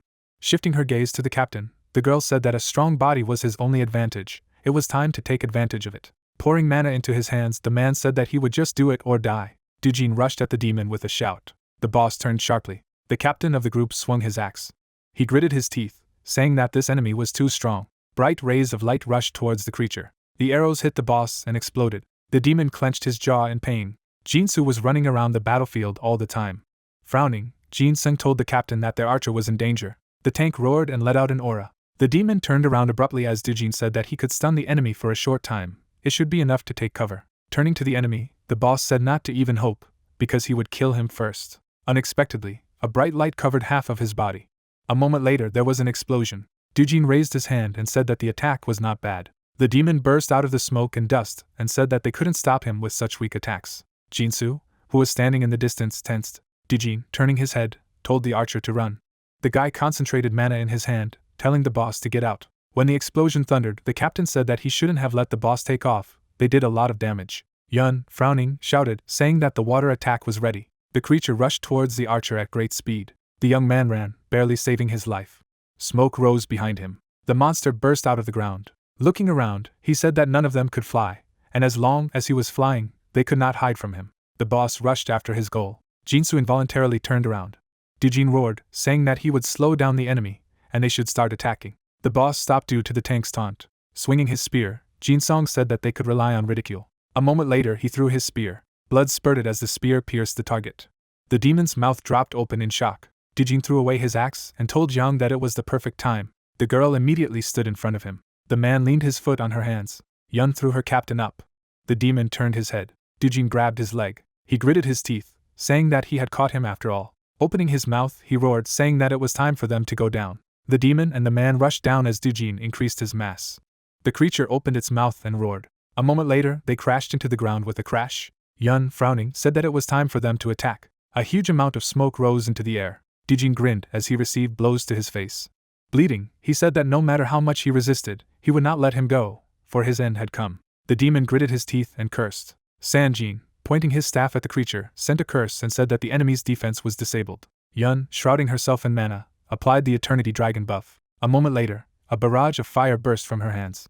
Rays of light shot out from the man's spear. Jinsu, while in the air, fired an arrow. A bright flash of light flashed in the darkness. A powerful explosion lit up the entire dark space. The protagonist chuckled, saying that they had caught the boss much earlier than he expected. Scratching his head, he said that the group had become much stronger. He had underestimated the mastery of the Akashic system. A mere user would not be able to deal with a demon of this class. Putting his hands in his pockets, he said that perhaps they would be able to pass the third-level dungeon. It was time to convince them. The girl's head tilted slightly as the VR connection was interrupted. The liquid enveloping them began to change shape. The water spread on the floor. The awakened ones breathed heavily as they came to their senses. Sehun, smiling, said that they did a great job, and very quickly. Yun, covering her face with her hand, asked how long they had been there. Helping her up, the guy said that they had been there for 2 weeks. The girl, surprised, said that it felt like they had spent an eternity there. Aina, flying up to them, said that she was managing the time perspective. In order to reduce their stress, they needed psychological help after training in the virtual world. The members of the group, staring at the protagonist, asked if he had really entered their minds without asking. Sunghun, raising his hands, said that they had misunderstood everything. It was a necessity. Thereby he had made them safe, for everyone would go mad by experiencing death again and again. The girl, rubbing her chin, said that he was basically right, although it seemed to her that he was lying. Sticking his hand into the subspace, the young man said that he would never have thought that they would become so strong. Throwing the towel to the lady, he said that now they could not waste a minute, they had something to do. Smiling, he said that it was time for them to go on a new mission. The group members opened their mouths as they looked at Sunghun. They had just returned to reality, and hadn't even rested. Events take us to the Blue House. The paparazzi were constantly taking pictures. Everyone was discussing the fact that the infamous hunter who personally cleared the second-level dungeon brought a team with him. They are serious and determined.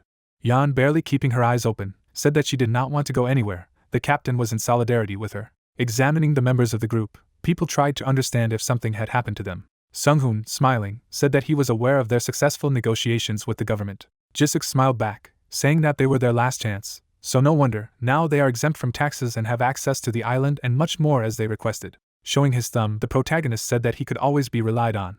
Looking at the portal, the reporter said that the day had finally come when the hunter and his team set foot in the third-level dungeon. Inside, the dungeon resembled an ordinary cave with glowing ore. Yun, raising her head, said that such ore could not be found on Earth. Looking at Sunghun, she asked why they were in such a hurry. He himself had said that they would not do it. The young man replied that while they were in the virtual world, a lot had changed. Lowering his eyelids, he said that the dead were slowly but surely taking over China. 2 ordinary hunters had died, they might have to fight them, and so they should become even stronger, and the dungeon would help them do so. The archer and the girls stared at the leader warily. Turning around, the protagonist said that he would maintain her power level. Taking the crystal in his hand, the young man said that it was a mineral. Raising his head, he said that he could not have imagined that a nest of gradions was located here. Looking around the cave, the girl asked what he was talking about.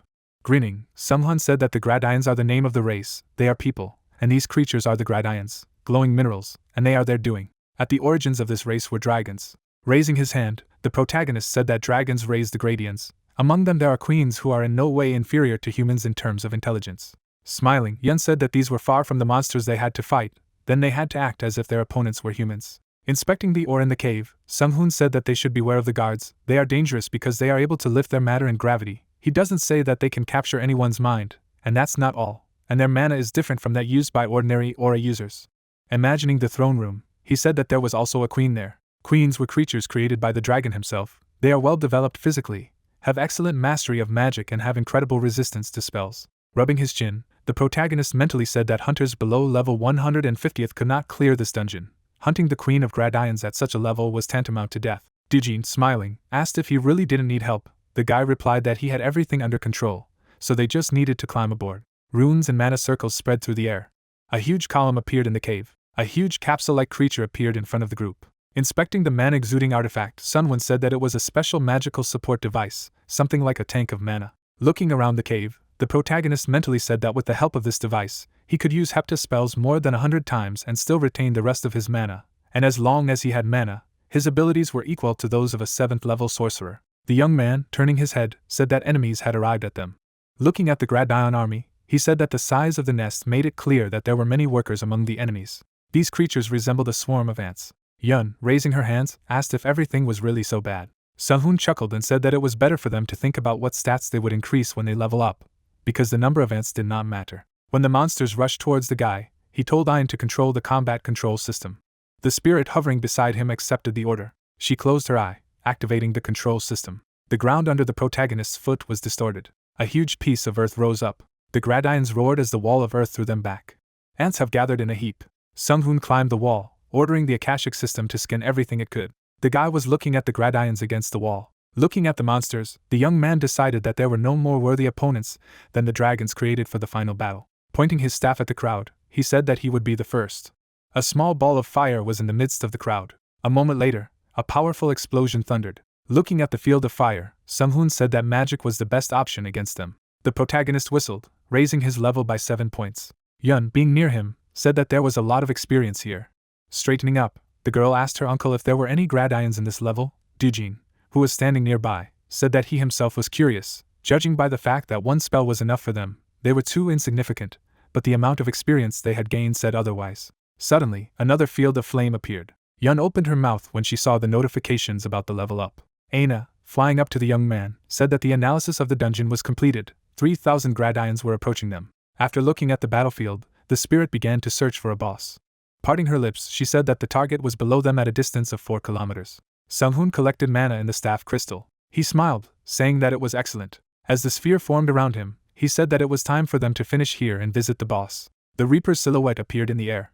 Yun's mouth dropped open in shock. Dujin opened his mouth and asked what was going on here. A huge silhouette of a Reaper with a scythe floated in the air. Frowning, the protagonist told Ayn to cover for him. Set the distribution parameters. Subjects with health above 1,500. Racial type, insects. Aina spread her arms to the sides, activated the magical support device and began marking. A mark appeared on the forehead of each Gradion. The Reaper's scythe began to exude darkness. The protagonist waved his staff. The crystal in the staff flashed. The Reaper's scythe rushed down. Death swung his scythe. A thin incision spread across the cavern. The Gradions ran to the wall. Suddenly they stopped and froze. The girl's pupil displayed a notification from the system about the level increase. The monsters' bodies began to fall off and fall. Soon they collapsed to the ground. The queen's mustache twitched. Sitting on the throne, the queen said that she did not feel the children. They clearly underestimated the strength of the enemy. The guard standing near the throne said that Gradions with low levels could be resurrected. They would do it when there was time, but in the meantime, she should not attach great importance to losses. The Gradion general, turning, asked the queen's permission to meet their guests in person. Closing her eyes, the girl said that they would all go together. Looking at her children, she said that judging by the energy raging above, their enemy was a very high-level powerful sorcerer. The generals involuntarily looked at each other. Raising her hand, the queen said that the Gradians with passive magical protection would begin to hunt him, but they must not lose their vigilance, they must not spare their enemies. The generals knelt in obedience to orders. Closing her eyes, the ruler became interested. Dujin stepped onto the battlefield and couldn't believe that all the monsters were dead. The members of the group, examining the area, realized that there were only corpses around them. Smiling, the man said that the spell that had killed everyone in such a vast area seemed ridiculous. The protagonist turned his head and said that changing existing laws, that's what magic, fire, ice, lightning and other natural elements are for, they can be recreated even without magic. Yun turned her head and asked what would happen next. After all, he had caught the boss. The young man looked at her and said that the boss was still alive. This spell was not that powerful. Now he would move towards the finish line, avoiding the queen and high-level Gradians. Suddenly, 3 huge mugs appeared in front of the girl. The protagonist stood in front of the group and told them to collect magic crystals from the monsters. There should be 3,241 of them. They should get more money. Stretching out his finger, he said that they should not forget about their antennae. They may still be useful to them. Looking around the cave, the guy said that it was safe here, so they could relax. Forming a magic circle under him, Sung-hoon said that he would go and look around here. A moment later he was gone. After shedding a tear, Dujin said that he already regretted signing with Sung-hoon.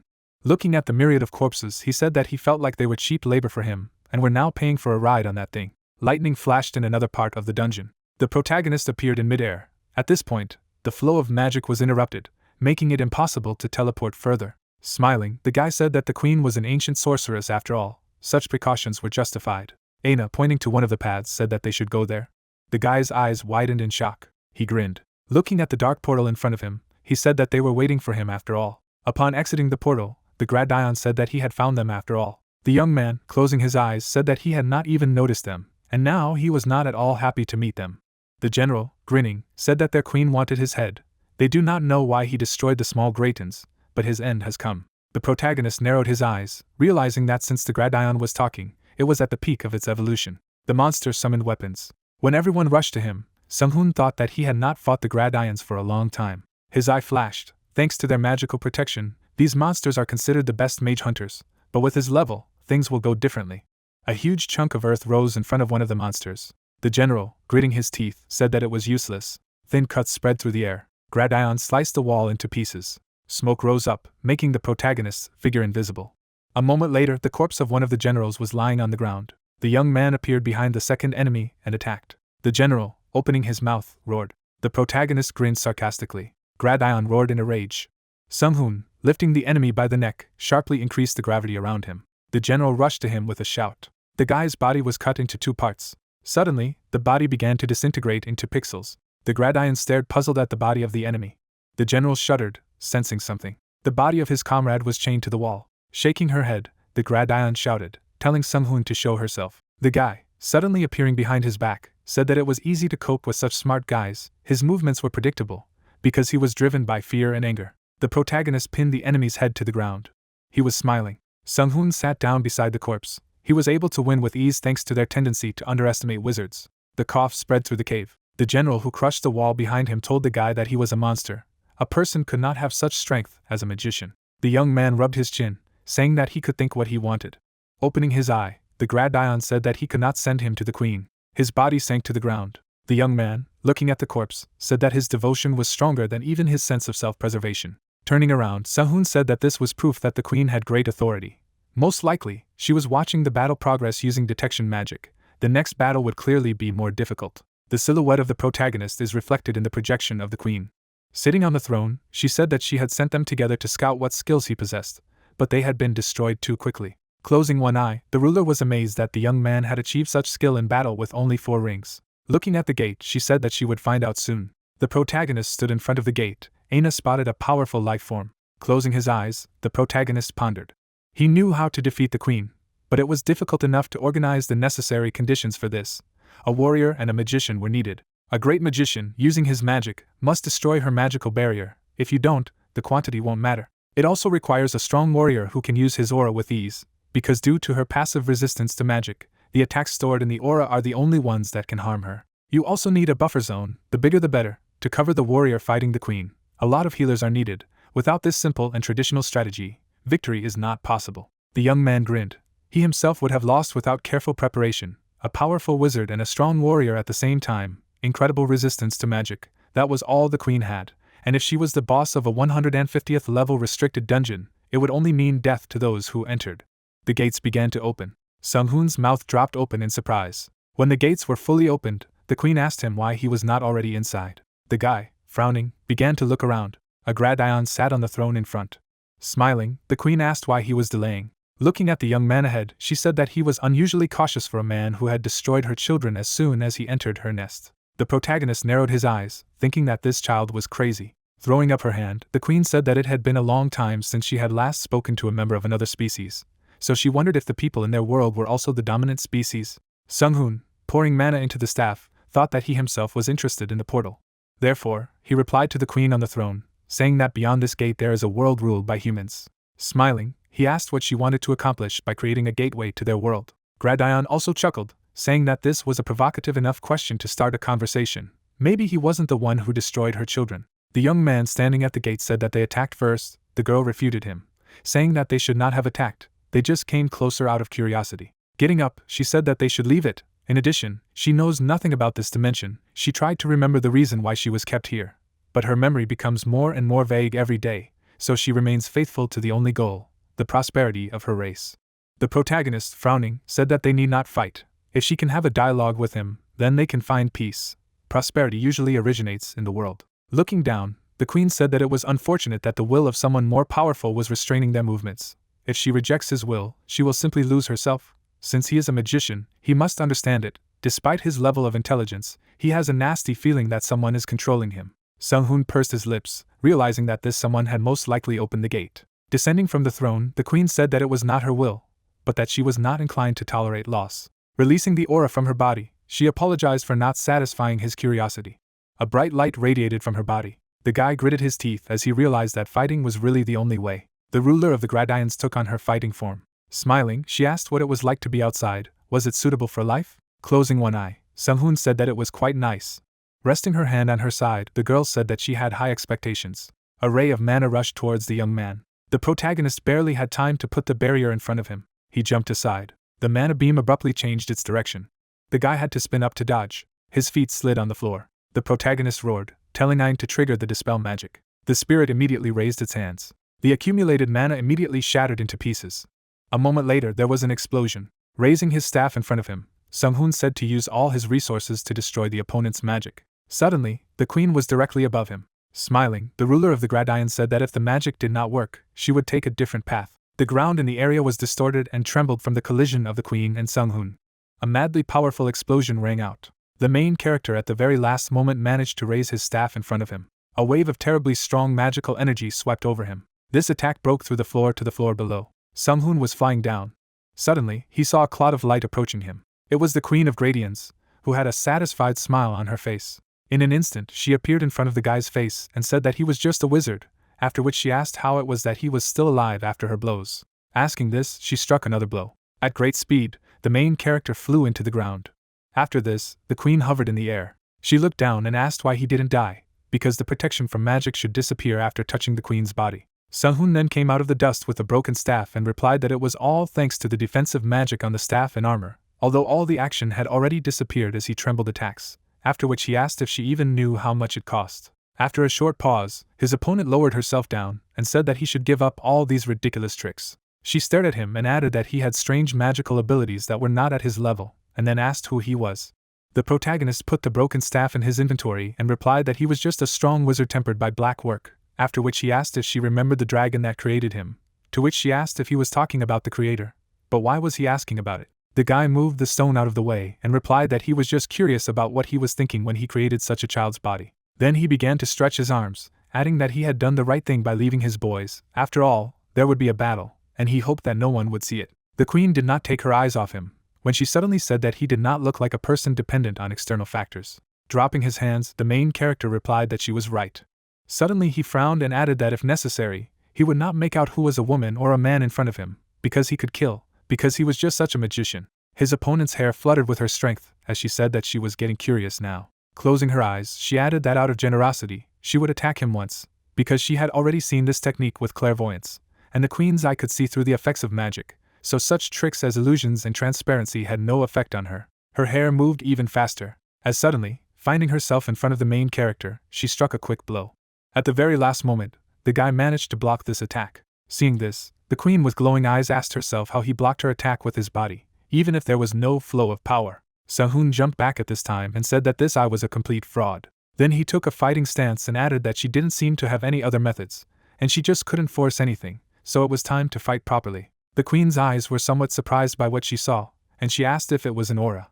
But as soon as she asked that, the guy appeared in front of her, using reflection, change, and destruction. With a single blow of his fist, he created an insanely powerful shockwave. But unexpectedly for him, the queen was behind him and said that he had indeed used the aura. Hearing this voice, the main character turned around sharply. In the next second, a madly powerful magical explosion rang out. Huge stones fell into the water. The queen was approaching her opponent at great speed. With a wave of her hand, she used space annihilation. At the very last moment, the guy managed to dodge this attack. Landing on the rocks, he slid over them. Sung-hoon then waved his hand. Standing in a fighting stance, he used the huge cloud technique and then repeated it. At this time, the queen's magical attacks rushed towards him. The main character barely dodged them. Looking at his shaking hand, he realized that he needed more practice in battles. Suddenly the queen was right in front of him and said that during the battle he could not think of anything else. Immediately after these words, she struck. The guy managed to raise his hands at the very last moment. His opponent swung again and told him to know the queen's power. The main character immediately jumped back. The queen, seeing this, rushed after him. A powerful magical explosion rang out. The queen laughed madly and shouted that she had a lot of fun fighting a good opponent. Sung-hoon, at this time, gritting his teeth, tried to block the attacks of his opponent. Suddenly, their fists collided, which created a strong shockwave. Then the guy blocked another attack of the queen. One of the blows fell on his fist. He blocked another attack with his palm. Surprise suddenly appeared in the queen's eyes, and she asked herself what it was, adding that her powers seemed to dissipate or seemed to her. Suddenly, the main character made a quick punch with his fist. A very bright and warm light appeared. He threw back his opponent, using the huge cloud 100%. The Gradion Queen's eyes glowed purple. A powerful explosion rang out behind the main character. Sliding across the ground, the dungeon boss was surprised that he parried her attack, and thought that he was not easy. Jumping off the surface, the powerful life form decided that it would just move faster. Leaving a thick haze behind him, the monster muttered that he should try to deflect it. The monster sharply attacked the protagonist. The undead swung her leg sharply. After a moment, Sung-hoon jumped back. Clenching his jaw, the guy said that the attacks were pouring in one after another, and he couldn't parry them all. Stretching out his palms, the young man exclaimed that then he would seize the initiative. The teenager's pupils suddenly narrowed. The awakened dodged the enemy's blow. Then the hunter waved his hand. The wizard lifted his leg off the ground. Baring his teeth, the protagonist wondered if the attacks had become even faster. A magical aura could be seen in front of the protagonist, and he said that he could not compete with it in speed. Suddenly, Sung-hoon grinned. Closing his eyes, the guy decided that he would not play by her rules. Lowering his eyebrows, the young man muttered that he would set his pace. Bright glare appeared. Suddenly, there was a powerful explosion. The Gradion Queen opened her mouth in surprise. The boss of the dungeon covered his face with his hands. A moment later, a thick haze appeared. The powerful life form clenched its jaw in bewilderment. Looking down, the monster wondered what he was doing. A white veil appeared, and then the monster wondered if he realized that he could not keep up with it and gave up, or if he was just playing for time with a smokescreen. A human silhouette could be seen, and at the same time, the undead noticed that they could not be fooled by such a cheap trick, and added that they could feel the mana flows. The Gradion Queen jerked abruptly. The teenager opened his mouth wide. Suddenly, the dungeon boss punched through the body of the awakened with his hand. The hunter leaned on his rival. Parting her lips, the powerful life form announced that he had been caught, and asked if she thought the smoke would prevent her from finding him, and added that this was his end. The wizard's fingers appeared. Sung-hoon's eye lit up red. Sweat ran down the monster's face. The protagonist's body turned white, after which the monster wondered if it was a trap. A bright flash appeared in the air, and the undead exclaimed that it was impossible, and then asked if he had deceived her. The Gradion Queen widened her eyes in bewilderment. The protagonist released a flood of energy. A moment later, a powerful explosion rang out. Whiskers detached from the creature's head. Yun, bending her knees, was surprised. A blue aura could be seen in the distance. Turning her gaze to the side, the girl said that they were noisy there, and hoped that he was fine. Dujin threw the red stone into the bag and said that she shouldn't be worried, and then asked if the master would have entered the battle if he hadn't been sure of victory. The crystals glowed brightly, and at the same time, the warrior said that it was better for her to take care of herself, because they still had a long way to go, and although he was talking about strength training, he did not say that it would be the work of loaders. A blue liquid flowed out of the monster's mouth. A huge crater formed in the ground, and the monster noticed that apparently it was not destined to see another world. Closing her eyes, the undead announced that he had amazing magical abilities, having used mana to fool her, and she had never seen such power. Raising his eyebrows, the awakened explained that after parrying, he created a golem and filled it with mana. Parting her lips, the Gradion Queen said that she had actually underestimated her opponent's strength, and added that if she allowed herself to be consumed by pride, it would be the last thing she would do in her life. The silhouette of a man was visible, and the boss said that it was a good battle, and then the system reported that his level was increased and the dungeon was cleared. The healer looked at the screen in surprise. Stretching out his palm, the healer exclaimed that they had cleared the dungeon, and at the same time, Dujin said that this was not a problem for Sunghun. Suddenly, the main character appeared near his partner. The priestess of light ran happily in his direction. The guys surrounded the master, and he asked if they liked the training, and at the same time they asked a counter question, how was his hand, to which he replied that it was not bad, but even such a trifle was already a real success, because he was going against the Queen of Greatons. A view of a high mountain opened up. Dark silhouettes appeared behind the fence. The magical passage emitted an unusual energy, and it could be heard that something was happening to the portal. The reporter, with his mouth wide open, shouted that it was Team Alpha, and they all returned. The journalists, noticing the awakened, noticed that all the participants were safe, and they were the best of the best, and also added that the third-level dungeon had been cleared, and the Korean team coped. I could see the Silton Hotel in Seoul. The protagonist's expression was joyful, and the correspondents reported that this was the first level 3 dungeon clearing in history, and all thanks to the Alpha team from Korea. Hunters appeared on the TV screen, and it was heard that the president had arrived to meet the team. A coat hung on a hanger. Yun, lying in the bathtub, hummed a song. Dujin was on the bed. Jinsu sat in a chair. The awakened held cans of drinks in their hands. Holding the smartphone to his ear, Sunghun said that he had already said that there was no need to worry, and added that she had been watching the news. Standing at the window, the main character said that he had to do it for safety, after which his mother said that she was very proud of him, but very worried, and her son asked her to calm down and sleep for a while. Smirking, the protagonist wondered if his mother would always be worried, despite his powers. Turning around, the guy apologized for the fact that the telephone conversation dragged on. With a wink, Mitchell noted that it was okay, because parents always worry about them, wherever they are. Turning his gaze to the side, the young man believed that she was not just there to visit him, and then the CIA employee explained that she had no choice because her superiors forced her to work day and night. Sitting down on the bed, the teenager said that he could imagine. Stretching out his hand, the awakened man invited the girl to sit down and added that he would listen to her. After a moment, the lady closed her eyes. Pouring a drink into a glass, the hunter asked if she would like to drink with him. Smiling slightly, Mitchell asked if he wanted to court her. Waving his head, the wizard replied that there was nothing of the sort, and he could refuse if he did not want to. Raising her eyebrows, the CIA officer said that she was just joking, and added that she liked men with a sense of humor. Looking ahead, Sunghun said that it was not worth playing with men's feelings. Handing the interlocutor a glass, the main character noticed that it was time to stop joking, drink and get down to business. The protagonist's gaze was surprised. The girl brought the drink to her mouth, and at the same time, the guy said that she was drinking whiskey as if it was soju. After a moment, the lady opened her mouth wide, and the young man noticed that he had said that she knew how to drink. Looking at the cup, Mitchell explained that her work was difficult because of some people. Stirring the ice, the teenager clarified what she had come for. Parting her lips, the CIA officer said that she was here with a proposal to clear the third-level dungeon right next to the White House, and even if he failed, he would at least provide them with information. Grinning, the awakened man asked about the information. Lowering her eyebrows, the girl asked if he knew about the situation with the dungeon that had shaken the real world, after which she said that if the third-level dungeon was replaced as in China, and then the hunter interrupted and continued that it would be difficult for them. Smiling slightly, the lady reported that they had found the reason for all this. The wizard's expression was thoughtful. Raising her eyebrows, Mitchell explained that exactly 720 hours after the dungeon appeared, it replaces the dimension in their world, and the dungeon outside the White House had existed for 21 days, with 9 more to spare. Holding a glass of whiskey in her hands, the CIA employee noticed that some countries were not aware, but many refused to clear the dungeons together, and if the replacement happened, they would fight, and besides, they noticed that they evolved depending on how many people died there.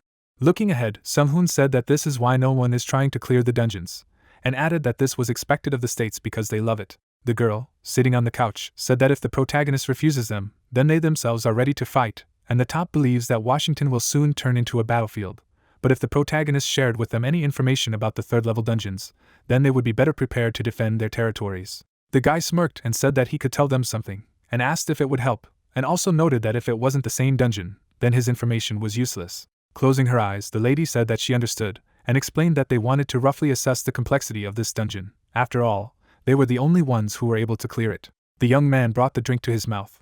Putting the glass on the table, the teenager asked if he should be honest, and at the same time he talked about 10,000 people. Lifting the corners of her lips, Mitchell asked again about 10,000, to which she was told that they must all be above the 150th level. Opening his jaw, the awakened man said that this is if they want to arrange a fight right in front of the White House without precautions. Standing up abruptly, the CIA employee shouted that this was nonsense. Crossing his arms, the wizard remarked that when the replacement took place, they would see for themselves, after which he clarified why he would lie at all, and added that they would not be defeated by numbers, and everything would depend on the qualities of the hunters. Through tears, the girl asked about the small country. Looking ahead, Sung-hoon explained that they would also have a hard time, and even if they won, the destruction would be catastrophic. After a moment, the lady looked sideways. The look of the main character was confused. Frowning seriously, Mitchell said that he was too calm for a man who understood that the whole world was in danger. Pouring whiskey into a glass, the protagonist said that there is nothing to do without a plan. The young man's expression was thoughtful, and he muttered that the third-level dungeons could cause a lot of trouble, and entire countries would disappear from the face of the earth. The young man, looking down, said that the United States is a pillar of the world economy, and if it falls, then almost the entire economy will collapse, and it will not be able to recover. Parting his lips, the teenager said that he would take care of this dungeon. Smiling broadly, the CIA worker asked if he was serious, and then the awakened man said that he needed something in return, to which she replied that they would arrange everything. The hunter noticed that he needed a nuclear power plant, which caused sweat to flow sharply down the girl's face. Closing his eyes, the wizard clarified that they didn't have many abandoned stations there, and added that he only needed one. A view of the night sky opened up. A lot of sheets of paper appeared, and it was her that let him take it. Bill opened his jaw and asked if it was safe, and said that it was a whole nuclear power plant. Frowning menacingly, Harrison asked if he saw that they would suffer irreparable losses, and said that it was too late to compromise, for if the rescue cost them some abandoned station, it would be a good deal. With his hands in his pockets, the member of the government asked if they had found something in space, and then the technical consultant said that they had discovered it by accident, and it was something like a small satellite, and they also managed to find out that it was created from materials from the Earth. An astronaut was visible, and the politician asked if the satellite belonged to the main character, to which the man replied positively and added that the materials were exactly the same as he ordered, and at the same time the gentleman wondered what he was up to, and why he needed to go into space. A red portal appeared, and they could hear that they had been informed that Archmage Sung-hun had arrived at the position. The president, turning his gaze sideways, asked if there was a chance to lure him to their side. A member of the government, frowning seriously, noted that judging by the latest data, this was almost impossible. The head, closing his eyes, explained that this meant that they could only rely on his favor if something happened. Covering his face with his hand, the ruler asked if he could be trusted. The soldier, lowering his eyebrows, said that they had quickly resolved the issue with the nuclear power plant, and now he had no reason to refuse them. A red portal was visible on the screen, and the soldier said that he had entered the dungeon and added that he was the only one who managed to clear the third-level dungeon, so they could only wait. Raising his palm, the man said that he could not relax. Squinting, the president asked if they had a backup plan. The Minister of Defense, parting his lips, replied that they had an immediate evacuation protocol ready, and they also trained the best hunters in 3 parameters. Sitting at the table, the head said that they would wait. Suddenly a bright flash appeared.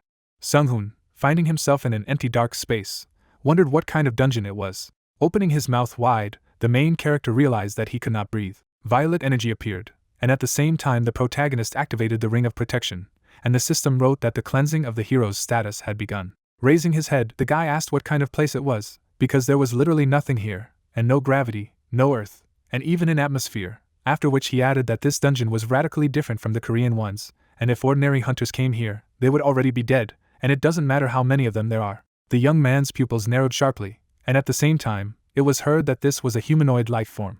The teenager noticed a spaceship. Bright flashes appeared under the starship. Suddenly, magic projectiles appeared. A moment later, the awakened man rushed forward. Stretching out his palm, the hunter exclaimed that they were attacking secretly. A huge spaceship could be seen from afar. Unexpectedly, fighters flew out of it. The enemy thought that he was the last bastion of protection for his race, and they should leave offspring even in another dimension, and the wizard, hovering in the air, was surprised by the whole spaceship with a squadron of fighters. Sung-hoon looked up sharply. The planes fired a huge number of shells, and the main character wondered if it was just a space battle.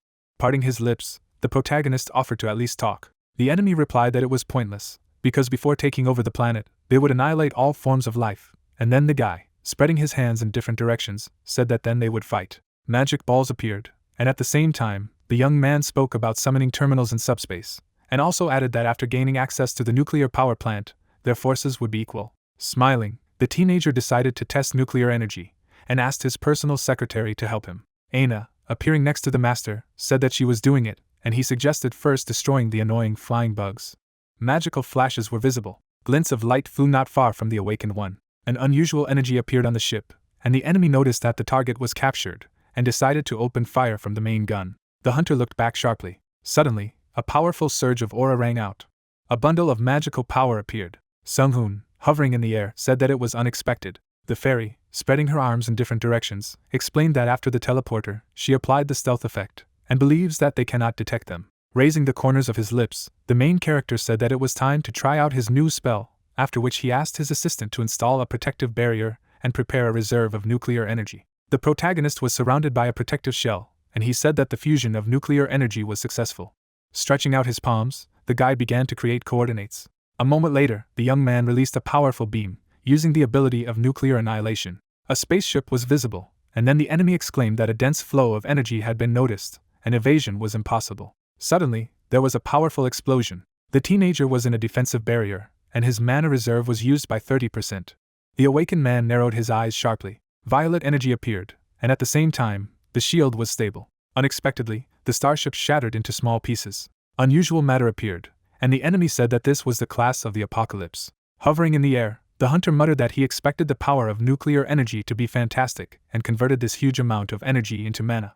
Smiling, the wizard remarked that he would never have thought that it would be so powerful, since the spell of nuclear destruction is 8 times stronger than usual, and added that he could become even stronger if he got more energy. The magical substance emitted a bright light. Touching the material, Sung-hoon wondered what kind of matter it was, and thought that he had never seen anything like it, and also added that it was knowledge not yet known to him. Floating in space, the protagonist exclaimed that he would take it away and wondered how a wizard could miss out on new knowledge, after which the system wrote that the level was increased. Smirking, the protagonist was surprised by the new level, and then asked if there was only one, and the artificial intelligence reported that for the first time, he had managed to crush an enemy superior to him in strength and had obtained the achievement Disintegrator. Looking at the screen, the guy muttered that it was strange that there was only one, and added that it was unfair that the dungeon boss had given so little experience. Closing his eyes, the young man wondered if the system itself was avoiding him from becoming stronger, and then he said that his strength did not depend on the system, and therefore it was not a problem, but he still did not want to lose anything. A view of the high tower opened. Pailton could be seen in the distance. Calypso's eyes glowed blue, and he clarified the situation with the necropolis.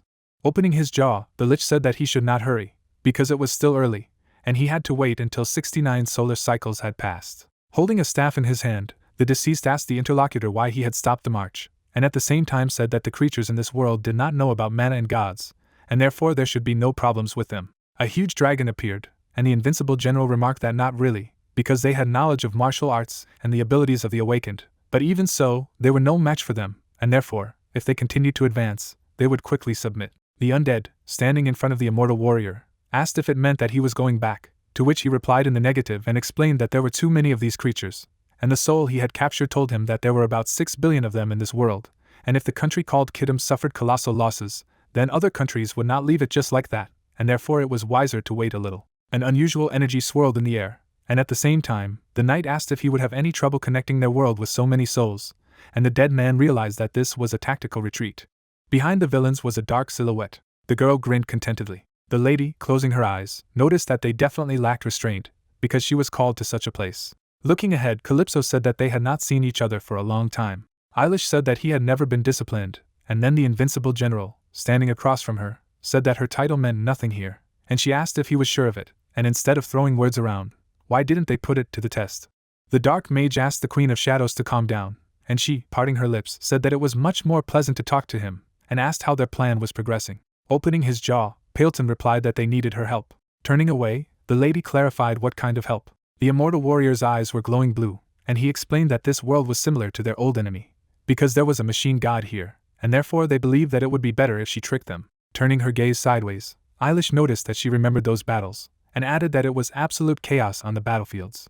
Looking ahead, the lich said that he and Calypso were now focused on building the necropolis, and creating a path to their world, and mind control on her part, and therefore hoped that she would take care of these humanoids. Standing on the roof of the tower, the Queen of Shadows said that perhaps she would play with this world for a while. Smiling, the girl asked what their strongest nation was, to which she received the answer that they called themselves the United States. Leaving a dark trail behind her, the lady asked if they really called themselves that, and said that it was very interesting, and also added that she would be there then, and they would see each other soon. After a moment, the lady flew up. The deceased, lowering his head, asked Calypso what he would do. Looking towards the undead, the immortal warrior said that he would distract them. Lifting his legs off the surface, the knight noticed that battlefield control was his specialty. The dead man wished him good luck, and the invincible general, sitting on his horse, said that he needed to concentrate on the mission. Calypso flew away towards the sky. The dark magus eyes radiated blue energy, and he muttered that this world would soon come to an end. On the roof of the building was the flag of England. Sung-hoon extended his index finger and activated the nuclear destroyer. A bright flash appeared. Suddenly, there was a powerful explosion. Flames enveloped everything around. By creating a protective barrier in front of himself, the main character hoped that he would not become the first mage in the world to die from his own spell. Smiling, the protagonist said that the power had grown, but he did not expect that it would be so difficult to control it. His personal secretary, hovering in the air, said that their main goal at the moment was to increase firepower, and added that the difficulty of the dungeons was increasing with each level, and it was to be assumed that nuclear energy would no longer be effective at the 4th level. The surface was blazing with bright flames, and then the guy noticed that everything would be fine, because she was with him, and Aina explained that it was very difficult with him. With her hands at her sides, the fairy said that inside the dungeon she only used 12% of her abilities, and asked her not to forget this, as well as not to let her guard down, and at the same time, the young man apologized and said that he would be more careful. Stretching out his palm, the teenager said that he was now quite strong, and thought that he would soon get a singularity. Looking ahead, the spirit of the magic tower asked if he was talking about the event horizon. Turning his gaze to the side, the awakened man said that for mages like him, the singularity only meant that he had reached a certain level. Crossing his arms, the hunter explained that a magical singularity is the moment when a wizard becomes powerful enough to control aspects of the universe at will, and he has recently started selling life rings. The assistant of the main character was near his shoulder, and he muttered that if you wear such a ring, then people no longer need food, after which he wondered what if he sold them in large quantities, and added that he could help the whole world cope with one of the global problems. A powerful aura appeared, and Sung-hoon thought that it was not so difficult, because thanks to the mana from nuclear energy, he could automatically create such items, and when he received more powerful magic, everything became easier. The back of the protagonist's head was visible, and he said that thanks to thermonuclear fusion, he could easily pass through dungeons of the 3rd level and below, and hordes of enemies, or single targets, all of them would be instantly destroyed. Frowning seriously, the young man noticed that with his current ability level, he could control the amount of energy received by fusion, and no one would be able to cope with such power. Artificial intelligence wrote that its level was increased, and the young man, hovering in the air, said that apparently the boss was dead. A view of thick clouds opened up, and then the teenager wondered where the exit was, and hoped that he was not at the very epicenter of the explosion. An island appeared in the distance. The seashore was visible. The awakened one raised his hand, and it was reported that he single-handedly cleared the 3rd level dungeon, and was also called the savior of the United States and England, and the hero from Korea. In the comments, viewers discussed what the hunters are doing. Eliona was sitting on the sofa. Suddenly, the girl, smiling, called her queen and said that she had just been informed that 2 more had been found. Closing his eyes contentedly, the elementalist remarked that this was wonderful. Rounding her eyes, the sea maiden asked if it was Sung-hoon's savior. Standing near the TV, the lady said that he really was incredible. Lifting the corners of her lips, the creature from the world of Alashia explained that this guy was not as simple as he seemed. Turning around, the girl asked how he felt about the queen, because he scared her a little, and added that she was just swimming in the ocean when he appeared and pulled her ashore. Looking ahead, Eliona said that he should just look, because he was already like a demigod, and all the future and fate of the sea maidens rested on him. Aina, in the body of an android, shook hands with the president, and the main character said that after clearing the London dungeon of the 3rd level, there were only 5 days left before the discovery of another dungeon, and also allowed the private secretary to settle all issues with other countries. The protagonist, shuffling his legs, muttered that the Korean government tried to play on the fact that they had a say in the negotiations, but it was unsuccessful, and the countries that saw what he was capable of refused them. Imagining a powerful explosion, the young man said that he had cleared dungeons in countries with which Aina had already completed negotiations. Parting his lips, the teenager said that all of these 59 3rd-level dungeons had been cleared quite quickly, and he was becoming more and more powerful. A magic tower in Namyangju appeared. The awakened man entered the room and asked his assistant to report to him on the situation, to which she replied that not counting the 59 countries in which the dungeons had disappeared, there were still 147, and elite hunters were already gathering there. Touching the screen, the fairy said that the graph shows an approximate development of events, and judging by it, many countries of the 3rd world will fall. Frowning seriously, the hunter thought that he had done everything he could, tried to clear them as quickly as possible, but apparently this was his limit, and he did not have much time. Closing his eyes, the wizard muttered that he had managed to cover so many countries only thanks to the United States and their promptness in providing a nuclear power plant. Sitting in his chair, Sung-hoon asked how many nuclear reactors were ready for use. Smiling, the spirit of the magic tower announced that 28 units were already ready, and 12 were still under construction, and now they were using only 2 of them, and in the next 682 hours, all 42 units would be ready for use. Raising the corners of his lips, the main character said that this was good, because at least he could rely on it, and added that he could not lag behind. Standing next to the protagonist, Aina said that many people were interested in the master's abilities, and she had analyzed many foreign companies and they were watching him, after which he said that so be it, because all his battles took place only in dungeons, and therefore they can only speculate. Lowering his glasses, his personal secretary remarked that their opponents should not be underestimated, and concluded that firepower, hunter abilities, and science were the main goals for them at the moment. Fingers crossed, the guy said that he would put them in their place if they came, and added that the Earth was in huge trouble due to the fact that many countries had different interests, and thanks to nuclear fusion, it had a huge firepower that surpassed entire nations, and therefore they shouldn't worry about them. Holding his hands behind his back, the assistant advised him to be careful because the chance of a collision was still above zero. Grinning, the young man said that he knew, and asked how she liked her new body. The fairy, turning around herself, replied that it was better than she had expected, and then the awakened man said that she had yet to meet many people. Closing his eyes, the hunter muttered that he could finally feel free and create his own institution, and Aina could personally solve all the small problems. Raising his palm, the spirit of the magic tower said that she also had a certain proposal, and then the wizard specified which one. The assistant offered to build an interstellar complex, which caused the protagonist's pupils to narrow sharply, and he wondered if he heard correctly. Tapping on the keyboard, his private secretary noticed that he understood everything correctly, and added that he was about to show him. A huge starship appeared, and at the same time the fairy explained that it was a 12-kilometer space base with its own weapons. Smiling, Sung-hoon said that it was 3 times the size of the thing he had destroyed, and asked if she wanted to build it, and if it was possible. Turning his gaze to the side, the spirit of the magic tower said that she had already completed the layout and drawing according to the shards examined and the data of the last battle, and she was sure that it was a good idea, and if they could save money and resources, then why not build it? Squinting, the protagonist said that he doubted that the main defender of the magic tower could offer anything useless. Aina was standing next to the master, and a question was heard whether the countdown was starting to completion, after which the guy said that if they use all the resources that they have, then a working prototype of the model will be ready in a year.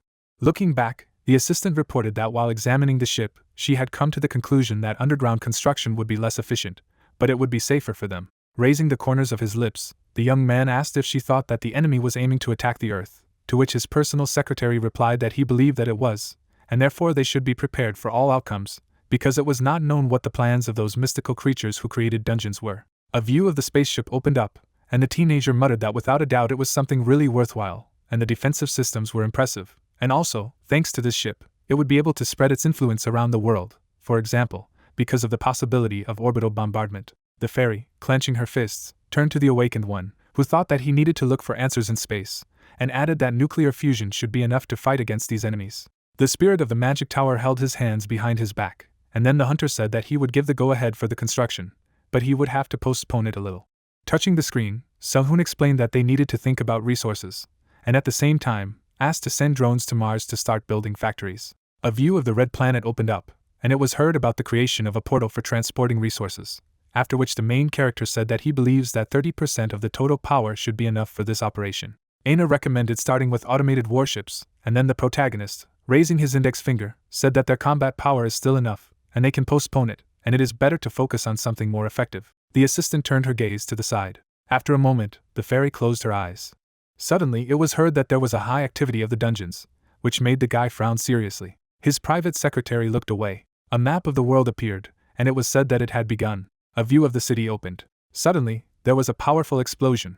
A bright flash was visible. Holding his chin, the young man noticed that most countries were doing well, and then he asked what had happened to China and Japan, and added that it looked like their capitals had already been absorbed. A huge dragon was flying in the sky. A terrible monster hovered in the air, and at the same time, the teenager said that Japan had to be ready for this, and therefore he was sure that they had first-class hunters in the air. Suddenly, planes appeared. The fighters fired several missiles. The shells flew to the monster. The eye of the undead glowed blue. A moment later, a powerful explosion rang out. The girl, stamping her foot, exclaimed that even the state could not be relied upon. Standing on the roof of the building, the lady wondered if they had allowed this huge thing to fly directly over the capital, and what would happen next. Opening her mouth wide, the awakened woman used the skill of amplifying the sound. Looking at the dragon, the huntress asked where he was going and asked him to fight her. The girl abruptly rushed from her seat. A bright flash appeared behind the lady. Turning her gaze to the side, the awakened woman said that he was fast. The huntress slid across the ground and decided that she would fight here. Flames swirled around her finger, and at the same time she summoned the ghosts of the past and the future. A moment later, summons appeared. The monsters were standing in front of the enemy, and at the same time, Sung-hoon was surprised that the summoned monsters were stronger than their summoner, and muttered that it was a very interesting ability. The girl abruptly stretched out her palms. A lot of paws appeared under the dragon. Magical limbs surrounded the enemy's body. Frowning menacingly, the lady said that her rival had been caught. Waving her hand, the awakened woman shouted that let the undead fall. The enemy quickly rushed down. Suddenly, there was a powerful explosion. A moment later, the dragon opened its mouth. A purple mark from the blow was visible. A bright flash appeared.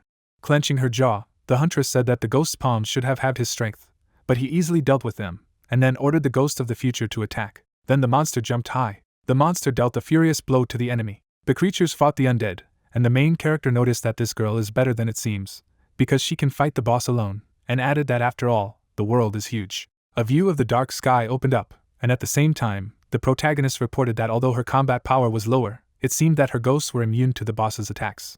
Aina, looking at the screen, explained that it was Kazuki, a 231st level spirit summoner, as well as the strongest hunter in Japan, and said that she had received protection from some gods of thunder and wind, and therefore she had resistance to these attributes. The guy crossed his hands and listened that at least Japan had to hold back this substitution. Turning around, his personal secretary said that due to the failure of the attempt to close the portal, the damage done to the city was already beyond their expectations, and the flying boss had made all the perimeter defenses useless and the small monsters had already fled, and that was why now they were only confronted by Kazuki. Touching his chin, the young man clarified how bad it was. Standing near the world map, the assistant replied that all government buildings, including the Prime Minister's office, had been completely destroyed, and it was impossible to transmit road traffic, and the number of monsters was increasing exponentially every second, and the estimated damage was 85 trillion.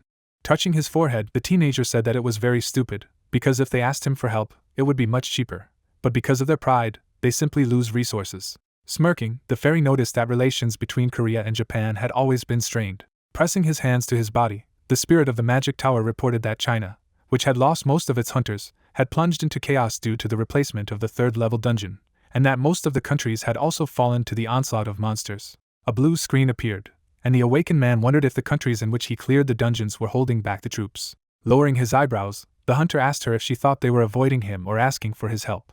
Raising the corners of her lips, Aina said that the United States would undoubtedly do something, and said that she had collected all the information, and also added that the United States was putting pressure on the UN. Sitting in his chair, the wizard asked if the UN was still in business. Holding out his hand, his private secretary replied that organizations such as the UN were necessary at a time like this, and soon the leaders of the countries would try to solve it, and they could watch this battle or help them, and the choice was theirs. Leaning his head on his arm, Sung-hoon said that if one of the friendly parties suffered losses, the others, sooner or later, would suffer them too. Looking at the master, the assistant asked if he planned to help the UN.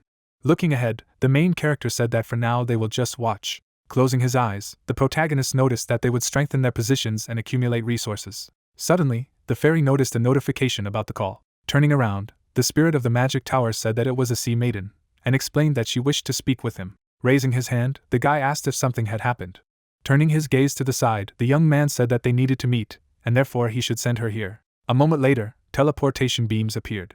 Aina, looking in the direction of Elian, greeted her, and she greeted her in return. Standing up abruptly, the teenager said that they had not seen each other for a long time, and then the girl thanked for the invitation. Smirking, the awakened man noticed that everything was fine, and they didn't need to belittle themselves so much. The hunter asked about their clothes, and at the same time, the elementalist looked down and explained that she always dressed like that, and clarified that it was wrong. Snapping his fingers, the wizard replied that everything was fine. Suddenly, the walls began to be covered with a white veil, and Sung-hoon suggested that they get down to business. Pointing to the chair, the main character asked them to sit down, and asked if they had any problems. The lady's expression was pleased, and she said not at all, and added that she was very grateful to him for saving her race and giving them a place to live. Looking ahead, the protagonist said that this was part of the treaty, and therefore there was no need to thank him. Closing her eyes, Ileona said that many people in this world were not so honest in this regard, and he had done his part, and so she made a decision. Raising his eyebrows in surprise, the guy asked again about the decision. After a moment, the girl lowered her head. Sitting on the surface, the elementalist announced that they, the sea maidens, recognized him as their lord. Opening his mouth wide, the young man asked the lady to stand up. Ileona noticed that she had heard that in this world they worship their master, and clarified whether this was true, after which the teenager, taking her hands, asked a counter-question, where she heard it. Blushing, the girl replied that since her arrival, she had learned about the culture of the land by watching dramas. Smiling slightly, the awakened man asked why she wanted to serve him, and what kind of dramas she was watching. Looking sideways, the elementalist said that everyone would find shelter in the shadow of the great tree. Covering her face with her hand, the lady said that although her level of magic was higher now, the potential inherent in it was simply incredible, and it was vital for their race to protect someone stronger until death. Scratching his head, the hunter said that it sounded like a wedding contract, not a patronage, and then Eleonor remarked that he could see it as he wished, and also added that friendship with those who were not their enemy was an old commandment of sea maidens. With a satisfied grin, the wizard said that they would discuss their new contract. Aina, her eyes rounded in surprise, said that the creation of the necropolis in China was completed. A ballistic missile called JL-3 was launched from a submarine into the sky. The live shell left a bright trail in the air. There was a view of the mountainous area in the city of Necropolis in Liaoning province, and someone was heard asking if they had launched a nuclear missile, to which he received the answer that it would soon fall to the ground, and then asked if there was any information, because they needed to come up with a solution. Stretching his palm forward, the man explained that this dimension was quite an interesting place, so they didn't have the slightest idea about magic, and this item contained all the information about their strongest weapon, namely atomic energy. Pilton absorbed the black magical stream, and then thanked him for a very useful artifact. Raising his hand, the deceased said that it was surprising, and admitted that he thought that the name Apocalypse Radiance would be better suited to this force. Eilish turned her head back and stated that there was no time for that, and then added that it would be better for him to say if he would be able to protect them. A nuclear missile flew in the sky, and then the skeleton replied that he would do it without any problems, because he understood the nature of this force, and although the science is really amazing, they will be ready for anything. A bright glow surrounded the dead man's silhouette, and he said that he would add more resistance to the barrier later. The altar in Necropolis was shrouded in a purple aura. The ballistic projectile rushed forward rapidly. Suddenly, the warhead began to fall down. After a while, a veil of smoke formed on the surface of the earth. Military weapons were lying in the pit. Raising her head, the Shadow Queen noticed that he had managed to prevent the explosion by simply turning her to stone. Standing next to the interlocutor, the dead man said that, as she had already noticed, everything here is based on science, so they will not be able to withstand magic. Holding on to his staff, the lich explained that with such a simple spell, they could easily nullify even their strongest attacks, and then asked if it was any wonder, to which the ruler chuckled and said that she wanted to see their faces after the only hope had turned to stone. A bright screen appeared, when suddenly someone was heard shouting that the signal from the nuclear warhead was lost. The commander opened his mouth wide and asked what had happened and why there was no explosion. Sitting in a chair, an employee of the Missile Launch Control Center said that they did not know what had happened and what they should do now. Folding his fingers, the military said that the plan did not work, but they should clarify the situation. The general narrowed his eyes and ordered his subordinates to contact the hunter's headquarters and prepare their nuclear weapons. The girl put the phone to her ear. The soldier turned her head back and cried out that they had received a message from Beijing, to which she was asked what had happened there. Lowering her jaw in alarm, the lady shouted that an army of dead men was marching on the city. Putting his palms to the table, the commander-in-chief was indignant that the enemies were able to get so close to the capital, and did not understand where their hunters were. A view of the building blazing with unusual flames opened. Knights pierced opponents with spears. Calypso appeared when suddenly someone reported that the replacement of the dungeon had been successful, and that they were already close to completing the construction of the temple, so there was no need to wait any longer. Looking at the warrior who saddled the horse, the man did not understand what it was. After all, it was clearly not an ordinary death knight. Pointing his finger at the screen, Sung-hoon asked why there were so many of them, and if Aina could analyze him, since it seemed that he was their leader, so they should watch him, to which she replied that she understood him.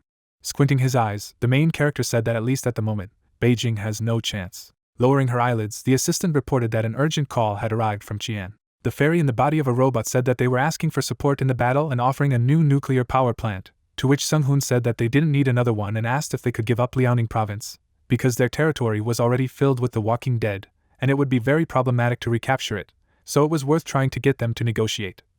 To which Aina clarified whether he really hopes that China will give him territory, because many will be against their proposal. Grinning, the assistant replied that everything was clear to her. Putting his hands on his sides, the main character explained that they simply had no choice, and if China lost Liaoning and Beijing, it would be a disaster for the whole country, after which he added that when he finished the negotiations, he could report to him, and in the meantime he would check the situation. Suddenly, the guy began to disappear in the teleportation beams.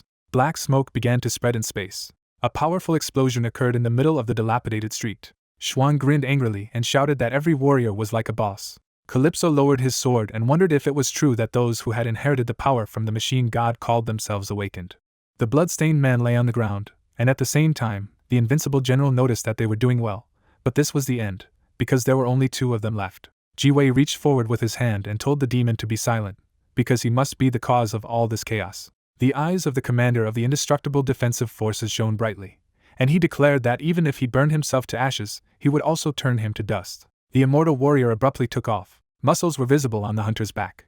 Resting his hand on the ground, the fighter activated the indestructible body. Beckoning the opponent with his finger, the dead man said that his request would be fulfilled. The warrior took off and began to shout loudly. Raising his sword above his head, the dead man was surprised that his enemy rushed into battle like this. A bright impact mark appeared in the air.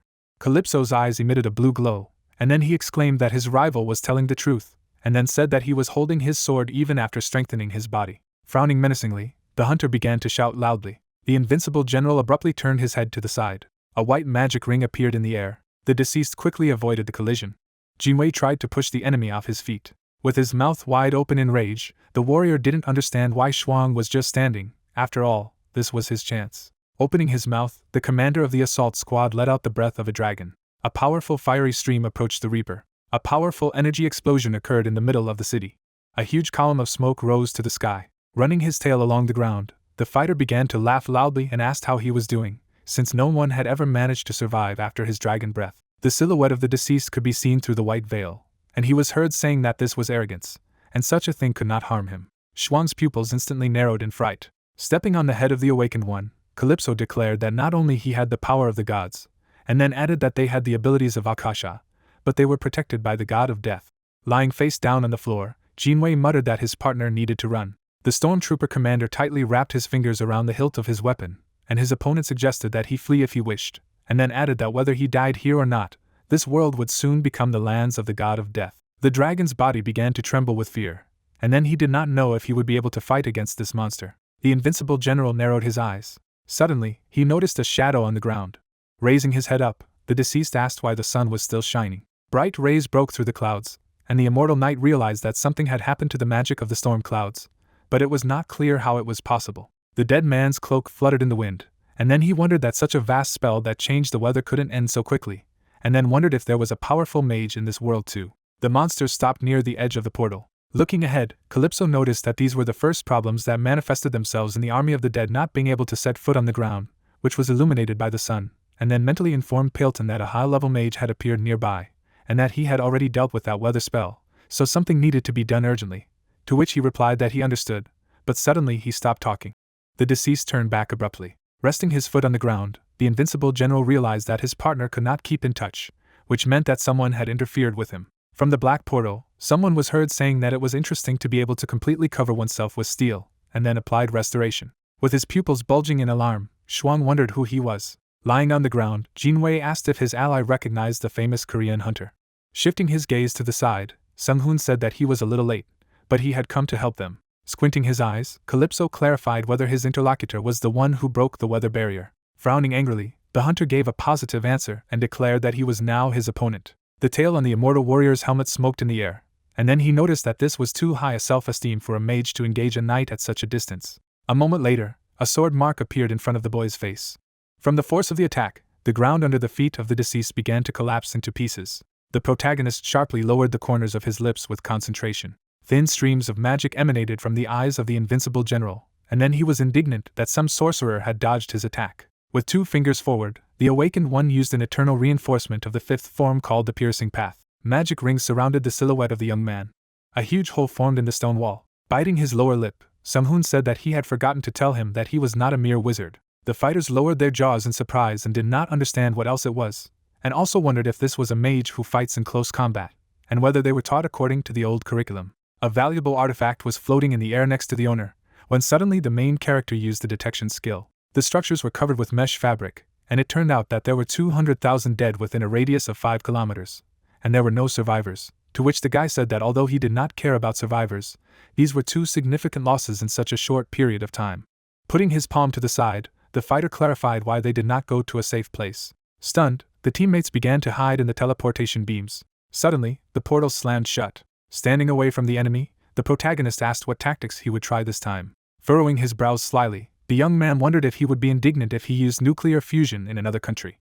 Looking at the screen, the missile launch control staff asked where Sung-hoon was and how soon he would be there, to which others replied that they were already looking for him. Lowering his jaw, the man told everyone to hurry up. Turning back, the military man was surprised that the hunters were in this room, and they did not understand what the general was doing here. Gritting his teeth tightly, the commander-in-chief asked if they could see where they were, since this was the command headquarters of the department, and they should be in Beijing. Putting his hand to his head, Jinwei said that the Korean hunter had transported them here through magic tricks, and when they were asked if they had met a wizard there, he replied that this person was like the last ray of light, and they would not have been able to cope without him.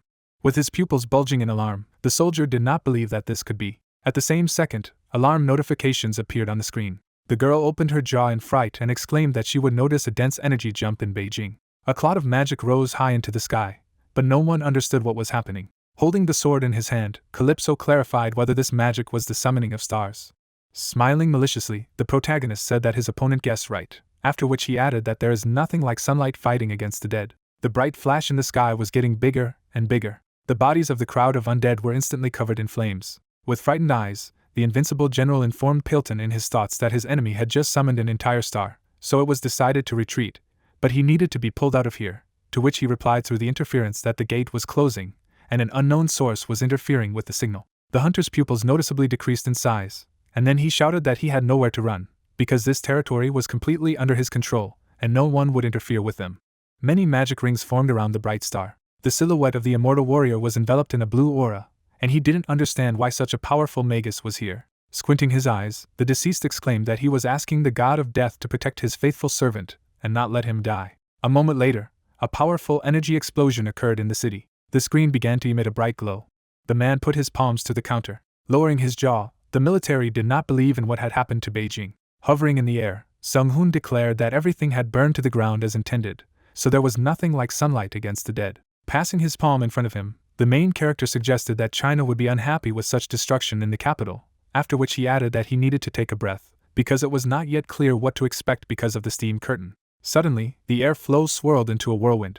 The guy's pupils increased sharply in size. The warrior rose to his feet, and his opponent noticed that it was interesting. The hunter began to quickly run forward and talk about how his enemy had survived the star magic attack, and then clarified if it was all because of his aura, although it couldn't be because there was a dead man in front of him. The eyes of the immortal knight radiated a bright glow, and then he wondered where the sorcerer came from. Closing one eye, the fighter declared that no mage could summon an entire star, so he was the one and only wizard in this world.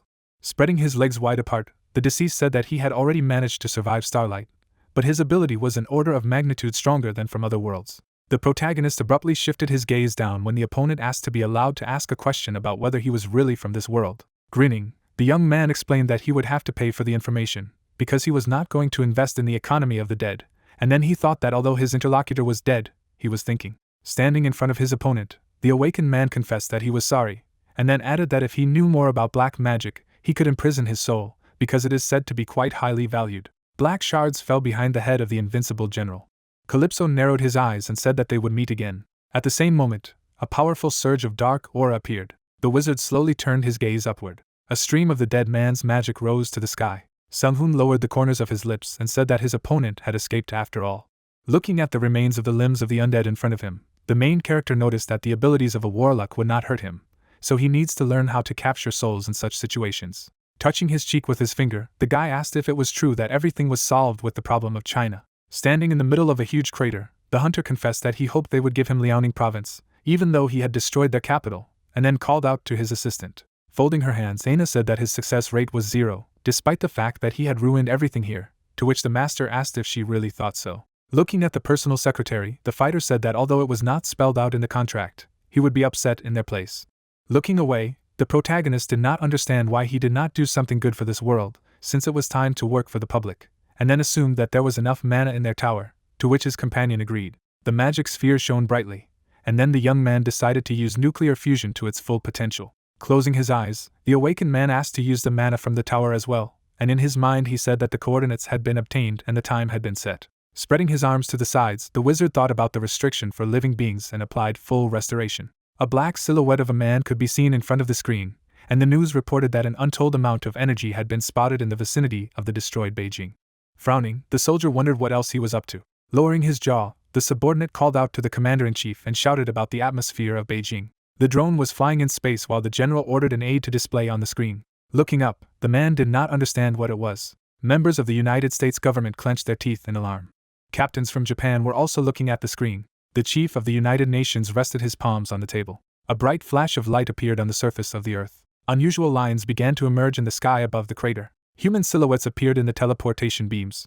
The man bulged his pupils in fright. The general jumped up from his chair and asked if everyone saw this, to which his subordinate remarked that he wanted to say the same thing. Standing in front of a huge hologram, politicians realized that the people who died in Beijing had begun to be resurrected. The woman raised her eyebrows in bewilderment. Grabbing his mother's hand, the child called out to her.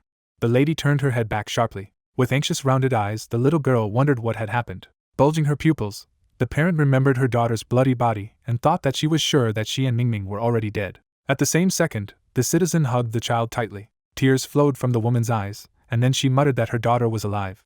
After a moment, my mother sadly lowered the corners of her lips. In the sky, she noticed the silhouette of a man, while her child quietly said that she could not breathe. A joyful grin appeared on Sung-hoon's face. Sitting down in a chair, the man was surprised that the main character was able to bring them back to life. Putting his palm to his face, the important person noticed that not one, not two, but several thousand at once. Adjusting his glasses with his fingers, Bill said that he understood what his magic was capable of. The old man threw his head back and said that it was not magic, but a miracle, and suggested whether he should believe in anything, and his assistant said that their agents were reporting that China had made a treaty with him in which they promised to give up Liaoning province in exchange for protecting the country, so it seemed that they were doing very badly, and now this country cannot refuse such conditions. Looking to the side, the chief asked what the secretary thought about what the team of analysts was saying about the possibility of the formation of an independent state of this hunter, and did not understand whether they should help him. Putting his hand to his cheek, the technical consultant replied that he believed that they should do it. Standing on the balcony, the employee said that if this video gets online, then his reputation will skyrocket. The young man hovered in the air in the middle of a blue aura, and the observers said that it was possible that some would exalt him as a deity, but they needed such an ally. A view of the spacious conference room opened up, and it turned out that a month later the United Nations Hunters Peace Organization had been created, with its headquarters in the United States of America. Warboats raced across the sea when troops from developed countries were sent to protect humanity from the attacks of monsters from the dungeons. The members of Team Alpha appeared, and it became clear that they had all been summoned as well, thus earning their own fame, but despite their busy schedules, they continued to train. Yun was smiling broadly, and their aura training was the key to becoming true masters. The healer jumped up sharply, and at the moment this girl is the strongest candidate, although not only perseverance is important here, but also luck, because you never know what results await in the future, when suddenly the system announced that the fifth magic circle had been created. A bright glow burst out of the protagonist's chest, and his status changed dramatically from a magician to a wizard. Drops of sweat ran down the hunter's face, and then he thought that he hadn't relaxed either, because he had finally managed to get the fifth rank and accumulate enough strength to be called a wizard. Shifting his gaze to the status window, the young man noticed that he was at level 146, although he had already cleared 40 level 3 dungeons, and under such circumstances, ordinary awakened people would be at level 200. Pressing his finger on the screen, the protagonist exclaimed that he was worried about things he could not influence, so he decided to spend all the remaining points to increase his luck.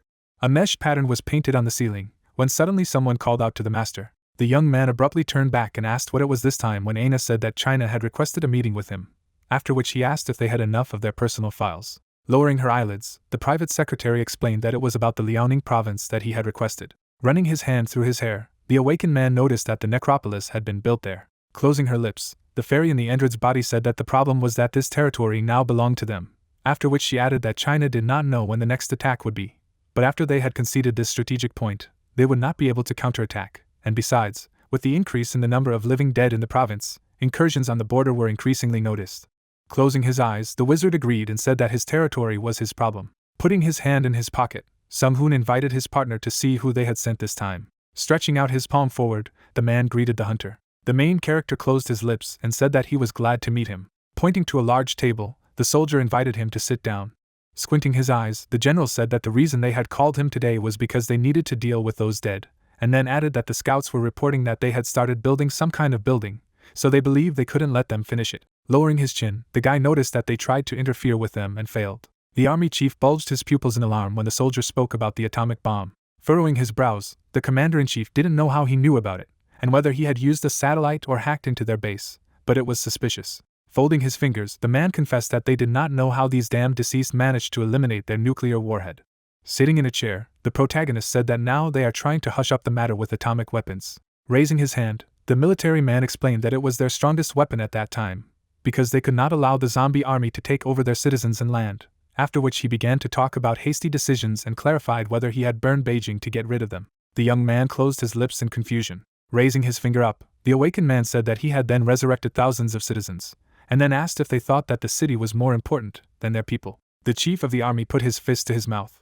Sitting across from him, The commander-in-chief said that he had saved many lives in Beijing and had become a symbol of hope for the people of China, so he thanked him for that. Looking at the teenager, the man was quietly indignant at what kind of young people are now, and at the same time, the young man called him an old man, after which he was asked to get down to business. The soldier stared ahead and promised to help him eliminate the dead in Liaoning province, after which he added that it would be a gesture of goodwill on their part, as they only wanted to thank him for saving ordinary citizens, but wondered if he would refuse this offer. Closing his lips, the awakened man was indignant at his words and assumed that he just wanted to take the provinces back. Running his finger over the fabric, the young man did not understand how it was possible to advance his own troops at such a time, and whether he wanted the whole world to see that China was on his side, or whether he could get the support of the people in the provinces.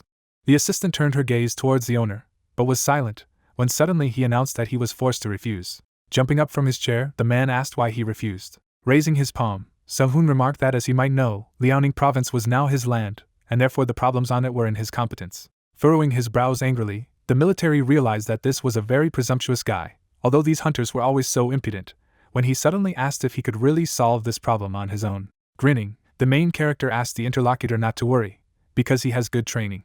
Turning towards the commander-in-chief, the awakened man said that China only needed to keep an eye on the borders, because there was a chance that some might escape to their territory. The army chief clenched his jaw furiously when asked when they planned to start. Looking at his personal secretary, the protagonist called out to her, to which she said that she was waiting for his command, and at the same time her master advised the general not to bother himself with this. At an altitude of 350 kilometers above Liaoning province, metal objects were flying in space. Suddenly, the drones began to break through the atmosphere. The assistant put his hand to his mouth and whispered to the chief. The young man smirked and noticed that he had already been informed when the man asked if something was falling directly into the province, and when he had time. Biting his lips, the wizard said that he had to leave, because he needed to deal with the elimination of those dead. The heroes began to disappear in the teleportation beams. The rainy sky was covered with a purple aura. The spider-like robots began to fall quickly to the ground. At the bottom of their bodies were red indicators. A crowd of monsters scattered throughout the province. After the humanoids fell, there was a burst of bright energy on the surface.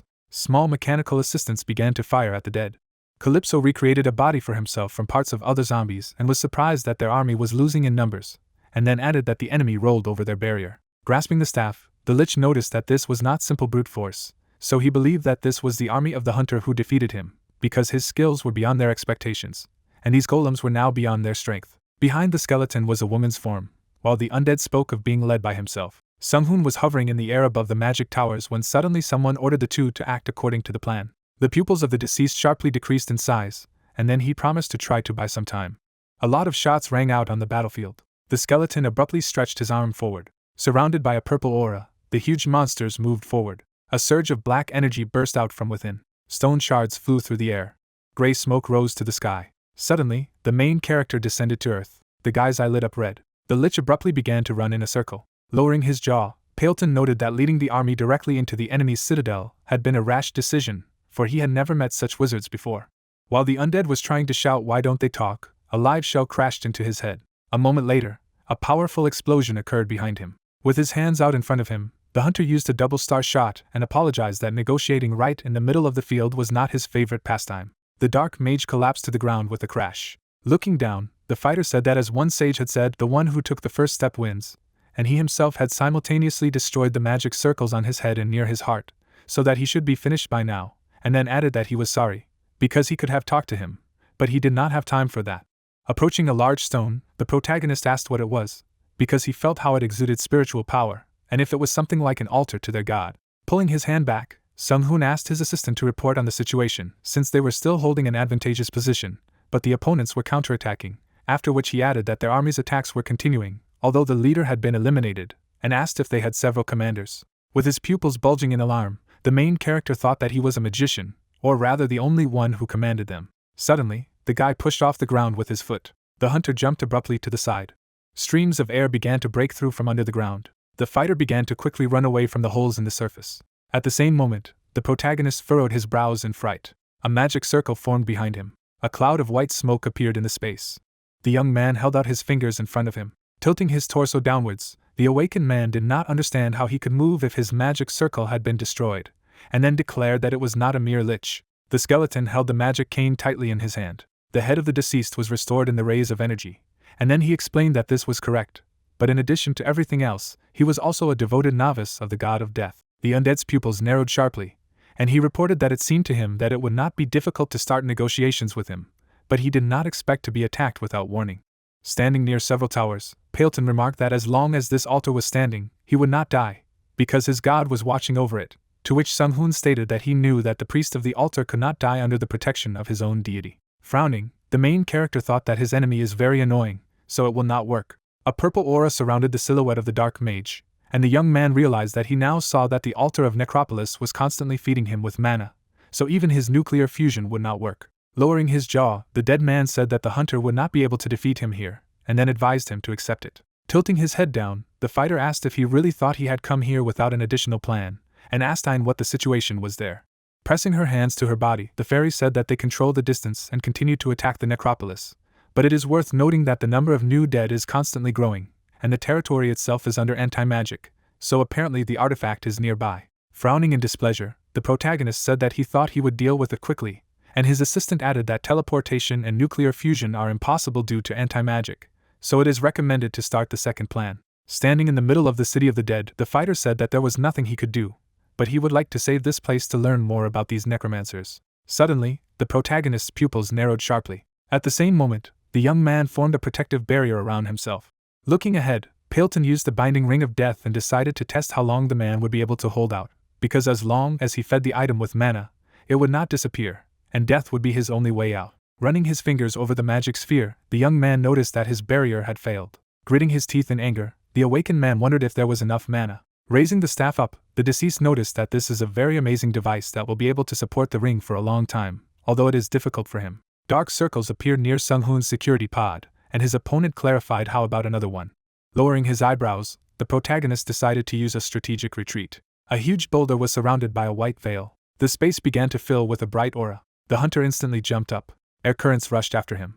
Raising his head, the guy realized that, as expected, fighting in the necropolis was too dangerous, but he was not only good at magic. Looking back, the soldier ordered his private secretary to move to the background. The strategic shuttle IOD flew high above the planet. The metal drone was hidden from prying eyes with the help of invisible plates, when suddenly an order came to disable the optical camouflage. The long sword appeared from a recess in the mechanical observer, and it was said that the concentration was 50 tons of tungsten. Mana was injected into the tungsten core, and the coefficient of friction was 0. The protagonist flew upwards at high speed, and the target of the strike was Necropolis in Liaoning province, after which the drone received the coordinates and began to check its readiness. A bright yellow flash appeared over the surface of the planet, and then the awakened one revealed that kinetic bombing was a hypothetical type of warfare that was created in the United States of America during the Cold War, but was never completed due to technical limitations. After hovering in the air, the young man realized that the main problem was to provide enough power to accelerate the tungsten to at least half the speed of light, which was impossible only using Earth's gravity, but he had a simpler solution in the form of magic, so gaining half the speed of light would be quite easy. Magic circles floated in the air. Sung Hoon let out a bright yellow light in their direction. The protagonist smirked and muttered that as expected, necromancy doesn't stand a single chance against sunlight. Putting her palm to her face, the fairy said that the projectile would soon be visible, after which she added that there were 5 seconds left before hitting the target. Raising his head up, the hunter replied that he saw it. The mantle of the deceased fluttered in the wind, and then he noticed that the ring of death was lucky, but he did not understand if his enemy had flown through the clouds to use the light of the sun. The pupils of the skeleton were emitting small streams of magic, and he said that it was strange, and this guy was clearly not someone who so easily retreated. Holding out his palm in front of him, the fighter mused that the logistics and kinetic bombing scheme had been completed by the United States Army, but in the end they were stopped by the ultimate speed and the unbearable price, so the prototype was never finished. But all the problems of physics could be solved by magic. Releasing a bright beam forward, the protagonist noticed that it was quite easy and decided to apply acceleration. The energy flow went straight to the surface of the Earth. A bright flash could be seen in space. Paleton raised his head sharply. Sun circles fell on the altar. At the same second, a powerful explosion occurred on part of the planet. The awakened one covered his face with his hand to protect himself from the shockwave. Looking down in surprise, the young man asked Ayn to report to him on the situation. Holding the binoculars to her eyes, the fairy confirmed the destruction of Necropolis and reported that 98% of the dead had been destroyed and all the golems had also been eliminated, but it was worth noting that the shockwave was much larger than they had anticipated, to which her master remarked that everything was fine, since those monsters were from the assembly line. Smiling, Sung Hoon said that the destructive wave was spreading throughout China, so the entire country could be affected by strong earthquakes. Hovering in the air in front of a yellow column of smoke, the main character decided that he needed to carry out all the restoration work, and then added that it was worth stopping the seismic wave and collecting all the dust that had risen. Instantly the whirlwind swirled, and the young man said that atmospheric stabilization had begun. Black particles began to fly away from the body of the deceased. The undead pupils emitted a bright glow, and at the same time, he admitted that such a powerful and deadly attack had surpassed all his expectations. Hovering in the air due to the lack of legs, Paleton stated that he was amazed that the altar had been crushed in the blink of an eye, and then added that the wizard had only achieved such power by mastering the science of this world, so he should study this world thoroughly. The skeleton's hair fluttered in the wind, and he said that he would meet with the wizards again, because he still had a couple of secret tricks. A magical portal appeared in the crater. Flying up to the clouds, Sung-hoon said that they were gone, and his personal secretary said that he confirmed the atmospheric stabilization and completion of the cooling of the surface. Putting her hands on her side, Aina asked why her master had let him go. Sneering slyly, the protagonist explained that this bastard was an acolyte of the god of death himself, and if he killed him, then their god could unleash all the wrath on him. Looking at his assistant, the hunter stated that they needed to work on their mistakes after this fight, as he still had room to grow, and then added that if he stopped the invasion of the god of death, then he would finally have time to mind his business. The rays of the sun were breaking through the clouds, and then the guy said that first of all, he needed to think about what to do with Liaoning province. A week later, a leaf floated in the green liquid. Upon entering the room, the partner in the body of an android reported that she had managed to make a lucrative deal with the UN. Turning his head back, the protagonist praised her and asked her if she got what they wanted, to which she replied that they officially recognized their ownership of Liaoning province, and they also agreed to support the declaration of the formation of a new nation, after which she was asked what their conditions were. Lowering her jaw, the private secretary said that they would like the master to put the golems into mass production. Swiping his finger across the screen, the young man asked if anything had been said about their orbital weapons, to which he was told that they were clearly concerned, but had not made any direct statements. Looking up, the awakened man noticed that this meant that they had decided to act slowly, or were waiting for others to make the first move. A tree sprout appeared inside the huge flask, which surprised the observers. Grinning happily, the wizard said that everything worked out. Standing in front of the test tank, Aina said that the seed that had been developed by her master had finally sprouted with the help of mana fertilizer, to which he replied that it was so, because with the help of these seeds, they would be able to restore Liaoning province. Putting his palm to the glass, the main character said that in this case he would go, after which he gave the go-ahead to invest money in the mass production of golems, and thinks that they will need help. The fairy in the robot's body smirked and muttered that she understood him. Only a white cloud could be seen in the sky. The lonely tree grew to a huge size. Leaves bloomed on its branches. The sun's rays broke through the foliage, and the hunter said that this is a tree that was created by man using genetic technologies. The guy looked up and thought that it was just a replica recreated with an imitation of real structures, but it would absorb mana and gradually purify the nearby lands. But the necromancy that had corrupted this land could only be purified by this, and the tree itself would produce mana through photosynthesis. A slight grin appeared on the protagonist's face, and then he realized that he could cope with two things at once.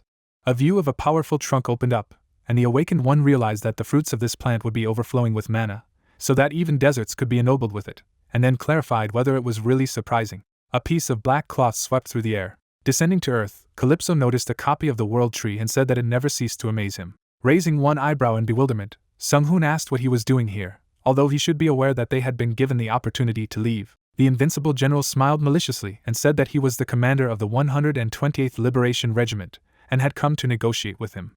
The protagonist's pupils shrank drastically in size from fright, and then he thought that if it wasn't there, then they would have enough firepower to take over the whole world, and wondered if it was only 128th. Putting his hands in his pockets, the guy asked if his interlocutor claimed that they still had at least 127 legions with them, to which he replied that their armies were endless and called him a heretic. Slyly furrowing his brows, the hunter was indignant at his rudeness and stated that he was sure that their god was not the only one in this world, after which he added that there were countless of them, and many wizards and magicians did not bow down to a single one. The immortal knight's face radiated a bright glow, and he explained that he had not come to philosophize on the subject of religion. Turning his head towards his opponent, the fighter remarked that he was here to negotiate, but did not understand what he was talking about, and then advised him to remember that he would not allow them to break into this world again or build their altars here, to which he replied that he had already understood this.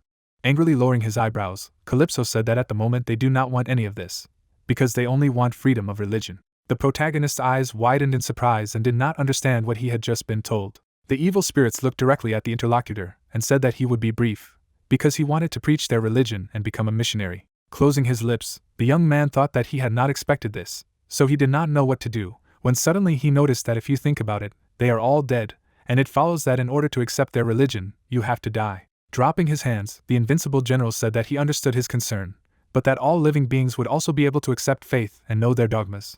And when they realized that death was not the end of the road, they would accept their God. Folding his hands, the wizard asked why he had come to him if he wanted to be a missionary, to which he replied that since their troops had been defeated, he was following the second plan, and then added that all living and non-living beings can coexist in peace, and every life comes to an end at some point, and that is why they teach their followers not to be afraid of death, but to accept it in the soul. Holding his chin, Sun clarified what their conditions were. The cloak of the dark creature fluttered in the wind as he explained that if he allowed their faith to be preached, they promised not to attack the inhabitants of this world, and he must accept that any man could become like the dead at will, and then he swore in the name of his master. Stepping on the grass with his shoes, the young man thought that if he took into account that this was only the 128th Legion, then a direct confrontation with them was dangerous. But on the other hand, he could not just trust them. Which will help you make the right decision. The immortal knight threw the ball forward and said that this was general information about their planet, which was named Earth, as well as everything that was happening to it at the moment. The protagonist put his hand under the cloud of black energy. At the same moment, the young man asked his assistant to look at this, to which she spread her hands to the sides and agreed. There was a sly grin on the skeleton's face, and he noticed that the wizard was cautious, but there was no reason not to believe him. Sun looked at the bright flash as Aina reported that the analysis was complete, and it showed that it was a pure collection of knowledge, after which she clarified whether to direct it to him. A magic ray instantly pierced the head of the main character. Suddenly, the guy's pupils narrowed noticeably. Parting his lips in fright, the hunter realized that this was information regarding dungeons and the system. Lowering his chin, Calypso declared that he knew what it was, and death would soon hang over his world. Putting his fingers to his hair, the fighter said that the Earth, or rather its dimension, was coming to the end of its life cycle, after which he thought that he now knew that this Akasha mentor was an extraterrestrial being who was responsible for any breaks in their dimension, and those dungeons and awakened people were just a byproduct of his intervention. Clenching his fists, the invincible general asked what would happen now, and whether the protagonist was ready to negotiate. While he thought that if all this was true, then he did not have much time. Lowering his jaw, the young man agreed and said that he would allow them to do missionary work as long as everything was peaceful. An unusual object began to fall out of the black portal, and the undead noticed that this was great, because the treaty that would be signed in the name of God could not be broken. Awakened in bewilderment, his pupils bulged. Putting his hands in his pockets, the wizard realized that it was the heart of a dragon. The immortal knight's head was enveloped in a magical glow, and he said that as compensation for their immutable deal, he thought that would be enough. Grasping the artifact in his palm, Sun thought that at first glance it would be enough to power 3 nuclear reactors at once. The shell of the beast's organ shone brightly, and then the main character remembered that they usually have limits to mana reserves, but with this he will be able to achieve much greater results. Standing in front of the interlocutor, Calypso stated that the negotiations were over, so he was not allowed to interfere in their affairs on this planet, but promised that their mission would be in peace with the creatures living here, after which he added that he hoped that the next meeting they would talk as friends, to which he agreed. The guy silently watched as the undead disappeared in the teleportation beams. Lowering his jaw, the soldier sighed heavily. Looking up, the protagonist said that they still had a lot to do, when suddenly Aina said that he would succeed, and he replied that he hoped so. A view of a huge copy of the world tree opened up, and then the young man thought that according to Calypso's information, this dimension did not have much time left. The planet was shining brightly, and the awakened realized that Akasha's mentor was constantly trying to stabilize the rifts in the dimension, but they did not know his true intentions, despite the fact that it was interesting to watch his attempts. Various surfaces inside the transparent shells flew past the globe, and the young man realized that the creator of the system was using the shards of long-extinct dimensions to patch up the holes in their world, and these fragments were dungeons, clearing which awakened people received in return karma, which was only the source of the power of the Akash. An island fell in the middle of the ocean, and the wizard realized that dungeons that were not cleared in time would consume the world in which they appeared, and this is called the replacement phenomenon. So it must be assumed that no matter how dungeons are cleared, their dimension will be restored. The 3 monsters stood next to each other, while the hunter mused that the problem was the process itself, because the balance would be further destroyed, and soon the size of their dimension would begin to increase. But at the moment, the Earth had a chance to withstand the 3rd-level dungeons, and it would only get worse from here. Holding his chin, Sun decided that the dungeons of the 4th and 5th levels were much more difficult, and humanity could be wiped off the face of the Earth. But if he survived these shards, the monsters at the 6th level would be like gods. Pointing his finger at the large tank, the protagonist realized that even he himself would not be able to resist them, so he needed to find another approach to solve this problem.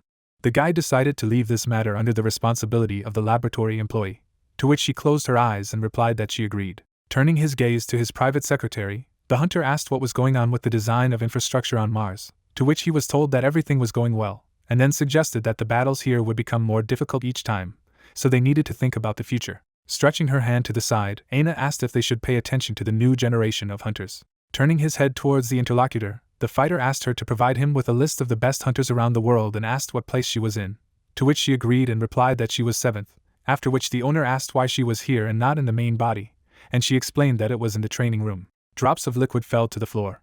Yun tilted her head down in exhaustion. An object fell into the palm of her hand, and then she reported that she had heard that the girl was also listed in the ranks of the combined forces of hunters, and asked if she was overworking, to which she replied that everything was fine. Taking a towel in her hand, the healer noticed that she had been told that the protagonist only took as partners those who had reached the level of master, so she needed to work even harder. The news showed an image of a copy of the World Tree, and the host revealed that Liaoning Province, which was previously attacked by terrestrial creatures, is now regaining its original appearance. The reporter asked if the audience saw that the tree was already 2 kilometers high, so that soon that battlefield would be completely cleared, when suddenly the young lady, sitting in front of the TV, asked if her mentor had done it, to which she received a positive answer. Parting her lips, the healer sighed heavily and wondered if she would ever reach his level. Aina looked at her interlocutor in bewilderment, and said that she would succeed. Yun sharply bit her lips in sadness. Adjusting her glasses with her fingers, the assistant explained that with her talent and perseverance, it was possible, but she only needed a little push, so there was no need to rush so much. Raising her hands up, the girl began to scream loudly. Grinning happily, the healer thanked the fairy in the android's body for her support, and decided to continue studying. An image of Sung-hoon was displayed on the screen, while the young lady said that she would do everything possible to be on par with him. Stretching her fingers forward, the hunter muttered that she could reach. Suddenly, the space began to crack. The healer parted her lips, stunned. Her eyes widened in surprise. She did not know if her hand had reached. The interlocutors were simultaneously transported to another dimension. Putting her hand to her cheek, Aina said that she had told her that she would succeed, after which she explained that enlightenment comes when it is least expected. The pupils of the main character instantly decreased in size. Jumping up from his chair, the young man felt Yun's dense aura and wondered if she had managed to reach the level of a master. A powerful blow was dealt to the black object. The girl got into a fighting stance. Raising his eyebrows in amazement, the hunter thought that it was like an ordinary shockwave, but there was something to it, and then said that he thought she had succeeded in conceptualizing, so now it was safe to say that she had reached the level of a master. Smiling broadly, the healer exclaimed that she was a genius, and her interlocutor admitted that he did not think that he would see her grow so soon. Shifting his gaze to the side, Sung-hoon clarified what it represented, because it looked like a long-range attack, but there was something else here. Clenching her fist, Yun didn't understand what he meant. Scratching the back of her head, the girl agreed to show if she was asked to do so. Sharply stretching her hand forward, the healer began to make the sounds of blows. A flash of light was seen on the whipping equipment, and at the same time the apprentice clarified his opinion on this, to which he wondered if she was really a master. Closing her eyes, Aina reported that according to her calculations, the young lady was attacking the target and ignoring the distance.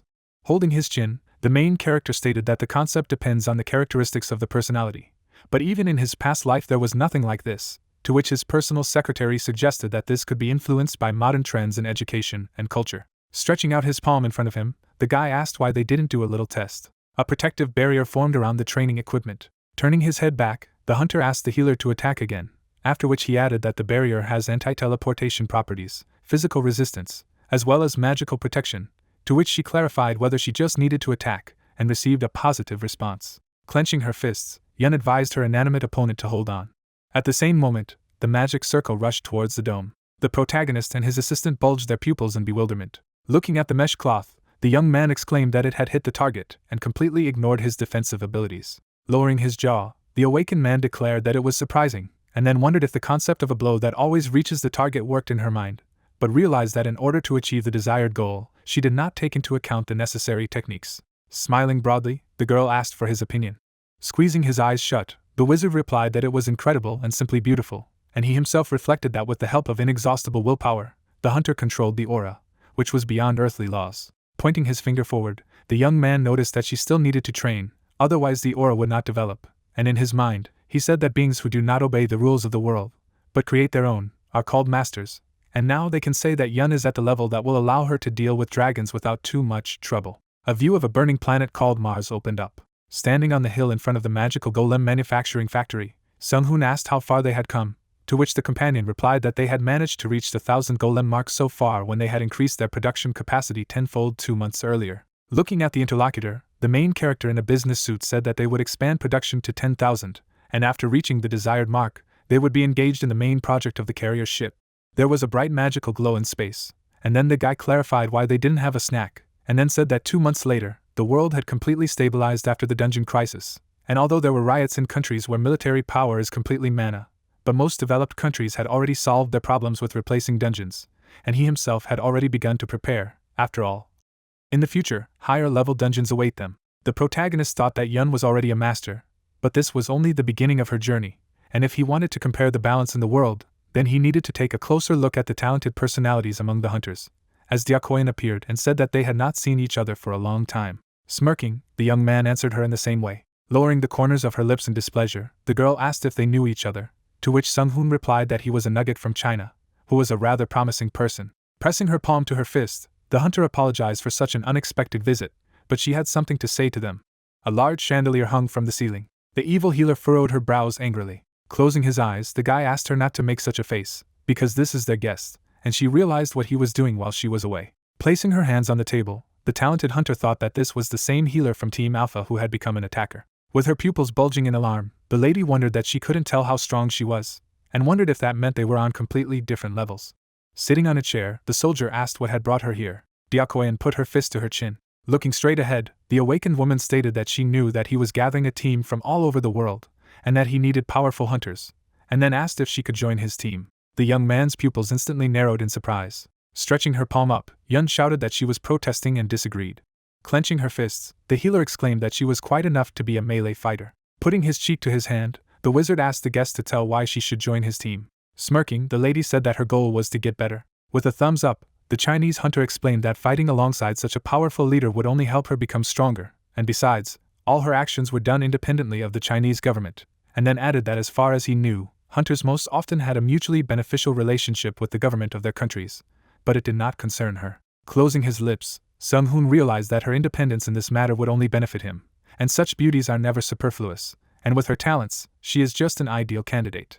Putting her head on the table, Yun began to talk about her poster, and her mentor suggested that she should learn from her. Stretching his palm forward, the protagonist accepted the offer and decided that their agreement should benefit both parties. Looking directly at the other party, Diakoyan thanked him and promised that she would not let him down, while the healer muttered that she would not let him down either, and did not know if it seemed to her or if she had a built-in translation machine. The setting sun shone brightly in the sky. A group of people were standing in front of a huge estate in Mexico City. A military helicopter flew high in the air. The man stepped onto the grass when suddenly an announcement was heard that the command had arrived, and an order was given to the first group to monitor the perimeter, and the second group to take up sniper positions. Jessica waved in greeting. Approaching the tied man, the girl asked if he was a drug lord named Carlos. The perpetrator lowered his chin and was indignant that she knew his whereabouts. Stretching her fingers forward, the huntress explained that if he was alone, then there was a chance that she would let him live, because she did not need to kill him. A bright flash of light appeared in front of the eyes of the bandit, who did not understand what she was doing, when suddenly the system reported that soul subjugation magic had been applied, and the target's resistance to magic was unsuccessful, so the target was subservient to Jessica. Carlos bulged his pupils in fright, wondering what it was. Looking down, the lady explained that these were the rules of the system, and that he should know it as a hunter, and then added that for the rest of his life he would obey it in everything, even if he was ordered to kill his firstborn. A view of the burning surface of the planet Mars opened up. Standing on a cliff, Sung-hoon stated that he had decided to give a little training to the new crew members to learn their abilities. Smirking, the protagonist remembered that Diakoyan believes that she is in no way inferior to master-level fighters, and judging by the tests that have already been conducted, it can be said that she can be Yun's partner. Turning her head back, the girl said that she did not expect anything less from him than to be transported to Mars. Closing his lips, the hunter explained that here they could not worry about the surroundings and fight at full strength, after which he asked her not to linger, because she did not know how strong she was now, but if she did not give her best last time, she would lose. Folding her hands, the healer exclaimed that this was well said, and her rival would show what she was capable of. Lowering her chin, the mighty fighter from China said that she had heard a lot about her opponent being the healer of the Alpha team and at the same time the best attacker, and then added that she had indeed attracted the attention of her country's government. Shutting her eyes, the young lady thanked her, although she was embarrassed. Placing her palms on her sides, Team Alpha remarked that since this was her first time, she wouldn't give her all, while the protagonist muttered that his apprentice was weak in compliments. Furrowing her brows menacingly, Diakoyan stated that if she considered herself an elder, she should always be attentive. Passing her hand in front of her face, Yong suggested that they start. The girls stood on the hills opposite each other. Shifting her gaze to the side, the healer remembered that she had heard that her opponent was strong in close combat. Suddenly, a powerful hunter from China rushed forward. The young lady abruptly dodged the attack. blue strands of hair flew in the air. The awakened woman threw a circular kick. The healer tried to cover her face with her hands. With her mouth wide open in fright, the attacker shouted that her opponent needed to stop. Having created the sphere with the help of the mage of the commandments of earth and heaven, the fighter declared that she would not do it. A magical stream, followed by an explosion of earth and heaven, rushed forward abruptly. Spreading her hands to the sides, Yun shouted that her enemy had gone away in earnest. Furrowing her brows angrily, the member of Team Alpha used the dragon's eternal slashing boost and struck the void. A bright flash of light appeared in space. Standing in the middle of the white smoke, Sung-hoon was surprised by what was happening. Closing his lips, the protagonist suggested that the ability to control energy and aura would allow Diakoyan to withstand Yun, and the proof that a person has reached the level of a master is the concentration of the aura, which in martial arts is called ki concentration. The stone hills began to fall apart into small pieces, while the guy realized that the outcome of the fight depended on their conceptualization. The healer lifted her leg sharply. Lowering her jaw, the young lady sighed heavily and wondered if her enemy was still on his feet. Bulging her pupils, the mighty hunter exclaimed that she had thought that the attacker had also reached the level of enlightenment. After all, she had repelled her attack with concentrated ki, which was a decent level. Raising her hand, the healer asked if she had taken it seriously. Lowering his jaw, the protagonist shouted that if his student did not give her all, she would lose to the newcomer, and then asked if this would not hurt her pride. Shifting her gaze to the side, Yun noticed that he should have said that she was so strong. After all, she almost got hurt for not being ready. Suddenly, the girl parted her lips. Closing her eyes, the member of Team Alpha agreed to play seriously now. Stretching her hand forward, the healer offered to fight again. Diakoyan looked at her opponent in bewilderment. At the same second, the attacker's fist began to fill with energy. The pupils of the mighty huntress sharply decreased in size, and then she realized that she was in danger. Jumping to the side, the lady wondered what it was. After all, it didn't look like cheese concentration. A moment later, drops of blood spurted out of her mouth. The awakened one instantly flew far back. A white veil formed under the cliff. Suddenly, the girl broke free from under the collapse of stones. Gritting her teeth tightly in anger, the fighter shouted that she was sure she had evaded. Seeing the magic circles, Diakoyan thought that her rival was attacking again. Crossing her arms in front of her face, the mighty hunter decided that she needed to defend herself. At the same second, she missed a blow to the chest. From the force of the attack, the lady flew down the cliff. Blood was flowing out of her mouth. Pushing her foot off the ground, the awakened woman did not understand what was wrong with this aura, because she could not evade it or deflect it. Pulling her fist back, Yun remarked that it looked like she was cheating a bit, and then suggested that she end it. A clump of smoke spread on the surface, when suddenly it was heard that her opponent did not want to give up without a fight. Lowering his eyebrows in alarm, Sung-hoon noticed that the fighter from China was preparing to attack. The girl wrapped her fingers around her wrist. Diakoyan approached her opponent, and she thought about the fact that she did not even notice how they were approaching her. Smiling maliciously, the mighty huntress exclaimed that she only needed to catch her to start the attack, to which she asked how she managed to get so close that she was not even noticeable. A moment later, the lady kicked and squeezed the ground, after which she explained that she could also cheat. Raising her knee, the awakened woman warned that her rival was about to get it. Both girls rested their feet on the ground. Yun's eyes widened in fright as her opponent was about to whirl. The healer jumped back abruptly. The healer opened his mouth wide in pain. Diakoyan, standing in front of her rival, asked if she hadn't said she would give it her all. The priestess of light bared her teeth menacingly. The elder's disciple lifted her feet off the ground.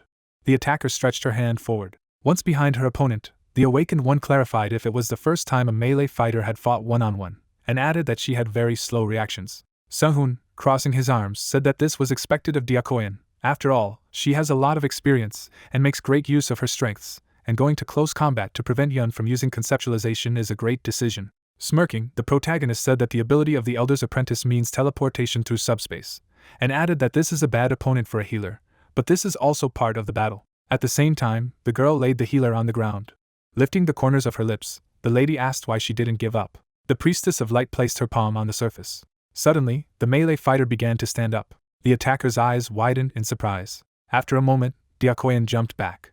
Looking ahead, the girl thought that this was recklessness, and then asked if she was crazy because she had broken her arm to free herself. Yun tilted her head down. An unusual energy swirled around her wrist. The lady's expression was confused, and she wondered if it was regeneration, and then exclaimed that it wasn't fair. Lowering her eyebrows, the healer clarified what it was, and then explained that this was one of her abilities, because she was primarily a healer. Clenching her fist, the priestess of light said that let her rival prepare, because now she would definitely give her best. With a flick of her hair, the elder's disciple said that the battle with ignoring the wounds was frightening, but it still wouldn't change anything, and added that she could heal as much as she wanted, but she would just break it over and over again. Suddenly, a melee fighter approached the enemy. Yun frowned menacingly. The healer attacked powerfully with her hand, and at the same time, Diakoyan wondered if it was so strong. Suddenly, the healer pushed the enemy aside. The priestess of light noticed a blue glare. Suddenly, the girl hit her rival on the head. The melee fighter looked back sharply. After a moment, Yun stretched out her leg.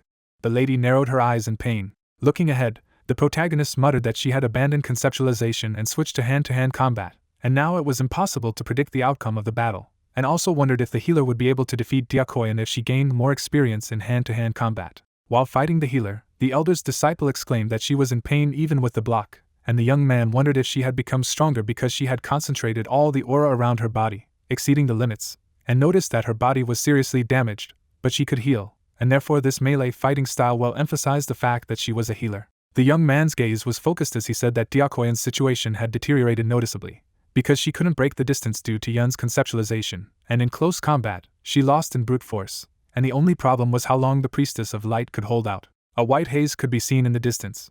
A view of the night sky opened up. The girls fought with each other. Closing his eyes, Sung-hoon muttered that it was all over, and given her lack of experience in close combat, Yun did her best. A moment later, the girl hit the ground. The healer fell off her feet. The protagonist, flying up to them, said that he didn't think they would fight for so long, and even as an aura user, he would bet on Diakoyan to win. The protagonist stretched out his palm sharply. The healer hung head down, and the guy thought that he must have underestimated Yun too much. The young man raised his partners, and then he noticed that it was very rare to become a master of the aura in just a year, and perhaps she was one of the geniuses of the century. Suddenly, his personal secretary appeared behind the master. Looking back, the awakened man said that she was just in time and asked if he could carry the two to the break room. Opening her mouth wide, Aina exclaimed that now was not the time, because a new dungeon had opened, and at the same time, the hunter clarified in which country. An unusual glow appeared, and the assistant explained that it was not on Earth, but here on Mars. Looking at the screen, Sung-hoon asked to see the recording as he didn't understand what was happening. Turning her gaze towards the owner, Aina reported that they had not set up surveillance on Mars, because they did not even think that surveillance would be necessary, and then explained that this was why they could not find the dungeon, which at least appeared near the factory, so they were able to find it in time. There was a view of sharp peaks bursting out of the ground, and then the private secretary told me that it was 30 kilometers away, and that information was being gathered as quickly as possible. Putting his hand in his pocket, the hunter remarked that given how it worked on the ground, they could assume that all dungeons were formed in the same way, and then asked if there were any signals about the movement of monsters, to which the interlocutor replied that the monsters had gathered about 20 kilometers from the dungeon, and her boss said that they had definitely discovered the factory, and asked to see whether there are intelligent beings there. On the screen, the guy noticed a huge monster, and exclaimed that it was a rudimentary life form called Agram. Putting his fingers to his chin, the protagonist revealed that he was familiar with this species, and although the hierarchy was tied to brute force, they were still capable of negotiating, and then suggested that these creatures had an element of cold, and clarified whether they were affected by the environment of Mars. Looking sideways, the fairy in the robot's body asked if he would take care of them right now. Scratching his head, the awakened man stated that he needed to install a protective barrier around the factory first, and also asked his companion to take the golems that were used for production, and then added that once they created a line of defense, he would try to talk to them. Lowering the corners of his lips, the young man said that it was also worth increasing the production of the sorcerer's eyes, because they needed to monitor the entire solar system to prevent such a thing. Touching the screen with her palm, Aina said that it would take time for them to spread their eyes throughout the system, and her master said that in that case, their priority would be to set the eyes on Mars, and the others if possible. A blue aura swirled around the postponed peaks, and the wizard revealed that the Agrams were a race that could coexist with humans, and according to his data, the monsters from the dungeons that appeared did not receive power from the Akashic system. Hovering in the air, Sung-hoon noticed that unlike the Ant Queen, he might be able to resolve the matter peacefully, but first he needed to see if he could count on such a thing at all, and if he could, it could be that an entire race would be under his command. A madly powerful explosion rang out. The Agrams flew in all directions. The main character looked at all this from a bird's eye view. All the monsters were looking at him, and he was saying that this was a warning for them not to dare to approach, because this was his territory, and he would not allow them to rule here, because he was the lord of these places, the wizard Sung-hoon. The eyes of the Agrams burned brightly. They did not take their eyes off their opponent. Suddenly, the guy, frowning, shouted loudly, asking who their leader was, and ordered to show up. One of the Agrams stepped forward and asked him to wait a while. After that, he began to run away. Aina suddenly appeared next to her master and reported that there were only 1,781 Agrams, and among them one class of Viscount, and presumably he was their leader, as well as 23 individuals and nobles who were scouting the area. In the distance, only the outlines of the mountains were visible, and the main character said that he thought that this was an Agram reconnaissance group sent to search for information about the factory. Suddenly a huge representative of the Agrams appeared. Seeing him, Sung-hoon smiled and said that he was the same Viscount. A huge Ogram hovered over his subordinates and asked if this human mage had called him, but why was he interfering with their movement? Then the guy knitted his eyebrows and replied that this was his territory, and they were the ones who invaded him without permission, after which he asked if he understood correctly that he was the leader of these Ograms. Without moving from his seat, the Ogram replied that it was so, after which he apologized for invading the territory of a human mage, but they had not come here of their own free will. There was not a drop of fear in the eyes of the protagonist when he asked how he felt about talking, since this was the way the circumstances were. With a light nod, the Viscount accepted his offer. The whole sky was strewn with stars. After a while, the main character, without coming down to earth, said that he realized that they came here driven by something from the outside. He kept his eyes on the Ogram, adding that it didn't change the fact that they were invading someone else's territory, and then asked what they would do about it. Upon receiving such a question, the Viscount narrowed his eyes and asked in response what the human master desired. A powerful magical energy emanated from the guy, and he replied that he needed everything that belonged to their race. Knitting his eyebrows, he added that once they entered his land, they became his property, after which he asked if this was not obvious. Immediately after this question, magical energy was released in his direction. The Ogram Viscount showed his aura and shouted loudly that he would not pretend not to hear his words, adding that the Ograms do not obey humans. Song-hoon, hearing and seeing this, smirked and said that everything was as expected, after which he asked what was the point then if they just agreed. As soon as he asked this, the Ogram attacked him. Lowering his hand, he said that it was a duel, and the victor would take all, and he, like a great king, began the battle, for he was the king of the Ograms. He frowned furiously as he unleashed his power. But when the dust and smoke cleared, the main character appeared, who said that he calls himself a king, and it's funny. Under the protective barrier, he smiled and added that he was the first to start the fight. Seeing his opponent, he rounded his eyes in surprise and exclaimed that this man was able to survive his attack. Suddenly, the guy raised his hand and said that it was his turn, after which he used the 5th level of the Titan Hand instant spell. A lot of magic seals appeared above his opponent. In the next second, a powerful magical attack descended on the king. Immediately after that, a madly powerful explosion rang out. The Ograms, who were watching the fight from the sidelines, suddenly shouted, asking if their great king was dead. Then the main character looked at them out of the corner of his eye and replied that he was not dead. The Viscount lay nailed to the ground, and the guy asked him how he felt. Smiling broadly, he added that if he wanted, they could fight for a very long time, but this was the first and last time he had treated him lightly. Then the king of the Ograms waved a white flag and said that he surrendered. His subordinates, who were looking at him from the outside, began to ask each other what they should do now, if this man was their king, since their king had lost. But unexpectedly for them, Sung-hoon frowned and shouted loudly, ordering everyone to be silent, because they saw for themselves who came out victorious. He looked at the monsters and continued to say that from now on, they were his property, and should obey his orders, and they should also be proud to be the first citizens of this land. Stretching out his hand, he added that they must colonize the land of this planet except for the factory, and this is his order as master. The Ograms, hearing this, began to raise their hands and shout loudly, praising their new great king.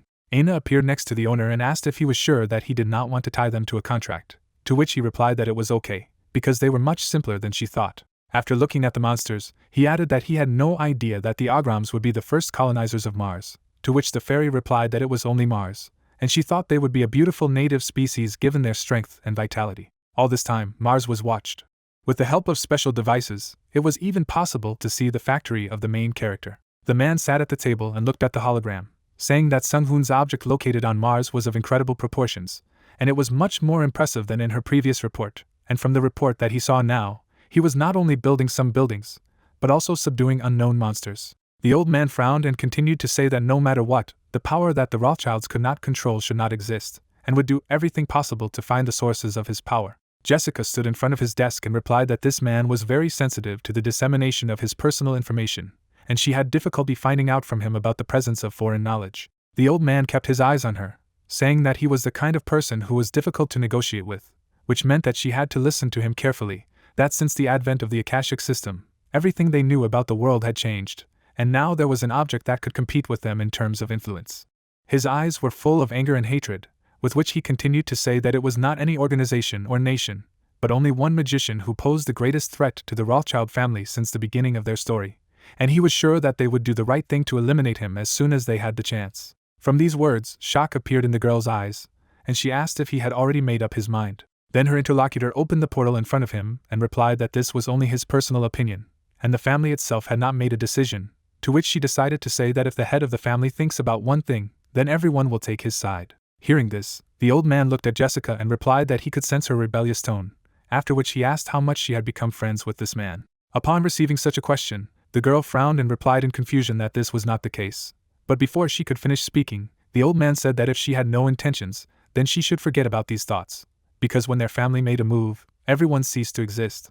After a while, the man who was shown on the news frowned and shouted that the dungeons were valuable, adding that he was categorically against the current policy of clearing dungeons as soon as they appeared, because how many resources could they get if they waited for the replacement to happen and the monsters to respawn?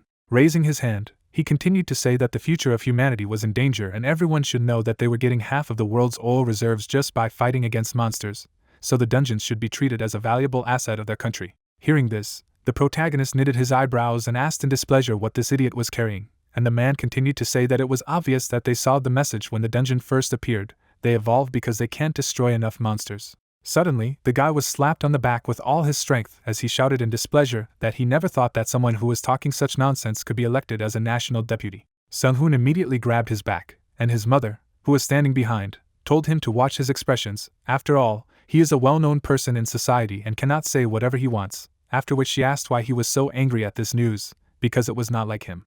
The protagonist was holding his back with tears in his eyes, and the man on the TV kept saying that respawning is a phenomenon in which normal monsters appear from a dungeon if the boss is not eliminated, and according to the study, they can potentially prevent dungeons from appearing if they eliminate normal monsters, and therefore they can safely control them. The woman, hearing this, took a sip of some coffee and asked if it was a problem, because they were talking about safe measures. Was it bad? And the MP went on to say that it is good for ordinary citizens as well, because the safety of people, the cores of monsters, they have found a way to effectively provide these resources, which will reduce the cost of goods and the real estate will stabilize. After these words, the main character smirked and said that it bothered him a little. He continued to stare at the TV screen when he suddenly heard a disgruntled voice asking who the hell came up with this, if they were going to create a dungeon protection law so soon, adding that if talk of such a thing persisted, then there was definitely someone powerful behind it. Sung-hoon frowned and ordered Aina to find something about it.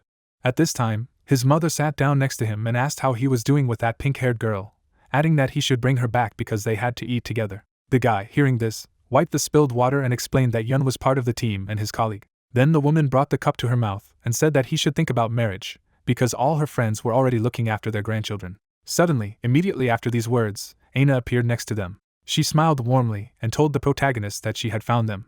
In surprise, the boy's mother poured coffee and asked in confusion who she was. Then Aina bowed and said that this was her first meeting with her in person, but she did not expect that she would also be here. After which she introduced herself as the closest assistant of the master, and the main character, seeing her, said to himself that she had come here on purpose. After the explanation, the girl grabbed Sung-hoon's arm and said that something had happened, so they had to go, and asked the woman why she was so impatient. When the guys disappeared, she added that Aina should come back when her son was gone, to which she replied well. Finally, she said that her son should not date two at once, to which he, turning around, shouted loudly that she had misunderstood everything.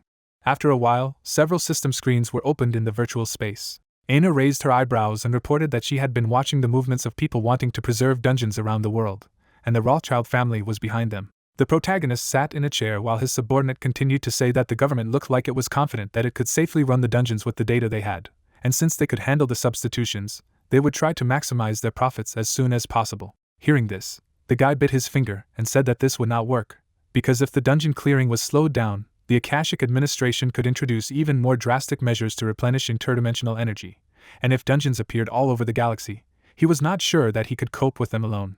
Aina glanced at Sung-hoon out of the corner of her eye and reported that due to the appearance of the third tier, many high-level hunters had lost their lives, and for the safety of the new hunters, the governments were taking a safer approach so that they could level up without any problems without even risking their lives in the dungeon. Then the main character folded his hands on his chest and replied that it was not that he did not understand their position, but, opening his eyes, he said to himself that the Akashic system would never work until they contributed to the replenishment of its energy. Suddenly, he stuck out his finger and offered to warn the UN about what could happen if they neglected to clean up the dungeons, and they also did it with the US and China. Getting up from his chair, he went on to say that he wasn't sure if they would buy into the claim of destroying humanity, but he would try. In the place where they were, everything was well lit, when suddenly the guy ordered Aina to invite Jessica to a meeting, if possible, because in order to find out about the plans of the Rothschilds, it would be faster to meet her. The water flowed slowly and slowly in the river. The street was lit by sunlight. Aina walked next to the master and reported that not only the UN, but also the United States and China rejected his proposal, saying that all this was unfounded, and they also said that the forecasts and assumptions of one person would not be the decisive factor in their policy. But she was sure that this was their way of minimizing his influence over them, to which he, closing his eyes, he replied that it was expected. but he hopes that it will come at least in a while. But before he could finish speaking, he saw a black figure sitting under a tree. Jessica, sitting in the shade, was reading a book.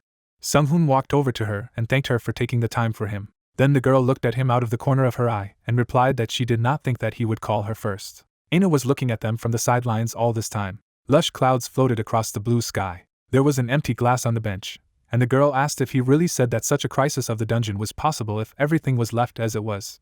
The main character looked at his interlocutor out of the corner of his eye and replied that if the world chooses to protect the dungeon for free resources, then the second wave of substitutions will begin, after which he was asked if there was evidence to support these words, to which he firmly replied no. Hearing this, Jessica put her hand to her forehead and said that then it was more difficult. She sat next to him and added that as a fellow magician, she believed him, because the words of a powerful wizard could not simply be ignored. The guy continued to look at his interlocutor, who suddenly said that it was nevertheless difficult to influence the whole world with just words. Jessica rose to her feet and added that despite his influence, it was still a matter of politics, after which she was asked what if her family agreed with him.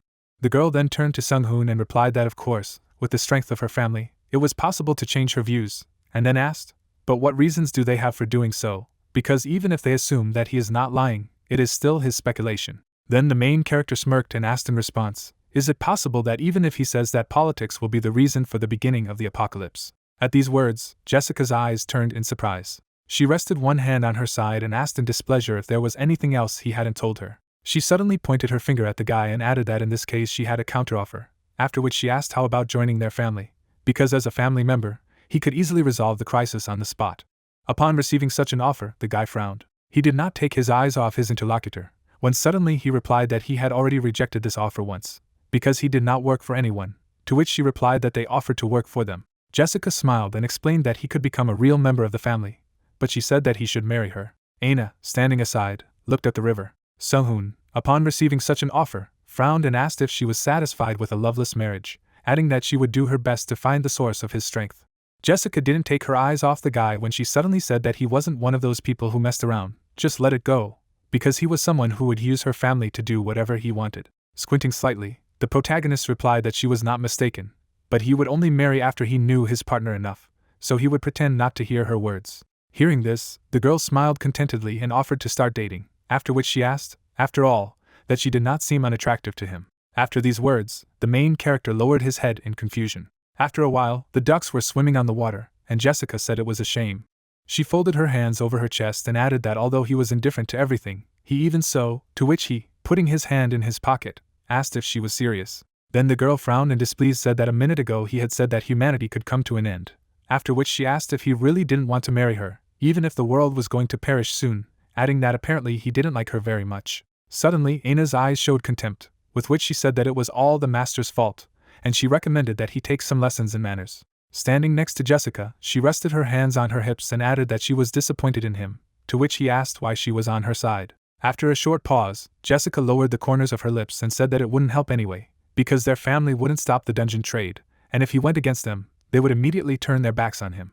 Hearing this, Sung-hoon raised his eyebrows in surprise and asked if he wasn't saying that there was a good reason for such actions. Then his interlocutor turned around and replied that the dungeon looks like a way to maintain the world economy in the eyes of many people, so the opinion of one person is nothing compared to the decision of the majority, and this is her last warning, because he should not underestimate her family, because if they decide that he is against them, they will immediately make their move, and now he must do his best to protect what is dear to him and not to regret when he loses everything. The mother of the main character at this time with a smile on her face was doing household chores. At the same time, Yun and Takon were killing monsters in the dungeon, and Jessica continued to say that they were the Rothschild family, and they were very good at hitting the enemy's weak points. As she finished, she exhaled heavily.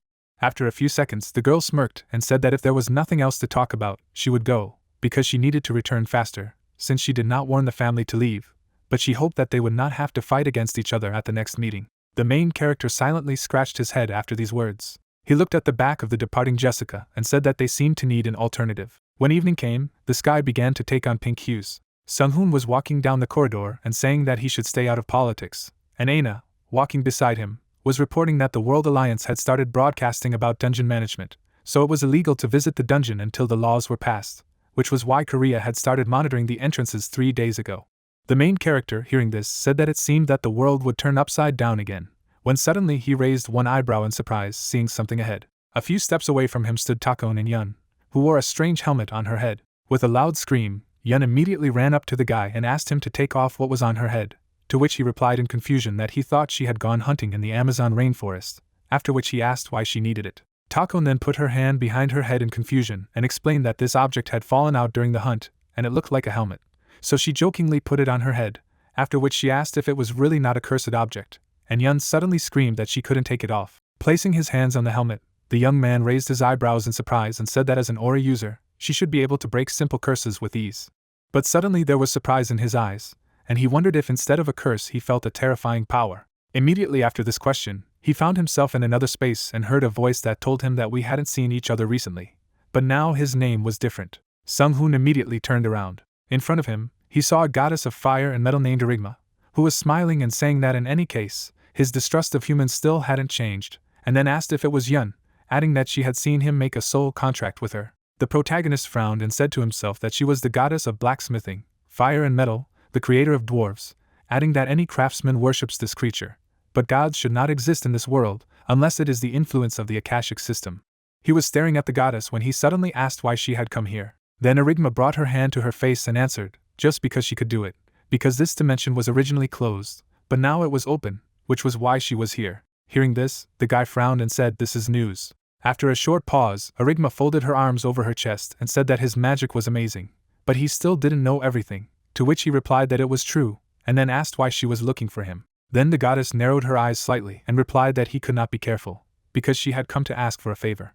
From what he heard, surprise appeared in the guy's eyes, and he asked what other favor. Erigma then turned into a bright blob of light and explained that her children would soon go to Earth, and with that, the 4th level dungeons would be summoned, and when the protagonist asked if she was talking about dwarves, she replied that it was true, and she wanted him to save them and help them settle here. After listening to the goddess, Sung-hoon folded his hands on his chest and said that he understood that the dwarves and her consciousness, but that it was extreme to involve the goddess in these matters, after which he asked what she really wanted, to which she replied that he had always been unusually rude, but her goal was development, because if her children survived, they would take root in this world and become missionaries to recruit her worshippers. Hearing this, the guy smirked and said to himself that now everything was clear to him, because she was here, like the undead who had devastated China, for the affairs of her religion. After a moment's thought, he said that he agreed to her proposal, to which Erigma smiled warmly and said that she was grateful to him.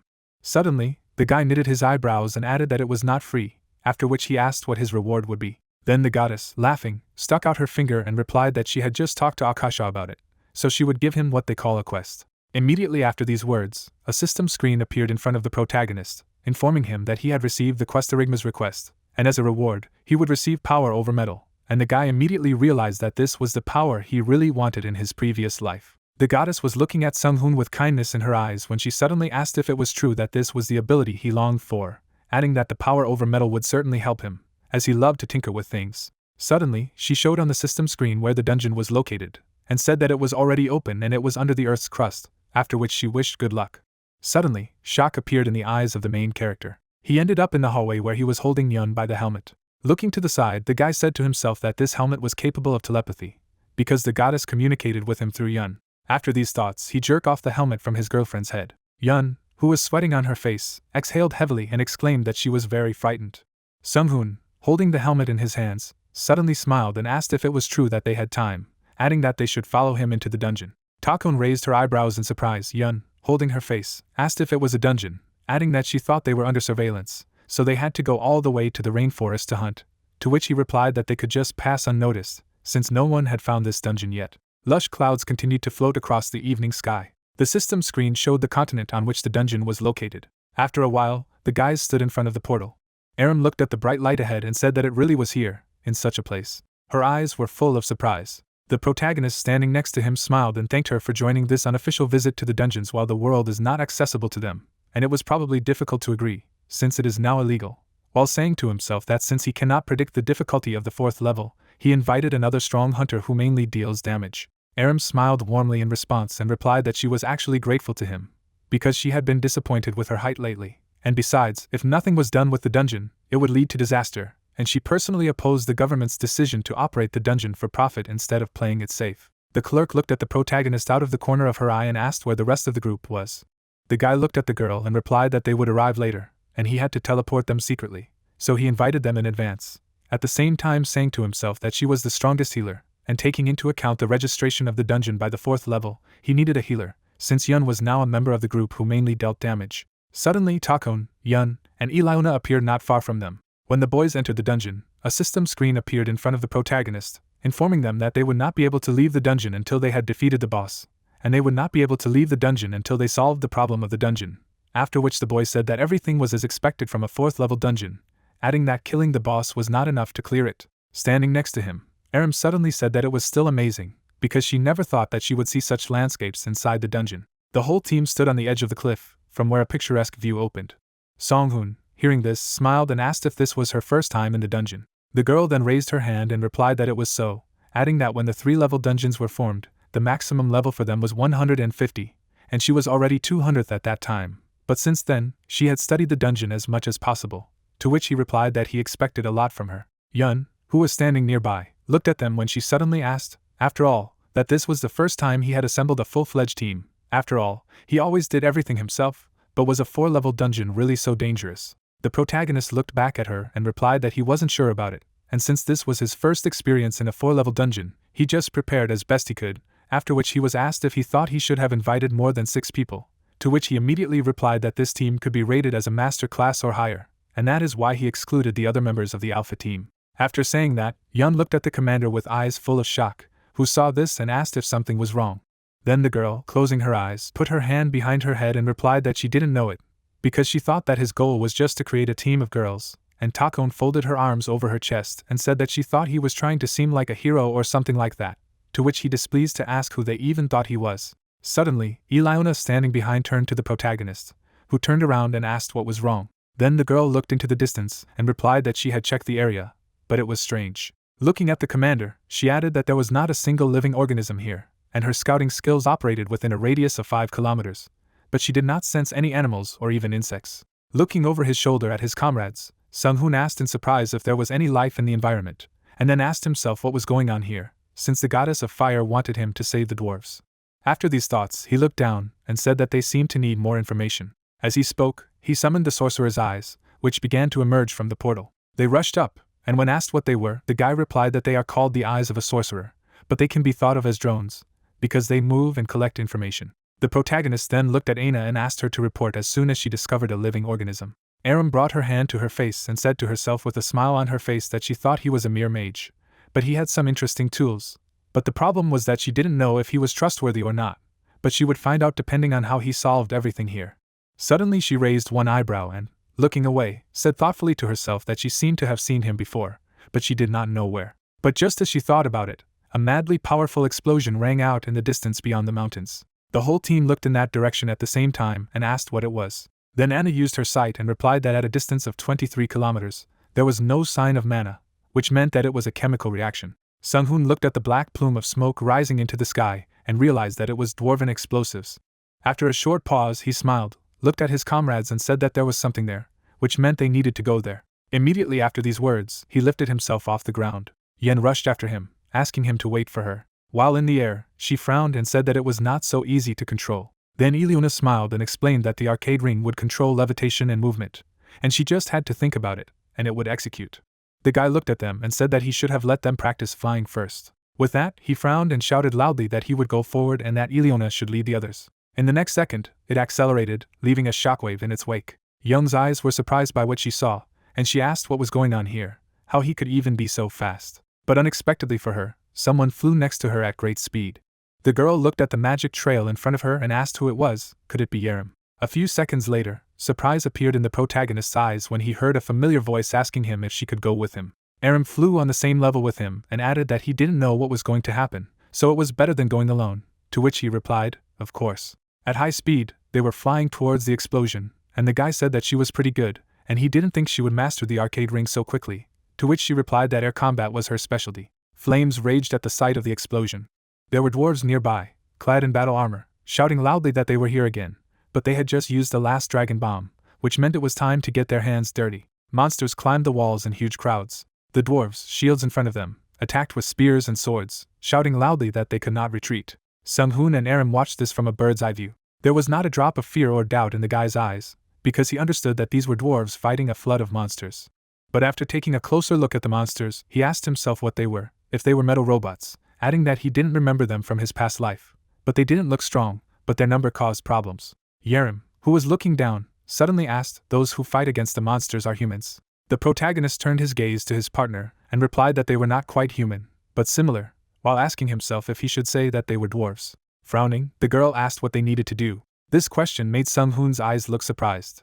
He stared at Yerim and said to himself that he had heard that many prominent rankers often did what they wanted, but she was a little different, because she was quite famous for her good character. After a short pause, he looked down and said that the dwarves should be a clue to the dungeon problem, and then asked if she could reduce the number of monsters, because if so, he would be able to take care of those near the wall from the castle. The flames continued to rage, and a black column of smoke rose into the sky. The protagonist looked at his partner out of the corner of his eye and said that she should only focus on reducing the number of monsters as much as possible. As soon as he finished, the girl took off, shouting for him to leave it to her.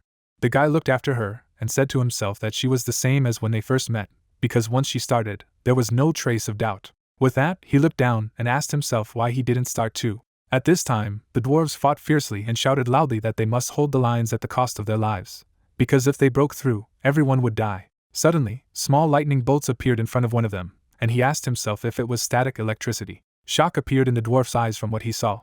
A ring of lightning appeared around the main character. The guy himself, raising his hand, smiled contentedly. With a wave of his hand, he pointed the lightning ring downwards. This magical attack hit the monsters below perfectly. They died quickly when attacked by lightning.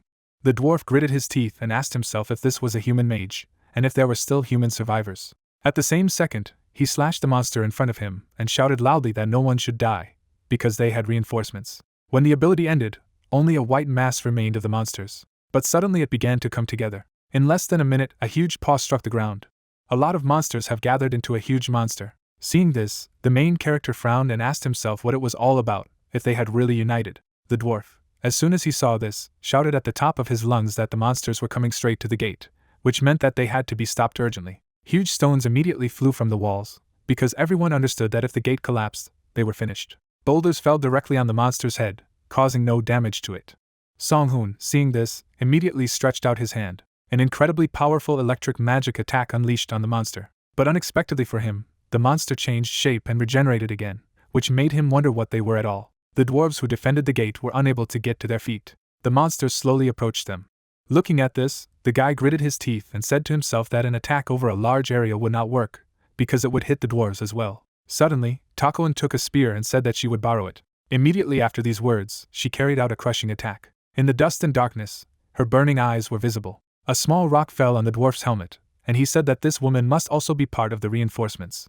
Then the girl smiled and laughed. She put her hand to her side and said that she had always dreamed of a scene in which there was only a narrow bridge between her and the horde of enemies. The monsters slowly approached her. Takoan, frowning with a wide smile on her face, shouted loudly that they could not pass, because this bridge was hers. Immediately after these words, a powerful electric explosion rang out. The main character smiled and shouted loudly that the girl was great, because she arrived just in time. Takoan closed her eyes after this and said to herself that this mage did not know how to read the atmosphere, because he just stole all the attention. She watched the guy destroy monsters from the sidelines, and said to herself that if he were weaker, she would give him a good beating. After these thoughts, she looked at the monster and added that looking at the number of enemies, she didn't think she could stand there and do nothing. At this time, Yerim, waving her hand, shouted loudly that she must burn them to ashes. At the same moment, a powerful explosion rang out beneath her. Sweat poured down her face, and she was breathing heavily as she said that there was no end to the monsters, no matter how much she attacked, and at this rate all her mana would run out. The monsters continued to emerge from the raging flames. Suddenly, the girl looked into the distance in surprise. Her eyes were full of shock, and she wondered what it was. In the distance, she saw a divine light when she suddenly realized that it was a mass resurrection. Healing power slowly descended on the wounded dwarves. Fallen warriors rose from the dead. Those who were alive looked at this power and shouted loudly that it was the power of the gods. Along with Takoan, the clerk arrived at the right time and used her power. The main character looked at her out of the corner of his eye and said to himself with a smile on his face that this quest would be much more difficult if he went alone. Suddenly, Ileona in the sky used her magic. Looking at her, the guy realized that this was ancient siren magic, the spirit of the wind, which meant that he should also help. A few seconds later, a strong wind rose. A few seconds later, a powerful electric tornado appeared. With each passing second, he grew stronger, destroying the monsters below him. Seeing this, the dwarves rushed away, shouting loudly that they needed to be on the alert to avoid being attacked by their allies, but they could already be said to be alive. Suddenly, the protagonist raised his eyebrows in surprise when he heard Yerim's voice in his head, who said that she had encountered an unknown creature, and this enemy had an extremely high concentration of mana, and he was also trying to speak to her using telepathy. Aram's eyes were full of surprise. She looked around and wondered what this place was. After all, she had just been in a 4th-level dungeon with the team, but she had found something strange and it was trying to talk to her, and then, before she could finish speaking, she turned around abruptly when she heard a voice in her head saying that he thought she was another tasty treat, but she was not from this dimension and seemed to have an Akashic tool. The girl immediately used fire magic and shouted loudly, ordering to show herself, saying that he felt all her emotions, doubts, anxiety, discomfort, and then asked if she was curious. Immediately after these words, Aram noticed that her flames had died out. She looked at her hands and wondered if her abilities were not working. At the same moment, she turned around abruptly when she heard a voice that it was very weak. But he couldn't take away the Akashic gift, but he could seal it with a little effort. The girl saw a giant shark in front of her. At the same moment, she was underwater, having lost all her air, and asked herself if this giant monster was a shark, but when she was underwater, she added that she could not breathe at all. Aram reached for the light she saw above. She descended lower and lower into the shark's mouth and heard a voice in her head that said that she had a weak consciousness that collapsed under the slightest pressure, so she must taste with admiration the fear, confusion, and uselessness that she felt. Gritting her teeth, the girl screamed in her head that she needed to get out. The shark's jaws began to close as she wondered how she could get out. Her eyes filled with fear. A few seconds later, the monster's mouth closed. Aram was left alone in complete darkness. Suddenly someone grabbed her hand tightly. Closing her eyes, the girl screamed loudly. The protagonist hugged her tightly and asked if she was okay, adding that he didn't know what she saw, but they were just hallucinations and he had put a mental barrier in place, so it should be okay now. Aram opened her eyes with difficulty and said that these were terrible hallucinations. Out of the corner of his eye, the guy looked behind him and said that she should rest first and not rush back to the fight, because as soon as the situation stabilized, he would look at her again, but that she tried to answer that she was fine. But before she could finish speaking, Sung-hoon snapped his fingers and retorted that she was not okay at all, because mental damage would haunt her if it was not healed, so he would send her instead of resting for his people. Before the girl had time to say something, her eyes were filled with surprise at what she saw. She appeared in the place where the rescued dwarves and Eliona were. Eli One turned to the girl and asked if she had returned alone. Then Aram put her hand to her face and replied that a similar situation was under control here, to which she replied that everything was correct, because the enemies had just retreated, and Takon was also successfully fighting off the enemies on the other side. Aram looked at the plume of smoke in the distance, and said that she wondered what kind of monsters they were, as they were on a completely different level than anyone she had ever fought, and her companion said that she hoped Sung-hoon could take care of her, to which Sung-hoon replied that there was no need to worry, because she wouldn't be surprised if he also has a spare body. At this time, dark magical energy was emanating from a hole in the ground. The protagonist was there and heard a voice in his head saying that the opportunity to eat a shard of Akasha had eluded him. Hearing this, the guy knitted his eyebrows and asked what it was, because he was not a creature, but not a ghost either. Not far in front of him, he saw a bright ball of magical energy, which told him that he was the devourer of dimension number 47. An incredible powerful force emanated from him, and he went on to say that across the universes, all the dimensions and all the time, he is an organism that gathers the essence of all life. They are mass, dimensional devourers are all one. Sung-hoon kept his eyes on his opponent, and said that he had not asked him to tell him, after which he asked Aina if she could find out what it was. The fairy immediately appeared beside him and putting her hand to her chin, replied that she lacked data. After all, it was a monster that he was unknown about even in his previous life, so she couldn't even tell if it was an organism. Suddenly, a bundle of magical energy unleashed its power. Aina's eyes looked surprised, and she immediately reported that she had detected a burst of high-frequency psi wave energy, so she created a barrier. Powerful magical energy surged over the main character. The young man, resisting, frowned and asked himself if his power could be commensurate with the ancient dragon. The Dimension Eater did not slow down when he suddenly said that he had a strong and extremely high-level mental barrier, adding that he had fought with creatures like them in the past, wizards and mages. Sung-hoon, hearing this, smiled and asked mockingly, "And so what?" adding that although he had not fought with anything like him, he said to himself that things were bad, because the enemy knew who he was, but he did not know what he was. Suddenly, the paw of the devourer appeared, who said that he could smell the Akasha coming from him, and this is the most delicious smell of all. For a second she announced that the state of the enemy's energy was changing. The monster took on a new look. The smile disappeared from the protagonist's face, and he asked if he was going to transform when the enemy was right in front of him, and if he thought that he could be neglected, after which he ordered to count down 5 seconds to a nuclear explosion. Immediately after these words, a small magic ball appeared in front of the Dimension Eater. At this time, the main character jumped high up. The monster looked at the magical sphere in front of him and asked what it was. At great speed, Sung-hoon flew out of a hole in the ground and ordered Aina to set the maximum barrier level. In the next second, there was a madly powerful explosion. After a while, a black column of smoke rose into the sky. There was a barrier in front of the guy that protected him. The fairy used her gaze and reported that she could still detect the enemy, but it seemed that he had used up 30% of his energy. The main character looked at the epicenter of the explosion and replied that this monster withstood the nuclear explosion closely, but this is exactly what he expected from a 4th-level dungeon. Stretching out his arms, he added that if it didn't work the first time, he would just repeat until he killed his opponent. Having said that, he carried out another magical attack. A powerful explosion rang out again. The dwarves stared at this with eyes full of horror and shock and asked each other what the hell was this, if they were going to divide the continent in half. Another nuclear explosion rang out, and then the dwarves asked who their leader was.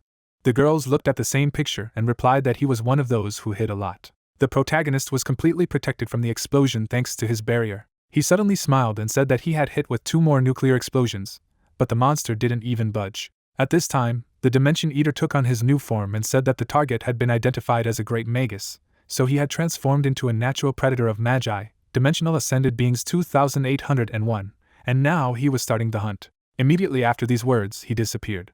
From what he saw, shock appeared in the guy's eyes. The monster appeared directly behind him and ordered him to fall to the ground. At the same second, the main character flew down. At great speed, it flew into the ground. Lying on the ground, Sung-hoon said that his opponent could use telekinesis, after which he ordered Aina to classify the enemy as a medium and help him. The fairy immediately appeared nearby and, raising her hand, said that she was taking control of the merger of the 12 nuclear reactors, as well as starting support and applying the barrier. But as soon as she finished, the Dimension Eater fell on the boy's barrier. Opening his huge mouth, he shouted that the great magus would not run away from him. The protagonist, seeing this, gritted his teeth and said to himself that the first nuclear attack definitely hit him, but it was able to fully defend itself against the second one, and if he couldn't use similar attacks, then. But before he could finish speaking, his barrier cracked, and Aina immediately informed him about it.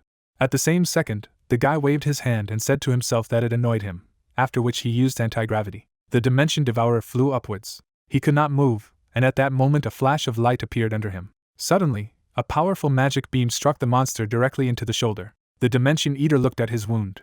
There was a hole in his shoulder. The protagonist smiled with his arm outstretched and said that the disintegrating beam would not leave him unharmed. Then the monster stretched out his hand in his direction and said to himself that 3% of the structural integrity of the body had been destroyed, so he activated necrosis at the cellular level, after which he applied the analysis of characteristics and the search for a countermeasure. Looking at this, Sung-hoon frowned and asked if he really had a way to resist necrosis, and it looked like they would be at a disadvantage if they let it drag on, which meant they needed to find some time to prepare for an attack that could finish him off at once. Suddenly, there was a madly powerful explosion.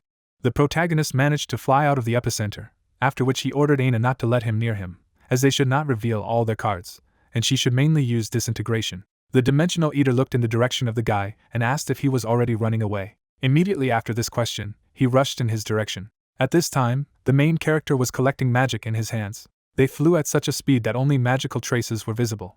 Less than a minute later, explosions began to appear in the sky. The Dimension Eater would fend off his opponent's attacks with a wave of his arms. Aina kept her arms outstretched and told her master that the enemy was already facing necrosis. After these words, magic seals began to appear in the air. But unexpectedly, the monster's eyes lit up, and he said that he had finished analyzing this skill and it would no longer work. As soon as he said that, the magic seals shattered. Seeing this, Aina frowned and reported to the protagonist that they could no longer use this skill, as the enemy had fully understood this attack and had created an anti-magic formula to prevent mana being summoned. Then Sung-hoon smiled and replied that everything was fine, and the fairy should focus on protection. He had a small magic cube in his hands, and he said that like the 5th level, it was the limit. Immediately after these words, he dived sharply down. The guy landed on the ground with a crash. He then turned to his opponent, who did the same. The Dimension Eater stared at him with glowing eyes and asked if he was already giving up, adding that he should stop fighting senselessly and hand over his biological data. Then the protagonist knitted his eyebrows and replied that without the correct order there will be no result, so whether it is pointless or not, he will know. Nevertheless, he must have a special power, because he can see through the magic formula and inject his psychic power into the weakest link to break it, and his psychokinesis is so detailed and skillful that he could render the protection of the magic formula useless. A powerful magical energy emanated from the monster, when suddenly he said that talking to the prey was useless. As soon as he said that, the guy threw a cube towards him and asked how about it if he didn't want to talk to him. There was a look of surprise in the monster's eyes. From the small cube, a madly strong magical energy began to emanate. The Dimension Eater would look at the magic sphere in front of him and ask what it was, and the protagonist would answer that it was a formula with a 3-level defense spell, so he wouldn't be able to come up with a countermeasure so easily. Then the monster unleashed its power and shouted that the spell was not subject to analysis, which meant danger. And as soon as he said that, Sung-hoon used the star collapse ability and activated the magic cube. Aina stretched out her arms and reported to her master that she was preventing the use of the enemy's psychokinetic power. Suddenly, the monster, without moving, said that it was very interesting, because this was his end, but this body was only one of many. Hearing this, the guy smiled and asked if he meant that there were other structures that shared a memory with him. The black hole slowly began to devour the Dimension Eater, who replied that they would meet again, because he was his delicious prey. Immediately after these words, he disappeared into a black hole. The main character covered his face with his hand. His eyes were full of anger and dissatisfaction. Less than a minute later, he was looking at the huge crater and asking if it was over, adding that they should go back. After a while, the dwarves came out to the protagonist and said that he had saved them despite not knowing each other, so they were genuinely grateful to him, and in fact, they thought they were finished.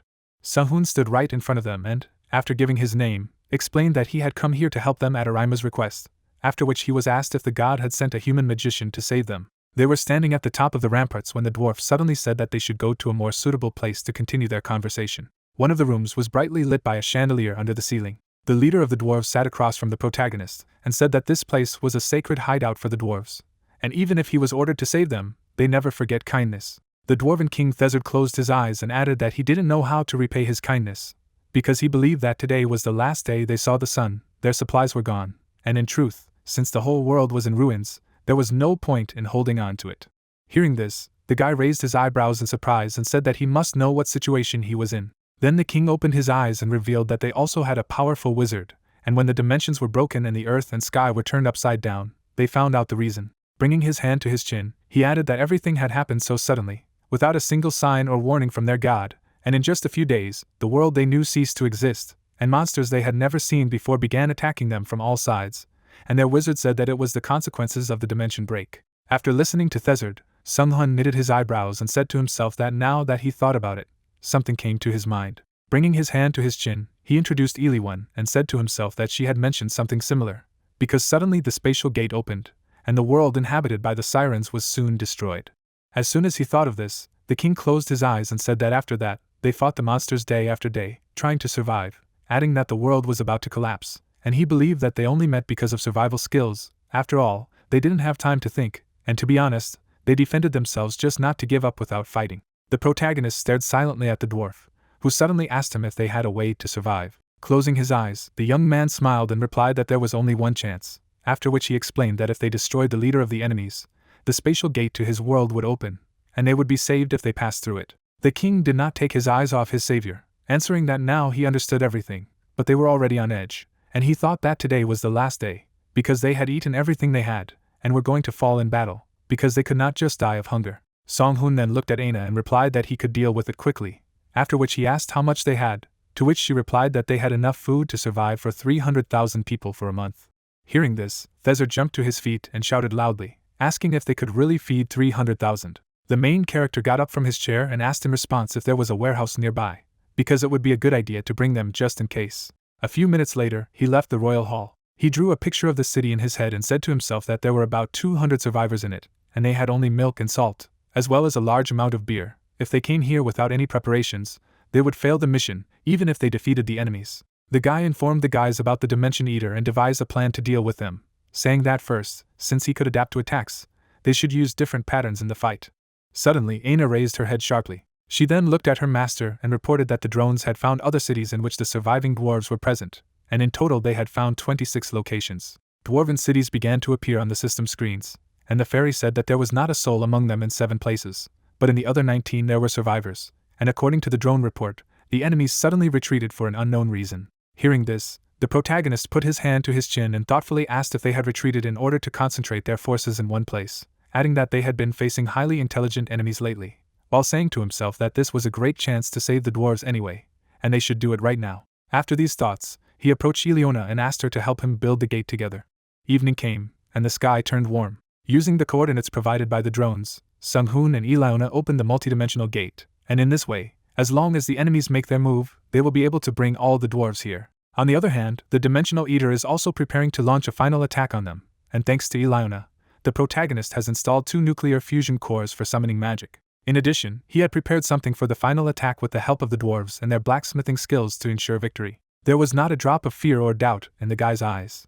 At this time, dark magical energy appeared, and the voice of the Dimension Eater was heard, who said that a change of target had been carried out, which caused the priority to be set on humans, and this was not an easy target. His strength grew stronger by the second, and he continued to say that powerful prey would initiate a mighty evolution, but they would not give up. However, they needed new strength to defeat their prey, so he searched for the appropriate form among all the civilizations they had absorbed. Suddenly, he unleashed his insane power, finding a new form and starting to evolve into a giant form and firepower. Aina immediately turned around when she sensed it. She looked at the huge black silhouette that was approaching them from behind the mountains, and said that she sensed the movement of the enemy, and an entity of undetectable size was approaching them.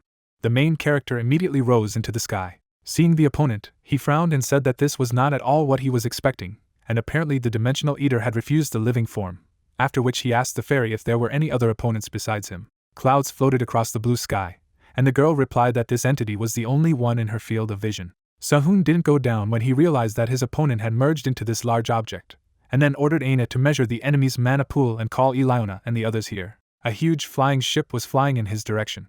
The guy's eyes filled with anger, and he asked displeased what it was worth, because something so big was flying in the air. Suddenly, a fairy appeared next to him and reported that the mana reserve measurement had failed, and according to the calculations of the mana wave energy, the mana wave should be at least 10 billion, to which the guy turned around and asked, "Isn't 10 billion not 5 times more than an ordinary dragon?" But as soon as he asked that, his crew appeared behind him, and Yun asked if it was a spaceship, and if they were going to fight it. The main character turned to his comrades and said that everyone should be familiar with the situation, because it will be a battle against an opponent who is beyond their expectations. Turning back to the ship, he added that, as he had said earlier, all they had to do was buy some time, because with this size and mana pool, most attacks would be useless, so they should only focus on survival.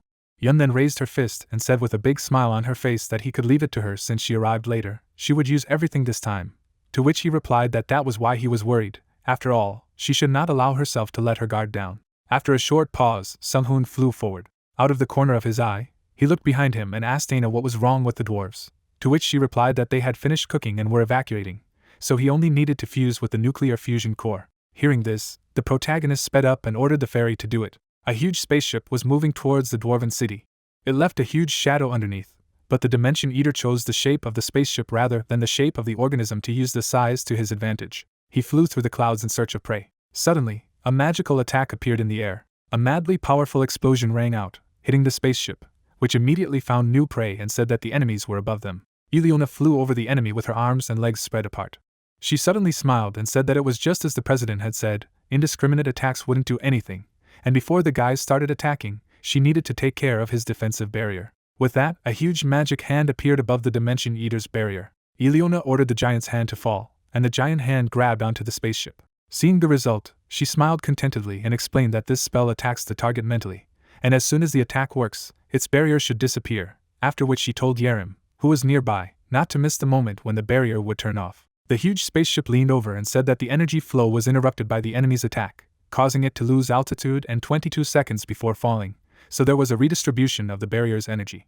The protective barrier began to disappear, and Aram was already above it. She used the fire spirit and screamed loudly using the transformation. Leaving a trail of fire behind her, she threw herself down. From the collision with the ship, a powerful explosion rang out to madness. There was a hole in the epicenter.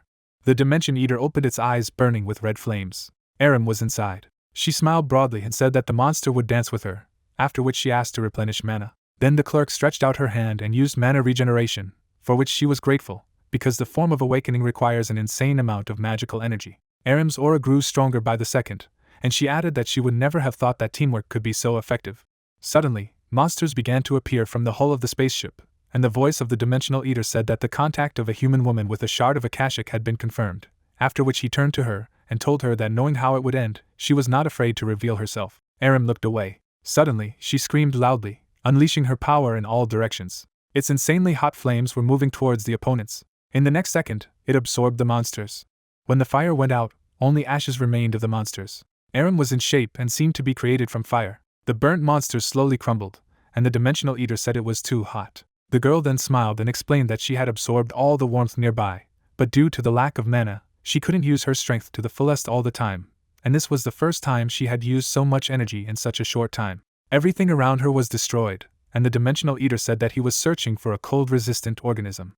A few seconds later, he completed his search and adaptation, after which tentacles appeared from the surface of the spacecraft. One of them opened right above Yerim, and the Dimensional Eater said that the most delicious thing was the trembling prey. With surprise in her eyes, the girl looked at her opponent. In the next second, the tentacle completely swallowed her. Yun's eyes were frightened by what she saw, and she excitedly asked if this was really the way it should be.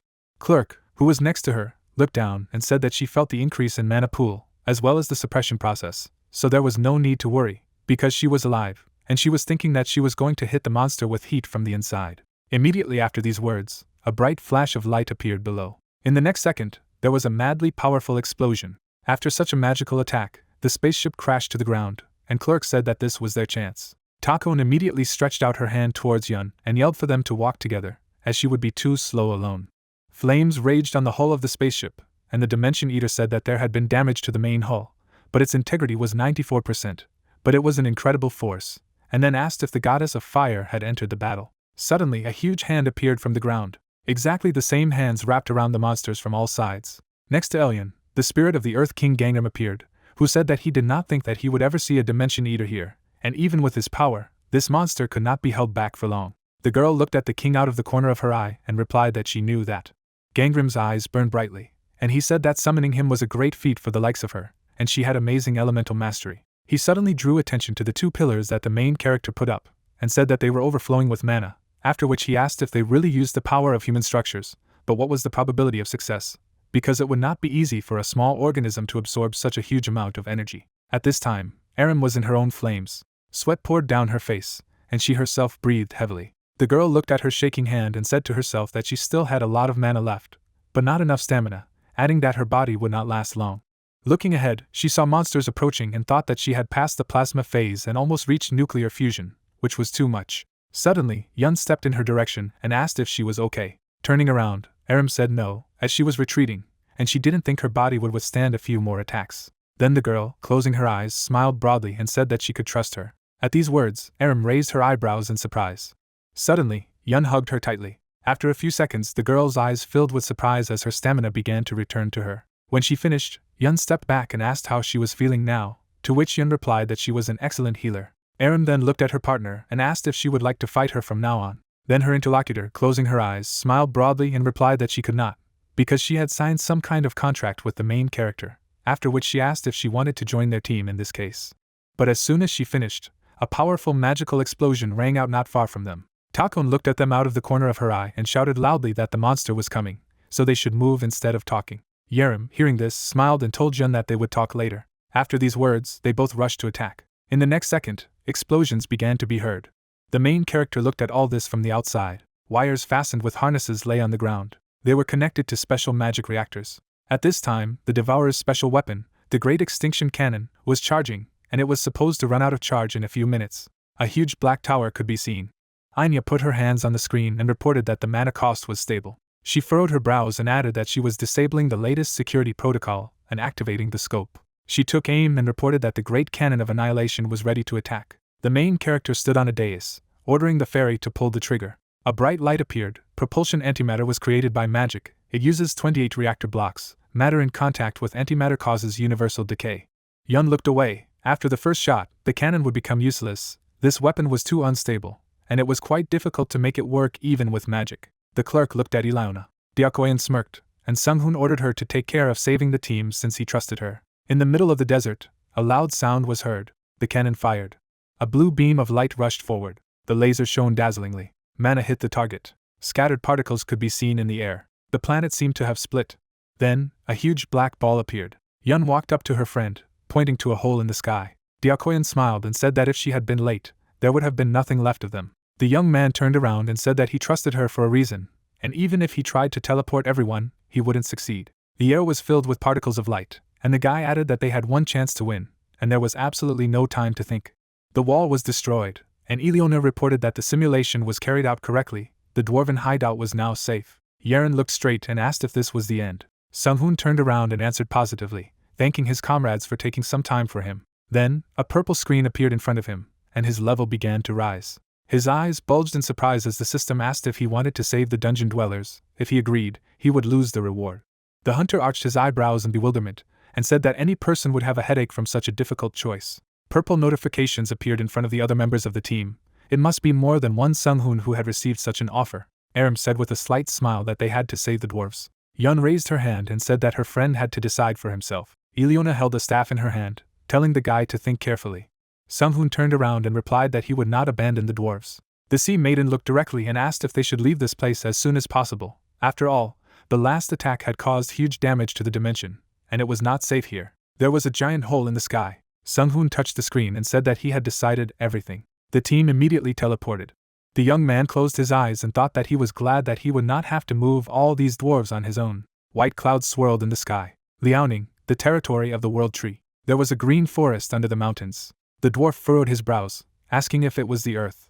Yun raised her hands high and said that there are rumors that the forest appeared here in just one day. The fairy closed one of her eyes and announced that they had arrived in the center of Liaoning province. Sung-hoon turned around when she said that they didn't have enough nuclear reactors. His face turned white with shock. The fairy was right in front of him, saying that he had lost 28 reactors in the dungeon. Aram approached the hunter and called him. She looked to the side and asked what to do with the dwarves, because it would be reckless to give them complete freedom. The guy smirked and said that he would try to convince them to stay with him, because this race is an excellent warrior and excellent craftsman. The girl approached them, discussing whether they should have beards. The experienced hunter closed her eyes and asked her friend to take care of them. The clerk approached the young man and asked if they were done there. He turned around and said with a smile that she could go back to her room, and she asked for food to be sent as soon as possible. Ileona smiled and agreed when the protagonist asked her to take care of clerk's return. Then Sung-hoon clapped his hands. The three girls turned. He folded his hands and declared this dungeon cleared. It was time to return to Seoul. A purple sky could be seen. There were headlines in the news about the protagonist clearing the 4th level dungeon. The paparazzi were photographed. After all, Sung-hoon informed the world that the dungeon had been cleared. Initially he wanted to keep it a secret, but thousands of dwarves deprived him of such an opportunity. A lot of microphones were pointed at him, and he thought that the dwarves would be able to settle on his lands, so there would be much less problems, although their recognition by society still brings a lot of difficulties. The journalist furrowed his brows and asked if the hunter knew that attempts to clear dungeons were illegal. The news anchor was on the air asking if they should tacitly acknowledge the illegal actions of a powerful wizard. The girl sighed and said that the protagonist still decided to ignore Rothschild's decision. Elish put her hand to her face, saying that this guy had saved the dwarves, and Jessica asked if she knew anything about them. The vampire queen looked to the side and said that it was. She looked at the television and said that they were the products of myths and legends, known for their passion for alcohol and outstanding craftsmanship, their productivity comparable only to machines. The dwarf smiled as he looked at the building, and Elish said that this race was blessed by the goddess of fire herself, and they could surpass humans. The girl looked down and replied that these were bad prospects. The vampire turned around and added that Sung-hoon would be their main rival. His face was lit up by camera flashes, and the girl reported that he was a one-of-a-kind magical engineer. She put her hand on her forehead and said that this was the reason why the dwarves had sworn allegiance to him. Elish smiled and said that the protagonist was capable of creating objects and weapons with magical properties, and there were many mage engineers among the dead missionaries, but she had never seen such a thing before. Jessica sat in a chair, asking if the young man would take over the world. The vampire queen looked away and confirmed this, saying that if the foreigner teamed up with him, she would gain magical knowledge that would help her compete with the wizard king. The girl looked away and replied that there was no difference in danger between them, and many politicians had already followed the lead of death. Elish closed her eyes and replied that they were not interested in political influence, and one day her interlocutor would realize that death was not the end at all, but only part of an ongoing cycle. The field leader furrowed her brows and said that she could not trust someone she had known for only a few days. The vampire looked straight and thought that the undead would establish their influence here if this girl obeyed their god. Someone knocked on the door. They both turned around, and Jessica told them to come in. Suddenly, surprise appeared in her eyes. The vampire queen turned away and asked her to contact her if she needed help. Then it evaporated. The servants of death had already managed to gain a foothold in some parts of the United States. The girl narrowed her eyes and thought that by promising immortality, they had taken possession of the souls of useless old men. She touched his chin and said that even normal people had been interested in organizing them lately, and that was another headache. Someone came into the office. The secretary approached the boss and said that someone wanted to meet with her. Jessica smiled and thought that the family had already determined a plan of action against the protagonist, and he himself decided to ignore their rules. There were dark silhouettes on the screen. Purple smoke could be seen. The hunter watched the live broadcast. Chansik held the phone in his hands, saying that Yun was very cute and that they couldn't be left behind. A destroyed dungeon could be seen, and the guy said that at this rate of development, his gap with the girl would only increase, and they would not be able to catch up. Sung-hoon was in the underground bunker of the magic tower. He looked down, thinking that it was impossible to clear this dungeon alone, and there was no way he could have done it without a squad.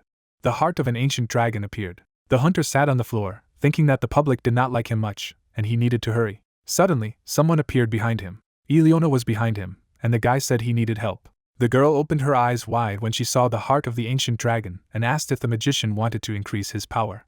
He smiled and replied that it was time to form a sixth ring. The sea maiden said with a smile that she would help him. The guy's luck was more than 700 units. He closed his eyes and asked the girl not to let the mana dissipate while he tried to add a couple of luck points. A golden light appeared.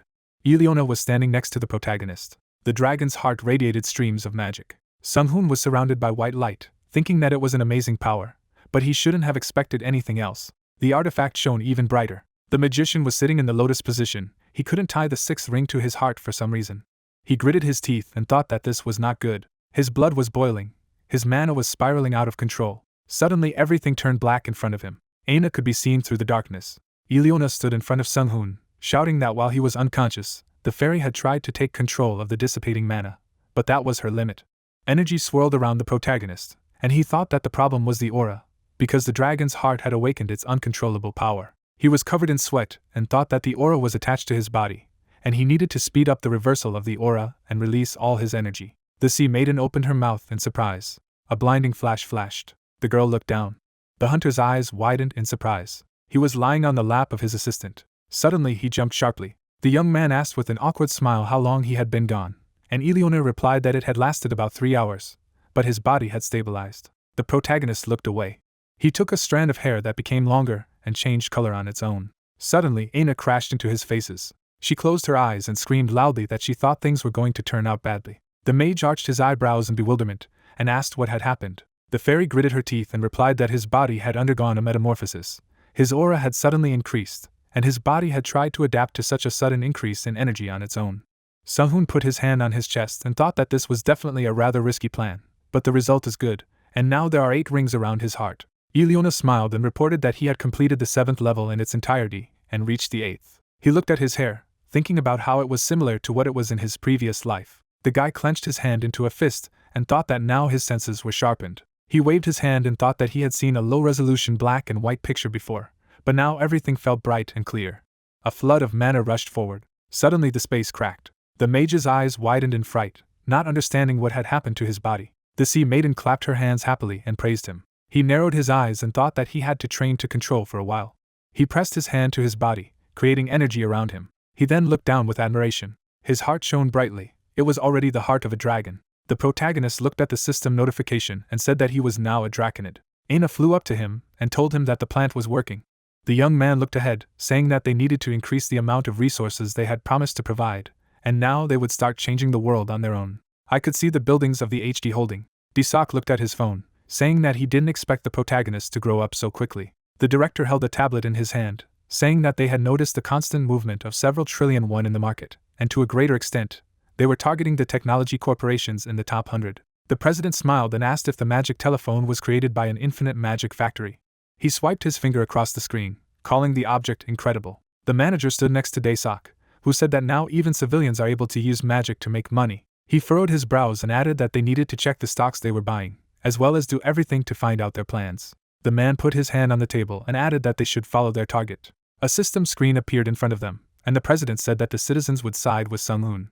Next to the host was a gadget. He said that magic phones not only contain useful practical skills, but also various skills against monsters. The Rothschilds' main home had plenty of windows, and Jessica said it had only been a month since the release, but they already had an impact around the world. She furrowed her brows and added that in just a month, their capitalization exceeded all possible indicators. The girl stood in front of the head of the house, asking if it had been decided to eliminate Sung-hoon. The old man furrowed his brows and said that this would be the best course of events.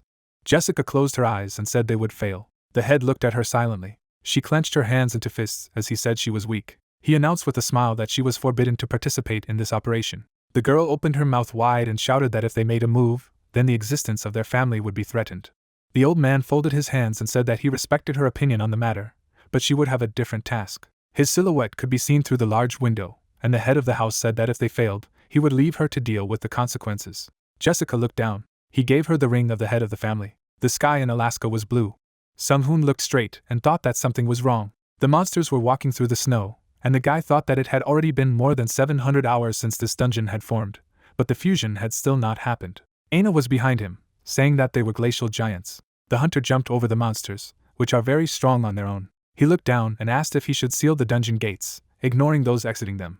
He was standing in the snow. A purple light appeared in front of him, and he decided to try to cover it with a spell. There was a huge portal in front of the mage. He raised his hand and said that the gate of the 4th level dungeon was filled with an incredible amount of energy. A shadow fell on his face, and he remembered that ice giants could hide in the snow. The weapons were rapidly approaching. The monster attacked the protagonist. He looked up and said that the giant should be ashamed. After all, he had ambushed being so huge. The enemy bared his teeth, surprised that such a small man had blocked his blow. He stamped his foot. The hunter rushed forward, thinking that he was as strong as the high dragons.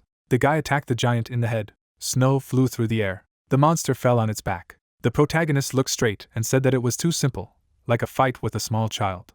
Suddenly the enemy swung his weapon, shouting loudly. He stretched out his hand to the side. A white mist rose in the air. The mage put his hand on the surface. Standing next to the baton, he said it was weak.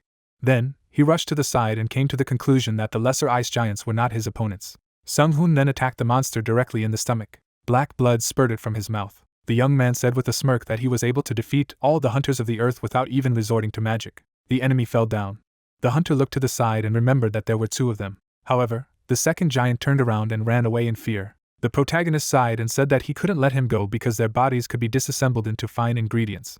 Then, he ran forward with lightning speed. The guy knocked the monster off his feet. The enemy fell into the water. The mage was standing on the shore of the lake. The giant was sinking. Suddenly he abruptly climbed upstairs. Sung-hoon stretched out his hand and said that it was possible to make several billions by selling giant parts. He flew into the air, determined to return to the essentials. He stretched out his hand to the side and told the 2 of them to come back. The young man shouted with a smirk that it was time to lock the gates. The portal sparkled brightly. A white flash of light appeared. The passage was closed. The main character looked to the side and asked the fairy to report on the situation.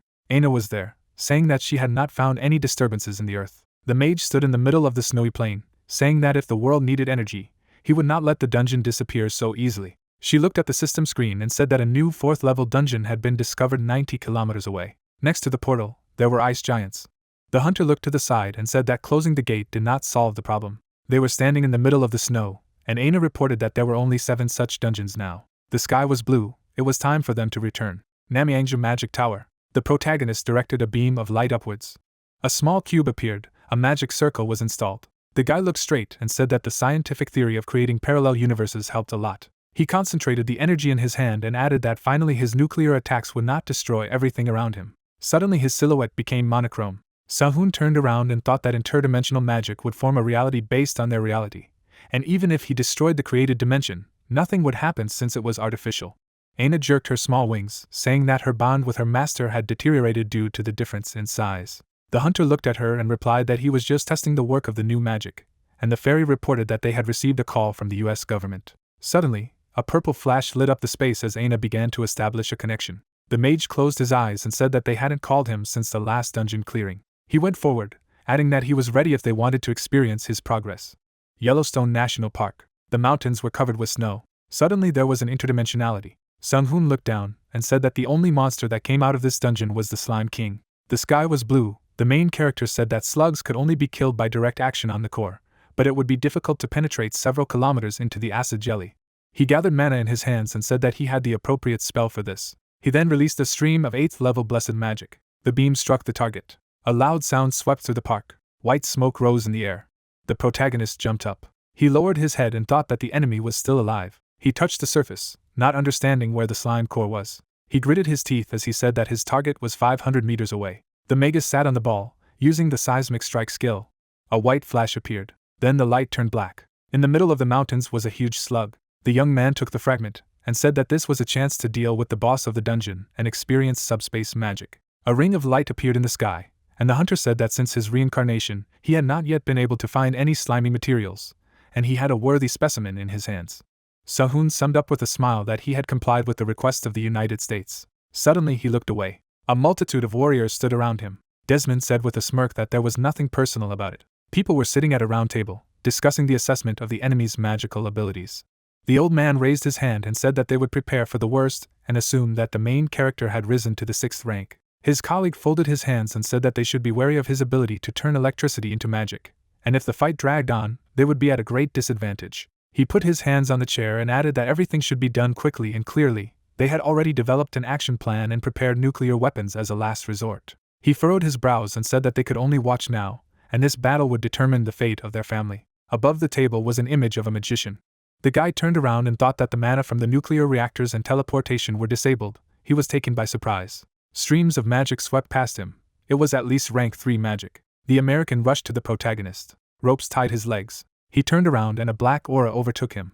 Dark smoke filled the space. Desmond laughed and said that the Dark Knights had given him this power. He was standing in the middle of the battlefield with a sword in his hand. Sung-hoon was far away, saying that he didn't expect the U.S. Army to pass on its knowledge to them.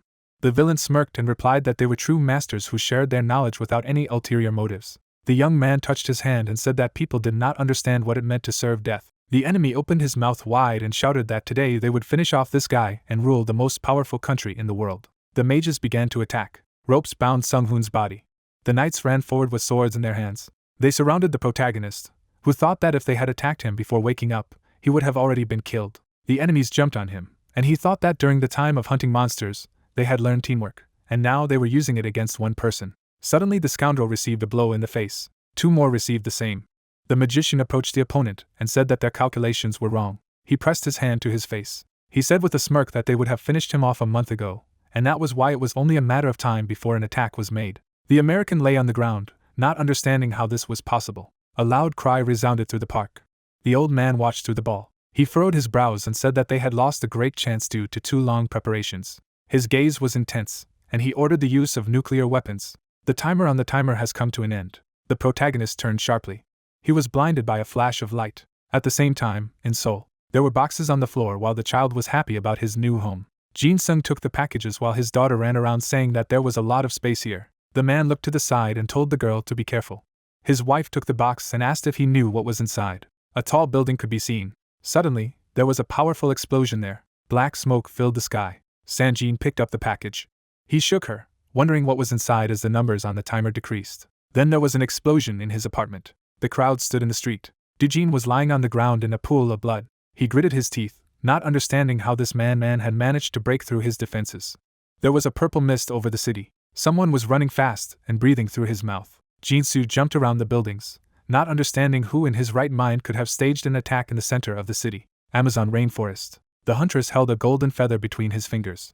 Yun looked to the side and asked if the monsters had learned to shoot. James approached her, saying that the girl was frivolous, but he didn't expect that she would be able to catch a bullet with her bare hands. The scoundrel smirked and said that he had to go all this way personally. Hiller was standing in the middle of the clearing. She recognized the Thunder Runner from the United States. She looked straight and asked if he had decided to become a criminal. The man furrowed his brows and replied that their superiors had decided to eliminate Sung-hoon and everyone associated with him. Suddenly, he was punched in the face. A shockwave passed. The American turned around and called loudly to his partner. Yun stretched out her hand, saying that she had nothing to talk about with her enemies.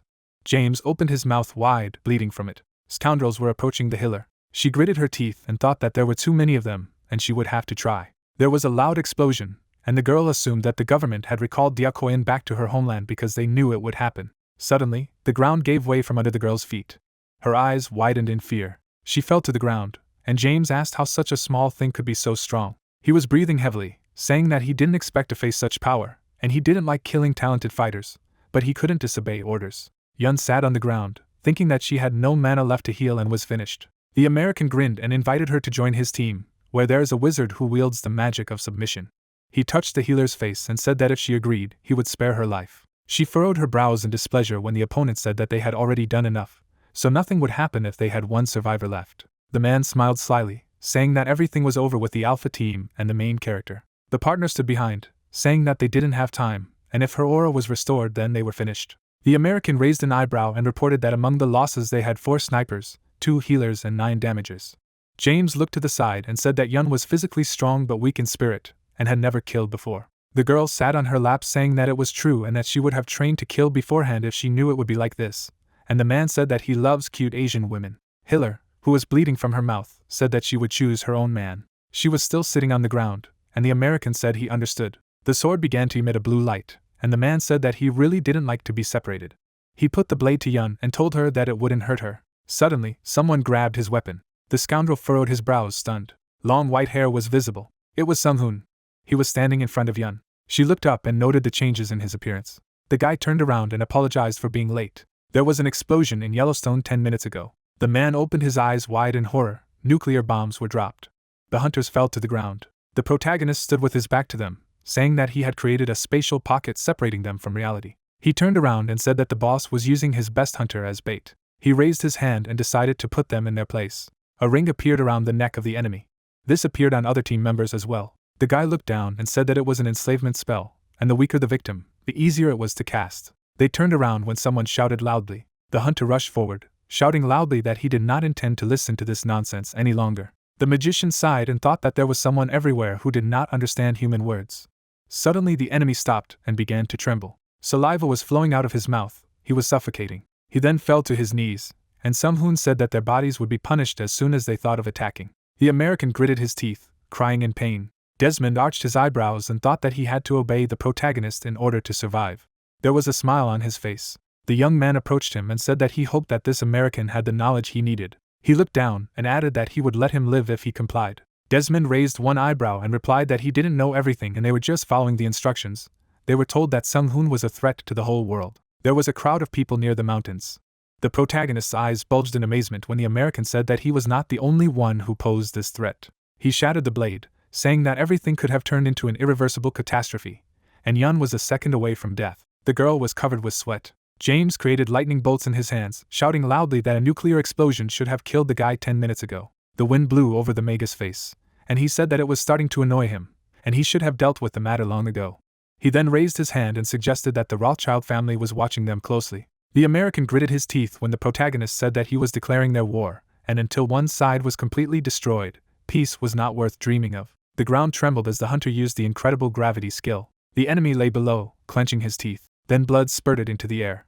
Sung-hoon looked down indifferently. Then he looked to the side. Sparks appeared. James fell to the ground, screaming in pain. His leg was surrounded by a black substance.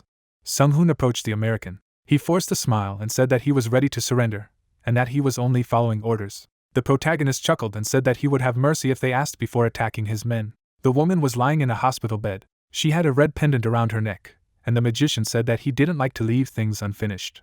He brought his finger to James's face, using his mind scar skill. His finger went through the man's skin, and Sung-hoon said that he would be able to find out everything on his own. The young man's eyes turned red. He sat on the ground while the enemy shouted loudly in an attempt to resist. Yun arched her eyebrows in bewilderment.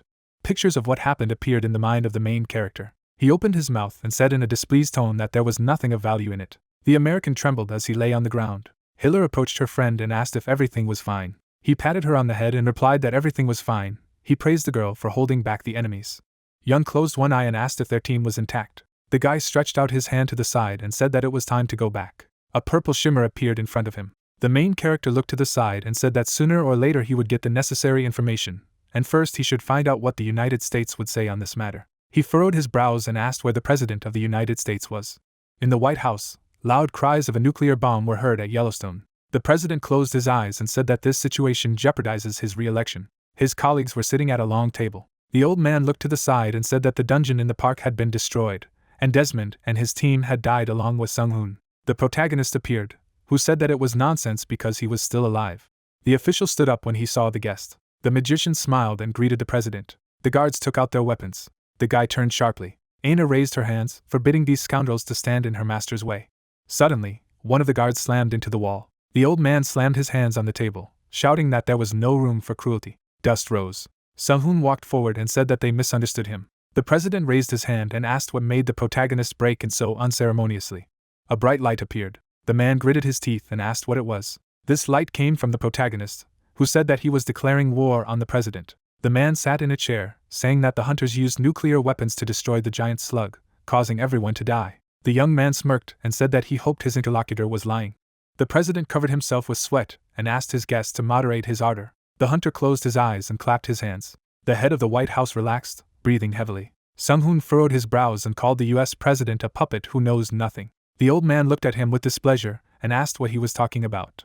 The guy crossed his arms and replied that the Rothschild family used American hunters and nuclear weapons to kill him, and the president doesn't even know. He looked to the side and said that it wouldn't be difficult for him to destroy everyone in an instant, but there was no need for that. The head of the White House was covered in sweat and asked what the protagonist was going to do next. The magician turned around and replied that he wanted to destroy the Rothschilds and their accomplices, and if the American government began to protect them, he would consider it a readiness for war. He then teleported, leaving the guards lying on the ground.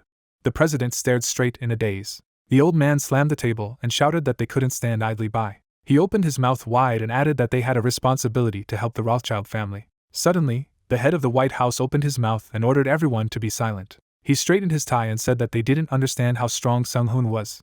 He presented a white silhouette of the guy and added that he was not human. Then the man put his hand on his face and said that the main character is much scarier than Rothschild, and for now they should just watch. The wind blew the American flag, and the president concluded that the one who won would be their ally. Loud screams were heard in the Pentagon that the commander had been killed. The commander of the Air Force died of frostbite in his office. Director Conrad was found petrified. The fire was burning in the North American mercenary camp of the Rothschild family. The hunter was sitting against the wall. Desmond furrowed his brows and apologized to his comrade. Titan was bleeding, saying that he thought his acquaintance had died from a nuclear explosion, but he suddenly came to attack his crew members. The American looked down and said that slaves exist only to follow orders, they don't need reasons. Suddenly, the hunter clenched his hand into a fist, shouting furiously. He swept Desmond off her feet. The ring around the boy's neck shone. Black smoke appeared in the air. In the Pentagon, communication with the director of the CIA was lost, as well as with the Titan team. The old man sat in an armchair, saying that this adventure had failed. Someone came into the office and said that there was only one option left. The man's eyes bulged in surprise. The head of the house straightened his tie and said that he needed to prepare for the visitor's visit. He looked to the side and asked the others not to retaliate if he died, and to continue to live with the memory of him. The blue sky was visible. Sung-hoon looked down, saying that he did not feel a living spirit in this building. Aina crossed her arms and said that they had tracked him through the memories they had collected, and the head of the Rothschild family was undoubtedly here. The main character was floating in the air, saying that now it was time to take the last step. Events take us to the Rothschild estate. The corridors of the manor were decorated with paintings. The protagonist, looking at one of the paintings, said that there was no one here. As he stopped, he said that they probably knew he was coming, but there were no guards there, and he asked Ain if he had found any signs of life. The spirit, flying up, said that a powerful anti-magic had been found in the mansion. It could not be deactivated by any methods. They must find and destroy the magic circle that nourished it.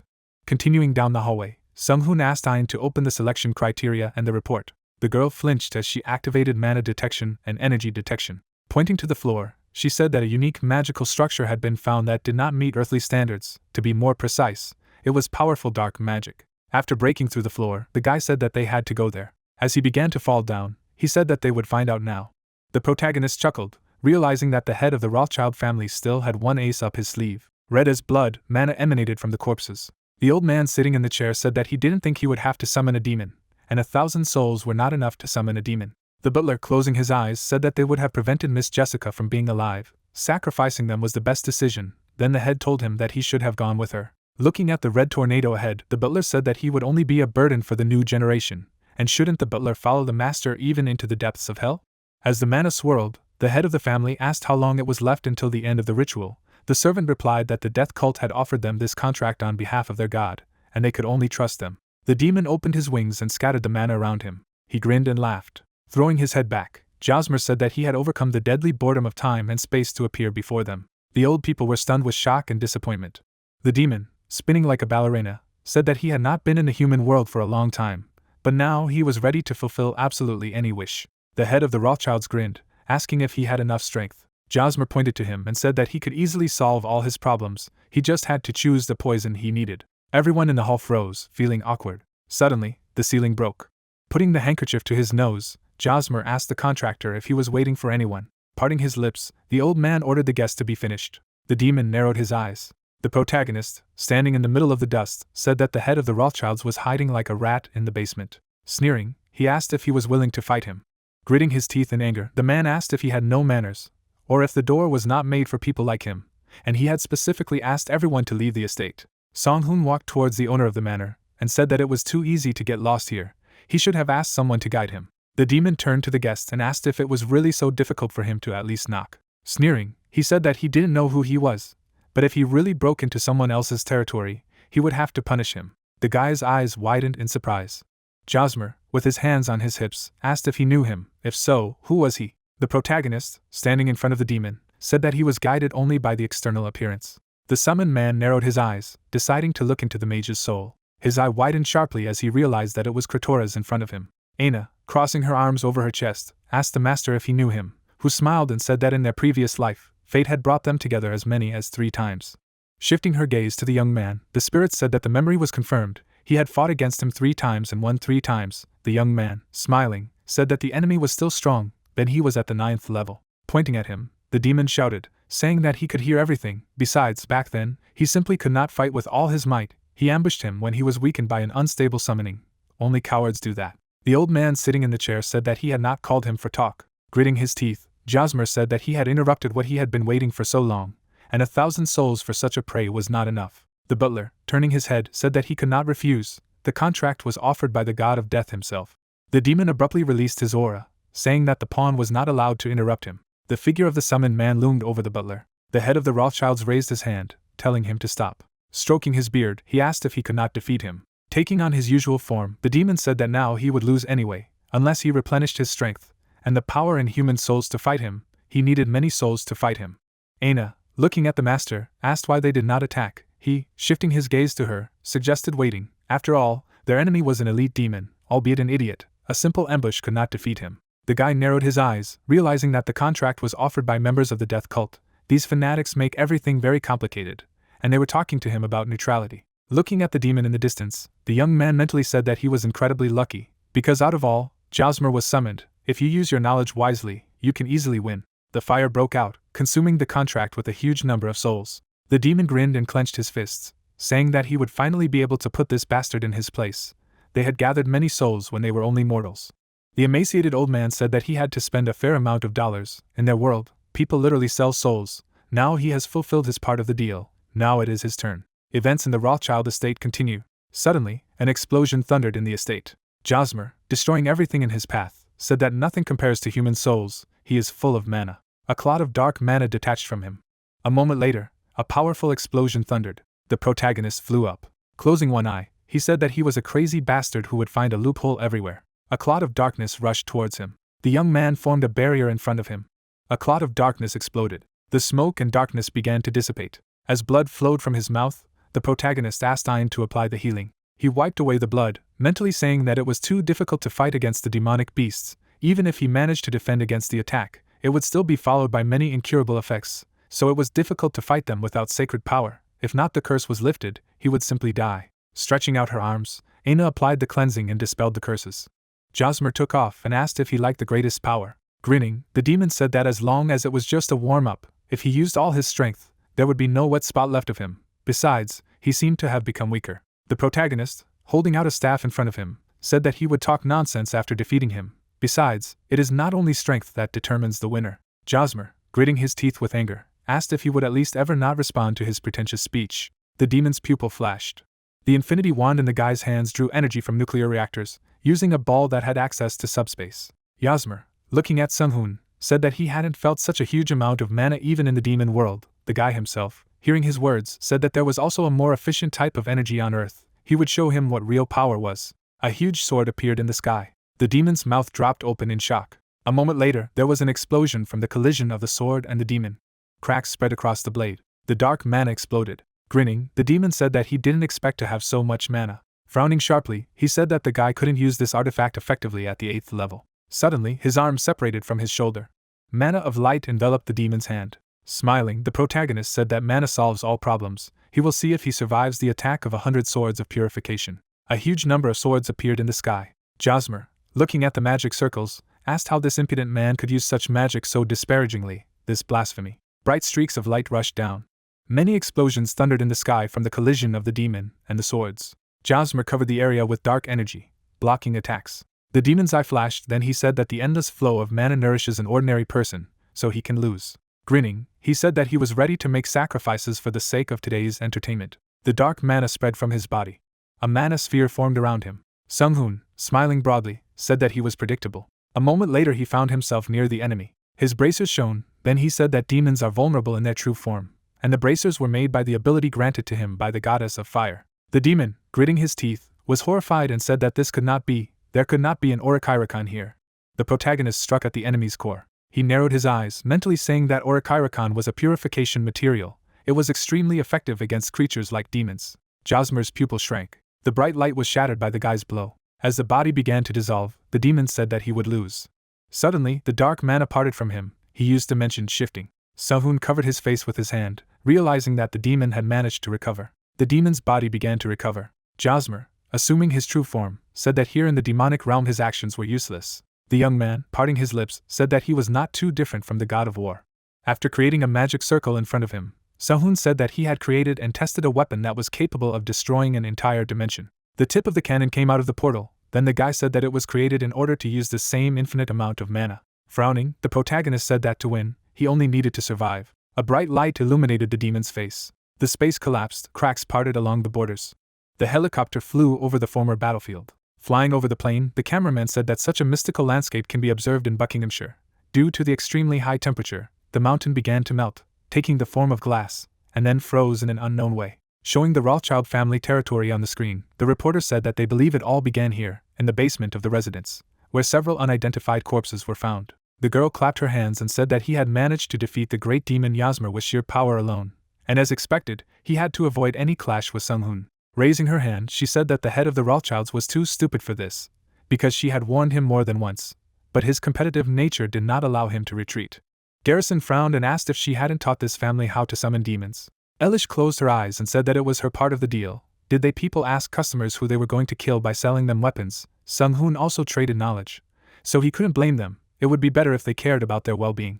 The man turned around and asked what she was talking about. Smiling, the vampire said that because of this battle, the spatial crack had become larger, and soon the demons would take advantage of it to enter their world. They would come here just like them, wanting more resources. Garrison turned when Elish said that a race that longed for blood, flesh, and souls would come to them, that they enjoyed a growing number of followers among the living, that humans were weak to temptation, and that the contract with the demons could lead them all to an end.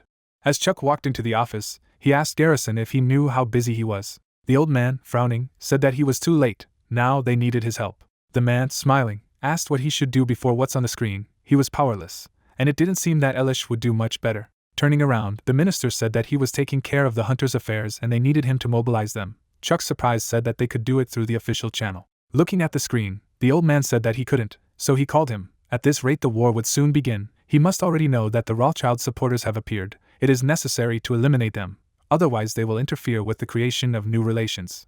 Frowning, the man said that he would gather the hunters if the president was notified. But what about Jessica? Didn't he want to avenge his father?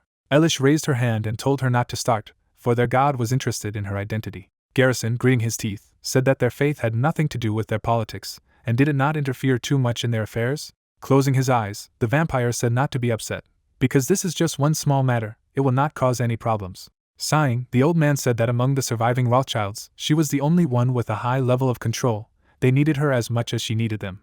Chuck grinned and asked if they could say such things in front of strangers. Glancing at the screen, Garrison said that half of the government was vampires. Nothing new. What was more important now was that no one should come into conflict with the Archmage. Events take us to the Federation of Korean Industry. After the fall of the main owners of the Rothschild capital, Korean corporations lined up in front of the protagonist, shaking his hand. The HD Group, with whom he has been associated for a long time, was one of the first to help him and held an event. Even world leaders and politicians desperately tried to contact him. Looking at the flag of the United States, the young man understood that the biggest change had occurred in his relationship with them. He met with the president. He did not want expansion, but he was not left without a gift. Sung-hoon raised his eyebrows, the president acknowledging his personal diplomatic qualities. Frowning, the old man recognized the people living in his territory as an official nation. This had not happened since the formation of Israel. He, as an individual, was given huge privileges. Taking a pen in his hand, the president signed a document approving the guy as the head of one of the states. The protagonist smiled and shook hands with the man. After the deal with the United States, he began to receive interesting letters from the leaders of other countries from the UN headquarters. Sung-hoon even spoke at the UN. He grinned, then he was already recognized as an influential figure in the world of politics, so the speech at the UN meeting was just a formality. The guy was smiling. There was a person in this world who had power equal to that of the United States. This country understood that the Awakened could wipe out an entire nation from the face of the earth. After the incident, the entire team, except Yun, shook hands with the protagonist and resigned. Looking after them, the guy was sad, but he understood them. It is hard for them to live, constantly being in danger. The girl standing next to Sung-hoon said that she didn't think that they would all decide to leave. A bright future awaited them with him. The protagonist, closing his eyes, said that they were used to fighting monsters, not humans.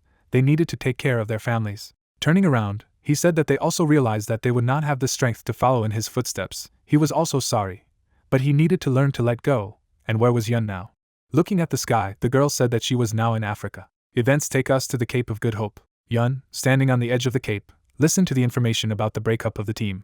Smiling faintly, she said that the breakup of the team did not mean that she could no longer see them, and now she had more important things to do. She needed to gain strength as soon as possible, a lot of strength to defeat all the enemies and stay alive. Aina, smiling, said that she then needed to become a level above the Aura Master. It was possible. Yun, looking at the spirit, said that it was impossible, she replied, saying that Alina told her that if she became higher than the Master, she would get closer to the god himself, but only the chosen one, who is born once every few centuries, is capable of such a thing. Crossing her arms over her chest, Aina said not to worry, because her talent would help her ascend. Out of 9,800,000, she was the most talented. Flying up, the spirit said that the aura did not lend itself to many talented people. However, she had comprehended it in a year. According to her data, she definitely had a chance to ascend. Suddenly, the ground shook, and then the girl said that was why she had come here. Aina's eyes flashed, then she said that the field monster boss appeared directly on course. He was known as Abaddon. A huge creature crawled out of the sea. The monster's mouth shone with the energy gathered within it. Abaddon, feeling the mana flowing, walked towards the two guests. Yun chuckled, not afraid of facing an SS-rank monster. She rushed straight at the creature. A moment later there was a surge of mana. Sung-hoon smiled as he said that she was getting stronger every day. Aina, approaching him, said that he had not met such a talent even in his previous life. The young man, thinking, asked what would happen if she became stronger than him. The lady replied, saying that the power of the Akashic system strengthens Yun. The awakened power system has limitless possibilities, so the girl was now easily running over the monster's body. Suddenly, her body was thrown away. A smile appeared on Yun's face. She was happy to fight the monster. Sung-hoon, looking at the screen, said that he had previously feared that if she was near death, she would fall into a state of depression. But in fact, he had nothing to worry about. At that time, chaos was going on in England. The city was burning. The captain of the squad, raising his submachine gun, ordered not to retreat. With their defeat, everything would end. Steam and smoke from explosions and fire spread around the area. The staves shot out streams of mana. A moment later there was an explosion. The captain flew away, losing his arm. The soldier stood up and said that if they were not going to send them reinforcements, at least let them retreat. Suddenly, he saw the eye of a creature in front of him. A huge mutant stood in front of him.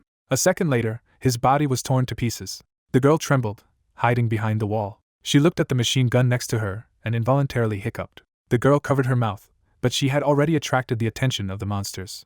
Standing behind a broken pillar, she prayed to the gods that these creatures would not come near her. The monster grinned. He destroyed the rest of the column at a run. After that, the creature appeared near the girl. In his jaws was a soldier's hand.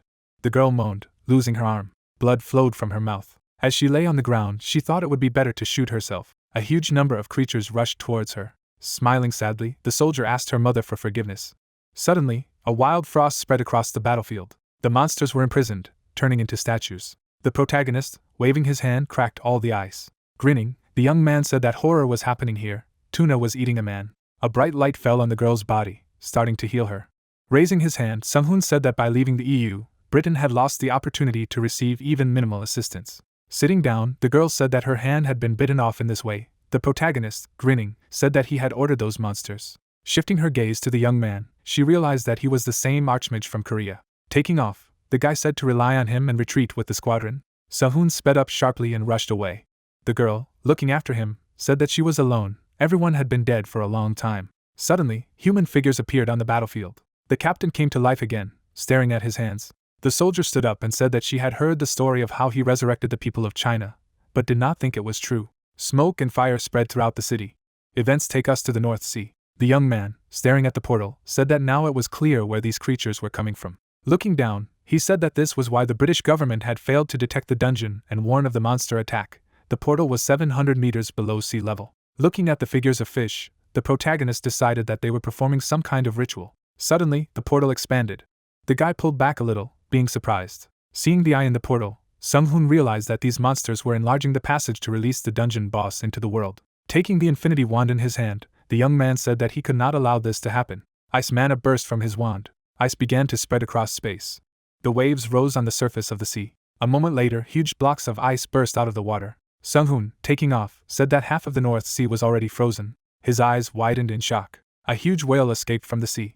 Taking off, the divine essence in the form of a whale said that these intrigues would not stop him. The archmage sneered, saying that this entity exuded so much energy that it would be enough to become a true god. His hair swayed as he said that the British government thought he wouldn't notice their drones.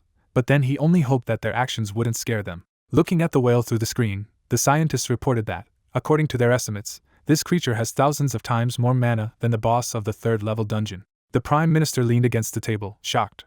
The old man, parting his lips, ordered to contact the Queen and say that they might have to seek asylum in the United States. A bright beam of mana shot out of the whale. The protagonist barely managed to dodge. The amount of his mana made the barrier useless. He turned sharply, feeling something. An explosion comparable to the explosion of a nuclear warhead occurred on the territory of England.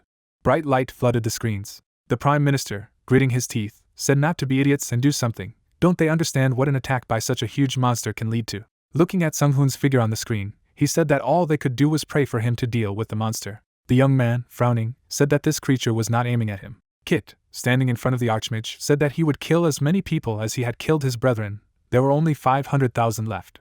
A beam of mana burst out of the whale. The protagonist, turning sharply, applied a distortion of space. He was able to change the trajectory of the beam. The beam turned out to be too powerful. The Archmage tried to deflect the damage by distorting space, but even that was difficult for him. A stream of mana flew directly over London. Kit, as if grinning, said that even such a powerful wizard still could not give up protecting his insignificant appearance. Aina held out her arms and said that their defensive spell would not be able to cope with the creature's attacks. The protagonist, confronting the monster, repelled all its attacks. In an instant, he created a subspace and moved the whale there. Cracks immediately began to appear in the space. The whale, with a sweep of its tail and fins, tore apart the subspace. The young man coughed up blood. The spirit turned, worried about her master. Wiping the blood, the guy said that he was fine. Impatience did not allow him to correctly assess the strength of the enemy. He could not forget the fury with which he had escaped from the dungeon on his own. He had chosen the wrong way to fight such a huge creature. The boss flew up and said that being such a small creature, he was able to create a dimension. His pupil flashed as he said that he might be a problem for him in the future. The protagonist's mouth dropped open in shock. The strongest vibrations hit his body. Blood flowed from his mouth, nose, and eyes. He had suffered severe brain damage, and he needed to use the remnants of mana and the chest of knowledge to recover. The protagonist began to fall. He did not have much time left to resurrect the English. His respawn spell was limited. He was not a god and could only revive the dead for 10 minutes. Looking at the carcass of the beast above, he said that he had to finish it off in 10 minutes. Having plunged into the sea, he decided to first get rid of his tracks. Gritting his teeth, Sung-hoon told Aina to pour all the mana of the magic tower into him. Keith, flying over the sea, said that the humanoids were too weak physically. Turning around, he said that now nothing was stopping him. It was time to finish what he started. The protagonist, hiding in the water, decided to spare no mana to hide his presence. An orb of mana appeared around him. A huge obelisk burst out of the water column. Keith stopped, looking at the obelisk. The young man grinned. A moment later, 2 more obelisks appeared, forming a pentagram of despair. Kit, finding himself in the middle of the obelisks, decided that the mage had survived after all. Mana accumulated on the tips of the obelisks. A ray of mana rushed towards the creature. Opening his huge mouth, the boss said that he would destroy everything here. Suddenly, the energy in his mouth weakened.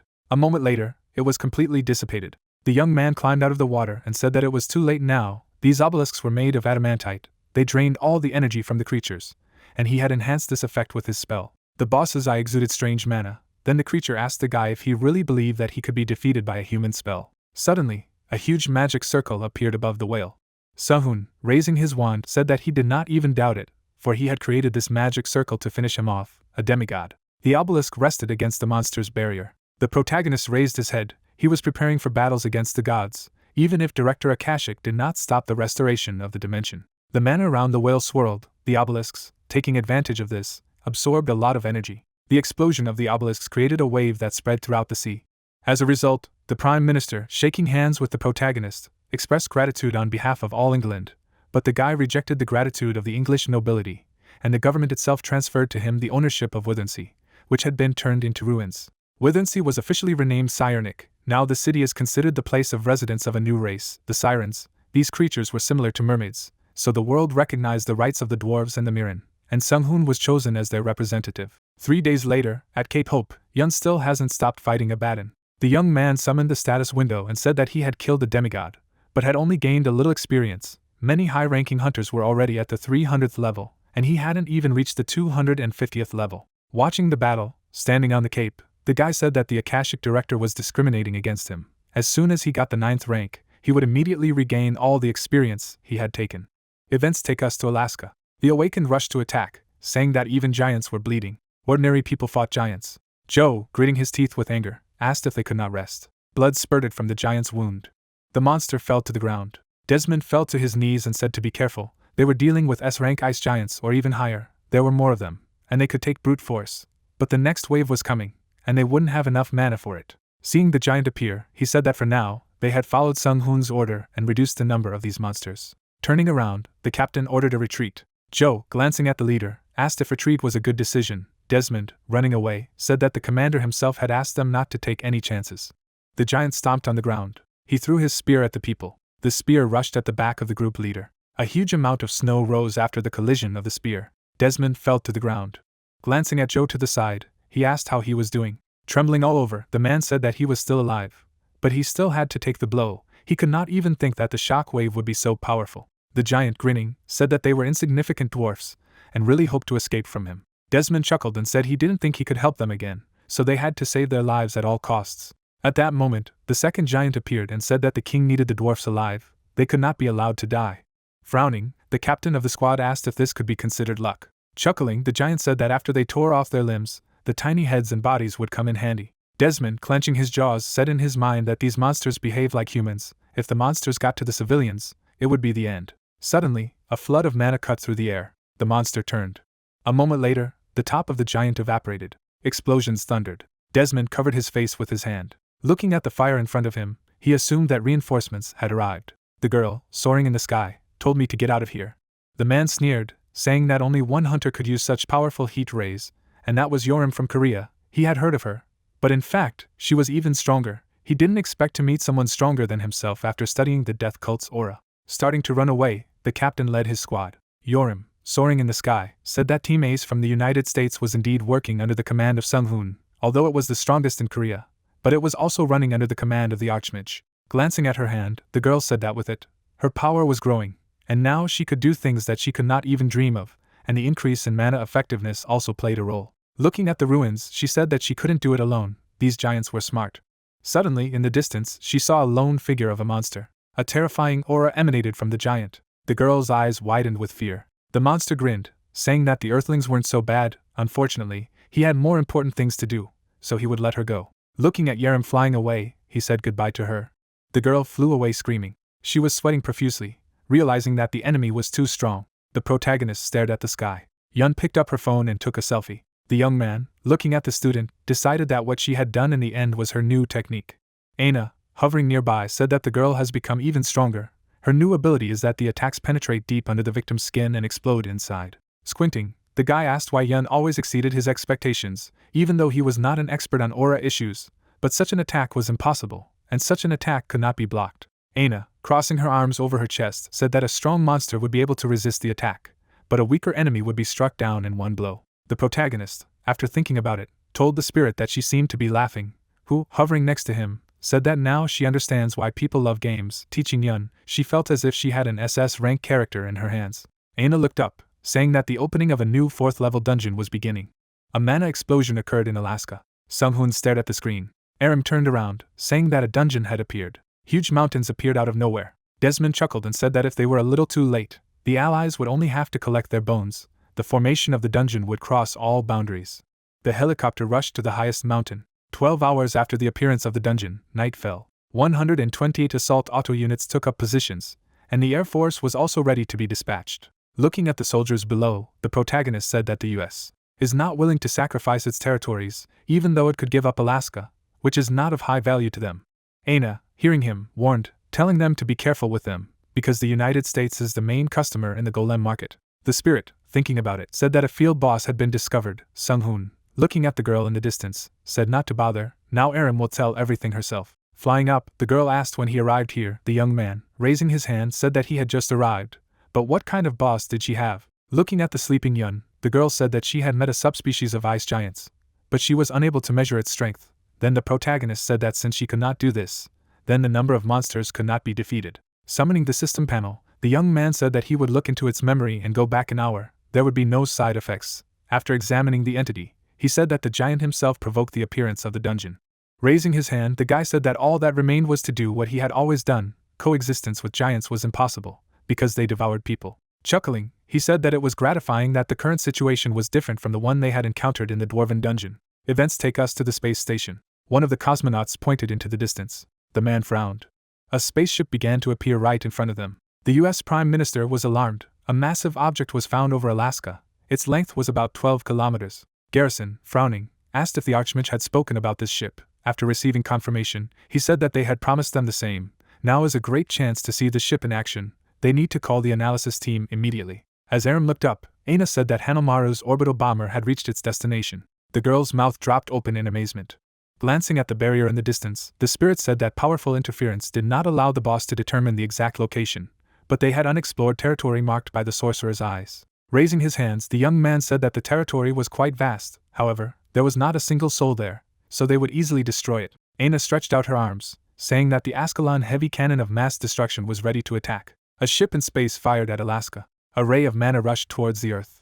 Soon he was over the mountain. Mana spread across the sky like the northern lights. The protagonist, stopping smiling, said that the magic-piercing weapon did not work, which meant that the boss was not so simple. Aina's eyes sparkled, then she said that she did not have any valuable data. One phenomenal phenomenon was revealed. The powerful energy in the distance began to take shape. Seeing the humanoid in the distance, Sung-hoon said that he wanted an easy victory. Something like this was not part of his plans. The spirit, looking at the master, said that with Hanamaru, they would be able to defeat the enemy, even if it took longer. If the ship was damaged, the self-healing system would be activated. Smiling, the young man asked the spirit to take control. At this moment, Yun suddenly jumped up. Turning around, she said that the enemy was right in the sky. A bright flash appeared in the sky. The protagonist's eyes widened. He was amazed. Looking at the flashes of light, he realized that the monster had turned off its magic detection field by approaching. The ice mutant had an impressive physique and incredible knowledge of sorcery. The girl, looking up, said that this giant was smaller than the others. Grinning, the boss said that he wondered who dared to attack him. It turned out that the woman he had pardoned had brought friends with her. Sung-hoon gritted his teeth as he realized that the enemy was similar to a whale. However, he was also unlike his previous enemies. He was stronger. The Ice Giant King, soaring in the sky, told the guy that he had impressive mana for a human. He raised his head, feeling something. Mana gathered in the cannon. A moment later, there was an explosion in the sky. Smiling, Sung-hoon said that this was a chance.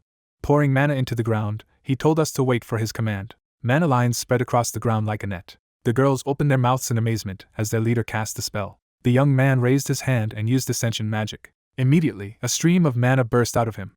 The guy's body was overflowing with mana. He used a hoax. The protagonist, grinning, said that now they were on equal terms.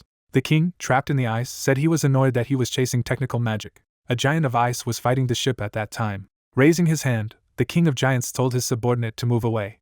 He stretched out his hand in the direction of the ship. Suddenly, a fiery flash appeared nearby. The giant turned. Bright light and heat flooded the boss's figure. The young man jumped. He rushed forward, telling the girls not to come closer. Sung-hoon rushed straight into the blue haze of fire. Watching from afar, one could see waves of mana radiating in the sky. Shock waves formed spheres. The protagonist and the giant collide with their fists. Both hands were trembling. The young man gritted his teeth. The Monster King frowned and said that it took a huge amount of mana to level up the vessel. He would never believe that a rank 8 person had more mana than an ancient dragon. However, mana was not infinite. The monster threw the guy away. Sung-hoon crashed into the ground.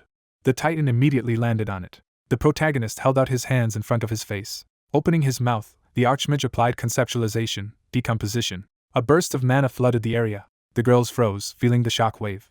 Yun frowned. Parting her lips, she said in surprise that Sung-hoon was already returning. Yerim, looking at the clouds of smoke, said that their speed was too high, she could not track the movements. The king of the giants was gloomy. Glancing at his hand, he said that this power was only available to Aura Masters. However, a mere mortal had not only reached the 8th rank, but had also gained absolute power over the aura.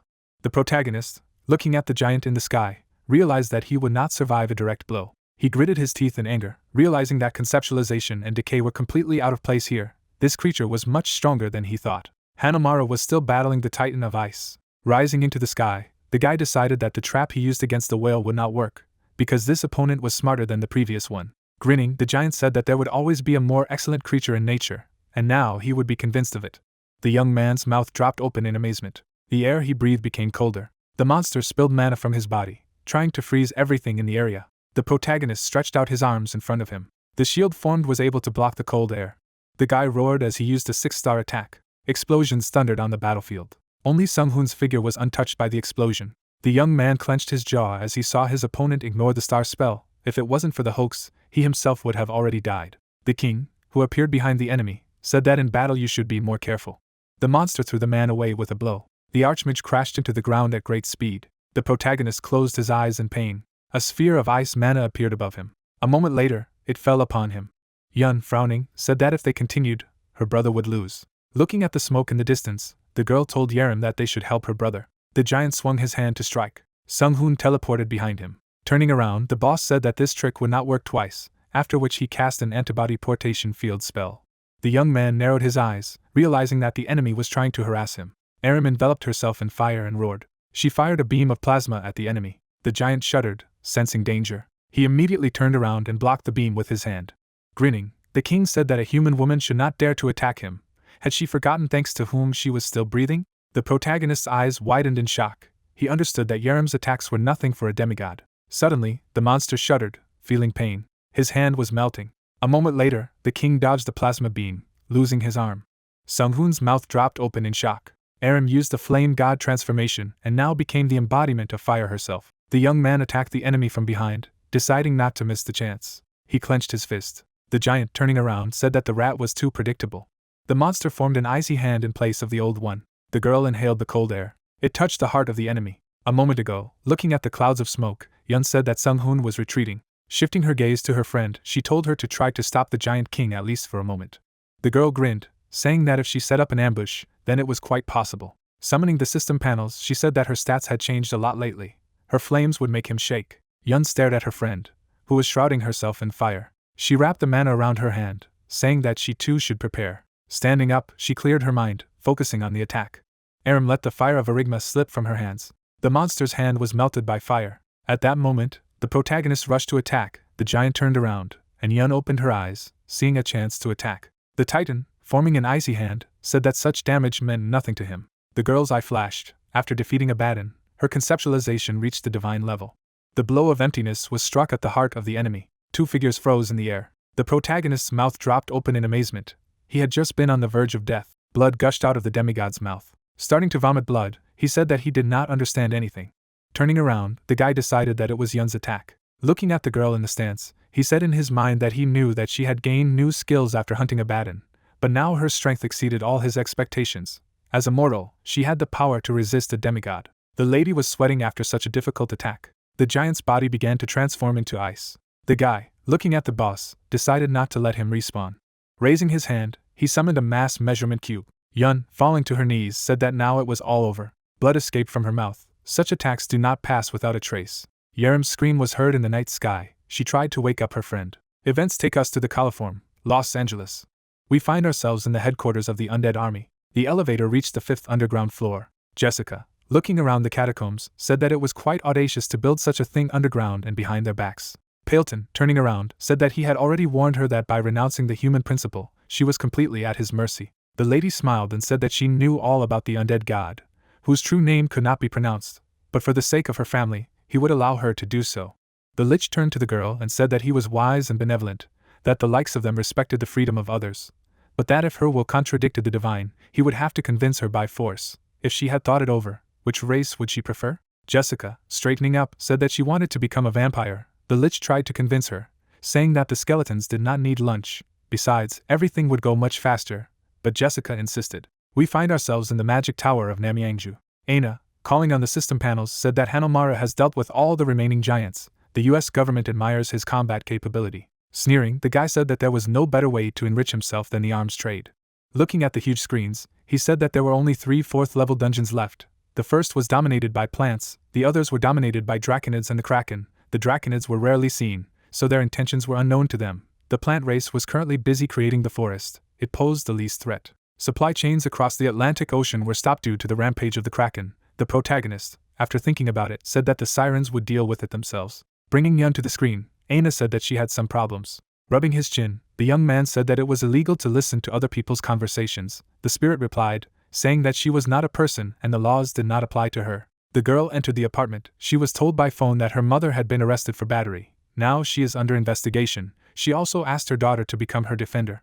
Yong, running around the city, asked her mother why she was doing this to her. Sung-hoon, parting his lips, said that it might be all because of him. Aina replied to him, saying that it was already difficult for them to find a common language before, but recently their relationship has escalated. Some groups interested in Yun's new power are persecuting her mother. The spirit, hovering beside the young man, said that she hadn't asked for help as it was a family problem. The reason for their conflicts was Yun's mother's many businesses. She had once contracted with HD Group to pay off the debt.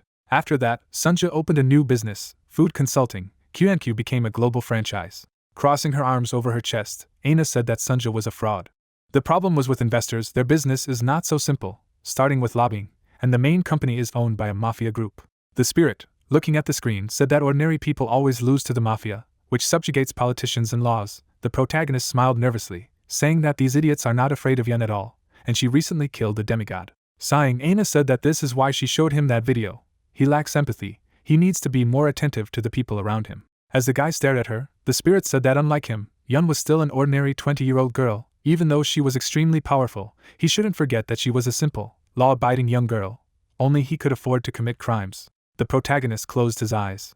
Sighing, the guy said that if she had asked for help earlier, everything would have been fine. Parting his lips, he said that the fraudulent business is difficult to remove, so it needs to be gotten rid of. Projecting the events that are taking place, he said that from now on they will start investing in the business of the girl's mother. They do not need to invest too much, just as much as it takes not to go bankrupt. Smiling, he said that he would take care of the company bought by the politicians personally. They did not dare to persecute his people. The events take us to Seoul, the headquarters of Q&Q. The lower part of the building was clearly shabby and old. When the subordinate reported about the guest, he, sitting at the counter, scolded him, saying that today was a corporate day. He needed to drive the guest away. Glancing at the guy near the entrance, he said that today they do not accept anyone. Waving his hand, he said that now everyone grows their hair like Sung-hoon's. The protagonist grinned. Even though the man was weak, he still had a contract with Akashi, and many members of the mafia had awakened recently. The protagonist shifted his gaze to the side. Everything around was dotted with cameras. The guy easily dodged the man's attack. Turning around, he said that he had a very important business to do. The young man, snapping his fingers, said that he was also glad to see them. Suddenly, all the windows of the headquarters shattered into pieces. The guard shouted, saying that they had been attacked. Kwon Sung, sitting in his chair, said not to panic, because successful businesses always have their enemies. They just need to point the camera up so that they can see the face. The subordinate stood up and stretched out his hand. Seeing that his face was smeared with pixels, everyone was surprised. Then the head said to block all entrances and get ready for battle. Frowning, Kwon Sung thought that Sung-hoon had no reason to attack them. The man sat down, leaning against the wall. A huge crowd ran into the hall. The protagonist stood in front of the crowd. Smiling, he said that there were more of them than he had previously thought, and that they were all hunters. But why did the mafia group have so many hunters? A huge number of hunters crowded ahead. Cholbin held out his hand and said that he seemed displeased with their latest moves, but that to attack them alone would require not only brave but also stupid. They were no strangers to meeting uninvited guests. Cholbin fully equipped himself. The protagonist raised his hand, saying that before attacking, she would analyze how many crimes they had committed. A wave of mana spread through the hall. Cholbin froze in place. Various numbers appeared in the air. The man, looking at the number, asked where it came from. The young man frowned and said that it was magic that showed the number of their crimes. Gritting his teeth, the group commander said that it was not in his right to judge how they lived. Dodging the blade, the guy asked if it was necessary to kill more than a dozen people to join the gang. Cholbin swung his blade several times. The young man, blocking his attacks, said that he saw all his crimes. Stomping on the floor, he said that he had committed 42 sexual assaults and 137 beatings. After punching him in the face, Sung-hoon said that he had also committed 34 murders and 12 desecrations of corpses. Slamming his opponent into the floor, the young man called him a nonentity. Bleeding, Cholbin could not believe that he had been defeated with his bare hands. Sending a ray of mana at the enemy, he said that it was time to rid the world of him. People began to look at each other, being frightened. The young mana gathered into spheres and said that Korea could not be sure of its well-being when criminals like them were walking around Seoul as if nothing had happened. All the hunters put on their equipment, preparing for the attack. The mafiosi began shooting, believing that even an archmage could be killed with a bullet. The young man, putting up a barrier in front of him, said that they were too naive. Stretching out his hand, he decided to identify those whose crime rate was above 70. Exclamation marks appeared over some of the mafiosi.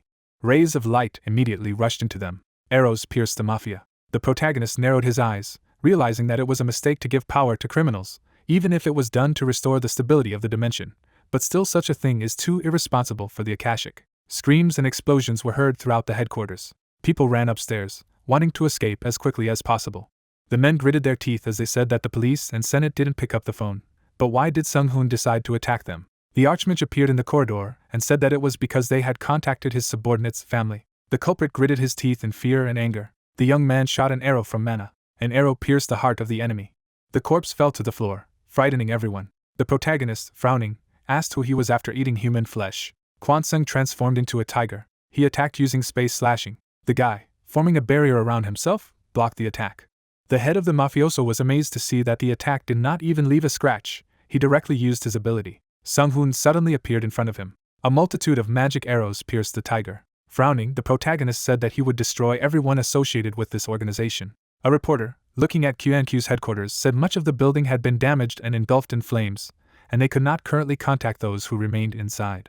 Several deaths were recorded, and the survivors were carried away on stretchers, who screamed that Sung-hoon was the culprit. However, the video surveillance system was broken and could not determine the identity of the criminal. Soo-yun, jumping up, said that this was all happening because an uneducated fool had gained power, so he said that it was necessary to pass a law on the control of the awakened.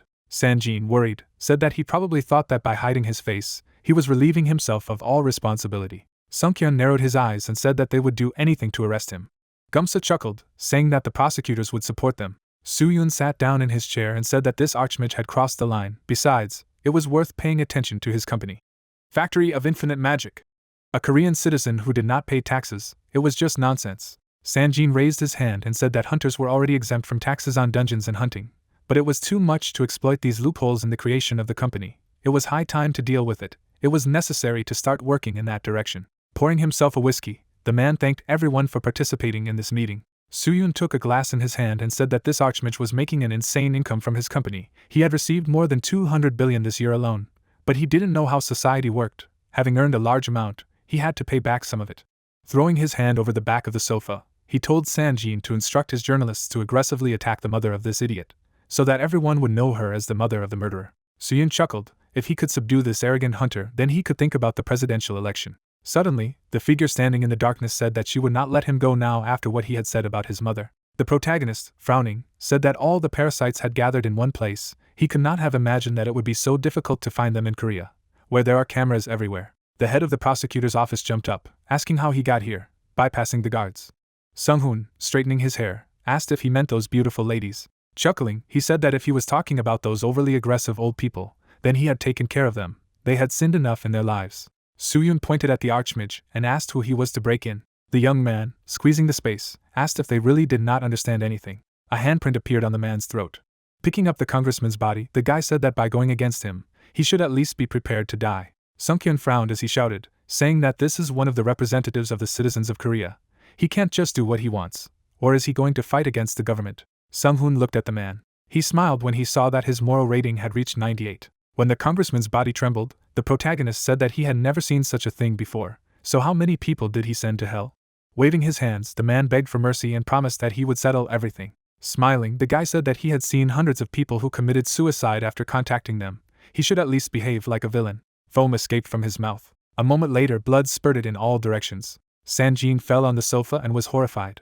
The protagonist, turning to the remainder, asked if they would beg for mercy. Sung-kyun, gritting his teeth in anger, said that he imagined himself to be a judge, being just an ignorant hunter, a murderer. The guy's eyes widened in surprise. He narrowed his eyes, saying that he had really broken the law. Everything in the neighborhood went dark when he said that their crimes simply could not be judged by the laws they themselves had invented. Events take us to a city in Africa. The TV presenter said that Congressman Soo-hyun, as well as the police chief, the district attorney and many others, were found dead last night. Many cautiously assume that Sung-hoon has something to do with this, because the blurred silhouette looks like him. Yun's mouth dropped open in shock. Sitting on the bed, she asked puzzledly if it was all because of her. Aina, appearing next to her, said that she was right. Looking at the TV, the girl said that this method was too noisy. Sung-hoon, of course, is the most strange person. Something like this and she can do. Takun came out of the shower and said that it was too stupid. If she had the power, she had to use it. Were they really going to mock them like weaklings? Raising one eyebrow, she said that if she were there, she would have already dealt with everyone herself. It would be a lesson for her. Having power, she must do everything so that fools do not use her. Sighing, Yun asked what was wrong with being law-abiding. Takun opened the refrigerator and said that she should then continue to live like an idiot. She opened a can of beer. Straightening up, Takun said that acting so loudly was not like Sung-hoon. He could deal with them in a way that no one would know. Events take us to the Blue House of Korea. Sung-hoon, sitting in an armchair, asked if they hadn't called him here. The man sitting in front of him asked if he thought he had crossed the line. Jung-soo frowned and asked why he had done this. The young man smiled and said that they were all criminals. He had simply rid society of their poison. The president slammed the table and asked if he wanted to say that he was going to kill people because they did not meet his standards. Raising his hand, the guy said that his subjective standard had proof. He didn't just kill people as he wanted. The man's eyes widened in surprise. The number 3 appeared in the air. Sung-hoon, lowering his hand, said that this is an agnya that measures moral rating. It is not wrong. The spell reads all the dirty deeds lying on his soul. With its help he can calmly judge a person. Squinting, he said that his unequivocal rating was incredible. That was the whole thing. Jung-soo frowned heavily as he looked at the guest. A short time later, the news showed a man who said that this morning there was finally news about some people from QNQ Food who went missing, but they don't know how or when they returned, and the police arrested these individuals in connection with an emergency presidential decree. After these words, the camera was transferred to the prisoners, and it was reported that it turned out that the organization was created by several representatives of Congress and the mafia, and their only goal was to extort money from customers, which is why many citizens are in complete shock. Aina, who was watching the news, suddenly turned around and said that releasing those with lower criminal indicators was the right decision, and the president, as promised, denies his involvement in this incident, which means he is a reliable person. The main character, after listening to his subordinate, took a few steps forward and said that in this case, they would just let the South Korean president deal with it, and anyway, it was time for them to act, to which she replied that everything was already practically on hold. Sung-hoon then smiled and said that she had to ensure the survival of humanity during the next manifestation, as he couldn't delay it any longer, adding that she had to start the Human Survival Project Operation Z. After a while, a huge shadow hung over New York. People opened their mouths in shock. A huge structure hung over the houses. At the same time, there is a magic tower over London. The same thing happened in Beijing. Exactly the same magic tower appeared in Tokyo. At that time, in old Cambodia, a zone of lawlessness, clouds were floating across the blue sky. One of the men pointed a gun at the prisoner and laughed, and his comrade told him to finally kill them. Suddenly a shadow fell on him. At the same second, the number 93 appeared. The man and his companions picked up and asked each other what it was. Suddenly, a powerful magical energy appeared in the air. At great speed, the obelisk, a humanoid golem, a silver knight, killed the opponents in front of him. Those who saw it immediately opened fire on him. The bullets didn't even leave a scratch on the armor of the creature that said it had to ensure safety and preserve humanity, so any criminals above the moral index of 70 would be suppressed. The prisoners stared at it with eyes full of fear and shock. In a few minutes of creating the main character, all the criminals were killed. Garrison was immediately informed that the humanoid had been discovered by a dark pillar and was now in conflict with a military organization in the area, causing him to wave his hand and shout loudly, ordering him to find out what it was. Suddenly, a subordinate turned to him and said that there was a broadcast on the global channel, and the old man immediately realized that it was Sung-hoon, and ordered him to be taken to the main monitor to see what he would say this time. A few seconds later, the protagonist appeared on the huge screen, who said that this is something inevitable to ensure the survival of humanity, and he would like to apologize for erecting these structures on his country's airfield without any consent, adding that these obelisks, placed in the largest cities of the world, will strengthen the defenses against monsters from dungeons and portals. And they will also pay attention to the restoration of lawlessness around the world. The huge obelisk was still in the sky, and the guy kept saying that he had absolutely no intention of coming into conflict with the existing governing bodies of the nations, and he recommended that they take a step back if they planned to do so, and in order to speed up the rebuilding of areas where there was no functioning government, they would now be under his jurisdiction. Hearing this, Harrison gritted his teeth in anger and said that he had taken them out again. Suddenly, images of different politicians began to appear on the screen, and the main character explained that Cambodia, Bangladesh, Myanmar, and most of Africa and Southwest Asia had already shown their support. Garrison, hearing this, calmed down a little and said that he also had eyes, but the survival of mankind, after which he asked if it was not a roundabout way of saying that he would now rule the whole earth with his power alone, and Bill, who was standing next to him, adjusted his glasses and replied that in fairness, his support in areas without government was enormous, and then the old man said that the peoples in these areas were wiped out as soon as the dungeons appeared and became lawless zones where only hyenas can thrive. However, they must find out the reason why he created such a structure even in those countries that have their own armed forces like them, so they need to hurry up to contact the president. At this time, the obelisks in all regions were stable, and Aina reported that the area in the immediate vicinity was currently being monitored. Out of the corner of her eye, she looked at the owner and added that many countries, including the United States and Great Britain, had sent their protest about the obelisks through unofficial channels. There was no emotion on the protagonist's face as he replied that it was a small price to pay, which meant they had to step back a little and try to buy as much time as possible, adding that for the time being they couldn't do anything about it, but soon they would thank them, after which he asked how much time they had. On a small system screen, it was reported that there were 9 seconds left before the prophecy, and Aina replied that this was the time predicted by the goddess of flame Arigma through the dwarves. Hearing this, Sung-hoon folded his arms over his chest and said that Arigma's prophecy is never wrong, adding that fortunately, the gods are on his side for the dwarves being under his leadership, after which a system screen appeared informing him that the world would now move on to the next stage. Aina immediately detected the rapid increase in mana in the Earth's atmosphere and reported that the speed of portal manifestation had increased by 1000%, and the speed of dungeon manifestation had increased by 50%. The protagonist, hearing this, smiled and said that he thought that this time they would purify a lot of monsters, and even though he let these undead go berserk, the total number of monsters was quite low, after which he asked if this time was not a numerical problem. Dozens of red dots began to appear on the map, and Aina turned around and replied that they did not know the reason now, because they did not have enough information. Suddenly, one by one, red system screens began to appear with the inscription danger, and the girl reported that she had recorded a continuously rapid increase in mana density, and the speed of the appearance of portals on the ground was increasing, and there were currently more than 3,218. The guy looked at this from the sidelines and said that a wave of monsters was coming, to which his subordinate replied that everything was correct, adding that this was the same situation they encountered on Mars. There was not a drop of fear in the protagonist's eyes as he asked if they were coming out quite strong, adding that they just had to protect the factory on Mars, so she should pull away the related races in the area and focus on defense. He then put on his combat clothes and added that Aina should mark Earth as an SS hazard rating and send Yun and Takun, and now she was in charge of the strategy, and it was time for him to go, after which he asked where the closest place was. Turning to the owner, the girl replied that it was in Japan, to which he replied that he would quickly take care of it and soon find out where to go next. All this time, the obelisk of Sunghun was over Africa. Clouds floated across the blue sky. Suddenly, angry monsters appeared out of nowhere. Yun looked at them from a bird's eye view and said that she had never seen so many of them. Looking at the fairy above her shoulder, she asked if she should destroy everyone with SS rank in this horde, to which she replied that it was correct, and once she killed the boss, the wave would naturally dissipate. She then pointed out the location of the giant orc, from which a powerful magical energy emanated madly. Without hesitation, Yun stretched out her hands and asked how about seeing how hot the water was first. People who looked at the girl's magical power from the outside recognized her. They saw a bright flash of light and screamed, asking if this was the same healer from Korea who was notorious for being crazy. Yun, hearing this, looked behind her back in displeasure. She unleashed her power and screamed loudly, asking what man meant. Her magic attack was flying towards the monsters at great speed. In the next second, there was a madly powerful explosion. Yun, without descending to the ground, continued to look in the same direction. Suddenly, she saw the monster's leg and realized that, as you would expect from an SS rank, it wasn't enough since there wasn't even a scratch left on it. When the smoke cleared, the boss appeared, his eyes burning brightly. Yun raised her hands and said that she had encountered orcs many times in virtual reality. Bright magical streaks suddenly began to fly out of the obelisks, and people immediately saw this. The hunters, taking a closer look, realized that it was very similar to drones. Suddenly, there was a madly powerful explosion. Everyone immediately looked in that direction and shouted loudly that they didn't have time not to be distracted, after which they asked what happened to that crazy healer who fought the orc boss, if it was already over, and if anyone had seen anything.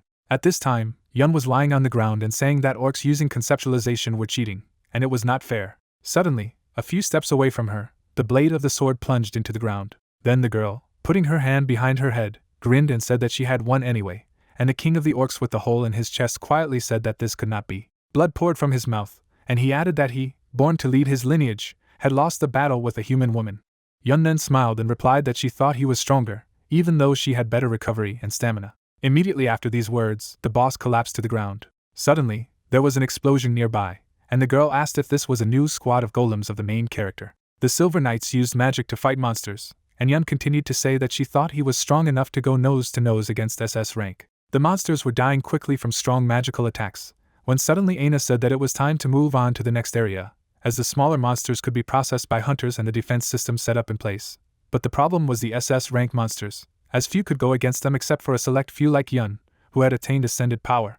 She then gave the girl mana potions and added that it was time for them to hurry, as their next destination was Egypt. Yun immediately drank the potion and asked if she should just fight someone like this boss, adding that it was a kind of stress, to which she replied that she would. There was no time because they were teleporting. Immediately after these words, they disappeared from the battlefield. At this time, in Washington, Silver Knights flew out of a huge obelisk. In the White House, a huge screen showed everything that was happening in the country, and it was also reported that monstrous waves had occurred in many densely populated cities, but they were able to safely evacuate most of the civilians, and currently, a combination of defensive squadrons and hunters was holding back the damage, and of course, without the help of the golems that came from the Black Obelisk of Sunghun, the damage would have been catastrophic. The president, hearing this, frowned and asked if the protagonist had predicted that this would happen, adding that it was time to show that they could succeed as well, after which he ordered them to report on the state of affairs and prepare to deploy their newest units. The Golden Knight, the U.S. Army's Universal War Golem, and the newest addition to the arsenal by customizing the golem bought from the protagonist with the latest technology, entered the fray, while the president was informed that they should be worried because the Golden Knight's performance so far has been overwhelmingly positive, so they have entered the mass production phase, and soon they will become a powerful superpower again. At this time, in Korea, on the eastern sea of Uligando, there was a site covered with powerful magical energy. The protagonist, looking away at the system screen, asked if their success was because the golem was prepared by them, but it works even better than he expected. But that's exactly what you would expect from one of the strongest nations in the world, even though they are in bed with the death cult, and it's not an easy feat to come up with something of this caliber in a short period of time.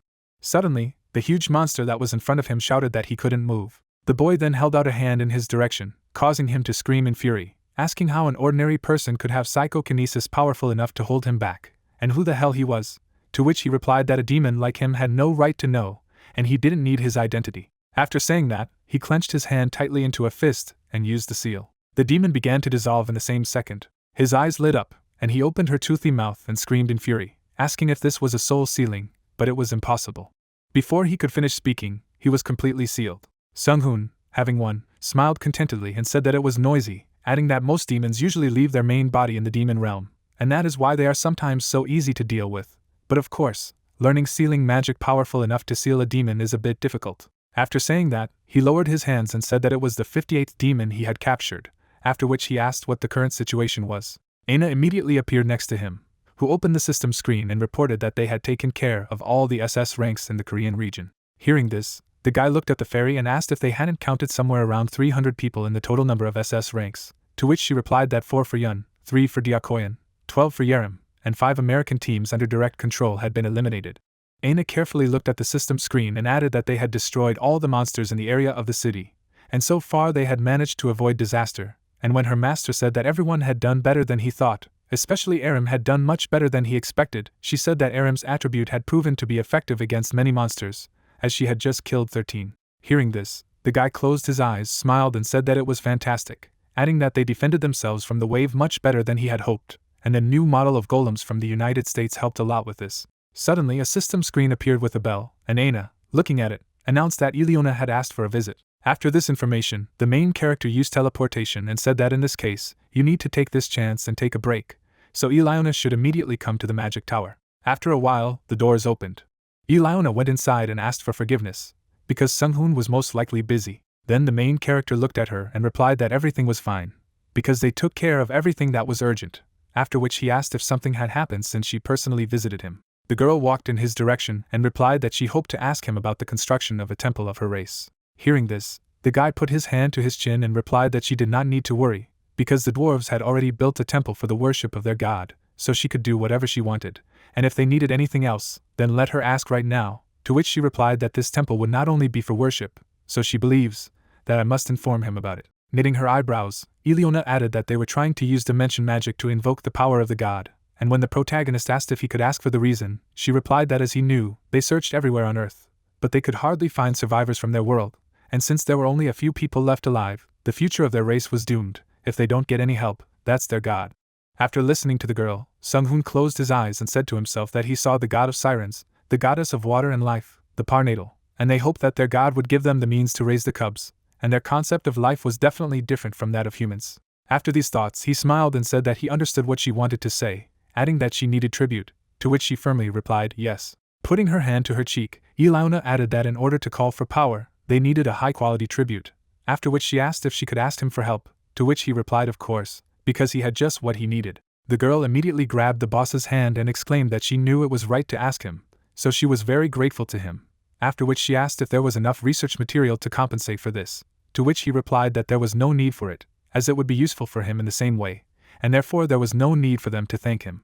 After a while, a lot of fish swam in the mermaid ocean. Suddenly, huge magic seals appeared. Next to them was Elian. Closing her eyes, she stretched out her arms. Opening her mouth, she used the magic of sirens and sang. The protagonist watched her from the sidelines and said to himself that it was the racial magic of the sirens, which was exclusive to them in the form of a song. Even he, who was called a great sorcerer in a previous life, could not hope to learn this magic, although it was possible that he would change his physique to become a siren. A whale was swimming not far from him. Suddenly, the magic circle was activated, and it seemed that the tribute was much greater than necessary. They tried to summon them to divine power, But the goddess herself came down to them and told Ileona that she was a child who stood at the center of the rebirth of the world. But this world was not suitable for her. If she felt sorry, she would send her and her kind to a world where they would enjoy prosperity and happiness. The girl then knitted her eyebrows pitifully and said that since they were under a magical contract, she thought it would be difficult, so she only hoped that she would listen to their request. A bright flash, a magical energy, appeared in the North Sea. The goddess looked at Ileona and said that she did not like the terms of the contract. Suddenly, she looked at the main character and said that if he gave freedom to this child, she would repay him, after which she asked if he agreed. Hearing this, the guy put his hand behind his head in confusion and asked himself why they had suddenly turned the arrows on him. When asked what he had decided, he lowered his hand and replied that he didn't care, because he respected her free will. Bringing his hand to his chin, Sung-hoon said to himself that he was sorry to lose Ileona's power, but there was nothing he could do about it, and the wrath of God was terrible. But Ileona was the main researcher in his magic tower. While he was thinking about it, the goddess looked at the siren and said that he was letting her go. All this time, Ileona stared at the boss, who whispered to her not to leave. The girl smiled warmly and said to herself that she could not even think that a wizard of such a high level was still a blockhead. Suddenly, the smile disappeared from the goddess's face, and she quietly asked if she could be. But before she could finish, Ileona turned to her and said that she did not want to break this contract. Hearing this, the goddess kept her eyes on her child and replied that since it was her choice, there was nothing she could do about it, but she would help increase the number of her race, as she wanted. Hearing this, the protagonist raised his hands and exclaimed in his head that it was beautiful and he would give her whatever she wanted to explore. After these thoughts, the goddess spread her hands in different directions. Huge waves rose on the surface. Sung-hoon had to cover his head with his hands and say to himself that the goddess's power was only increasing. An ISS report reported that a giant woman was rising among the clouds over the North Sea. The height of the goddess reached the cosmos. It was visible from all over the earth. Pilton, sensing this, opened his mouth. He then turned to his comrade and said that he had felt a wave of divine power. Hearing this, Elish looked back at him and said that it was not a welcome rival, adding that the magical power of the earth was enhanced with the arrival of the goddess. But he hoped that it would not become for them. Suddenly, the two of them were enveloped in a powerful magical energy, and the lich said that there was no need to worry, because the end was very close and they would not have time to spread their faith. But he should remember the advice that death gave him, because very soon the fate of the earth would be sealed, and countless victims would be reborn as their death-worshipping supporters. So they should not miss the great opportunity to increase their power. At this time, a powerful surge of magical energy appeared in the North Sea. The main character looked at all this from the outside. Suddenly a girl came down to the ground. Ileona took on her human form. Seeing her, the guy smiled and asked if it was really over. Then the girl smiled back and replied, yes, adding that now thanks to him, her race will be able to settle and grow in this world. Looking around, Sung-hoon suddenly said that it was ocean coral, and he had read about them in old books, but he was seeing them for the first time, and he was glad that everything worked out, at the same time saying to himself that just as elves worship the world tree, so the sirens pray to ocean coral, and it seems to him that their cubs grow on coral like fruit on a tree, when suddenly Ileona repeated that it was all thanks to him, because the offering was impressive. Closing his eyes, the main character smiled broadly and answered, that's good, after which he asked why she did not move to another, safer world. Having received such a question, the girl continued to silently look at the guy. Suddenly she began to disappear, answering that it was a secret. When she disappeared, the main character said to himself that he did not think he had the right to ask about it. Everything around him was imbued with God's power, and noticing this, he said to himself that it did not affect the dimension, but the earth had definitely changed, because the concentration of mana in the air, which was previously almost zero, had reached the rank of A+, that he knew that there was a god of death, the goddess of fire and metal Arigma, the goddess of water and life Parnatal and Ingramenu, the god of the earth, the four gods that affect the earth, but he wonders what kind of god Ingramenu is. After all, given his healing abilities, he must have holy power. At that time in India, the temple of fire was brightly illuminated by the rays of the sun. Inside, the girl used her holy power and heard a voice in her head that she should increase the number of believers, because soon there would be a new wave, and she should lead those in darkness to the light. The clerk, hearing this, knitted her eyebrows and asked if she could do it. The light in front of her became even brighter, and she heard a voice that told her that there was no reason to doubt, because she had enough magical abilities, so she had to be brave and lead the believers.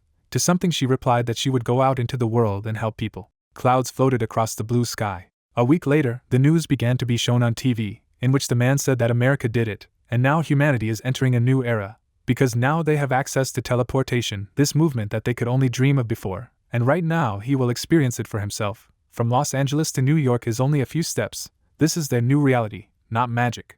The main character watched the news and said that everything was as expected from America, but they cooperated with the Order of the Dead and created this. His mother sat nearby and added that after she woke up, the world changed just before her eyes, as if she was in a movie. Suddenly, she narrowed her eyes at her son. Leaning over to him, she asked him which one of them was his girlfriend, because she needed to prepare somehow.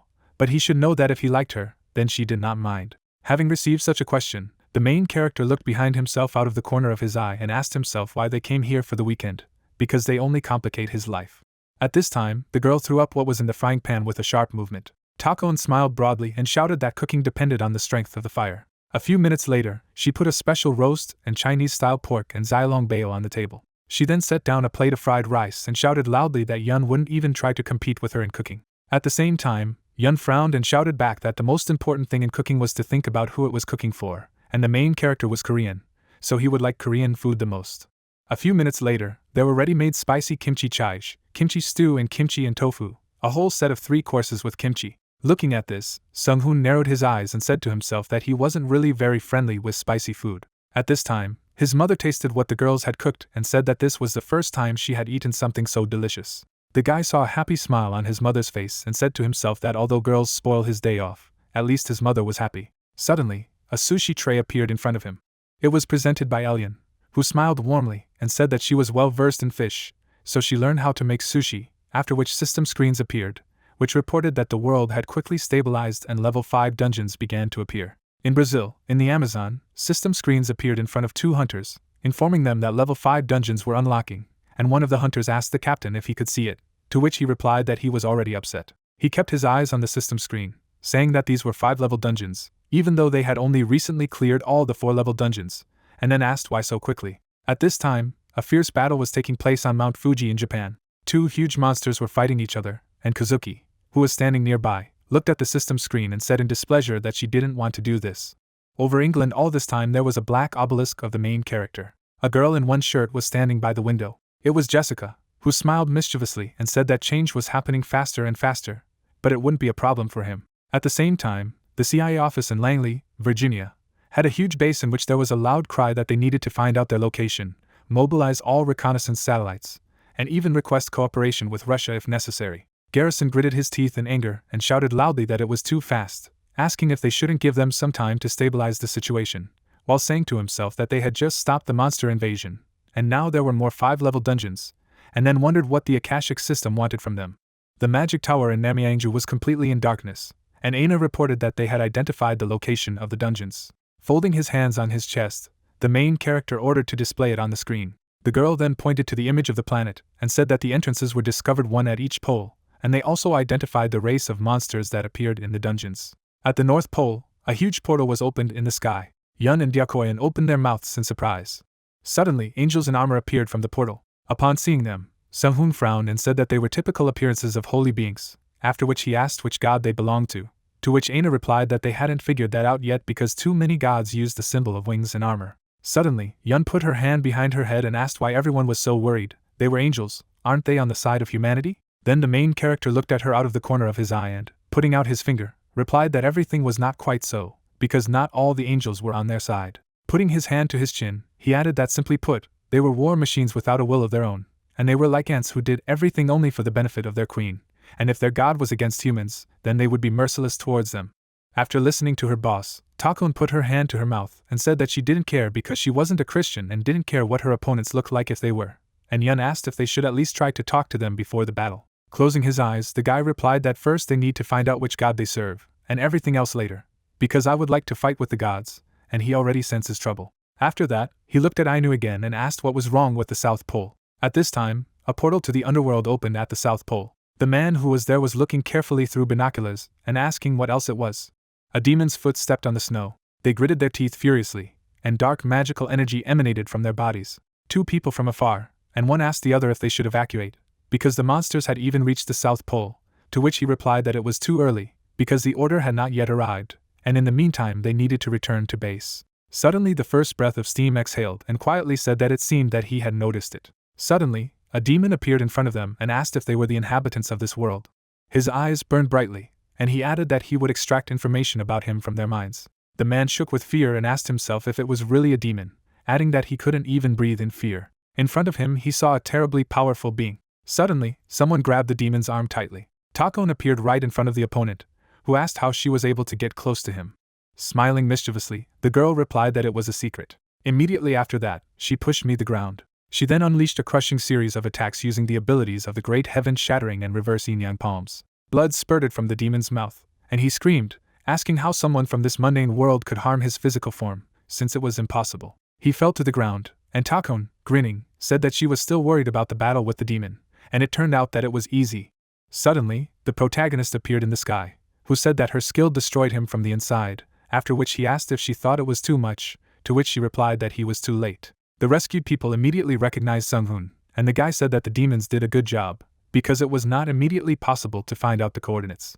A magic cube suddenly appeared in his hand, and he praised Takon and said that although she was a low-level demon, she had defeated him with a single blow, and then asked if she had managed to change the rotation of yin and yang in the opposite direction. Hearing this, the girl knitted her eyebrows in frustration and asked how he understood it. After all, she had spent so much time on this technique, and he had so quickly revealed its essence. Without answering, the protagonist sealed the demon and said that it would be necessary to extract information about the dungeon from it. He then sent the two men to the farthest base and added that he would also need to get rid of all the monsters. All this time, Hanamaru was in orbit around the planet, when suddenly Aina announced that he was ready to destroy the demons. Sung-hoon looked at the portal and ordered a report to begin. Powerful magical energy began to gather in Hanamaru's muzzle, and soon the mana supply from the subspace was completed. Then the magic seals appeared, since the aiming was fixed, and all that remained was to remove the protection. And as soon as the report was finished, a shot rang out, which destroyed several black shields in front of it. Seeing this, the protagonist raised his eyebrows in surprise and asked himself if it was a black shield, adding that the shot was able to pass through 2 layers, but got stuck on the third. He protected himself and his comrades with a powerful magic barrier and added that Hanamaru was in stealth mode and could not be detected before launch. Aina suddenly appeared next to him and said that it could not be ruled out that their enemies might have reconnaissance, because a second before the shot, the formation of a protective barrier had been confirmed. Then the guy smiled broadly and shouted that there was nothing they could do about it, and since that was the case, they needed to add their mana, after which he offered to help destroy the barrier. A few seconds later, a madly powerful explosion of magical energy rang out. Hanamaru's attack has reached a level 5 dungeon. The ground around the dungeon shattered. The demons inside were dying, but one of them was protected and furiously shouted that it was impossible, because all of his personal bodyguards had been destroyed in one blow, and this attack had come from nowhere. The Demon King's daughter, Demon Princess Curiel, frowned furiously and shouted loudly, asking if they were attacking as soon as they walked out of this gate, adding that she would find and kill this cowardly bastard.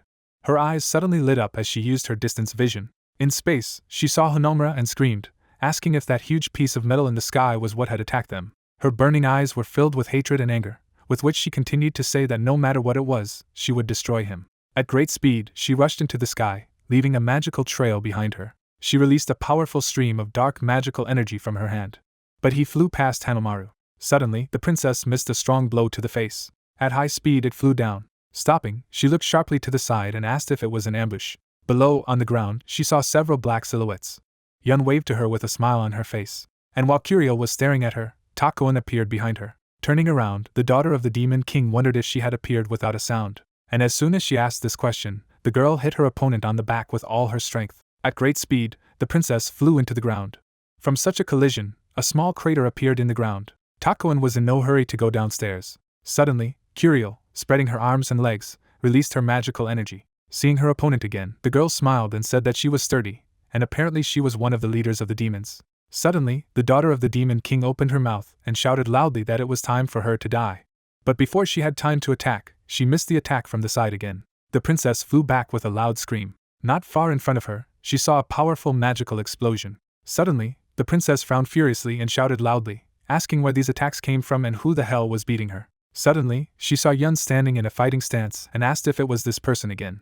At the same moment, Curiel attacked the girl, shouting loudly that she would finish with her first. Yun's eyes immediately showed a reflection of Diakoyan. The dark magic energy of the Demon King's daughter was blocked. Takon held off the entire attack. Looking at her partner, Yun exclaimed that she expected it from her, adding that she could always rely on someone who had put all his stats into agility and protection.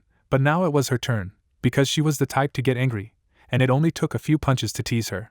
After saying that, she quickly struck several blows in the air. At the same moment, the princess missed a few blows and asked herself what was going on. Her eyes were full of hatred and anger, with which she said to herself that her opponents had a large range of attack, but she couldn't see a single move, which made her unable to dodge them, as if he had missed a few steps right in prison, when she suddenly asked herself if this was conceptualization. Immediately after this question, Curiel split the ground beneath her. Standing up, she shouted loudly that if her conceptualization was based around attacks that never missed, then she had a way to solve it, and then used the Shadow Wall ability.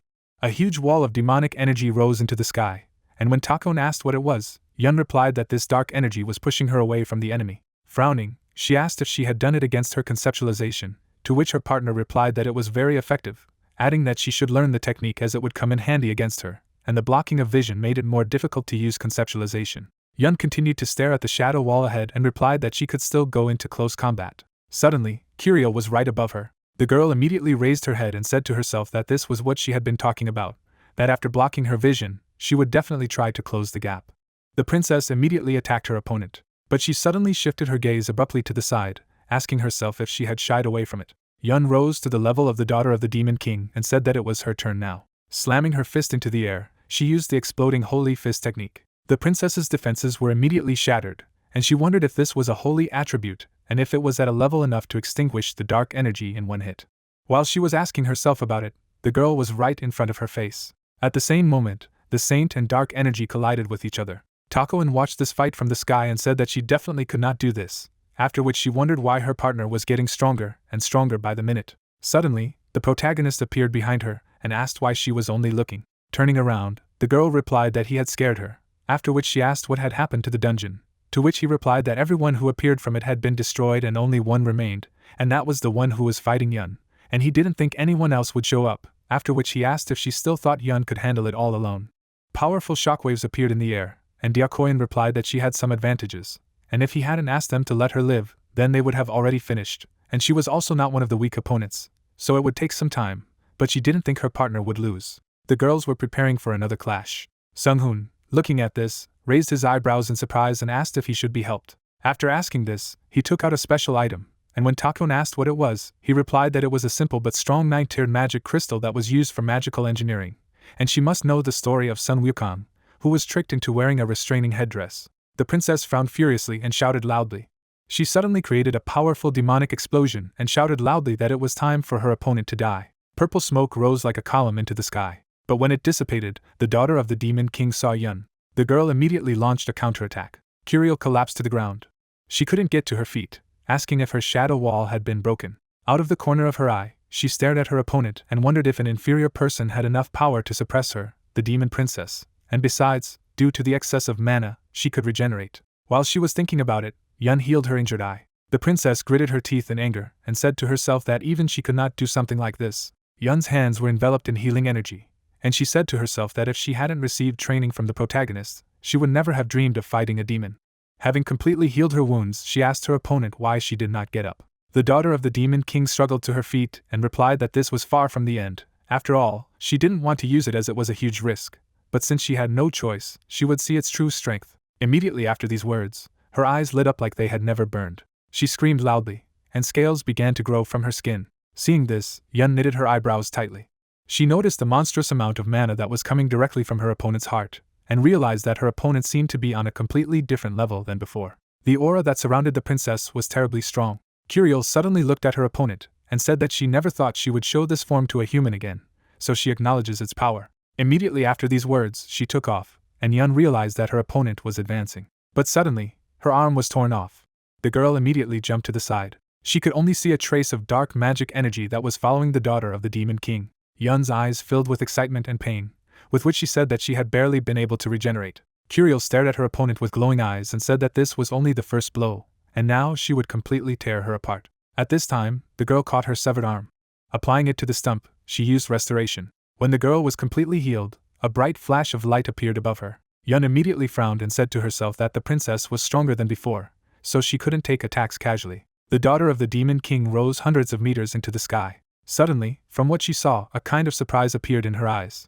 Yun took a fighting stance. Her eyes lit up, and she said with a smile on her face that she was ready to continue the fight. At the same moment, the princess unleashed her demonic power. At great speed, she threw herself down, shouting loudly that she was going to die. Yun was looking at her opponent approaching, when suddenly the protagonist said that this was his chance. Activating the golden rim, he threw it. The Demon King's daughter, seeing the ring, gritted her teeth and asked herself what it was. Suddenly there was a bright flash of light. With each passing second, it grew brighter. Because of this, Yun had to cover her face with her hand and say to herself that if he was going to intervene, he should have helped first.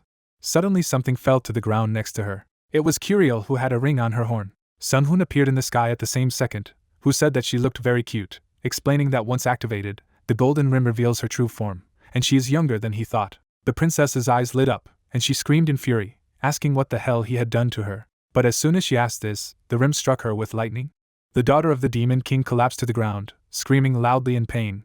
After a few seconds, she barely raised her head and asked what the hell ring was, to which the guy replied that it was a golden rim, a ring of total submission, and if she didn't obey it, it would hurt her immensely. Closing his eyes, he smiled and asked what her name was. The princess, jumping to her feet, began to swear loudly, but suddenly said her name, after which she began to shout even louder, asking why she had just said this. Yun, who was standing to the side, suddenly asked the protagonist what he was doing, if he decided to help out of nowhere by watching her from behind, to which he replied that he thought that one of them would die during the fight, so he decided to intervene.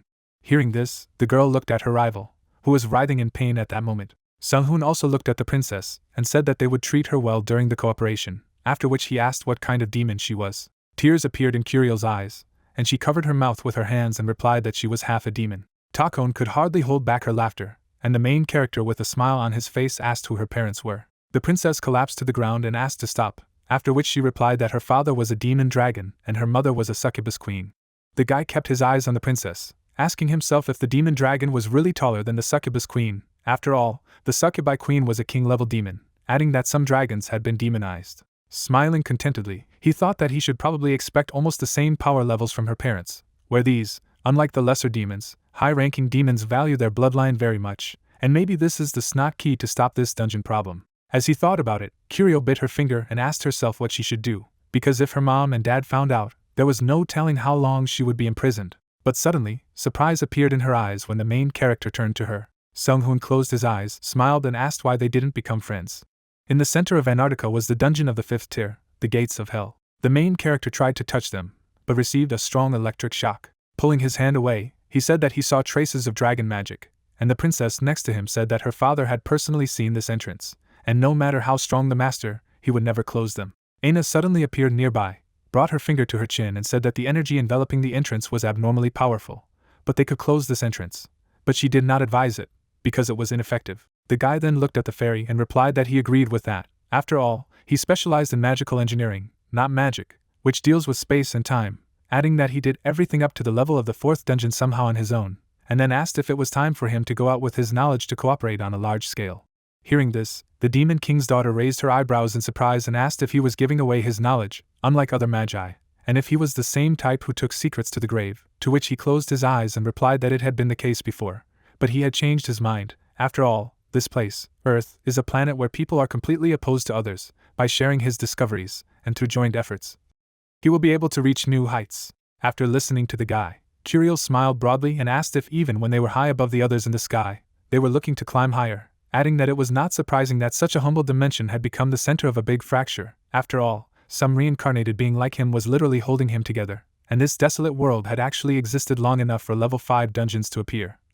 Despite the fact that Akasha threw all his power at him, suddenly, Yun appeared behind and asked if they were talking about some kind of fantasy. Then the princess turned to her and asked if she did not know about it. Before she had time to tell everything, the main character clamped her mouth shut and ordered her to stop.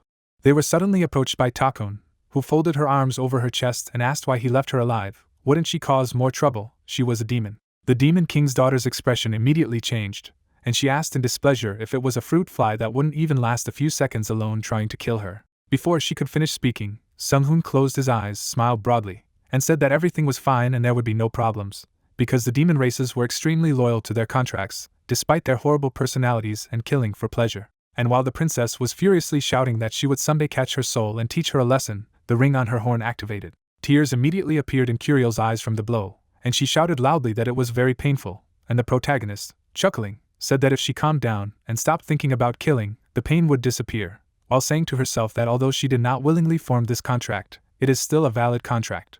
Yun looked at her teacher from the sidelines and asked her partner if he wasn't the worst thing they'd seen so far, to which she replied that it was absolutely true. At the same time, there was a clear blue sky over Seoul. Suddenly, an angel appeared and addressed all people. The inhabitants began to raise their heads, asking each other what it was, if it was an angel. In the magic tower in the command room, there was Aina, who was watching everything through the system screens. Suddenly, surprise appeared in her eyes from what she saw. At this time, the main character flew in front of his team and said that since they were all united, he wanted everyone to get along, to which the princess replied that she had no right to refuse, after which the guy said that all he wanted was for her to work with the team and not destroy or kill anything for fun, and for now she would restrain herself, he will let her do whatever she wants.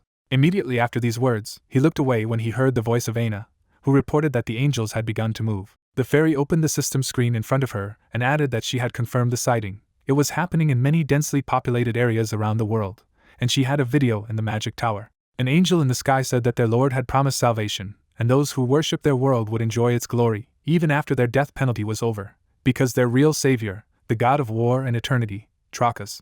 The main character watched this video and said that it was an astral sound, at the same time saying to himself that thanks to the holy power put into the voice, normal people would be positively impressed by this. The daughter of the demon king pointed her finger at the little fairy who asked her to stop, and reported to the master that she was conducting a search for the god of war and eternity, Trakas, but after a few seconds she said that nothing had been found in the database, but his level of holiness was above 1 billion, and the effect was amplifying. Without any emotion on his face, the guy looked at the system screen and said to himself that this would be a problem. After all, this is a missionary through the angels themselves, not a forceful invasion, and if the word war has entered the title of God, it will not remain peaceful for long.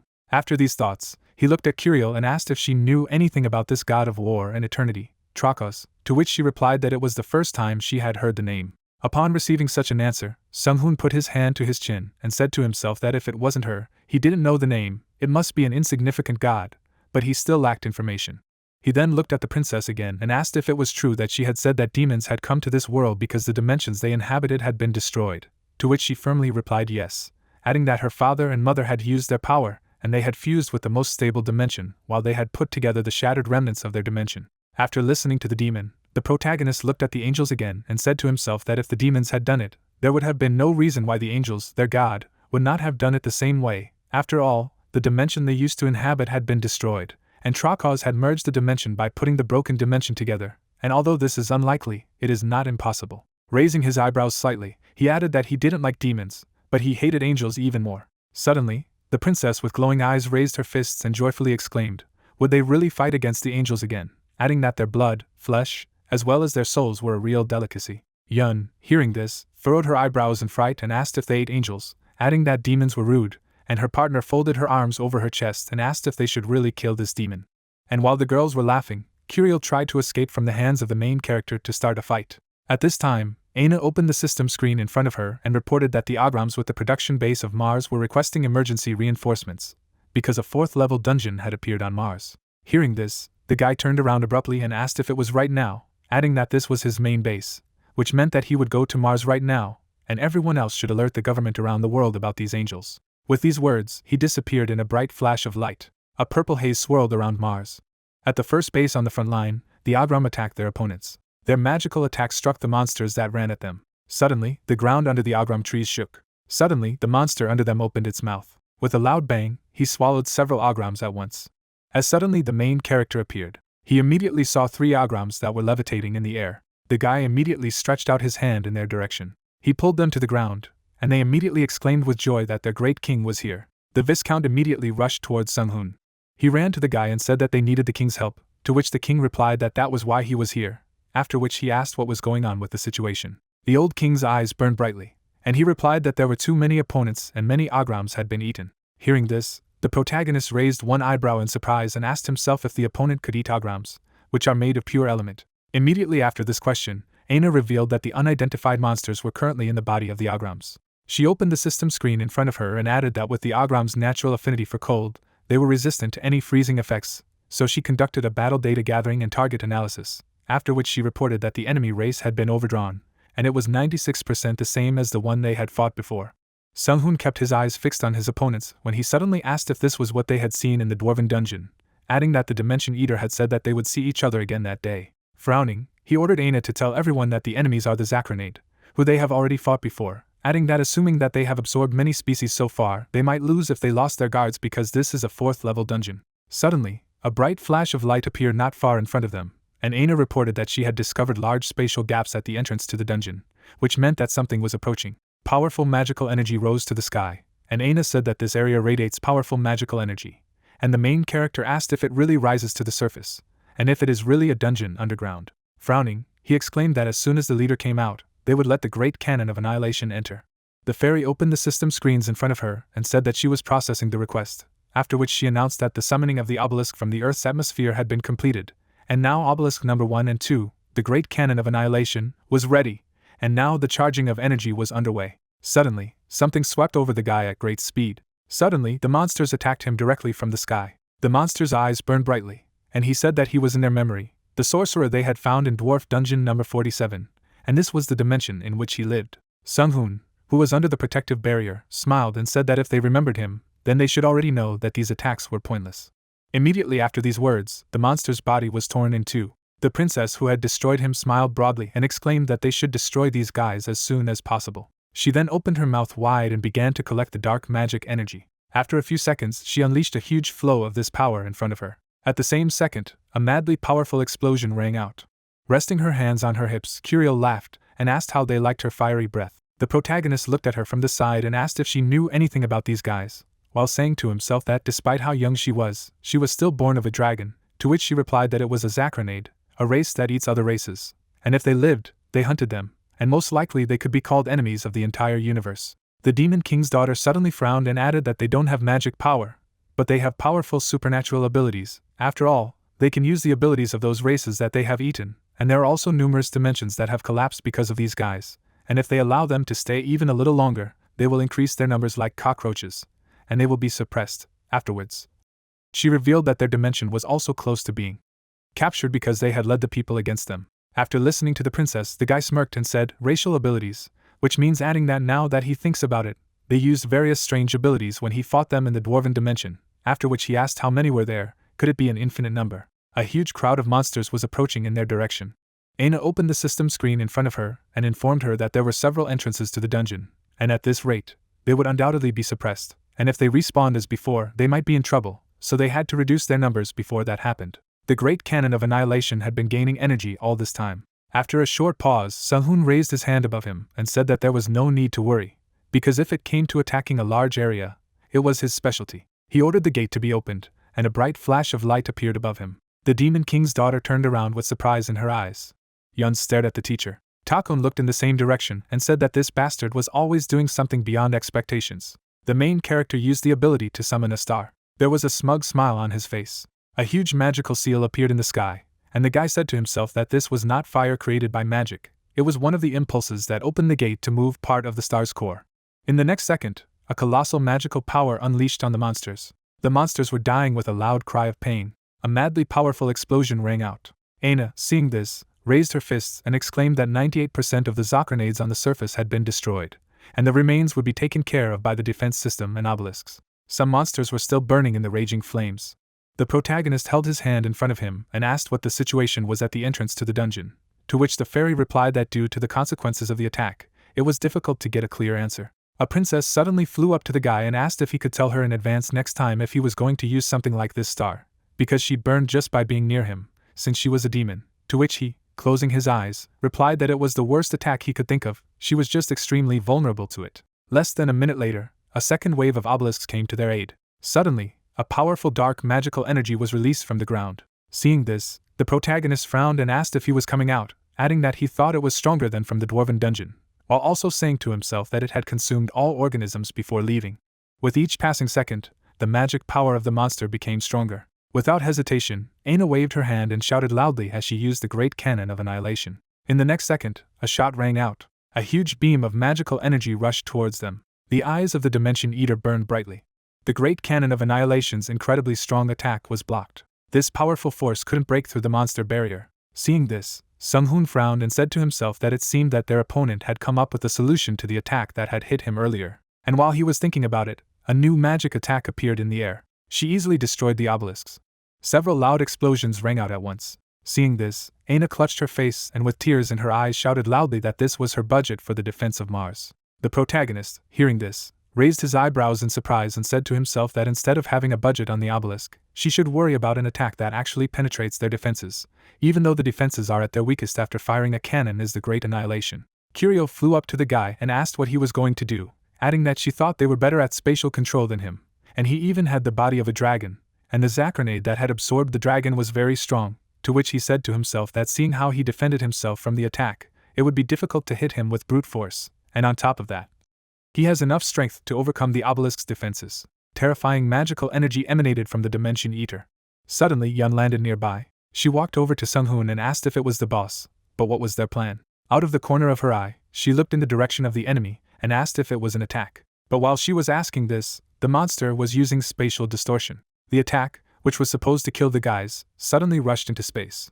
Yun raised her head in surprise and exclaimed that if it wasn't for his protective spell, they would have been dead. At this time, the protagonist brought his hand to his chin and said to himself that Yun's conceptualism is the ability to hit the target no matter what. If they take advantage of it, then it is possible. From these thoughts, a snide smile appeared on his face. Yun's eyes lit up. She took a fighting stance and used the conceptualization of absolute precision. Her fist clenched and a bright light began to shine out of it. At great speed she rushed forward. The girl knew that her attack would always hit the target, no matter what, such was her will. Abaddon swayed uncertainly. He thought that his attack ignored his space and time barriers, but what was it? It was an immodest blow, and this unique property intrigued him. Hiller smiled and said that she hit him, but there was not even a scratch. The gap was too big. She asked her friend to see how strong their enemy was and how weak she was. The monster squinted slyly at these words. He analyzed her attack to see if she could be bypassing any defense, but something of this caliber was too pointless. His next step shattered the rocks beneath him. He soared above the ground. Everything around him turned pink. An energy wave hit the sky, crushing the ground under the feet of the cosmic being. Crathoras looked at his friend curiously and asked how it felt. Yun turned around and said that she could hit him, but there was no feeling that she could kill him. She had the feeling that she was poking an elephant with a needle. The monster rose even higher. The team was waiting. Everything was fine, the mage explained. The important thing was that she was able to hit. How hard it was, it didn't matter. The girl asked if he really had an idea. Crathoras replied of course. Whatever they lacked, he would provide it, and he would turn this needle into an entire gun. Aina grabbed her temples and began to detect a surge of energy in the core of the Zacronade. She reported that Rag was preparing an exclusive attack of the dragon breath. Yun looked at her leader in surprise. He smiled at her and said that he would give her all the mana she needed. She was definitely able to withstand it. A blue wave passed down the huntress's back, giving her a physical boost, and the mana transfer began. The girl's eyes opened wide. A moan escaped from her chest. A blue flash flashed on the rock for many meters around. Diakoyan looked at the fairy and asked if the hero was putting all his energy into the healer, who had noted the presence of an incredible amount of mana. Sung-hoon explained that by using the dragon ability, he had transferred mana, which was transformed by his aura. Hiller concentrated. The leader asked if she felt the power of a 9th-level great sorcerer, the so-called god realm. At that moment, a red aura began to beat out of the girl. The magician looked ahead seriously. He realized that the moment had come and now he ordered to blow up their enemy. He demanded to do so. Suddenly he looked at his hand. A look of amazement appeared on his face. He didn't understand what it was. The transformation wasn't over yet. In fact, Yun was absorbing even more mana than necessary. The aura around the girl intensified. The flow turned yellow. The mana that the hero gave her was not generous, and her body was naturally trying to absorb even more. Sung-hoon never expected her physique to ascend to such an extent.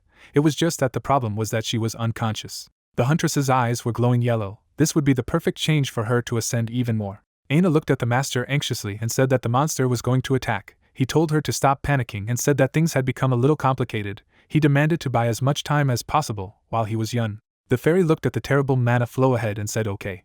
Abaddon opened his mouth and a shot began to form inside it. He thought about his prey using the power of true ice. His scaly body curved and he used glacial breathing. The sky was covered with a bright and frosty light. Aina used the portal to save her comrades, after which she began to erect shields and began preparing for any enemy attack. The breath beam crashed into the erected barrier and began to crumble into several other, weaker rays. The fairy reported that the strength of the shield was rapidly decreasing. There were only 3 seconds left before exhaustion. Sung-hoon looked at his enemy in amazement. His assistant was using this expensive Hanomaru as a throwing shield. But at least they bought some time. There was an explosion. Shards of ice and cold steam scattered in all directions. The shield was exhausted, and the Nahomra fell. However, the enemy attack stopped, and the transfer of the remains of the shield to subspace began. Purple streams of residual energy remained under the starry sky. The girl's astral body floated through the void. The hero turned to her with a request to wake up. Yun slowly opened her eyes and looked ahead. She could hear Sung-hoon's voice in the distance. His core hovered high above her, radiating a pleasant light. He asked her to get up, asked if she was awake. Hiller took an upright position, flew to the core and answered yes. Although she was still knocked out, she heard the master's voice from the blue ball. Where she was, the teacher asked if she didn't remember. She passed out after he transferred his mana to her. Yun's eyes were amazed. She began to remember. The hero demanded to wake up immediately. Then the hunter reached for the huge cannonball, which had a sweet smell for her. Sung-hoon tried to tell her that this was not what she could eat, because it was his mana. Yun smiled broadly and thanked for the food. The mage asked to wait. He thought it was real madness. The cannonball released a strong flash. The hero in the real world abruptly broke the distance. He frowned ahead, puzzled by something. Aina looked ahead in surprise and asked what the master had just done. Diakoyan froze. She asked if she could see the halo of an angel. The healer's hair turned a bright white light. The mage explained that she had actually become a creature on par with a demigod. The girl looked at her hands and was amazed. She felt so refreshed. She felt like she was born again. Abaddon hovered in midair, looked at his enemy, and asked the hero what he had done when his prey suddenly became a demigod. Yan released a stream of aura. She felt good. She was about to attack again now. Her eyebrows furrowed. Her eyes lit up. She felt that she could do anything. The creature used his frost breath again and mentally said that he had been killing countless demigods for thousands of years. Yun calmly smiled back at him. She asked what it was. A moment ago, this attack looked intimidating, but she wasn't afraid anymore. Plus a bunch of martial techniques now came to her mind, so she used the art of time and space, its first form. Huge energy silhouettes of wings appeared from its back. Abaddon stopped attacking in fright, and a huge sphere rushed in his direction. Two attacks collided. Aina began a status report. There was a complete destruction of the enemy. Also, a partial deformation of the crust of Mars due to the attack was detected. They will use nanomachines to repair the destroyed crust and recycle the scattered material floating in the atmosphere. Yun froze in a fighting stance. The hero said that he wanted the fairy to keep a close eye on the huntress and her height. The fairy replied that the girl really exceeded their expectations and promised to look after her. Shock froze on the Magus's face. He knew that she had talent, but her height was too abnormal. At this rate, she would be able to reach the gods. The healer looked at herself and asked why she was suddenly feeling so weak. The mana that the sorcerer gave her was just a consumable. Yun turned back and asked him to stop. Suddenly she began to fall. Sung-hoon stretched out his hands to catch her. He understood that the ward could not move a finger. He cast a levitation spell on her. The huntress was enveloped in a purple pillow. The girl asked what had just happened. Did she kill the enemy? She remembered almost nothing, but she had a headache. Yun returned to normal. At the same time, in one of the cracks in the dimension, the system began to turn on the dimension by 98%. The transition to hibernation began, after the last dungeon. The destroyed areas of the dimension are being glued together, with 2% left before the final phase. A request has begun for the transition of the last part of the measurement to begin the final phase. Aram hung in the air, covered in fire. She was a heroine who had been chosen as the goddess of fire. Yun stood on the ground and frowned at the ground. Yun, a young girl with an amazing talent that even the arrogant god of martial arts pays attention to. Jessica Rothschild, the servant who attracts the most attention from the god of death, despite being born human. Aina looked thoughtfully ahead, an object created due to the distortion of a dimension that should not exist. She turned to the master, who was smiling at her. A huge figure of the Wizard King appeared in space. The final test was near. So 6 months passed. The Earth, after the Battle of Mars, the strength of the dynamics of the globe changed. Eponymous saviors of the end, Zoroastrianism spread its power throughout the world at an abnormal speed. The god of light and wisdom named Ahura stood in front of the fire, or rather, he is only the one who calls himself this god. He began to give his power to his believers through messages. Because of this, Iran grew into a great superpower, more than the United States. Since the god decided to freely give away his power to his believers without any restrictions, this had to happen. Because of this, the angels of Trokaz from behind the 5th level dungeons, who were expanding their power with the US, essentially stopped the spread of their power. The two religions clash endlessly to extend their power over the other. Angels were also busy building a holy temple at the North Pole. The demons from the other side of the gates of hell in Antarctica showed great activity. The demons had an infinite lifespan. They spent an extremely large amount of time and used absurdly complex methods to achieve anything. Sung-hoon decided that he could just leave them. On Mars after Abaddon, 4th level dungeons began to appear there every day, and the hero was already too tired of it. These monsters coveted his property. Several glowing spheres shot towards the city over the wasteland of night. A 9th level Magus was also flying among them. The wild tribe of monsters, led by their leader, was alarmed. He shouted at his tribe, not understanding why they were afraid of only one enemy. The goblin angrily looked ahead and ordered to use the sacrifice, to use the life force to increase the strength of the magic nullification shield. Something like magic has no effect on the magic nullification shield. Everything was flooded with bright light. Sung-hoon frowned at them. He knew that these trolls used magic that increased their strength with the sacrifice of life energy. But a barrier of this level couldn't stop him. The spheres turned into needles and pierced several fighters. The leader looked at his dead comrades in shock. The mage did a somersault in the air and used the void step. The intruder landed among the slain trolls. The chieftain looked at him menacingly and asked how the hero used his power on his nullification shield, if he was a demigod, and if so, did he desire sacrifices? In an instant, the gray-haired wizard came close to him. He didn't think he wanted to waste time with a primitive race like him. He raised his fist to exterminate. The chief took the blow, a hoarse moan escaped from his chest. Purple blood sprayed on the ground. The system sent a message about the completion of the dungeon clear. The guy looked at his hand in surprise and asked if he didn't need to use magic against these guys. He thought it would be good to learn martial arts when he got the chance. Aina said that trolls, even with some nuances, were never weak, they were just unlucky. Everything around was filled with bright light. The fairy looked around warily. A large-scale shift in the size of space was detected. They were being expelled from the dungeon. Sung-hoon looked at her in surprise and asked what it was. He had killed the boss.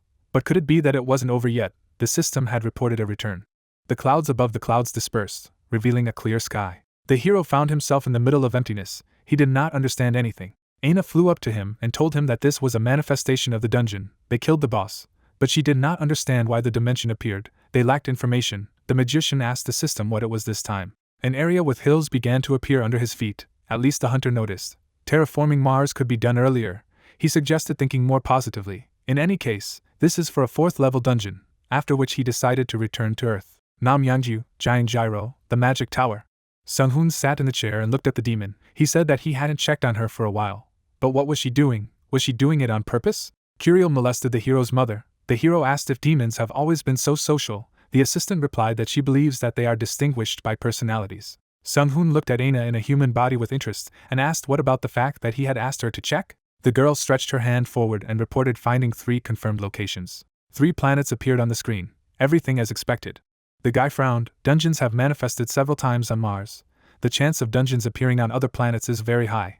Are there any creatures that are on par with Abaddon in terms of threat?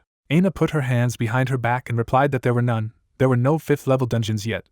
The hero asked what about other intelligent life forms. The assistant confirmed only one race among the planets. A life form appeared on the screen in the form of energy beings. Aina was able to use telepathy. Their language has been established. They call themselves Kolben. They are aware that their powers are inferior to them, so they have a high level of knowledge that is at a completely different level than theirs. The magician asked what their level of threat is. The fairy replied that at the moment they do not pose a threat. Then Jupiter follows in the report. The picture on the screen changed. Sung-hoon asked if anyone could survive on the gas giant. The girl said that an extremely large plant with an incredible amount of terra mana forms the planet. The hero looked at the approximate image and asked, does it really look like the shape of the world tree? The analysis has been completed. The giant plant that appeared on Jupiter is a kind of world tree. The world tree is currently terraforming the planet, collecting the energy of the appearance of dungeons. It uses the gas cloud to form the terrain. They estimate the terraforming time at 1,200 hours until it is inhabited by humans. The hero asked, does this really mean that the elves appeared on Jupiter? A photo of long-eared creatures appeared on the screen. Aina noticed that the master was right. It seemed that the high elves who appeared from the dungeon were currently ruling the world tree, and if the elves appeared, the hero should say that Jupiter was now under the influence of some god. The sorcerer frowned. He concluded that the elves themselves are nature gods who are far more powerful than the self-proclaimed god of eternity. Trakos, however, since they are usually neutral, they will have no problem with them as long as they leave them alone. Aina adjusted her glasses and asked the hero if everything would be fine. After 1,200 hours, when the world tree finished terraforming the planet, there was a very good chance that they would want to go to other planets. Sung-hoon waved his hand cheerfully and said that everything was fine. He noted that the elves were extremely conservative. If they started causing trouble, he would send Yun. Since no magic barrier would work on her, she could become the greatest nightmare. The assistant agreed with this. She also showed the dragonborn that appeared on Saturn. Sung-hoon began to reason that these creatures are usually aggressive and technically advanced. They can become a formidable enemy. Aina switched the image and replied that fortunately, their development as a civilization is slow and their politics are almost non-existent. However, fully grown monsters are monsters capable of interstellar travel. She advised to keep an eye on them and not let your guard down. Good instincts may have to be watched in stealth mode. The drone was destroyed and interference appeared on the screen. Sung-hoon smiled and lay down comfortably. He ordered the fairy to just keep an eye on them. Despite their aggressiveness, they have a habit of obeying the strong. Aina suggested that if they introduced them, they could become a powerful military asset. Suddenly, Siren came out of the laboratory and waved at them, but she was standing too close to the camera and said that the hero should come to the laboratory immediately. She stepped back, clenched her fists, and said that everything was finally completed. The master did not know that she was done, unless she said what she was working on. He looked at the camera in exasperation and told me to sit down and explained slowly. He was curious about what they had done. Siren was indignant and was led back by her employees. The assistant apologized and explained that their girl was a little worried, but it was clear that what he had been waiting for so long was already ready. It was about the nuclear fusion reactor. It was completed. Surprise appeared on the hero's face. He praised Elion.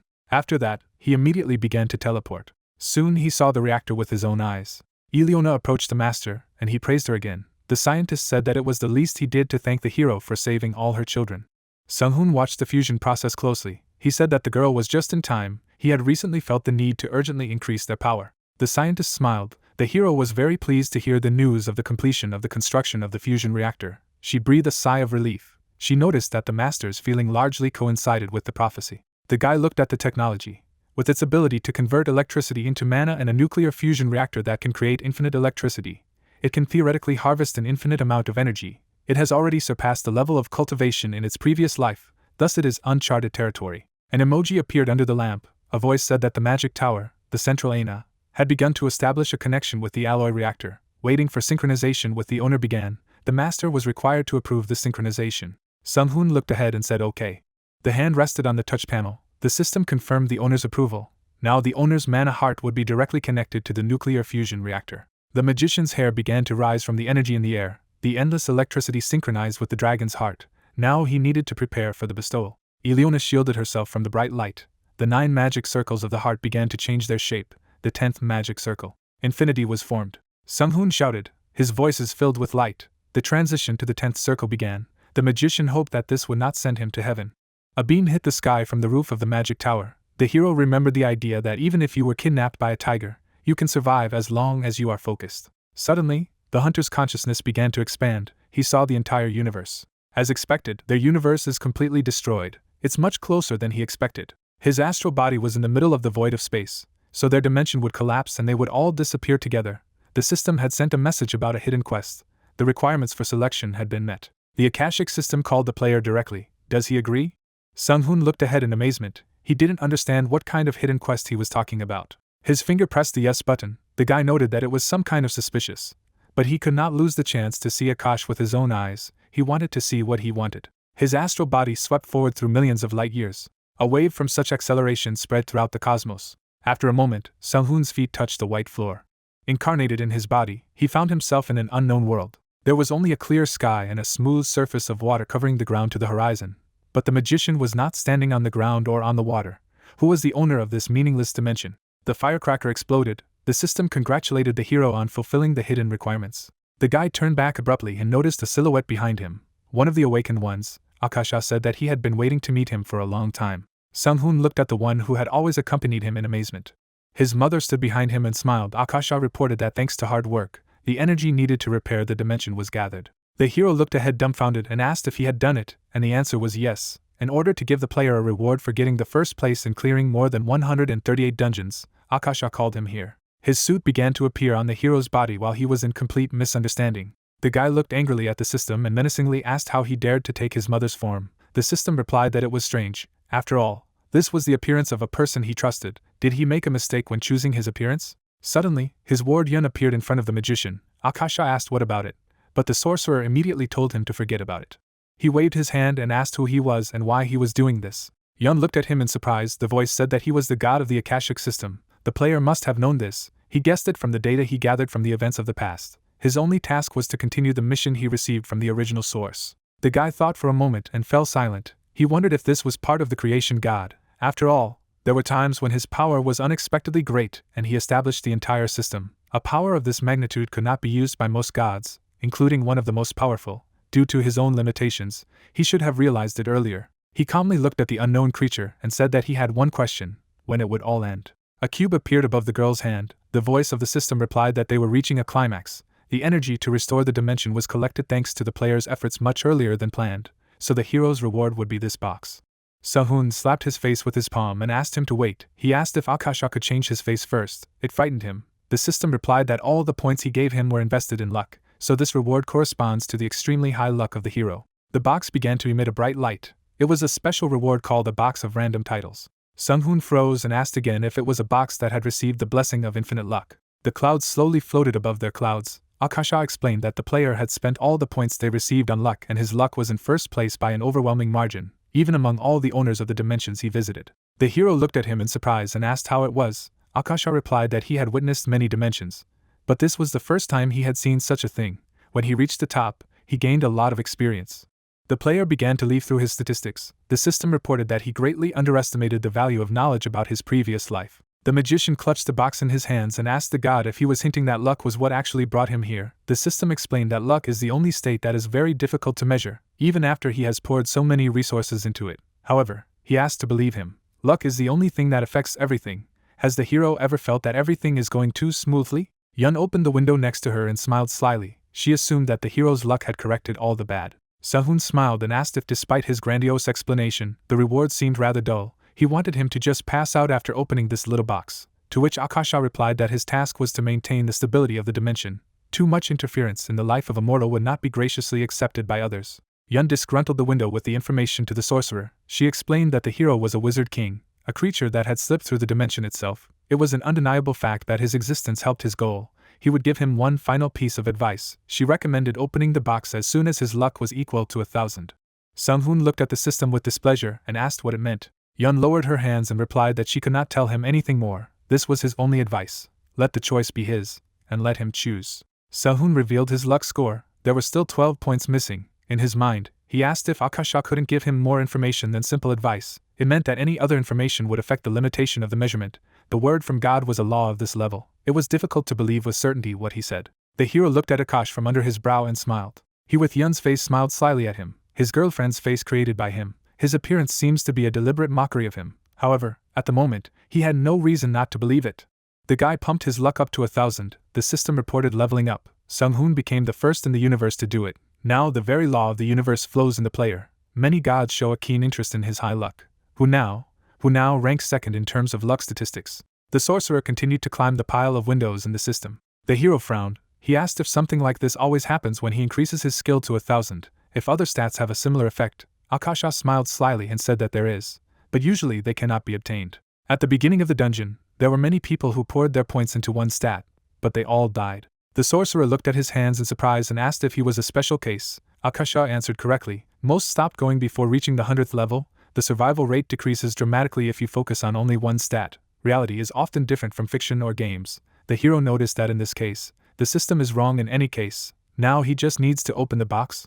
Akasha looked at him and explained that the box would spit out a stone if an ordinary person opened it, but what would come out of the box would depend solely on his luck. Sehun smiled anticipatingly. Being a god must be burdensome. No matter what he does, he has to consider many limitations. Akasha folded his arms over his chest and suggested that he think of it as a simple favor. For everything that the hero did, he owed him a little. Why didn't he open the box? He himself was wondering what would come of it. The guy looked at the box and decided to open it. A bright light began to emit. The system warned that high luck was changing the law of the universe itself. A bright flash rushed into the sky. Akasha narrowed his eyes slightly. Waiting for the opening, the system reported that the hero had reached the end of all knowledge. Akasha opened the window. The system message announced that he had received the rank of SSS, rank of Librarian of the Great Library. The god noticed that the hero had received a suitable reward that was available to him. The authority to gain access to the records of the universe had been fulfilled. Sehun smiled slyly and asked if the god was sure that he wanted to give the Akashic records to the sorcerer. The creature bowed its head and replied that if the hero had access to the Akashic records, he would be able to enter into virtue with knowledge that he could access right now. However, as he said, it was simply the result of his luck, and such a privilege meant that only when he was able to survive what happened. The wind blew and lifted the hem of the hero's robes. He asked if the god was talking about the final phase. He answered correctly. In order to restore the dimensions, he must already know that he had collected several shards of different sizes. This meant that several dimensions were intertwined with each other. The sorcerer looked at Akash in surprise, who asked if the hero knew who was creating these problems. It was Zakranid. The system explained that if she recovered one dimension, these beings would go around the dimensional boundaries to find prey, and as he saw, they became more powerful so as not to be easily subdued to the new power. Numerous dimensions and demigods were absorbed by them in the final phase. Yun smiled maliciously, wondering what would happen to this dimension in 1,200 hours. Her image began to disappear behind the interference. Akasha warned that the monsters would be here in 50 days, and this was the limit of time that he could spend with the hero. Sehun looked at him in shock. The god hoped that the hero would live to see this moment, when the privilege he had received would take effect. The guy shuddered at these words. He threw his hand forward and asked him to wait. Fear froze in his eyes. Eliona turned to the hero. Sehun looked at his assistant in surprise. He approached the scientist. She asked if it worked. She couldn't see his status. The hero asked how long he was gone after absorbing the energy of the reactor. The girl replied that only a few seconds had passed. The guy began to stretch his lower back and asked to wait a minute. He needed time to think. He felt that the time itself had changed a lot. Fortunately, his heart and dragon body are still stable, and in any case, Director Akasha said that the final stage is already beginning. although he doesn't like that he looks down on him, but he must prepare. The player turned and called to the fairy, telling her to start counting down to 1200 hours. Aina smiled, started counting down, and asked if she could find out what was going on. The hero waved his hand and said that at the end of the count, the last battle would begin. He needed to contact everyone. He called Eliona to follow him. He was going to explain everything to her on the way. The couple leisurely walked out of the laboratory. I passed the unit. Sung-hoon informed his team of what was going on. He personally met with Akasha and they have 50 days until the final stage. All they can do is prepare to the maximum. This is all an important part of the battle and Yun's height can play into their hands. Yun will soon be able to enter the demigod realm. Sung-hoon turned to Elion and told her to take care of it. Mia had already contacted the dwarves. The girl promised to do her best. She smiled and warned that the dwarves had been under a lot of stress in preparing something like this for 50 days. Mars factories are working at a rate of 1 in 1,000, technically. They have 5,000 days to work on it. The hero was sure that this time was enough. Night fell. Sung-hoon and Aina watched the family from the sidelines. The master warned that he also needed to prepare. He glanced at the assistant and told her that he had let Kirio go to the gates of hell. She would be back soon with an answer. She had left the connection available. So if she returned, he would need to call him. After that, he decided to use his new power and open the Akashic tunnel.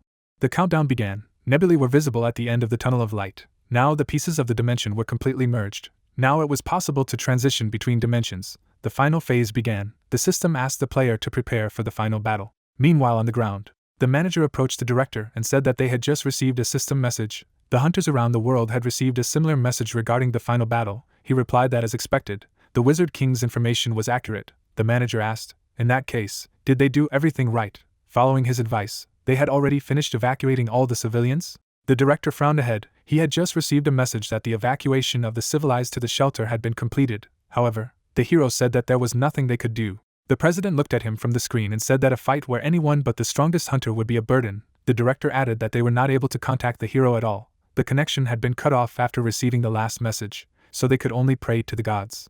Meanwhile, in the asteroid belt, the planet blocked the light of the sun. The system reported great danger. An extremely dense gravitational field appeared around the exoplanet Serima. The system confirmed the distortions of space and time. From the void, an ultra-high number of Zacronade fusions emerged. Approximately 250 million smaller Zacronades were discovered. However, the number was still increasing. Aina looked ahead anxiously. She warned that from now on, she would take control of the battle. Sung-hoon was standing on the space platform. There were a bunch of screens with important information around him. Smaller cranids were in motion towards the ground. The fairy began to track the movement. Asteroids raced through the void. Yun looked sternly ahead and asked where the hero was now. Aina, dressed in military costume, stood in front of her and told her that the hero would arrive at the scene in 24 hours at 10 o'clock. Their goal was to survive until the master came. Diakoyan contacted the fairy and asked if the hero was going to delay these monsters for 24 hours. She knew that it wouldn't be easy. Why don't they attack the monsters themselves to save time? The rest of the team joined the call. Aram said that they shouldn't take such a risk, because if they lost, the land would be destroyed. Aina smiled and said that this was their last battle, so they needed to concentrate. Because despite the number of these creatures that competed with the bosses of the 4th level dungeons, they would prepare a bombardment from dwarves, sirens, and other races. Aram closed her eyes and noted that it was a good idea if they just sent mid-level people there.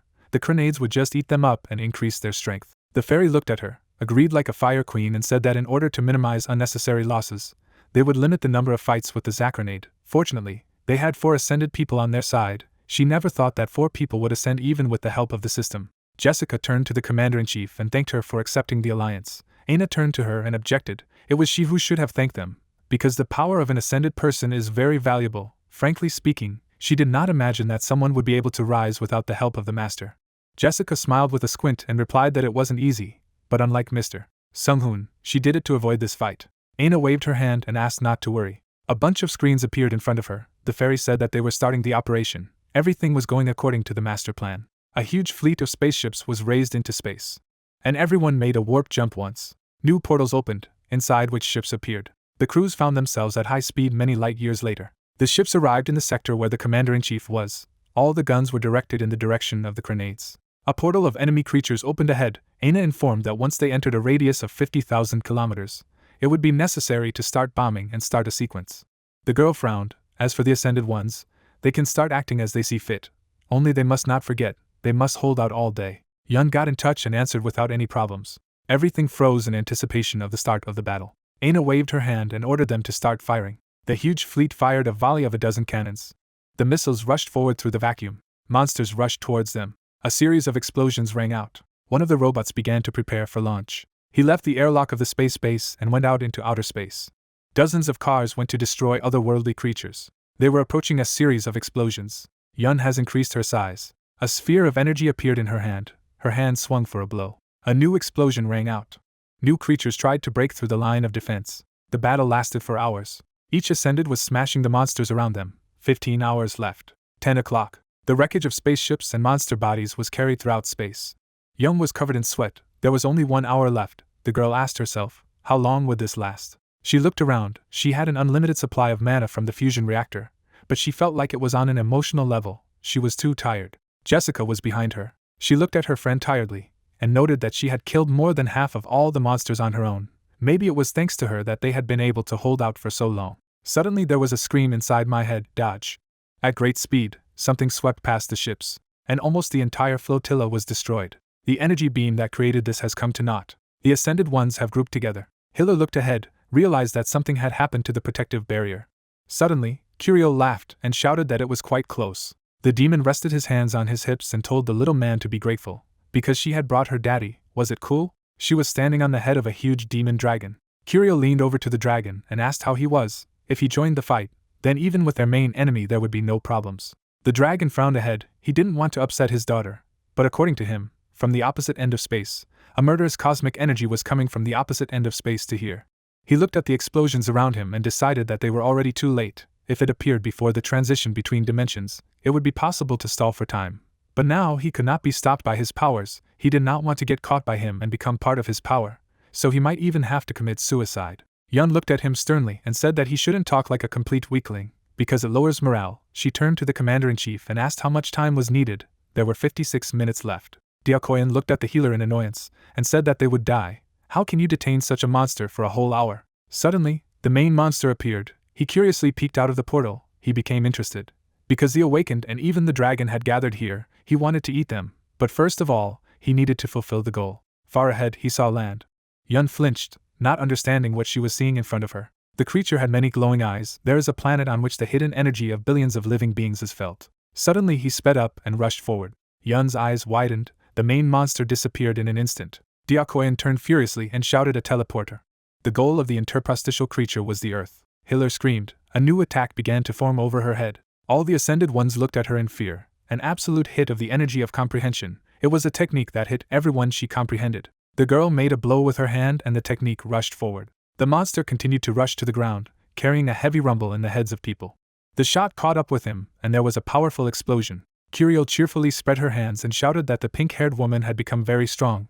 Didn't the dragon mentally tell her that he didn't even think that she was human? However, in the darkness, the silhouette of the creature was still visible, which froze in place. The strength of this attack was not enough. The girl screamed angrily. The monster was covered in red light and looked at his hands. He realized that his body could evolve.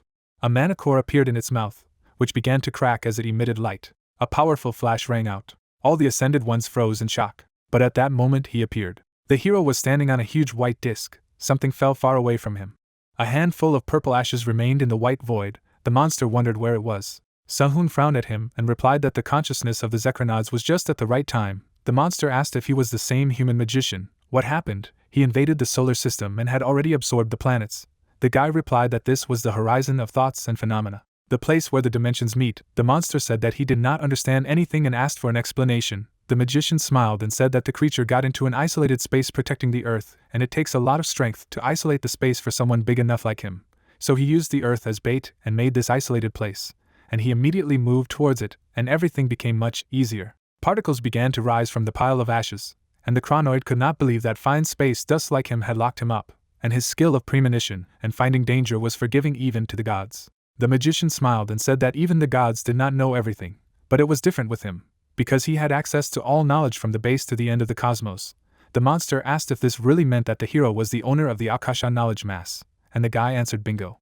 The creature regained its physical form and opened its mouth, declaring that its defeat was not yet predetermined. The villain looked at his body and saw the unsightly shape of a cyclops with a mouth on a thin body. Songhun smiled and said that now the chronoid had shown its true appearance, because this was the world of consciousness, not flesh. The monster released an aura. The hero said that he could not use the power of his blood, and for him, devouring bodies and stealing the power of the eaten, this was the worst place to fight. To which the villain asked if this meant that the hero was exactly the same. The guy got into a fighting stance and agreed. He said that although this place was created by him, it also creates the same restrictions for him, but he will have to put up with it in order to defeat a space creature like him. The creature's eyes widened. His body began to transform. It told him not to think that the hero was in a more advantageous position. Many consciousnesses that had been eaten up during all this time were united in him. Many copies appeared around the original, and Zakernade stated that he was not alone. Sung-hoon only grinned and beckoned with his hand. He asked if the monster thought that he did not know all this. He told him to come here so that he could show him what a magician who was different from everyone else was capable of. Immediately, the creatures rushed at him to attack. A rumble resounded throughout the space. A strong lightning struck. 4 months later, the aliens were taken under control, and their dimension was rapidly returning to normal. The elves from Jupiter, the dragons from Saturn began trading with the Earth. The elves made a fuss with their beauty. The order of death overtook all existing religions and began to dominate the Earth. The allies also now lived their own lives, and among them, Yun took first place in the ranking and became the main star of the Earth. Near the defeated Leviathans, she gave interviews and told that she was mainly engaged only in hunting. Many viewers were interested in her relationship with the Wizard King, which put an end to the problem with interdimensional creatures. There were rumors that they were dating. Is it true? Yun smiled cheerfully and said that she couldn't deny it. At that moment, the hero choked on coffee. He looked ahead with displeasure and complained that the girl was spreading empty rumors. However, this did not anger him. Attention shifted to a congratulatory message from the system. He didn't know what to do about it. The system offered the opportunity to rise to the level of a god and reign immortally as a wizard king. At that moment, his mother called the guy to eat. He left his mug by the TV, went to his mother and said that it was also good to be a god, but now he just wanted to enjoy this peaceful state.